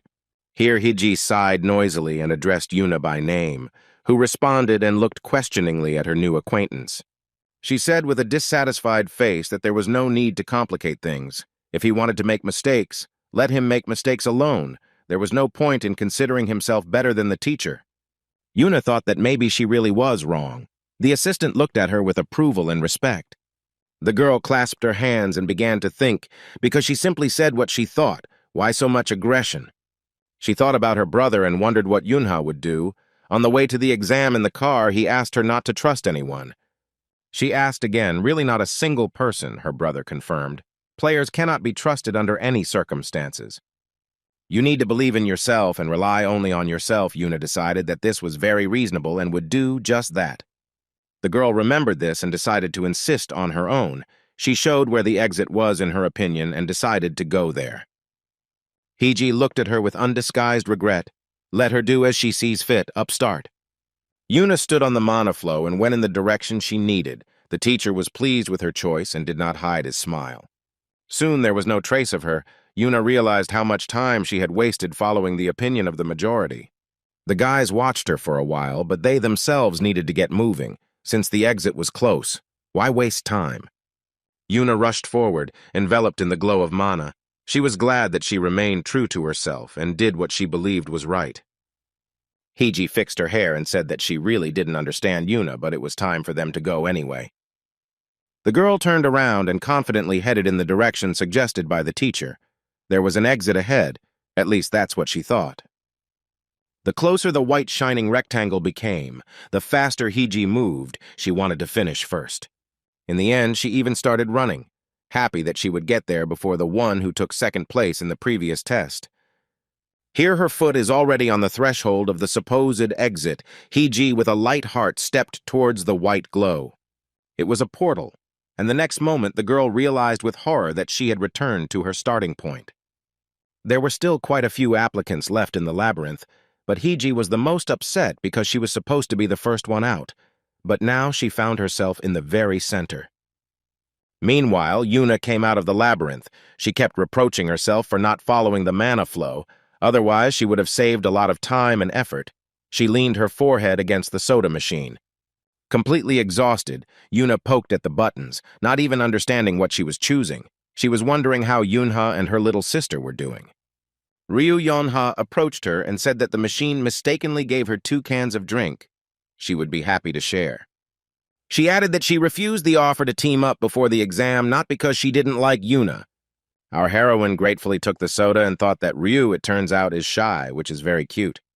She opened the jar, saying that she didn't know what the result would be, whether they both passed the exam or not.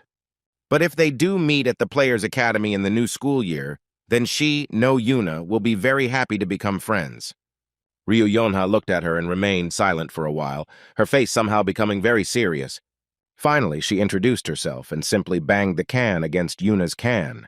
As if sealing the agreement, the girl didn't say anything else. At this time, all of our heroine's relatives had already gathered near the sports training complex where the exam was taking place. They were worried. The baby fell asleep in her brother's arms. He was already quite tired, and besides, he was starting to worry about Yuna. The parents were sitting on a bench. They looked tired. Yunha was restless and wondered where his sister had disappeared to. The holidays flew by quickly, and our hero went back to his usual school. Now he was a 3rd grader. The first thing he heard when he sat down at his desk was Inhuk whispering his innermost message to him, Captain.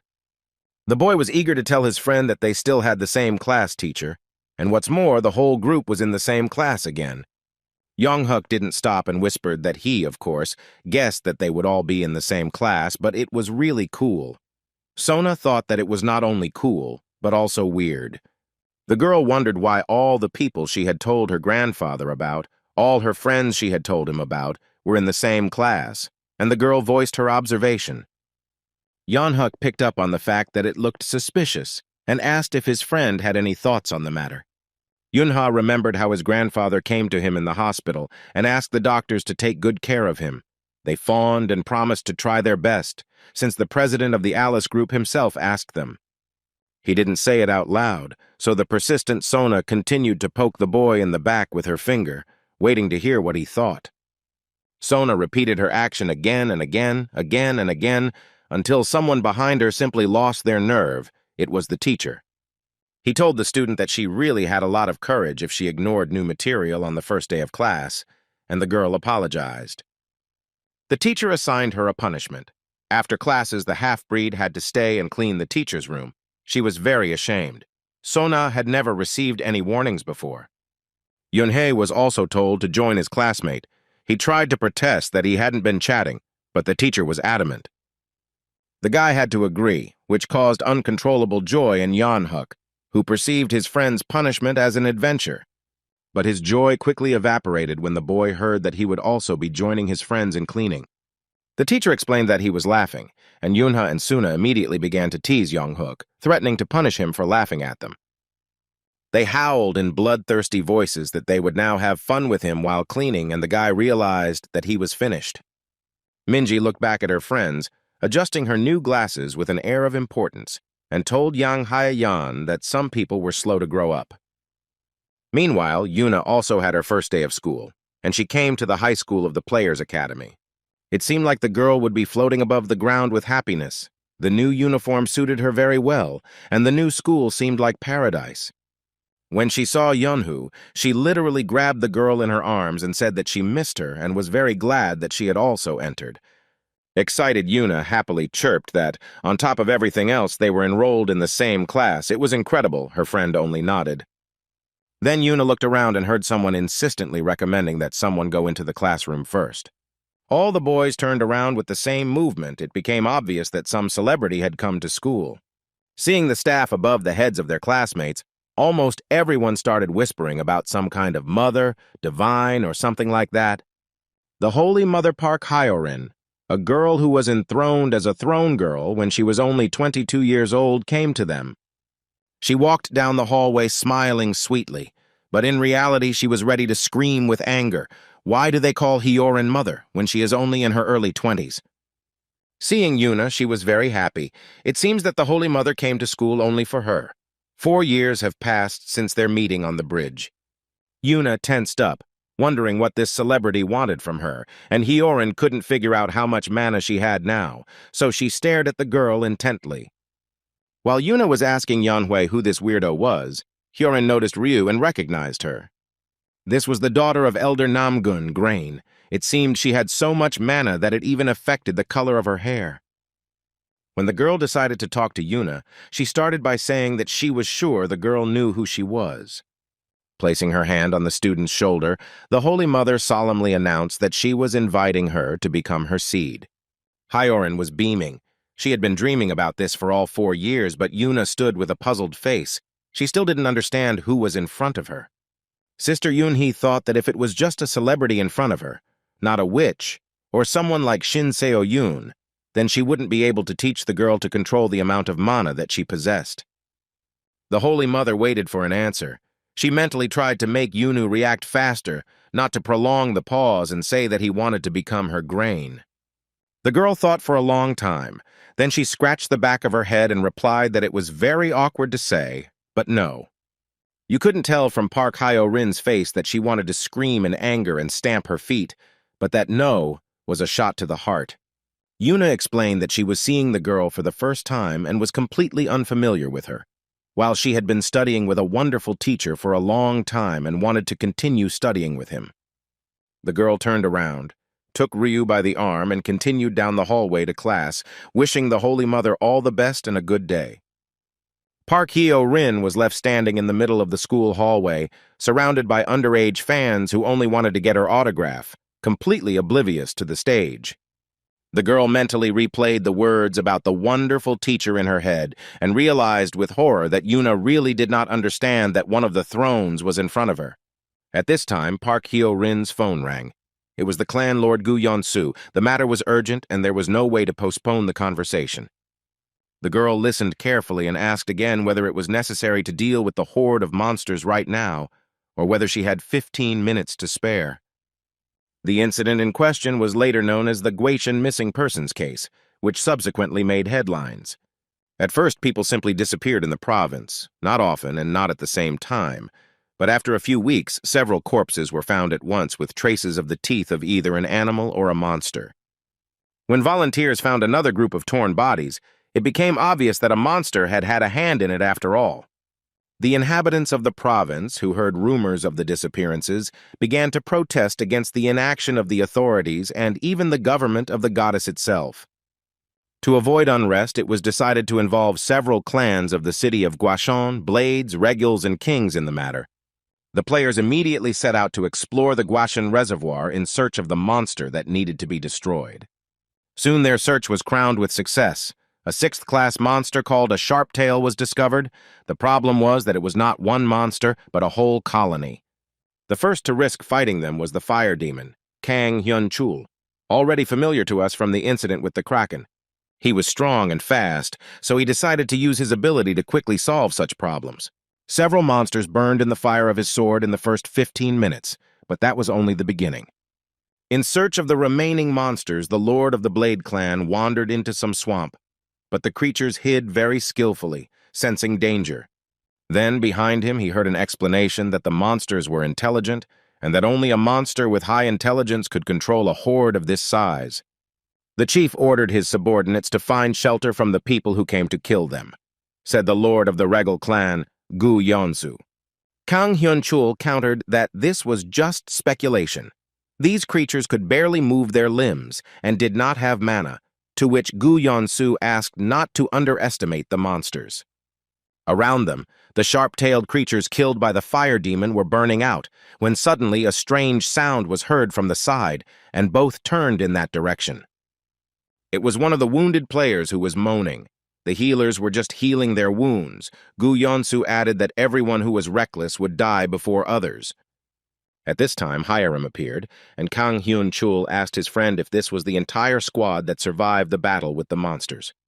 The girl answered in the affirmative and added that they destroyed almost everyone, but the particularly frisky ones managed to escape and hide. A pursuit group was needed. Gu Yonsu laughed. Then Do Wanjun, the lord of the King clan, appeared and reported that the monsters were released on purpose so that they would lead the squad to the lair of their leader. Gu Yonsu nodded and asked if they were looking for that shelter, to which the voice from above said that they had already found it. One of the thrones, Ban Yonji, nicknamed the Florist, elegantly descended towards them looking like a fairy. Apparently, the Lord of Kings had warm feelings for her, because he didn't immediately ask the question of where this shelter was. The girl pointed out the direction. Everyone looked to see what was going on there, and the fire demon even clarified that he didn't expect the Sharptail's shelter to be like this. Everyone looked into the clearing between the tree branches and thought that the matter was more serious than expected. The entire Guashon Reservoir turned out to be the shark's refuge. It was incredibly beautiful and incredibly large. People didn't know about it yet, but at the bottom, someone had already woken up who was quite capable of taking their lives. The monster opened its yellow eye and became wary. It seemed the time had come to rise from the depths to the surface.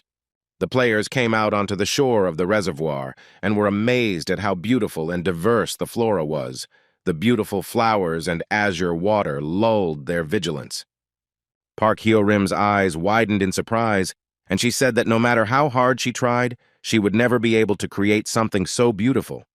The girl who conjured this beauty with the help of magic without turning her head said that she did not even doubt it. The fire demon gave his friend a flick on the face and informed her that their talents were different. There was no doubt about it, but that was the whole point. The Sacred Mother pushed his hand away. She was seriously angry both at the situation itself and at his behavior. Without pausing at all, Kang Hyun-chul asked her what she was thinking so deeply about. The girl angrily asked what he was doing, to which the fire demon asked him not to be in the clouds, but to think about their common cause. Heir almost cried and said that she was here for support and treatment. The guy laughed and replied that he didn't really believe it. The florist and Gu Yonsu laughed, amused by the relationship between their colleagues. The man said that it was enough to flirt, let them look at something interesting. Both of them were seriously angry and even blushed, but they still looked in the indicated direction. What they saw puzzled them. On the bank of the reservoir, a pipe was visible, or rather two pipes through which water was supplied. This looked strange. The players from the King clan were tasked with scouting the area, and they eagerly began to carry out the order. The kings and the regule will gather all the remaining people and go to the shelter, preferably not at the same time, but in turn. Gu Yunsu asked Bang Yunji how long she could maintain the beautiful picture, and the girl said that if she had enough magic, then about 4 hours. The man said that he would leave a couple of players with her for protection, and entrusted the fire demon with the protection of the reservoir. Kang Hyun-chul liked this task. He immediately rushed to complete it. The guy was inspired by the impending danger and the upcoming battle with the monster. Gu Yonsu himself was also about to go into the pipe, but the fire demon yelled that he actually intended to go first. Looking at his jump, Park Hyo-rim exclaimed that the guy was an idiot. The rest just joked something about young blood. Next, the scout players from the clan of kings went into the pipe, and their lord, of course, also joined the squad. At this time, the news bulletin reported that the government had used all its resources to clean the reservoir. Yeonhee's family was just about to have dinner, and the guy muttered that the incident happened at that time. Yuna asked what he meant. The boy realized that he had let it slip and asked not to pay attention. His sister got upset, and he began to think about how the situation would affect the future. Yunha was so deep in thought that he even forgot to take the spoon out of his mouth. He couldn't decide what to do. The last time, the operation was only half successful. Moving deeper into the shelter along the pipe, the players discovered a horrifying sight. The corpses of missing people were suspended from the ceiling by their feet. The fire demon cursed. Everyone else was silent, but they were in complete solidarity with him. No other word would fit here. The discovered sharp-tailed bats ate the people and paid no attention to those who came down to their lair. Above them hung those who in the future were to become food for the offspring hatched from the eggs, canned food, so to speak. Park Hyo-rim covered her mouth in horror and whispered that all the missing people seemed to be here. Apparently no one survived. The fire demon's eyes blazed with anger. He was ready to rush forward at that moment and kill all the creatures in one fell swoop. His gaze was so heavy that the monsters felt it and turned to see who had come to visit them. The next moment, they flared up like matches. It seemed that there was no chance of survival in such a hellish flame. The monsters screamed and writhed in pain, but their skin still proved to be quite resistant to flame damage. The fire demon said loudly that even if they did not hope for a quick death, he deliberately used fire in such a way that the monsters would suffer longer. Kang Hyun-chul cursed again and charged in person this time, his patience finally at an end. Following the fire demon, the rest of the players followed. Gu Yonsu pierced the mouths of the sharp-tails with one blow of his sword. His subordinates did not lag behind the chief. When the last of the monsters present in the room was defeated, the clan leader gave orders to heal everyone who was wounded and also to try to find any survivors. The fire demon was burning with anger, both literally and figuratively. He did not listen to the order and went deeper, moving along the pipe. Kang Hyun-chul slowly walked forward, leaving flames around him. Everyone froze, trying to figure out whether he would stop himself or not. Then Gu Yonsu's hand fell on his shoulder. He reminded the fire demon that he needed to take care of the missing people. Someone might still be alive and waiting for help. He looked at him angrily and wanted to continue on his way, but the man said that this place does not allow him to do whatever he wants. He is a player representing the nation. Gu Yonsu ended by saying that the kid still had some experience to gain, which caused Kang Hyun-chul to become overtly furious. The other men looked on in horror as the thrones quarreled and prayed only that they would not start fighting in such a small room. Otherwise, the common players would be finished. Reason prevailed, and the fire demon offered his apologies, which were favorably received by the lord of the other clan. Gu Yonsu returned to his men, who were humbly waiting for the boss, and ordered the search to resume. Kang Hyun-chul approached Park Hyo-rim, and the girl asked if he was okay. He nodded, but was surprised by the question. She muttered something about a couple of kind words from an older man, to which the guy replied that if he got it, it must have been for a reason. He knew that the experienced players secretly looked down on him, but that shouldn't bother someone who was determined to get better. Gu Yonsu specifically called him a fire demon instead of addressing him by name or as a clan lord, but that doesn't make the player worse. It makes the offender worse. At this point, Park Hyo-rim gently took his fist. clenched in anger, and suggested that they study and become better together. The guy was taken aback and asked to repeat, to which the Holy Mother explained that they were both newbies and both still had room to grow, but it was more enjoyable to do it together. The girl brought his hand to her face and said that when mistakes are pointed out, it is a chance to become a better version of yourself. Kang Hyun-chul thanked Park Hae-rim. She was surprised. The fire demon almost never called her by name. The guy explained that he was not himself, and then added that he thought she was cool, but this whole conversation was too tiring and inopportune. Kang Hyun-chul looked at the more experienced players and promised himself that one day he would catch up with them, and maybe even surpass them. The healers were healing their wounds, and Gu Yeon-soo stood next to them and gave advice on which spell was best. Then he and two other players approached the huge doors and began to discuss the likelihood that the main monster was behind them, as that was where the densest mana wavelength was.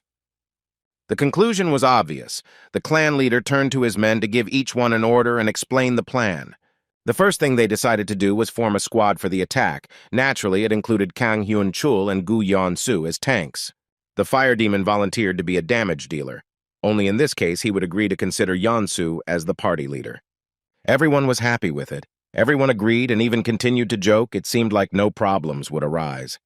Park Hyo-rim was given the role of support.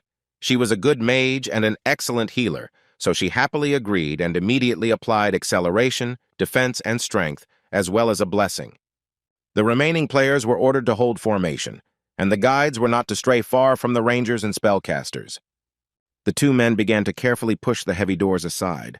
The squad prepared to enter, knowing that nothing good awaited them there. Gu Yeon-soo went first, and he gave the command to go forward, and the whole party moved towards the unknown lurking in the darkness. Everyone used acceleration magic and rushed into the room at maximum speed like comets. The monster rose and opened its eyes. There were eggs around it. This meant that the player's task was becoming significantly more difficult. The monster was guarding its offspring. The fire demon had no intention of stopping and continued his attack, followed by the rest of the players who had volunteered to tank. The first thing the men did was to destroy the eggs. They were on the way to the monster anyway, so why not? Kang Hyun-chul activated the flames to launch a long-range attack on the monster. The monster covered the eggs with himself to protect at least some of them from the fire. He began to get really angry and was going to destroy the vile little people. Kang Hyun-chul rushed at him, sword at the ready, to prevent the creature from attacking first, but it had no intention of doing so. One cannot leave the offspring for long. The first crushing blow landed on the monster's head, but it didn't crush anything at all. The skin was so thick that it worked like a shield. The sharp-tailed lord swung his tail, trying to knock the little man off of him, and the player had to jump high to stay alive. Moreover, it was a good opportunity to assess the situation from above and attack from an unexpected direction. Something very powerful flew past the fire demon, and he realized that it was the leader, Gu Yeon-soo, who had begun his attack. They slashed at the creature in two places at once, and this time both of them coated their weapons in mana, causing the swords to make deep cuts. The monster curled up into a ball, protecting the future children. The clan lord stood with his sword pointed at it. The other players also waited, ready to join the attack. The monster tried to wrap itself around the eggs as tightly as possible, and it moved around them at great speed. Gu Yeon-soo realized that it was pointless to attack the clutch. He needed to destroy the mother, so he rushed at the sharp-tailed one again. The man jumped on top of the monster and plunged his sword into its body. Blood spurted out, but the damage was not serious. The creature once again regrouped around its eggs and prepared to not let itself be hurt next time. But to do this, it had to shake off Gu Yeon-soo, who was moving towards the head. In order to distract the monster and prevent it from throwing off the player, Kang Hyun-chul also joined the attack. The man enveloped his sword in flames and threw it at the monster with all his might. Everything burst into flames. Gu Yeon-soo just struck and jumped back in time. After watching the monster burn, the players were satisfied and began to discuss the advantages of this or that weapon, but both recognized each other's swords as excellent. Then Park Hyo-rim approached them and reminded them that the battle was not over yet. It was too early to relax. The girl cast a binding spell to immobilize the enemy and allow ranged players to join the battle. The archers, The lord of the clan of kings and the girl herself were just waiting for the right moment. The spells of rain of arrows, fire volley, and catapult were prepared. And here it came, a multitude of arrows charged with mana, and a super-powerful volley of firearms hit the target exactly. Because of the glow, it was difficult to see other details. The monster took damage but also used mana with a roar. How dare the leather bastards touch him? The sharp tail prepared to respond. Kang Hyun-chul muttered in surprise that the monster turned out to be quite intelligent and even knew how to make sarcastic remarks. The archers got out new arrows. The players prepared for battle. Now they had to defend themselves and repel the monster's attack.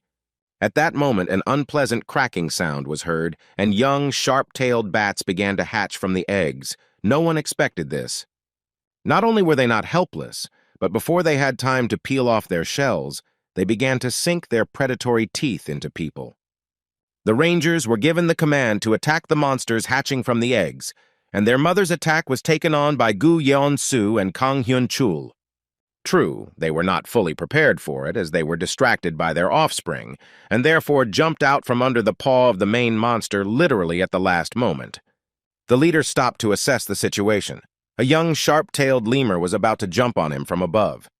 One of the players shouted, warning the boss of the danger. The man arrived, just in time to prevent disaster. With a confident hand, Gu Yeon-soo drew his sword and killed the monster with one blow, shouting to the fire demon that he would deal with the little ones. They were too active. With his sword, the man cut through the monsters with literally one blow. Their skin was not yet as strong as his mother's. The fire demon rushed towards the main monster, hearing in passing the leader's wish that he should be careful. The monster slowly rose, telepathically transmitting only one word to the people, and that word was death. Kang Hyun-chul froze. He saw that the battle would not go according to the plan that the guy had previously outlined for himself.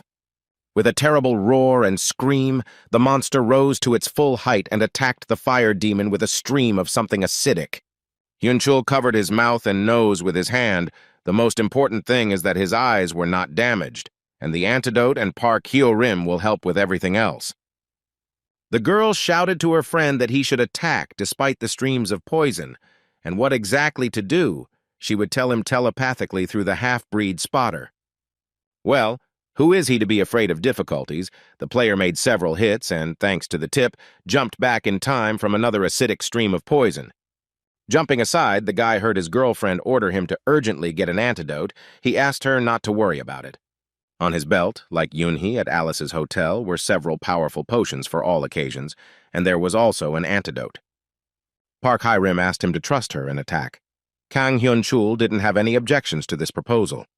He rushed forward, engulfed in purple flames that protected him somewhat, but wounded his opponent.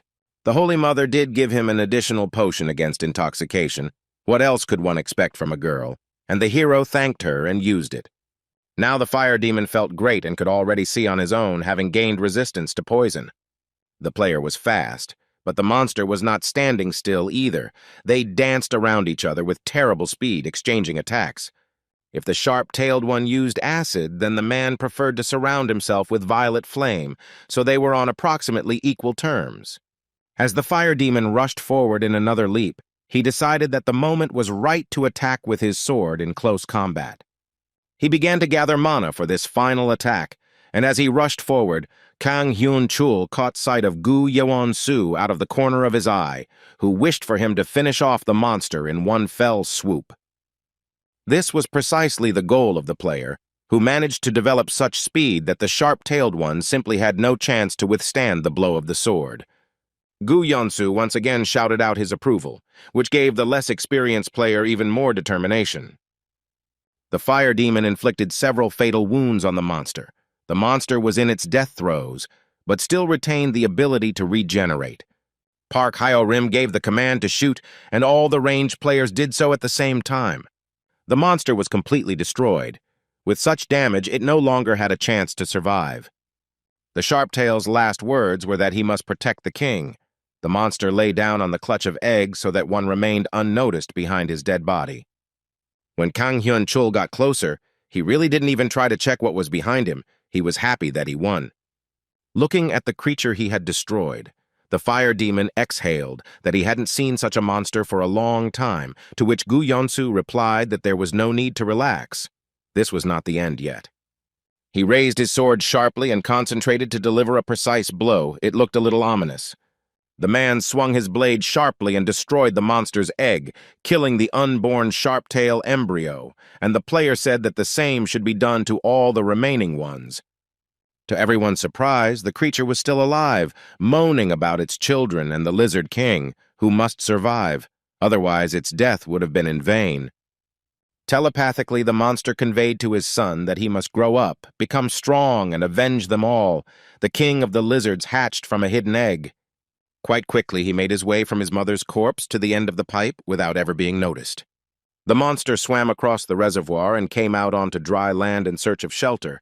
Its legs were covered with fur. It looked strange. He wandered for quite a long time until he found a place to hide. For a while, the Lizard King hid. He needed to grow up.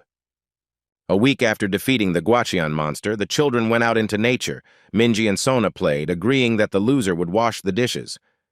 Yunha and Haiyan also decided to join in. No one wanted to wash the dishes, and everyone hoped to win. These hopes quickly disappeared. Sona jumped so well that she hit the ball from any position. No one could compete with the girl. Yunha was just watching at first, but after the ball hit Yeonhuk right in the forehead, he thought he wouldn't mind participating too. The boy fell on the grass and started screaming that it wasn't fair. He wanted to be on the same team with Sona. The girls didn't want to allow that. Sona wiped Yeonhuk's face and said that she would play with him if Yunha joined Haiyan and Minji. At Camp Gweichin, the children were having fun. Bruno watched them play and thought they were all in good shape. It was not easy for Yoonhee to convince her parents that the trip with Bruno to Gwacheon would be safe. They were worried after the recent events. The boy helped the bodyguard with all his might, even took on peeling potatoes, and didn't forget to thank him for his help. Yoonhee had a cunning plan, so he sucked up to Grizzly with all his might. The man began to suspect something, but said nothing. When our hero had finished peeling the potatoes, he said that he wanted to step away for a while and look around the area. Bruno gave his permission and asked if he needed help. The guy held out a small bottle and asked me to pour him some curry. He really wanted to eat outdoors. He also asked to take a knife, and the Italian froze. He visibly tensed up and raised an eyebrow in some surprise. The man said that if the boss meant the knife that he asked to take from home, then it was in the bag, the code had not changed. Yuna reached for the weapon. The boy added that he would return today if they were looking for him. Let Bruno think of something. The man said that if something serious was planned, then he also wanted to go. Yuna noted that the other children might also need protection, so Bruno should stay with them. He looked at his friend with gratitude and confidently declared that he could handle it himself. Bruno didn't even doubt it. In the middle of the vast territories of the national park around the reservoir, a greenhouse was built, quite large. Yuna walked inside and found himself thinking that this place looked quite nice. It would be a shame to destroy it.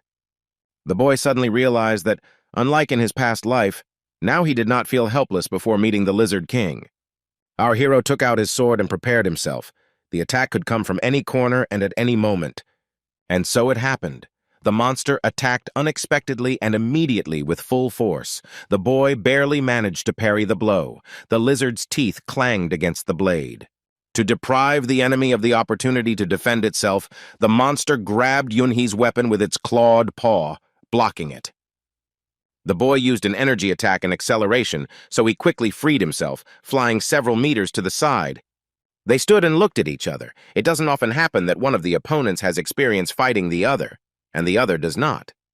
In a past life, during the absence of the goddess Lim Gail, monsters invaded Seoul, leading hordes of their own kind. Yunha had just graduated from the Players' Academy and was preparing to receive the nickname of the Immortal, and he was sent to solve the problem along with other players. Nobody knew what to do. The monsters had at least 4 powerful leaders, one of whom was the Lizard King. Seeing him surrounded by many small minions, No Yuna realized that he had to destroy this monster himself. The king of monsters' main weapon was acidic poisons, and none of the players dared to approach him closer than a few dozen meters. He was assigned to a 3rd-rank superclass, and our hero spent a lot of time and effort fighting this enemy. Now the boy looked at him and felt awkward. The king of the lizards was still about shoulder-high to him. No one even guessed that he would sit in the greenhouse until he grew up. But there was no point in getting sentimental. Our hero decisively swung his sword and began to attack the enemy. With his first blow, he plunged the blade into the monster's neck. There was no need to attack again. Grasping his wound, the Lizard King jumped back as far as he could with a huge leap, blood flowing from under his paw. He hissed a threat at the guy, and Yunha thought that the enemy had not yet grown up, but had already learned to intimidate people. Our hero remembered that the last time the Lizard King actively used camouflage, he guessed that the monster had probably already mastered this skill. Therefore, having felt the movement of mana near him, the boy managed to dodge the blow of the sharp-tailed one, who attacked as last time, completely unexpectedly. Yunha didn't see the Lizard King, but he felt perfectly where he was. The monster showed a desire to kill. The guy attacked. The monster screamed in pain and became visible for a moment. He did not expect his disguise to be revealed. Yunha looked at his opponent and said that it seemed that it was in vain that he had prepared so responsibly for the meeting. Taking out a bottle of curry, the guy sighed that he was going to use a special tool to detect the Lizard King. He didn't want it to go to waste. With these words, he splashed hot, spicy soup right into the enemy's face, and he howled and whined in pain. The next moment, the Lizard King was 10 meters away from the boy, trying to climb a tree. Yuna shouted loudly that he had prepared the dish specifically so that the monster could enjoy the treat before dying. The Lizard King remembered that he had also prepared a gift for our hero. He opened his mouth and spat out a stream of acidic poison. Yunha was amused. He was ready for this step and had already cast mana on his weapon in anticipation of the fight. The boy used the Heavenly Step skill and dodged the poison quite easily, his eyes glowing with excitement. It was necessary to finish the duel. Our hero made an incredible jump, preparing to use his blades. With 2 sharp movements, he cut the throat of the Lizard King, and with 1 jump, he jumped back to the ground. The deed was done. Blood gushed out. The monster was destroyed. At least that's what it looked like. The battle was over. Yuna felt some movement and walked a little around the greenhouse. Approaching the edge of the fountain, he looked at the water. The monster's paw jerked convulsively for the last time, leaving a few scratches on the floor as a reminder of its owner. Yunha approached. The remains of the Lizard King were burning under the hero's feet. Like all monsters, he was supposed to disappear after death. The boy said loudly that the enemy quickly surrendered. He thought that the king of the lizards was the king in everything, but he turned out to be a weakling. At this time, the monster appeared in the far corner and rushed to run as far as possible. This was the only chance to escape. The king of the lizards spent almost all his mana on creating a clone.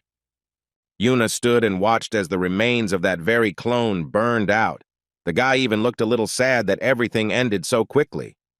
The Lizard King ran towards the reservoir and thought that he could not defeat the enemy now, but he would definitely find and kill him in the future when he grew up. He didn't have time to rejoice at his plan, when suddenly he heard a question about where he was going. Yunha was standing over him with his sword raised to strike. The surprise that was reflected on the Lizard King's face was so strong that he felt sorry for him again. He did not understand why the enemy was aware of all his skills and tricks. Yuna struck first and once again stained the ground with the purple blood of the monster, who was unable to dodge. The Lizard King could not attack either, so soon after the first sword strike, another one followed. All the monster could do was try to dodge and jump in hopes of increasing the distance. Yunha reported that he knew about cloning. The monster grunted in surprise and turned to continue running, waving its spiked tail. Yunha jumped over his opponent and appeared in front of him again, declaring that he would not get rid of him so easily this time. The guy was ready to kill the monster, this time for real, so he told him that it would be better for him to stop and die with dignity. Our hero wrapped his sword in mana and prepared to launch an attack. The Lizard King stopped, but was not going to give up without a fight. Yuna used Heavenly Steps again and quickly jumped up to attack the enemy more effectively.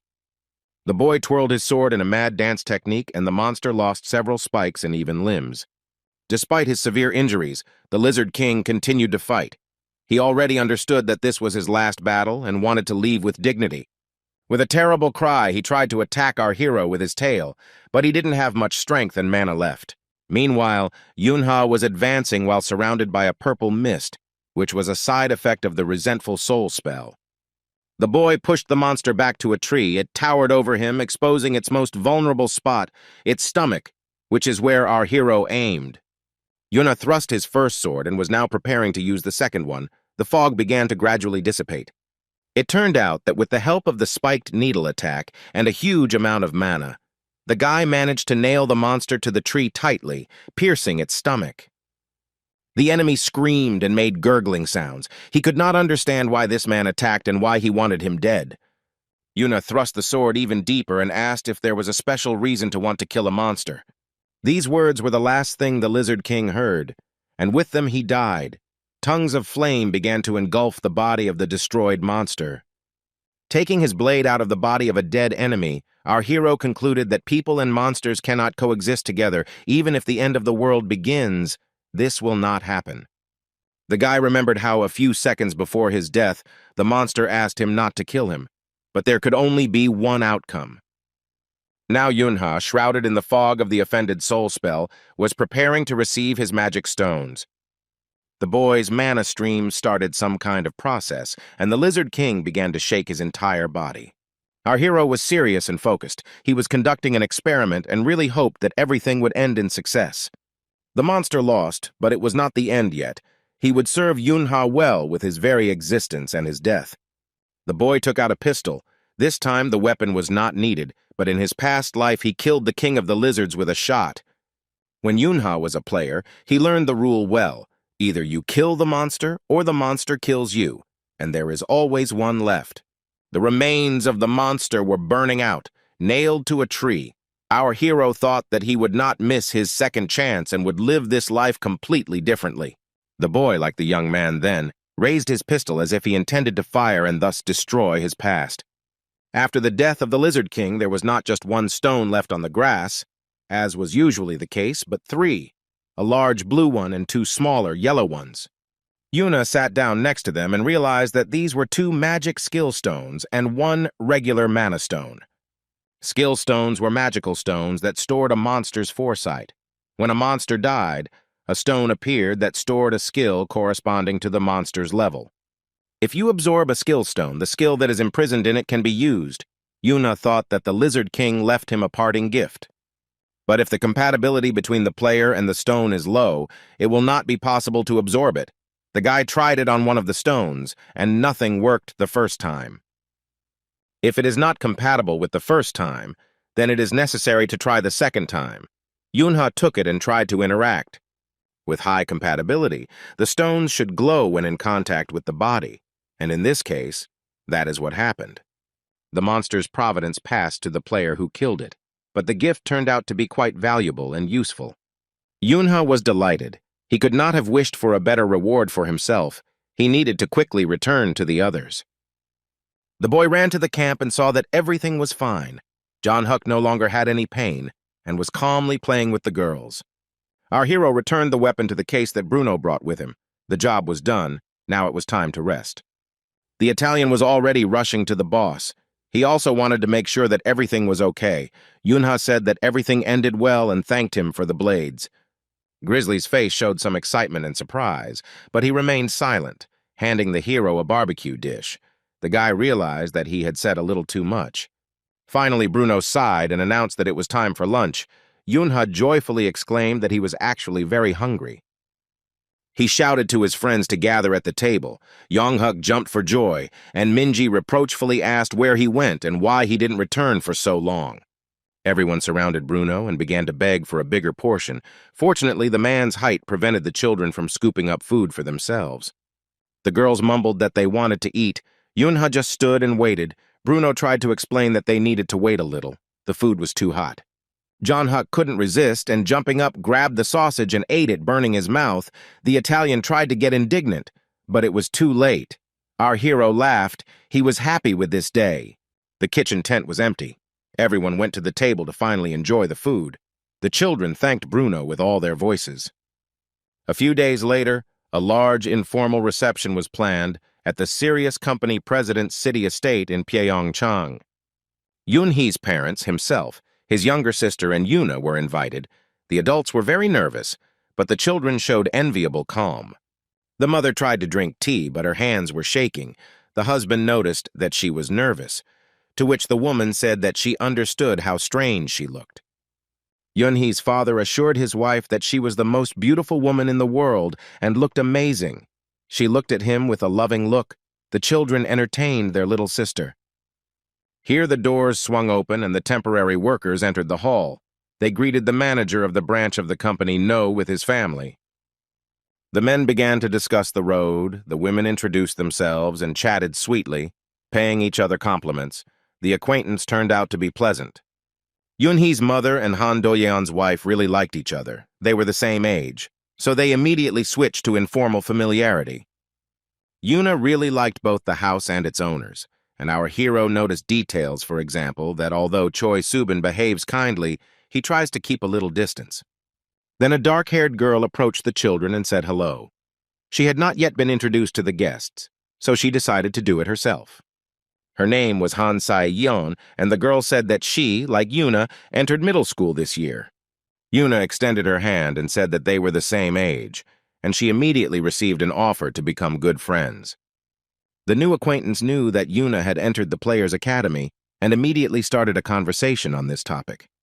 Yunha knew that his sister was very sociable, but when in the first 5 minutes of meeting the newly made friends began exchanging phone numbers and Instagrams, he couldn't help but smile. Another brunette, who looked about their age, walked past the group, but did not introduce herself to the guests. Yuna immediately recognized the girl and decided to take the initiative. When she sat down in a chair and began to drink tea, the guy came up and said hello, noticing that they hadn't seen each other for a long time. The answer was silence, and our hero was somewhat embarrassed. He did not expect such blatant ignoring. It turned out that no one was going to ignore him. The girl was just shy, and a minute later, stuttering, she nevertheless responded to the greeting. She made an offended face and reminded that last time she asked to address her differently, it was Han Da-young's second daughter, Han Sai-hyun. They met 2 years ago, after Yunhee's first grade, at a reception at the Sebyok Hotel in Myeongdong.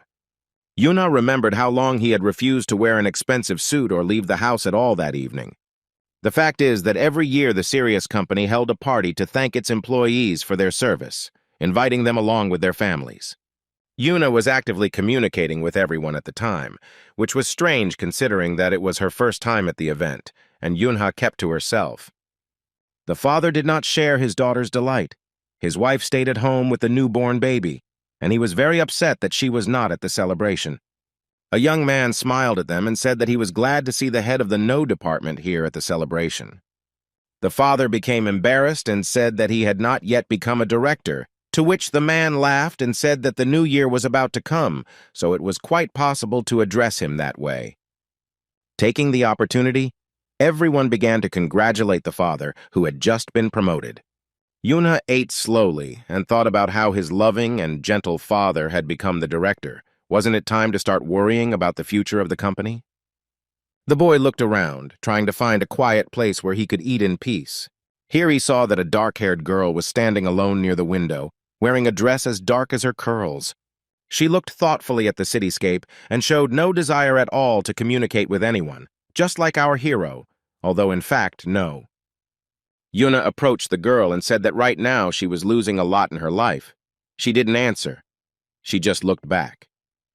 Still, curiosity got the better of her, and the girl asked in what sense he was losing.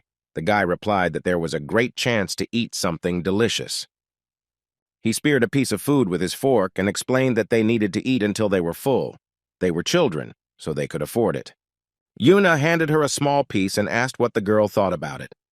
She hesitantly said that they shouldn't eat at the party, to which the hero countered that isn't that what they're having them for in the first place. The piece went straight into her mouth, and it was clear that the dish was delicious. The beauty's cheeks turned pink. She seemed pleased. The boy's father saw this scene and called out to him. The boy decided that he shouldn't be embarrassed. From the outside, the situation really didn't look very good. His father pounced on him with complaints that he couldn't leave without warning. He was worried.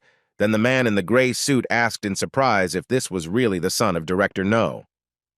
The boy recognized this man. His face reflected undisguised surprise, but he had to control himself. It was Han Do-young, the next chairman of Sirius, who said that he was glad that Director No's son had been found. Yunha decided to get acquainted. The boy said hello and introduced himself. It turned out that Han Doan had heard about him after the incident with the Kraken. The man introduced his daughter, Han Se-yeon. She was the same sociable girl who quickly got along with Yuna later. She would become an excellent manager in the future.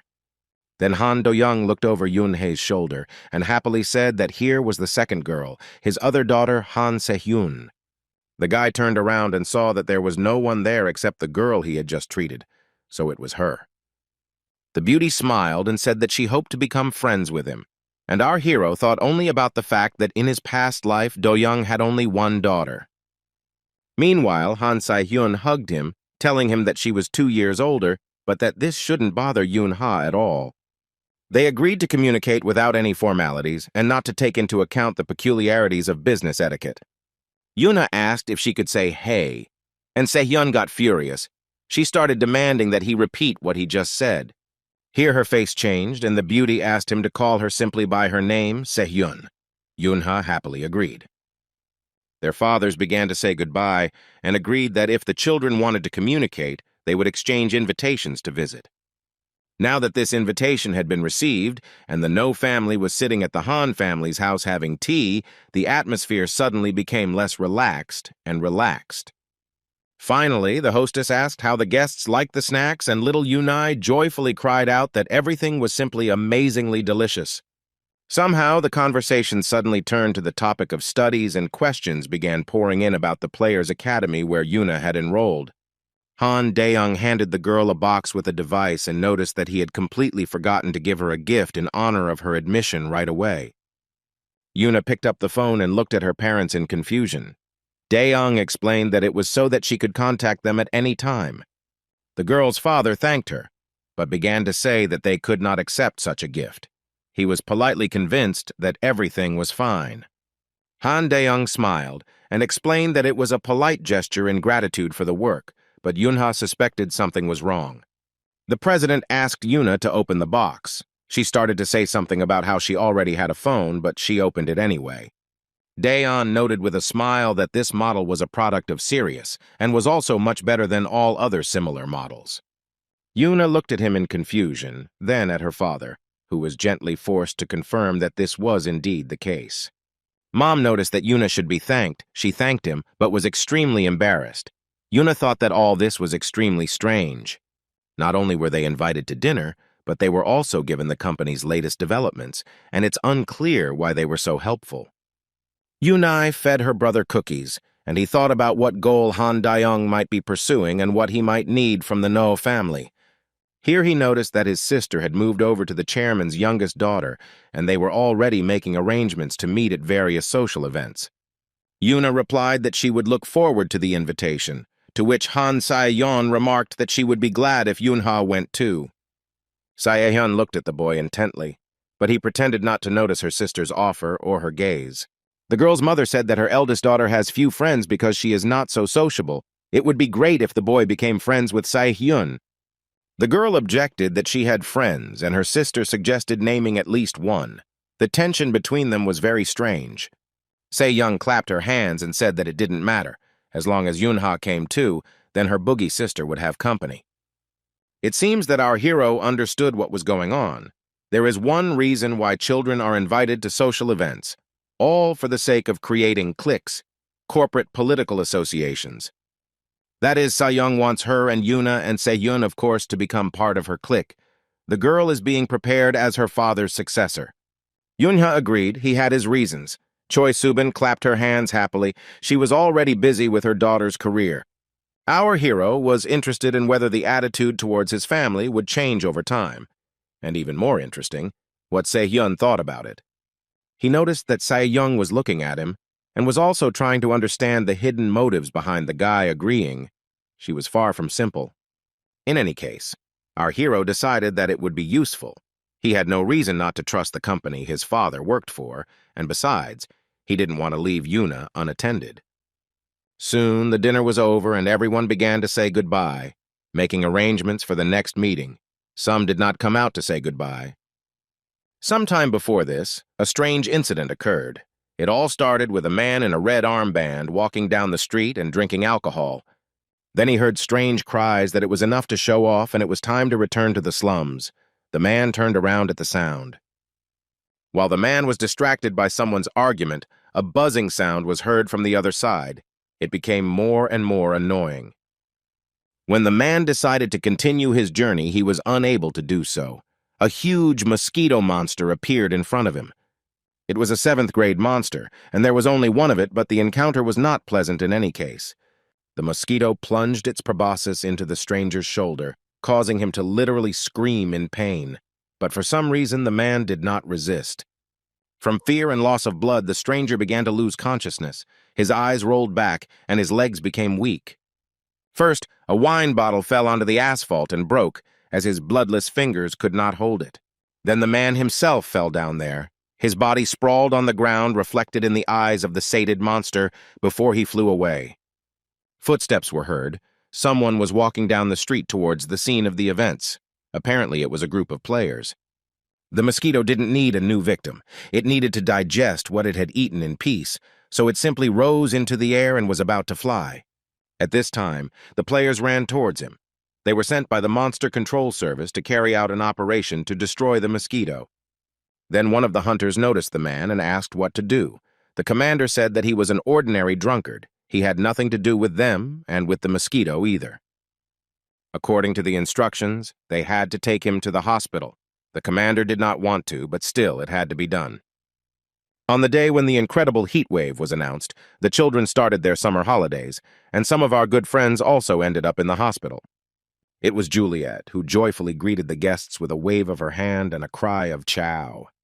The entire Yunhee group waved and shouted "Ciao" in response. With flowers and gifts, the children were happy, and the woman too. The reason for the visit to the hospital was the birth of the baby. Juliet asked the children not to make too much noise so as not to wake him up. Everyone wanted to get a better look at the baby's face.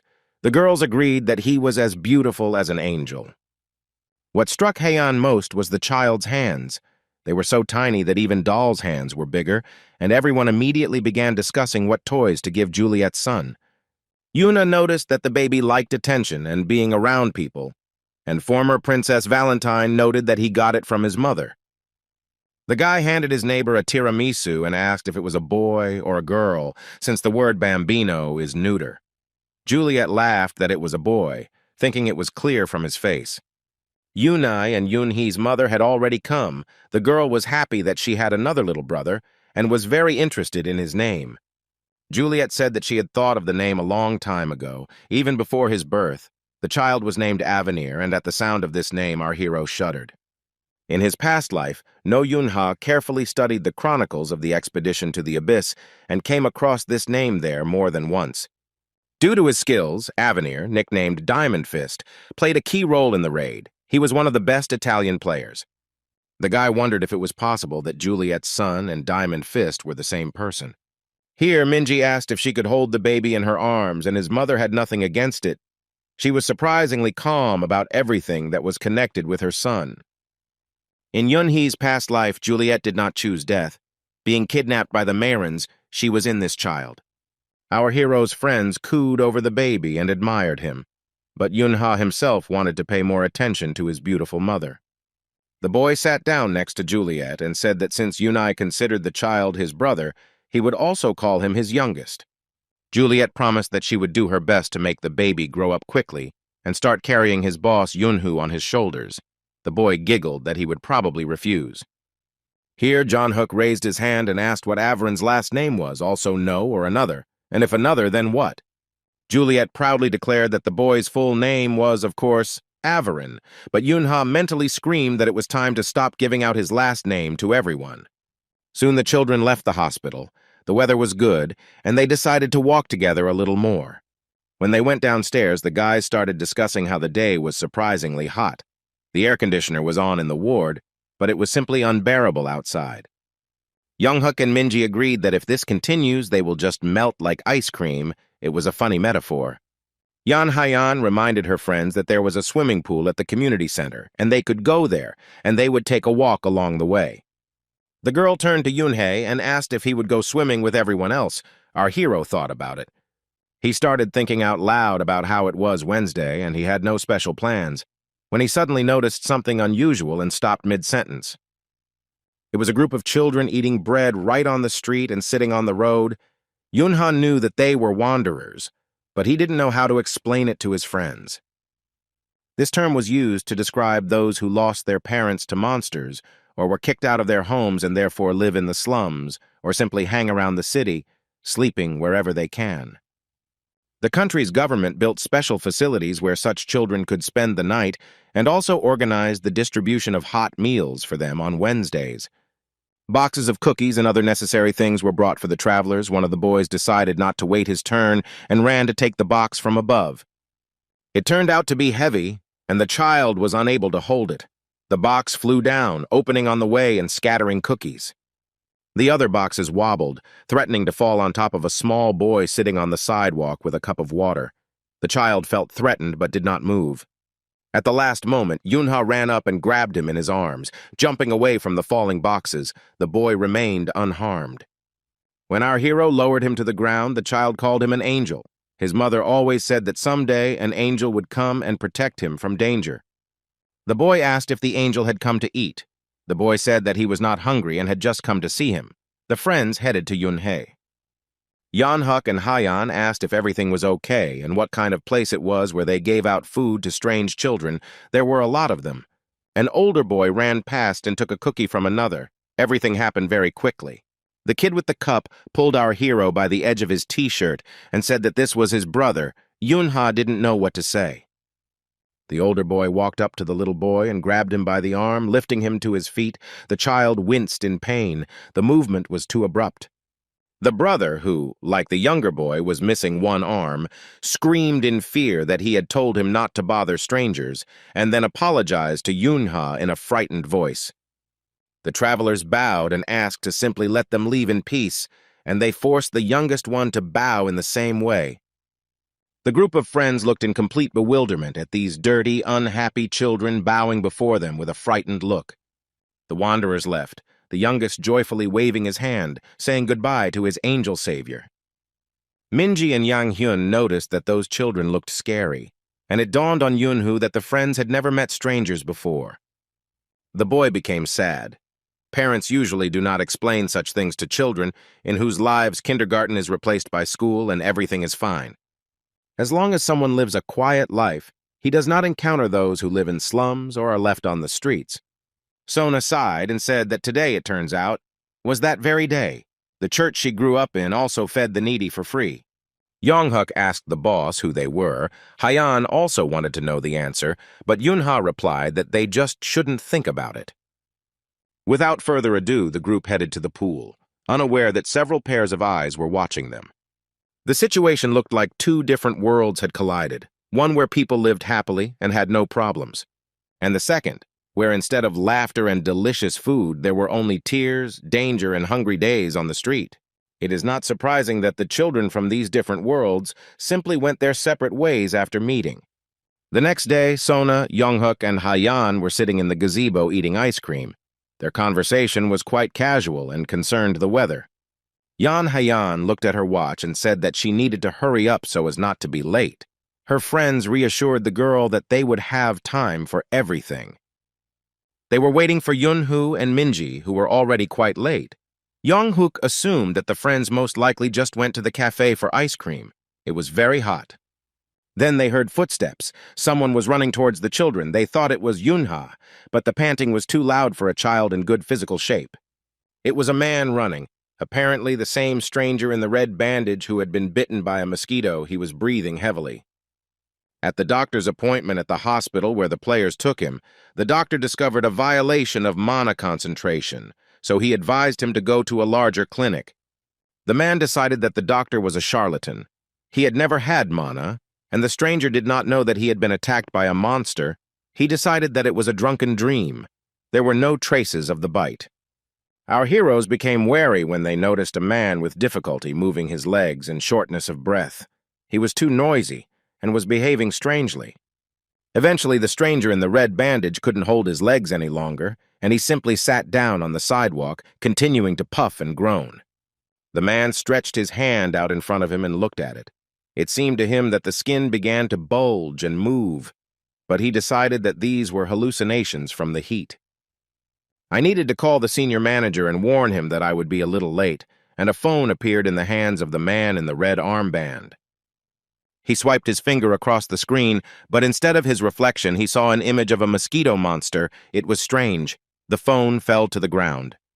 Yeonhuk watched what was happening carefully. He was alarmed and was ready to rush to help. The man bent in half and grabbed his head. He took off the bandage. Sweat was streaming down his face. His eyes were bulging out of his head. The children ran up quite close and asked if he needed help. Yeonhuk asked several times if everything was okay, and the man replied that the children needed to leave immediately. The man again grabbed his head with his hands and began to swing, repeating that they should not hesitate and run away quickly. At this point, Hyeon, her eyes wide open in horror, called out to Yeonhuk, her voice full of horror. The boy looked back. He was too busy with the man and did not take his eyes off him for a long time. He needed to listen to the advice and run away. Now it was too late. The man's face was swollen and blistered, but he continued to insist that the children leave him and save their lives. Hyeon screamed again for Yeonhuk to run away faster, and the boy finally realized why the giant mosquito was heading straight for the children. He froze, unable to force his legs to move, although, as we know, he was far from being a timid person. At this time, Yunha was trudging along the street, languishing from the heat. Something strange was happening with the weather this year. Minji wasn't thrilled about climate change either, so when a friend suggested going to the store and buying ice cream, she was eager to agree. But the girl was very responsible. She knew that her friends were waiting and did not want to let them down. On the other hand, it was incredibly hot. However, her conscience got the better of her, and Minji screamed that the guy had fallen out of his mind. They were already late. What kind of store was there? Yuna said he just wanted ice cream and went to the supermarket to buy it. Minji tried her best to hold him back, even using her fists. The boy sat his friend behind his back so that she wouldn't get in the way and walked towards his goal, when suddenly he heard Sona's telepathic voice calling for help. At first, the hero did not understand that it was telepathy, and even asked Minji if she had heard anything. The girl said that he should not change the topic of conversation. But then she also heard Sona's screams. Yunha asked her friend to call the Mana Control Department and report that there was a monster nearby, and he himself began to tie his shoelaces. Yunha always made sure they were tied well before using the skywalk. The next moment, the guy took off so quickly that he didn't even hear what Minji was shouting after him. Yuna soared high into the air and rushed to help his friends as fast as a child's body could manage. An annoyed Minji waved her phone and shouted that it would be nice to know exactly where the monster appeared before calling the department. Everyone's mana reserves are different, and each organism can withstand a certain amount of energy, but if too much accumulates, the consequences will be fatal. The mosquito was a unique monster. It fed on mana, and it was once a human in whose body simply more energy accumulated than it could withstand. A transmutation occurred. He instantly approached the children and attacked Yeonhuk. The boy jumped back at the very last moment. He ran away, thinking that he had imagined it, but in fact, the man in the red bandage actually turned into a mosquito monster before the child's eyes. And now he pursued the fleeing children to satisfy a hunger that was unfamiliar to him in human form. They ran very fast, but Yeonhuk kept looking back, and Hyeon was simply slower than her friends and weaker. The boy thought that at this rate the monster would soon catch up with them, if only Yunha would come sooner and help his friends. He remembered how on Mount Bukan the captain said that Yeonhuk was the only one who could fight and protect everyone, and it cheered the boy up. He ordered himself to stop panicking and pull himself together, and he did it literally, grabbing his face and continuing to run. He asked Sona, who was full of strength, to put Hyeon on her shoulders and run with her. The girl happily agreed. How could she not have thought of it before? Heir tried to object that she could handle it on her own and run faster if she tried. But Sona didn't let her finish, explaining that if Yeonhuk gave such a command, he most likely had a plan. They turned around and asked what next. The boy explained that Hyeon had to put up a protective barrier so that the monster couldn't get to them. The girl looked back and replied that she would try to do it, but she was not sure that she would be able to concentrate. She put her hand forward and gathered a huge amount of mana to make the protective dome large enough. It worked out just fine. The mosquito crashed into the wall of mana, and the children were able to break away from their pursuer a little. Yanhuk ordered his friend to hold the barrier, and Sunwoo asked her to send a telepathic call for help so that as many people around as possible could hear them.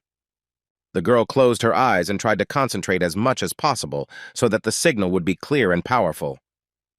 A second later, a pleasant yellow glow began to emanate from it and spread radially around it.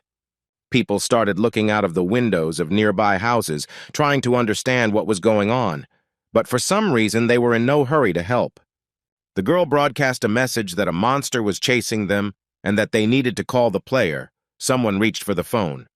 Then Hyan called out to Yanhuk and said that the monster was stuck to the barrier. What could that mean? The boy replied that it was probably a good thing. The main thing was not to let the monster break through and harm them before Yunhee or the player arrived. The boy decided to fire a mana projectile at the monster to scare it away, but he didn't think very well about the consequences this could lead to. Yanhuk fired a shot, and Yang Hai-yan's hand holding the barrier shook, and the dome was broken through. The mosquito looked inside, and the children realized that they had made a mistake and needed to flee again. But finally, Yanhuk decided to hit the monster a couple more times to buy some extra time for the girls. After that, Sona took Hyan by the back again and prepared to start. The guy joined them at the same second. They ran away without looking back, and behind them the protective barrier crumbled into magical dust. The mosquito began to tremble slightly and made a strange sound, as if someone far away was moaning that they did not want to die. It was obvious that the man with the red armband had not yet become a monster completely. Somehow he had managed to remain conscious.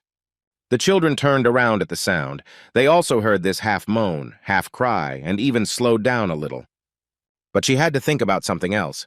Sona started running, and only Hyan, sitting on her back, continued to think that this was all very strange. She used her special vision and noticed that the monster's mana was mixed with humans. Was the human turning into a monster right now? Yunha seemed to sense that she was busy with something she shouldn't have been, and ordered his friend to put up the protective barrier again.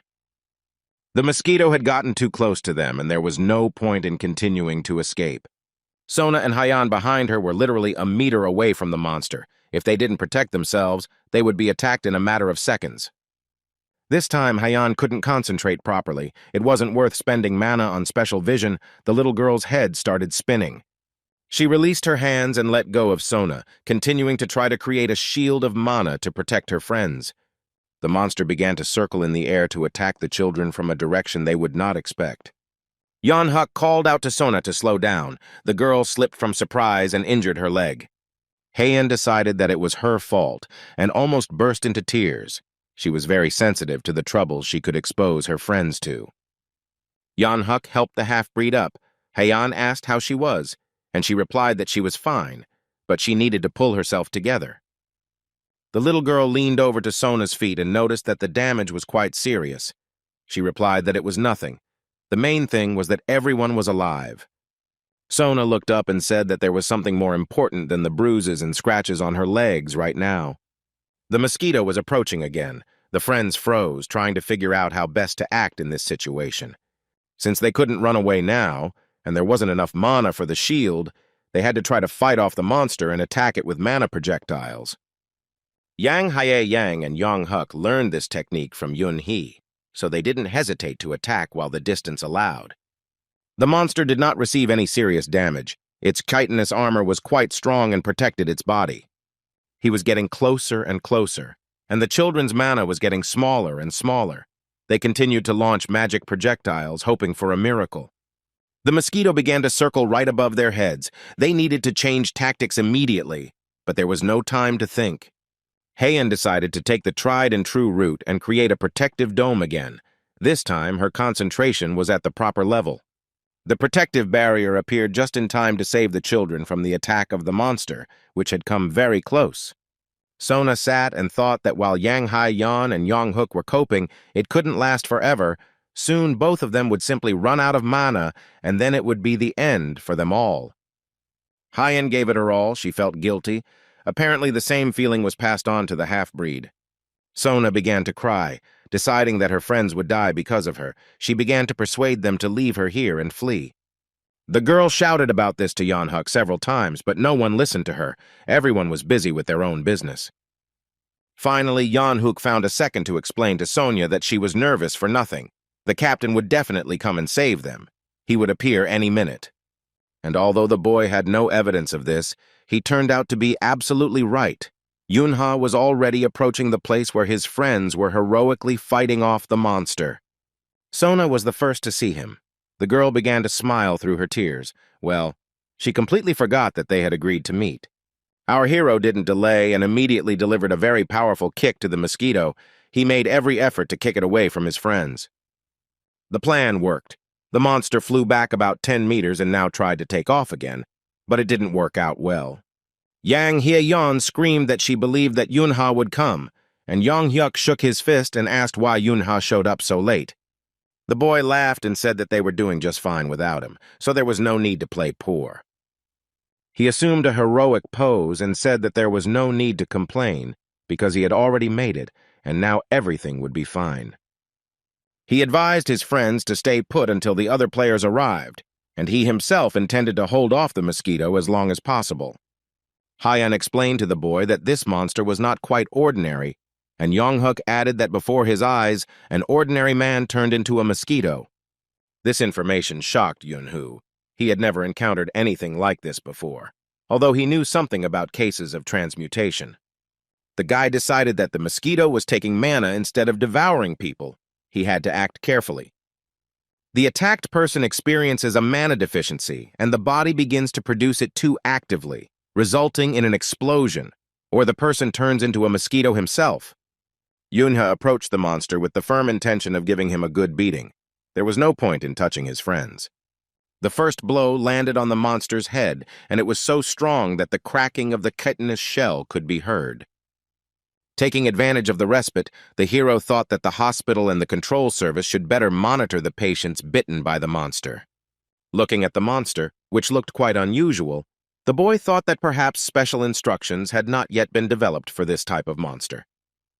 He circled around the mosquito and struck it from different sides, preventing it from getting closer to his friends. Well, the reasons for what happened weren't important now.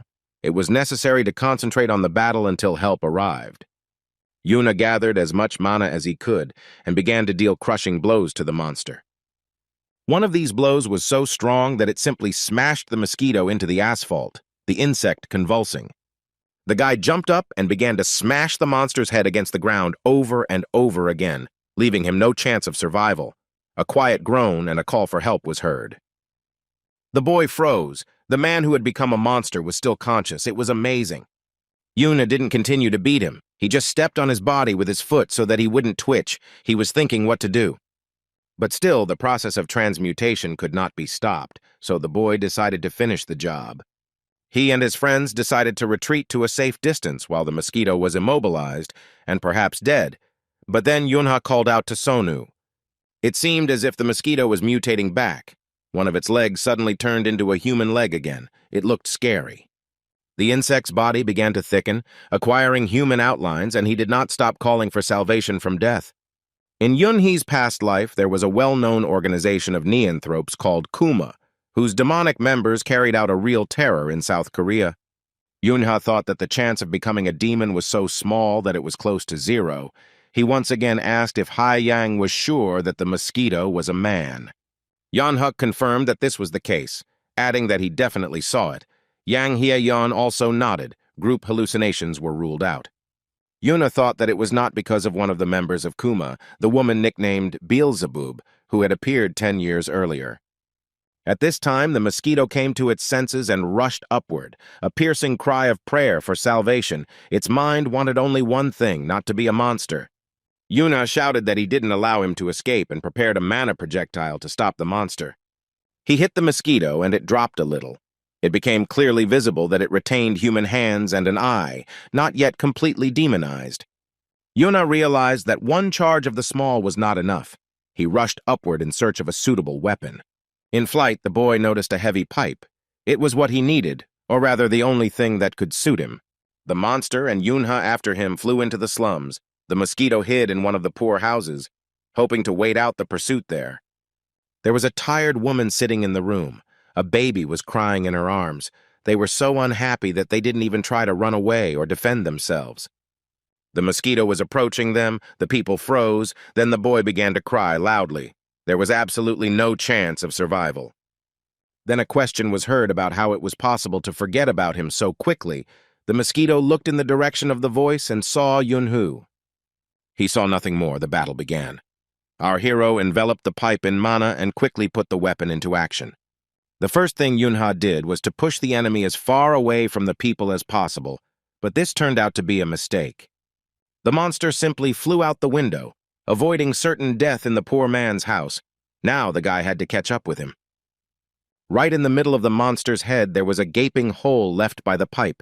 It couldn't fly far, and Yunha caught up with the enemy in a jump. The guy decided to use the mana destruction technique and launched another attack to destroy the monster once and for all. After several blows, the monster tried to take off again, and our hero again rushed after it. He decided that the pipe was quite suitable for a long-range attack of a small needle, and decided to try how it would work. A whole rain of small mana needles flew after the monster, which made the chase much easier. The mosquito met the shells with its chest. Without trying to continue running, it simply fell sharply downwards. Looking at the destruction left by the monster, our hero thought that if he was to dodge like this, it was not yet clear what was better. Yunha headed towards the building where the enemy had fallen, breaking through the roof and several more floors. Then he heard a loud child's cry coming straight from the breach. The guy was surprised and confused. The child was calling for his mother. Yuna rushed through the window to save the baby as quickly as possible. He didn't hesitate for a second. He flew into the building and before he could land, was ready to start a fight with the enemy, but the enemy was not visible. But something else was visible, Yunha cursed. Even with his great experience in battles, this was already too much. There were many people in the room who had died as a result of their encounter with the monster. They were lying on the floor like mannequins. Our hero clenched his fists in rage. There was nothing he could do to help these people. He needed to prevent new victims and destroy the monster as quickly as possible. Mosquito was busy sucking mana from another slum dweller when Yunha rushed at him like an enraged bull. With one blow, he knocked down the monster and tore it away from its victim. Now it was necessary to prevent it from finding a new one and take care of the victim. With another powerful blow of the pipe, Yunha threw the monster so far that it almost broke through the wall of the building.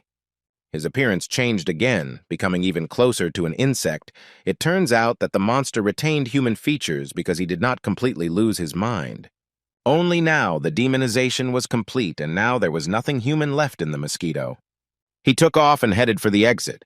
The guy decided that this already looked like some kind of mockery of him. Then Yuna heard a familiar voice. Some child was calling for his brother, and then began to ask the angel to come back. The guy froze. It seemed that this was the same child from the wanderers whom he had saved in the morning from falling cookie boxes. He rushed to clear away the mountain of rubble from the ceiling debris that the monster had destroyed when it fell into the building. Stones rained down on his head, but Yunha did not stop. Players ran across the roof, chasing the mosquito. There were quite a few of them, quite enough to catch up with and neutralize the monster. Yuna stopped and realized that at least he didn't have to worry about that anymore. These were the players who had arrived at Sona's call. He left the mosquito on their conscience and looked at the child he had just dug up. He opened his eyes again and called him. It really was that same little boy. He was delirious and kept calling for his angel and his mother one after the other. Only now his appearance changed. One eye had already begun to transform into a mosquito's. There was no one to save. The child also recognized Yunhu and began to smile. His face, even disfigured by demonization, became cute. Yunha once again returned to the memories of his past life in the ruins of Suwon City. These were difficult memories. The Misty Flower team was on a mission. Yunhu was very upset that they were not taken seriously because they were not among the thrones. Paran was injured. This was the work of the demoness Beelzebub, who destroyed the city with the help of insect monsters. The ruler of the 9 demonic flies sat with her legs crossed and asked why some weaklings had arrived instead of professionals, and hadn't she destroyed enough people? Yunha was also injured. His partner was busy reviving him, and Paran yelled at the demoness to shut her mouth because it stinks. Beelzebub smiled and asked who was so impudent. Could it really be that same mad dog? The hero grabbed his sword and resolutely rushed to attack her. He could not stand the creature mocking him. The ruler of the flies stopped him with one movement, piercing his stomach. Yuna screamed for Paran not to move. Now his friend will heal him, and he himself will figure everything out. Beelzebub laughed and asked if this was Misty Flower's only support, Dark Priest, and the girl realized that it was her turn. Our hero said that it was time to take his hands off his friends, and with one movement of his sword he cut off the demoness's limbs. She didn't even bat an eyelid, stepped over her severed hand, and asked if this was the famous berserker, or rather the immortal. The demoness noticed that he could have made his face more welcoming. She was really looking forward to this meeting, so why be so gloomy? Yunha gave the order to his friends to carefully leave, and he himself took a few steps towards Beelzebub. The woman asked who that beautifully dead person was behind him, if it was that same girl. The girl who possessed destructive power comparable to the power of all the thrones together was killed by the demoness. Flies covered the face of their mistress. She was disgusting to the point of nausea and behaved accordingly. The red-haired girl just mentioned was destroyed by an explosion so powerful that it left no chance of survival.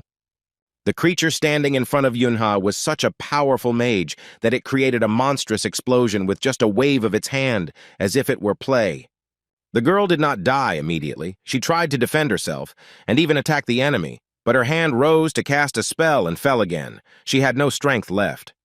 On the second attempt, I managed to get up and prepare for the attack. After all, the Witch of Carnage was extremely powerful. The demoness reported that she was weak as hell, as her nickname suggests, but her resistance to mana was amazing. She hissed that she could be proud of herself. She didn't turn into a monster even after the flies had worked on her, and even withstood the explosion. The Witch of Carnage grimaced. Paran drew his sword and yelled at the mistress of the flies to shut up immediately, and so he committed his wound. The demoness held a whip in her hands and did not miss the opportunity to use it a few minutes later. She landed a few blows, and that was enough to stop the conversation and take the battle more seriously. Paran entered into a long and exhausting confrontation with Beelzebub. He was no pushover either, and he wanted revenge.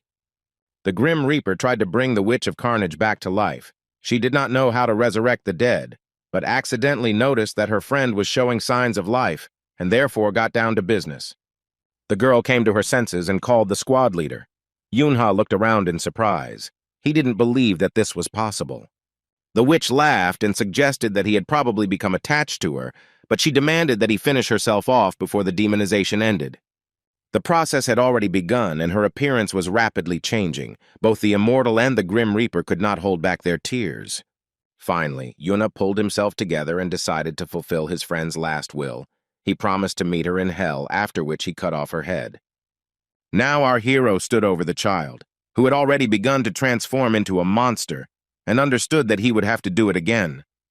Inside, he just wanted to burst into tears and hide somewhere far away, but he was forced to control himself for the sake of the boy. The kid asked why the angel wasn't smiling. Was he really going to die soon? The boy was silent for a moment and replied that he didn't want to smile. Why would that be? The boy laughed and said that whenever he smiles, someone always appears and saves him. He looked at Yunhu and asked to give him a smile. Our hero made an effort and fulfilled his last wish. Taking a firmer grip on the pipe, Yunha asked if the little boy had anything else he wanted to say before he left. The wanderer lowered his head and sadly said that he wanted to go to his mother. It was his mother that he missed the most. Yunha nodded and promised that he would see her soon. The guy raised the pipe to hit and warned that it would hurt a little. The child looked at him and replied that he had long been accustomed to pain, and it did not frighten him in the least. He added that if it is necessary, then he is ready to endure. Enduring is not bad, but even very pleasant. It makes you strong. Yunha lowered the pipe and froze. He began to think about how he had always hated little children, all his life, as far back as he could remember. They made a lot of noise and trouble. All the kids could do was interfere with him while he was doing his own thing. They fell, screamed, made you want to scold, or just run away as far as possible, just to get rid of the source of irritation. They fell, cried, and threw tantrums in order to get what they wanted from their parents. And these little manipulators almost always got what they wanted. All they had to do was cry louder. Yunha hated them because he himself was not like that. After the death of his parents, he was never able to become an ordinary carefree child. He looked at the other children and was incredibly envious of them because their mom and dad were with them. That they can simply take their father by one hand, their mother by the other, laugh, and go through life knowing that they can count on support and protection. Yunha stood among the ruins and suddenly noticed a dirty but whole teddy bear under the rubble of walls and stones. He shook it off and picked it up from the ground. The toy was very cute and even seemed to glow from within with some kind of spiritual warmth. Yunha, holding the teddy bear in his hands, walked to the place where he left the body of the boy who called him an angel, thinking that he was only smiling so that others would not worry. The boy put the toy in the dead child's hands and whispered that this way he wouldn't be afraid to go meet his mother. He didn't cry because he knew it wouldn't help. By this point, the players have already caught the mosquito. They notice that the demonization is complete, so the monster needs to be finished off. Yunha stood over the child and thought about how he could do this, how he could continue to kill monsters no matter who they were. The news reported that the mosquito monster had been destroyed, thanks to a girl who telepathically summoned the players. Yunha watched TV and thought that Sona deservedly received the Brave Child Award. She did a great job. At this time, his little sister looked into the room. She was seriously concerned about something. The little girl thought that her brother hadn't been smiling at all lately. Such a gloomy brother was not at all to her taste. She remembered that her mother had once told her that if someone close to her was sad, he could be comforted very easily. The girl jumped on Yunhu with hugs. This was her mother's surefire recipe for hugging someone who was feeling bad. He hugged his little sister back and smiled, asking why Yunai was in such a great mood today. Just like that, the little girl answered and watched as her brother's face became more and more relaxed. He stroked her hair. The girl whispered that she wanted him to lean closer to her. She needed to tell him something secretly in his ear. When Yunha leaned over, she kissed him on the cheek. That was the whole secret, but our hero suddenly remembered that everything was fine now. The little sister waved her arms and jumped up and down, singing that she really liked her brother and that she loved him more than anyone in the world. Yunha sat leaning on his arm, his cheeks gradually starting to flush, blood rushing to his skin. And now the boy stretched his lips into a smile. How can you not smile when such a cutie loves you more than anything in the world? Yunha happily announced that he also liked Yunai more than anything in the world, and they laughed together so loudly that the whole house heard it. A few days later, the General Sports Festival of Doan Elementary School, where our heroes studied, was held. The first competition that was announced was Find a Partner. Yunha stood with some note in his hands and couldn't believe that it was actually written there. All the children shook their heads from side to side, trying to find the person mentioned on the piece of paper that was randomly scattered on the table for the competition. Sona and Minji were discussing something when our hero called out to the half-breed and said that he needed to show her something. He took the girl by the hand and dragged her somewhere to the side. Minji chanted that their team must win. Yunha approached the coach and said that he had found a partner. The man demanded to see the note. The boy handed the piece of paper to him. It said puppy on it. The coach got tense. It was ugly. The girl attacked her friend, screaming that she was a fox, not a dog. Yunha replied that she should be quiet. Their team had to win. Sun's eyes were shining with fire as she said that she simply had to win and become class president next year. Stepping aside, Sona sighed sadly, but then she heard Yunha barking to cheer her up. Together, they happily ran back to Minji to discuss the future strategy for the team game and the competition. On the way, they were intercepted by Yunai, who brought lunch for Yunhee and was now proudly showing what she had drawn there with ketchup. Yunha smiled and asked whose beautiful portrait it was, and his sister said that it was shameful for him not to recognize himself. Minji remarked that it would be nice for him to be as nice to everyone as he was smart enough to call his friend a dog. The guy asked what was wrong. They themselves forced him to participate in a stupid competition, and now they are unhappy. Kim Minji pompously announced that this was the way to go. As long as she held the position of president, their class would receive the highest grade. The kids asked if it was because the teacher promised burgers to the winners, and the girl was embarrassed. She really loved to eat well. Minji exclaimed that it didn't matter. The main thing was that he didn't shirk. Just at that moment, Haiyan, exhausted after the competition, approached. The woman with long blonde hair smiled and told her that Haiyan had done a great job, and Haiyan thanked her first calling her sister, then changing it to Mama. It was Min Soo-jin, Papa Yang's new wife.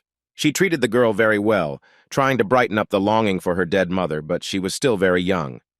Yunha had heard their conversation, so he now felt a little awkward, as if he had violated someone's privacy. He remembered how Yang Hai-yeon's father's wedding with Min Soo-jin had been a few months ago, a modest but elegant affair. But the main thing he learned on the wedding day was that Min Soo-jin was the second daughter of Min Ju-sik, the chairman of the Alice Group, and also the same old man who loved to read. The guys from their company were very happy and said that they now have every right to call Min Ju-sik grandfather. The main difficulty was that Hyeon now had to relearn how to address little sister as mom, since she was used to the former. When the first half of the tasks were completed, the children were released to have lunch and rest a little. Yunha was going to take a nap. He intended to go into the garden and lie down there, but then he saw Sona. The girl was extremely upset. The guy approached his friend and asked what such a cute puppy was doing there. She yelled at him that she was not a dog, and now this nickname had stuck to her because of Yunhee. It was not fair. The boy apologized and said that the nickname was cute, and then asked why she was standing there alone. They were together with Minji. Yunha decided that his friend was nearby and looked around the corner to see if she was there. The girl was indeed there, but our hero did not dare call out to her. She was angry and shouted that she would figure out what to do and how. Minji was talking to her mother and was extremely excited. She was shouting that she would choose her own friends. It was her personal business. The woman asked to react more calmly and said that she doesn't forbid being friends with Yunha, Yunhook, and that Hyeon is generally a dream, not a friend. She added that the only thing she asked was to stay away from Sona. The girl pushed her away and repeated again that there was no need to tell her who she should be friends with and who she shouldn't. Mom took Minji by the hands and reminded her that Sona was a half-breed. The girl pushed her away and began to stamp her feet in anger. Yunha heard everything, and now it became clear to him why Sona was standing so sad around the corner. Terribly offensive things were happening. Mom continued to explain that people don't like half-breeds, so if someone sees her with Sona, they will start to treat Minji herself badly. The girl sank down the wall and hugged her knees. There were tears in her eyes. She felt terrible. Yunha did not know how to help Sonia. But the friend found the strength to calm the guy down and said that she was okay while continuing to cry. The girl realized that she would never have friends. Yunha asked why they were not good for her. Sona smiled gratefully, apologized for the inconvenience, and was about to leave. Yuna held her hand. He didn't want their friendship to be ruined and just asked her not to rush. The guy knew their friend's character well, so he asked Sona to stay and listen to the end, to believe in Minji. Mom was just trying to put pressure on her, telling her that other moms don't want to talk to her because of Sona. She doesn't like it when people gossip behind her back.